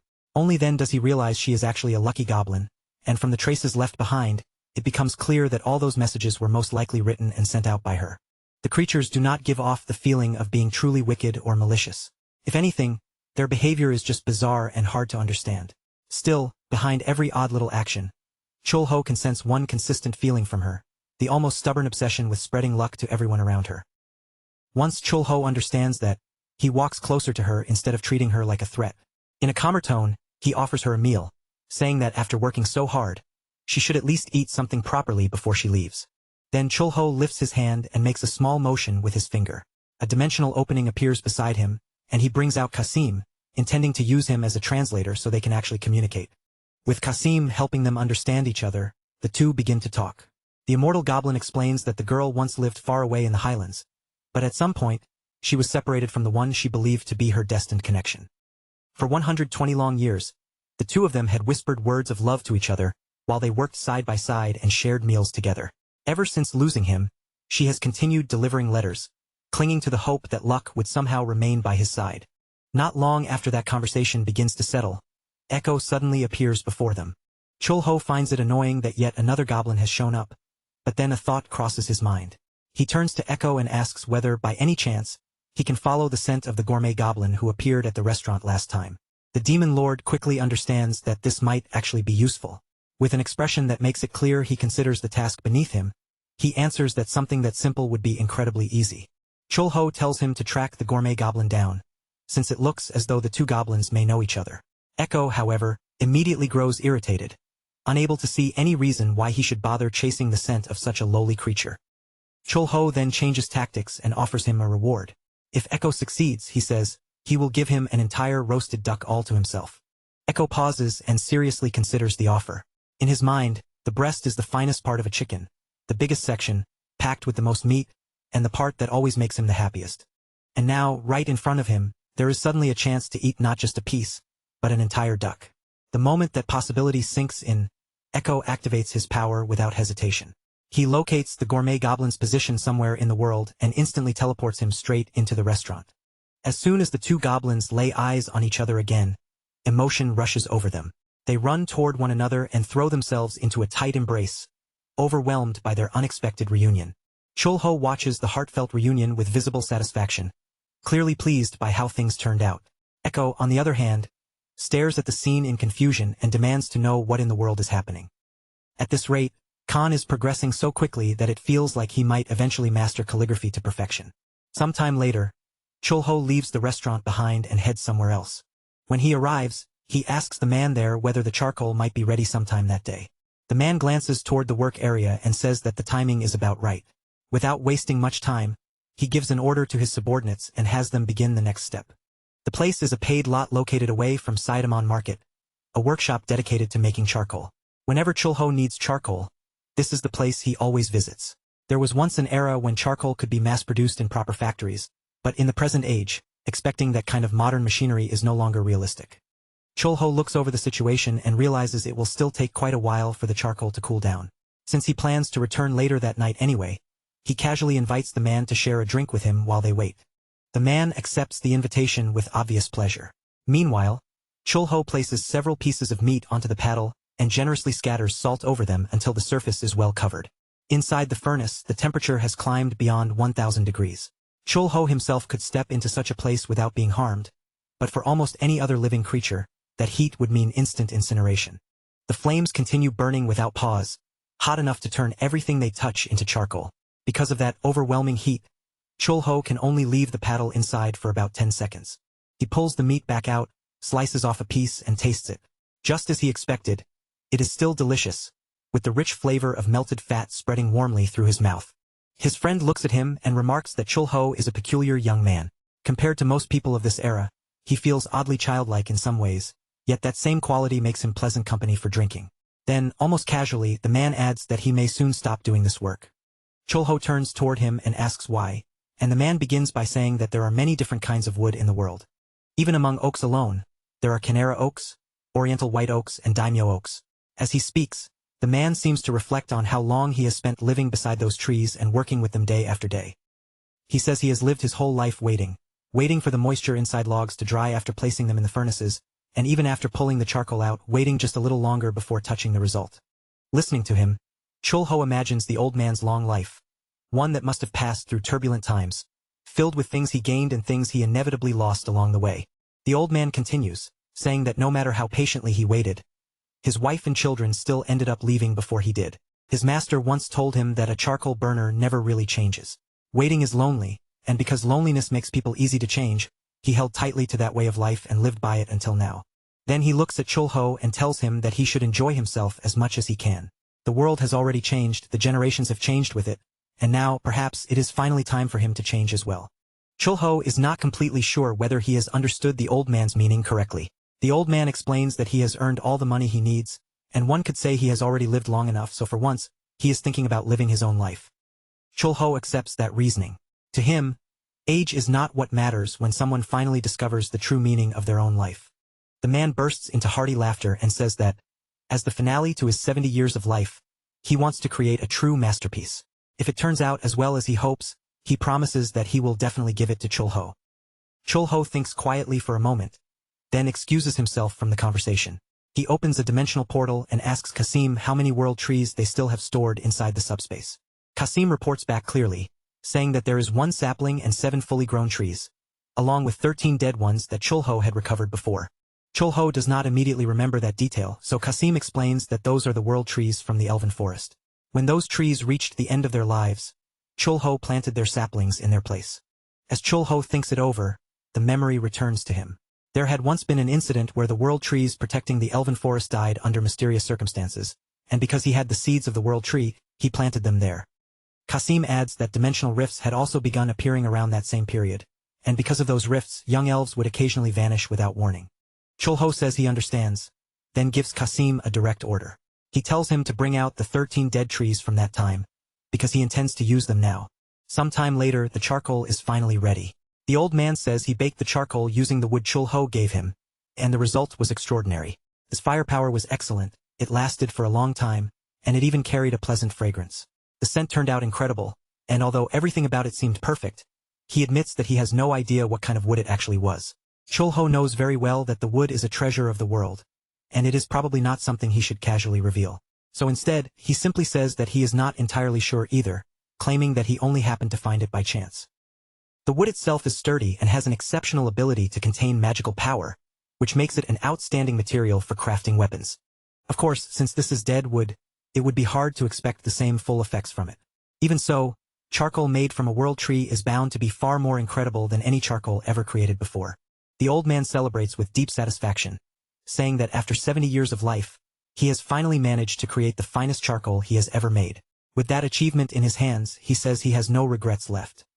Chulho then asks if he can come inside, because after seeing the best charcoal in existence, he is already thinking about grilling meat over it. At that very same moment, Gabby arrives near the restaurant.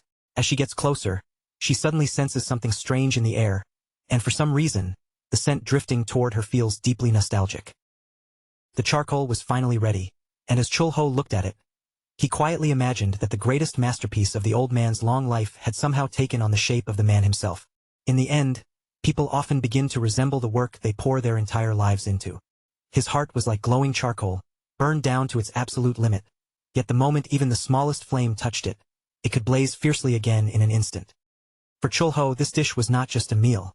It was his most sincere way of cheering on a man who had spent his whole life waiting beside furnaces and turning wood into charcoal. This time, he was even using cuts from an ivory buffalo, a powerful monster known for living among hills covered thickly with barley. Those ivory buffaloes also shared their habitat with a monster called the beer monkey, and in a strange but useful twist, those monkeys produced a fermented drink. In simpler terms, they basically made beer. Because the ivory buffalo grew up eating barley and drinking that beer, its meat was on an entirely different level from ordinary monster meat, both in quality and in depth of flavor. The ingredient was far too expensive to place on the restaurant's regular menu, but on this day, Chulho had no intention of holding back. He was going to serve the finest steak he could make. Using fierce, direct heat, Chulho quickly seared the outside of the meat, locking the surface before the fat had a chance to drip down onto the glowing embers. By handling it that way, no heavy smoke rose from the charcoal, and none of that unpleasant burnt smell clung to the meat. At last, Chulho finished what might be his best meat dish yet. When the old man saw how beautifully it had been prepared, he immediately thought it had to be shockingly expensive and said that simple pork belly would have been more than enough for someone like him. Chulho calmly tells him that this cut suits him much better. And since the meal is completely on the house, the old man can eat as much as he wants without worrying about the price. On top of that, Chulho brings out beer as well, setting it down so the two of them can drink together while enjoying the meal. The old man takes a piece into his mouth, and the moment he tastes it, he is stunned. He has never experienced anything so rich and incredible before, with a texture so wonderful it almost feels like magic. Deeply moved, he thanks Chulho and says that this truly is a banquet worthy of being called one. Some time later, Gabby steps into the restaurant, and Chulho notices her right away, greeting her as she comes in. Even as she sits down, Gabby keeps thinking about the fragrance she smelled outside, wondering if that nostalgic scent really came from this restaurant. Still, when it is time to order, she asks only for a salad. Chulho gives it some thought. Since he has just obtained such extraordinary charcoal, he wonders whether this might be the perfect chance to try making a different kind of salad.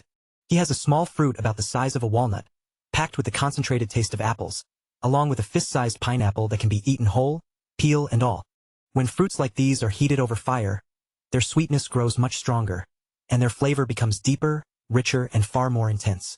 For the base of the salad, Chulho prepares fresh lettuce, ripe tomato, and thinly sliced cucumber. With the grilled fruits added on top, the salad is soon complete, carrying both freshness and the warm sweetness of fire. Chulho brings the plate to her table, and as he approaches, he notices the intense glow around Gabby. Standing there in the restaurant light, she looks strikingly beautiful. He pauses for a brief moment, thinking something over, then hands her the salad. Before she begins eating, however, he asks whether she might be from the Spanish continent, the southern elven forest, or perhaps the northern infinite canyon. Gabby's eyes widen slightly in surprise, caught off guard that he knows such places at all.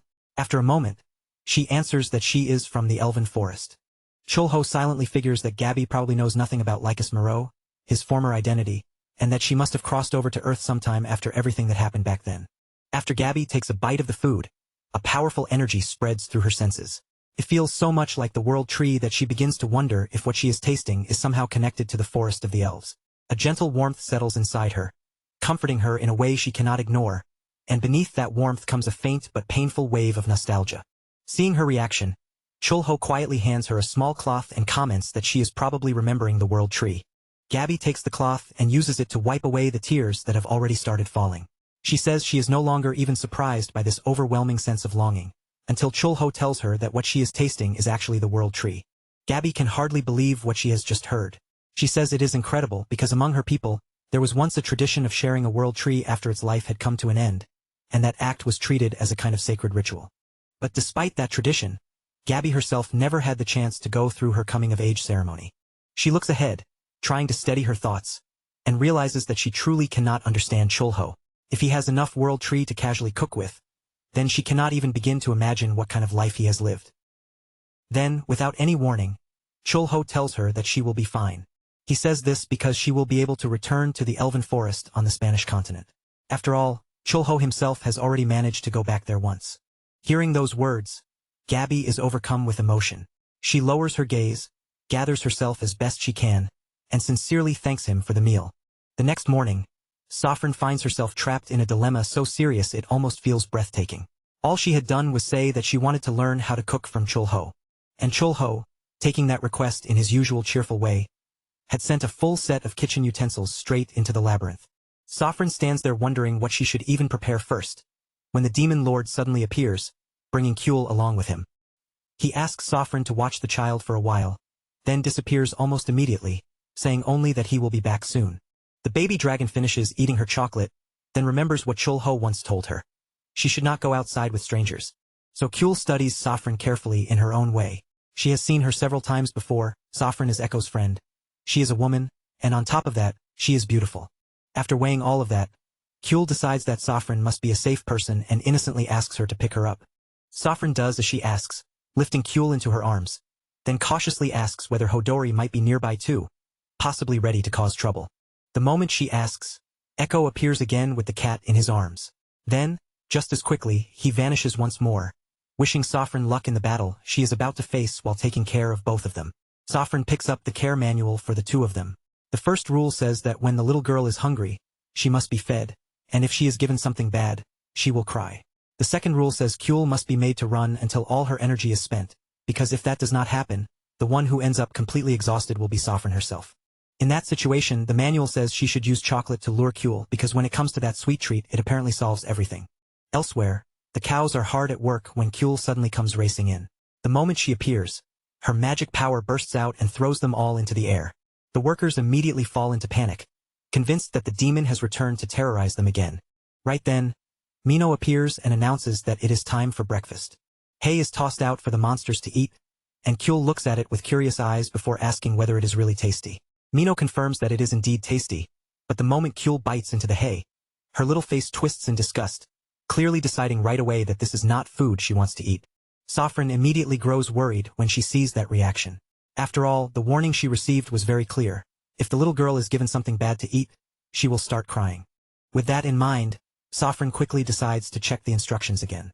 She searches through the information about what Kyul actually likes, and soon notices that the answer is meat. The instant Mino hears that, he panics completely because from his point of view, he himself is exactly that meat. Saffron laughs at his terrified reaction, then realizes the time has finally come to open the refrigerator Chulho gave her. She heads over to search for the kind of dish a child would genuinely enjoy.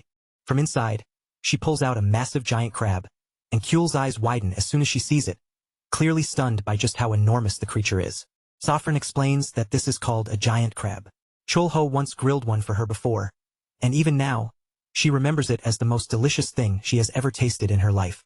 Because of that unforgettable memory, Saffron makes up her mind on the spot. She is going to prepare this crab properly as a charcoal-grilled giant crab. She begins working on it right away, carefully preparing the crab over the heat, while Kyul watches from nearby with sparkling admiration because the smell drifting from it is already delicious.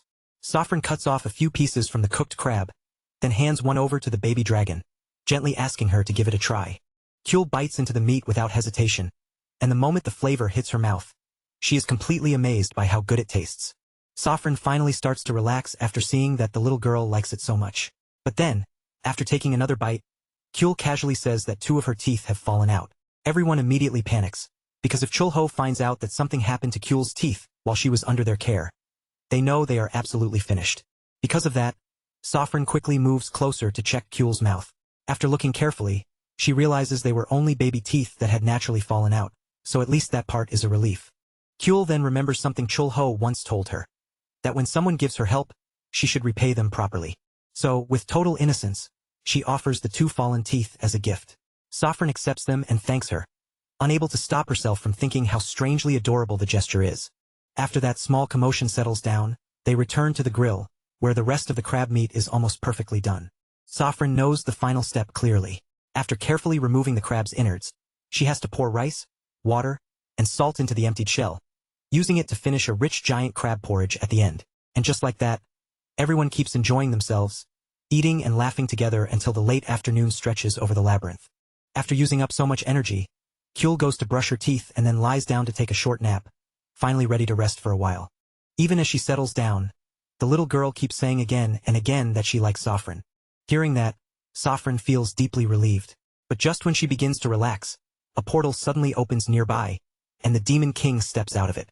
However, the moment Saffron sees him, she freezes slightly, because his face looks completely wrecked. Concerned, she asks if he is all right. He looks so drained and battered that it seems as if he has just survived 100 days of war, and Saffron cannot even imagine what kind of battle he must have come back from. Echo says he managed to get something called Kimjong, but then notices the tooth necklace hanging around Saffron's neck and asks if she bought a new one. Not knowing how to explain it, she simply answers yes. In any case, Echo tells her to get ready. According to Chulho, once Kimjong is finished, everyone usually cooks meat and eats together. So because Saffron took care of the baby dragon, she will receive a portion as well. Echo stretches out his hand so they can leave together, and the two pass through the portal, leaving Hodori behind in the labyrinth. Meanwhile, in the demon realm, the leaders of the 8 demon tribes are commanded to gather and pay their respects before Lord Jaeger. To them, Jaeger is not an ordinary ruler. They believe he is destined to become the strongest demon king in all of history. The subordinates of the previous king transform into a single current of mana, flowing directly into Jaeger's body, so that no one will be able to lay a hand on him. With every passing second, this new king's power continues to grow stronger. The demons of the south and the demons of the north have already been gathered under one banner. Now, the only thing left is the symbol that proves dominion over the entire demon realm, the Sword of Alliance. The Temple of Alliance stands at the very center of the demon realm, a sealed place originally closed off by the first demon king. Only a demon king who has completely unified both the northern and southern kingdoms can step inside that temple. All the demons stand frozen in place, their eyes fixed on the leader positioned in the center of the magic circle before them. Then he begins to feel as if his body is being crushed under immense pressure. And once again, he hears someone calling him brother, even though he still cannot recognize who that voice belongs to. That confusion only fuels his rage even further. His energy erupts outward until everything finally falls silent, and when he looks up, a dimensional rift has opened above him. Meanwhile, back at the restaurant, Echo asks Chulho if he knows which class he mastered. Chulho answers that he has watched Echo for so long that he has already memorized it, though he still does not understand why Echo is asking. Echo says that he mastered 5 classes in total, and among them is one class that belongs only to him. That class is called the Will of the Immortal, an immortality skill with performance far beyond any ordinary survival class. Echo explains that every demon king before him possessed a class like that, something no other demon could obtain, a unique level of power that stood above everything else. It is called a first class. When awakened people awaken for the first time, they receive a random class, and Echo believes Chulho must have awakened some kind of special class as well. Chulho listens to him and quietly finds it incredible how fast Echo is growing, not just in strength, but as a person. Echo continues, saying that when Chulho was summoned to the Spanish continent, he mastered 5 classes in only 10 years. And during their battle, he even opened the door to a 6th class, which is not something that can be explained by raw talent alone. Because of that, Echo is convinced Chulho's first class must be extraordinary. What he wants to know is simple. Why did he lose to Chulho in battle, when no matter how hard he tries, he cannot uncover the mystery behind that power? Chulho uses his ability and realizes that Echo is not joking or trying to provoke him. The boy is telling the truth, and he genuinely wants to understand the answer. So Chulho steps closer to tell him the reason, but Echo immediately backs away in fear, accusing him of using a cheat. To Echo, a skill that broken is the kind of thing that throws off the balance of the entire world. The class in question is World Destroyer. It is a class that draws out 200% of the power potential from any other class and exponentially increases the mastery rate of every class Chulho obtains. Echo admits that, absurd as it is, the explanation is easy to understand. The power is so ridiculously overpowered that it is basically strong enough to shatter the balance of the entire universe. Only then does Echo fully understand the gap between them. From the very beginning, he never truly had a fair chance of standing as Chulho's equal, because possessing a first skill that absurd completely breaks the normal rules of strength. Echo looks at him and asks what it actually feels like to carry that kind of power. To him, having such an overwhelming ability must make every opponent in the world seem like nothing more than a weakling standing in the way. Chulho answers that it is not really like that. If anything, it feels closer to emptiness. Growing stronger, defeating someone stronger than before, rising higher and higher. After a certain point, none of it truly means much in the end. Even so, Chulho still dreams of becoming stronger. There is no grand reason behind that desire, no noble explanation he can dress it up with. For him, it is something much simpler, almost like a basic instinct carved into his body. And even in that very moment, every now and then, the heart that had absorbed Eve's mana begins to beat again inside him. Sometime later, Safran appears at the restaurant and asks Chulho to teach her how to make the dish known as kimchi. Chulho does not mind teaching her, but he still tells her he cannot exactly recommend it. After all, even for a dragon and a demon king, gathering the rare ingredients needed for it is incredibly difficult work. Just then, Eve and the beast appear at the entrance. Eve looks toward Chulho and greets him, saying it has been quite a while since the last time she saw him. After they take their seats, something about Chulho catches Eve's attention. She studies him for a moment, then says that he somehow looks familiar. Chulho quietly guesses that Eve is sensing the mana he once absorbed from her in order to remove her disease. Instead of explaining that, he simply remarks that it seems she has taken a liking to the restaurant. Eve seems to agree, then hugs Yunwoo close as she asks what he usually eats whenever he comes to this restaurant. Yunwoo does not really know how to answer her question, and before he can properly respond, Chai-yun appears at the doorway, loudly calling Eve's name. The two of them greet each other warmly, their reactions making it clear that it has been a long time since they last met. The Ice Princess greets the beast as well, then turns her gaze towards Safran. After looking her over, she says that from the sound of it, Safran must be the woman from the rumors, the legendary owner of the restaurant. Safran has no idea what Chai-yun means by that. Chulho steps in calmly and explains that they are simply siblings. Before long, the dishes are ready. As the food is brought out, Eve asks Chai-yun what she is doing at the restaurant and whether she only stopped by to eat. Chai-yun explains that she came by while delivering a report from the association. According to that report, mandrakes have been sprouting in large numbers, and lately, they have started appearing everywhere. Chulho begins to wonder if something serious is about to happen.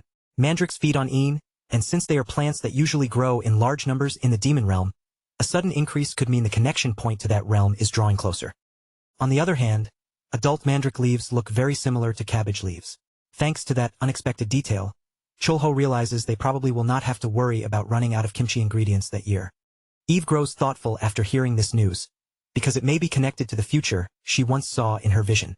In that vision, the moment when purple mist covered everything was also the moment when the first powerful being descended into the world. But in the next scene, that same figure was washing dishes. No matter how many times Eve thinks back on it, that future still makes absolutely no sense. As Eve struggles to understand what any of it could possibly mean, the former demon lord, who is currently washing dishes, suddenly gets the strange feeling that someone is talking about him. 10 years ago, during the Great Battle, the city had been reduced to ruins, and demons had taken control of everything. The Awakened fought with everything they had, because back then, the foreigners had not yet appeared in the world. Inside his robot, Hoon was furious when a Class 0 monster appeared on the battlefield and completely destroyed their formation. As if that were not bad enough, countless powerful demons began emerging from every direction, surrounding them with overwhelming force. Hoon started to believe that the world might truly be reaching its end. Then Jaeger appeared to help, standing against those terrifying monsters and fighting them on equal footing. Watching him, Hoon wished he had that kind of power as well. If he did, he could stand on the front line beside his friend instead of only watching from behind his machine. His desire is to one day build something on that level, a creation strong enough that he can save the world with his own hands. Now, his new robot is being constructed at full speed. Hoon can tell that his ogre robot has been perfected. Yet even with that achievement, the uneasiness in his chest refuses to disappear. He believes there may be an enemy so powerful that not even this ogre will be able to face it, and just imagining that possibility is enough to trouble him. The place Eve saw in her vision was no man's land north of Pseudomon, where they would confront the freelancer over a massive monostone and a sword. Because of that, the association sent Gearwalk and Undertaker to the area with orders to explore the land and secure the terrain. The president of the association is worried as well. For some reason, he assumes that Jaeger, who disappeared long ago, may return through the rift if it truly opens, and worse, he may no longer come back as an ally. Hoon does not even want to consider that possibility. In his mind, Jaeger has to be the same person he remembers, an incredibly cool and righteous figure who stood on the side of justice. At that moment, Echo suddenly wakes up and senses an overwhelmingly intense scent drifting from the demon realm. He immediately checks to make sure Kuel is alright, then runs off while calling for Chulho, asking if he felt it too, because that scent is definitely Jaeger's. Chulho only answers yes, his tone strangely calm, and Echo is shocked that he can stay so composed after sensing something like that. Khan then asks how strong Jaeger was back when Echo was still the Demon King. Echo answers that Jaeger had roughly 3 mastered classes and 1 advanced level class. Judging by how far he had already climbed, Echo believes it must have taken him only 10 years to reach that point. Chulho asks whether Echo at least knows what Jaeger's first class is, but the Demon King cannot give him an answer. The only thing Echo has heard is that Jaeger never left demon corpses behind, because he devoured them. Wherever he passed, nothing living remained except for the demons who chose to surrender. Chulho finds that detail interesting. Turning corpses into mana and devouring them sounds similar to the gourmet class, but this seems to operate on a far higher level. He suggests that Jaeger's class may be Infinite Devourer, a class that converts those weaker than him into mana and absorbs that mana to strengthen his own class. To Chulho, that would be the only explanation that makes sense for how Jaeger became so powerful so quickly. Echo believes that if Jaeger has truly unified both the South and the North, then there is only one conclusion to draw. He is preparing to march to war. Chulho knows that Jaeger's growth accelerated drastically after he conquered the North. And with these demons now appearing, he understands that the truth will only become clear once they meet face to face. And with that, this part of the story comes to an end. If you enjoyed the video, make sure to subscribe and turn on the bell so you do not miss what happens next. Thanks for watching.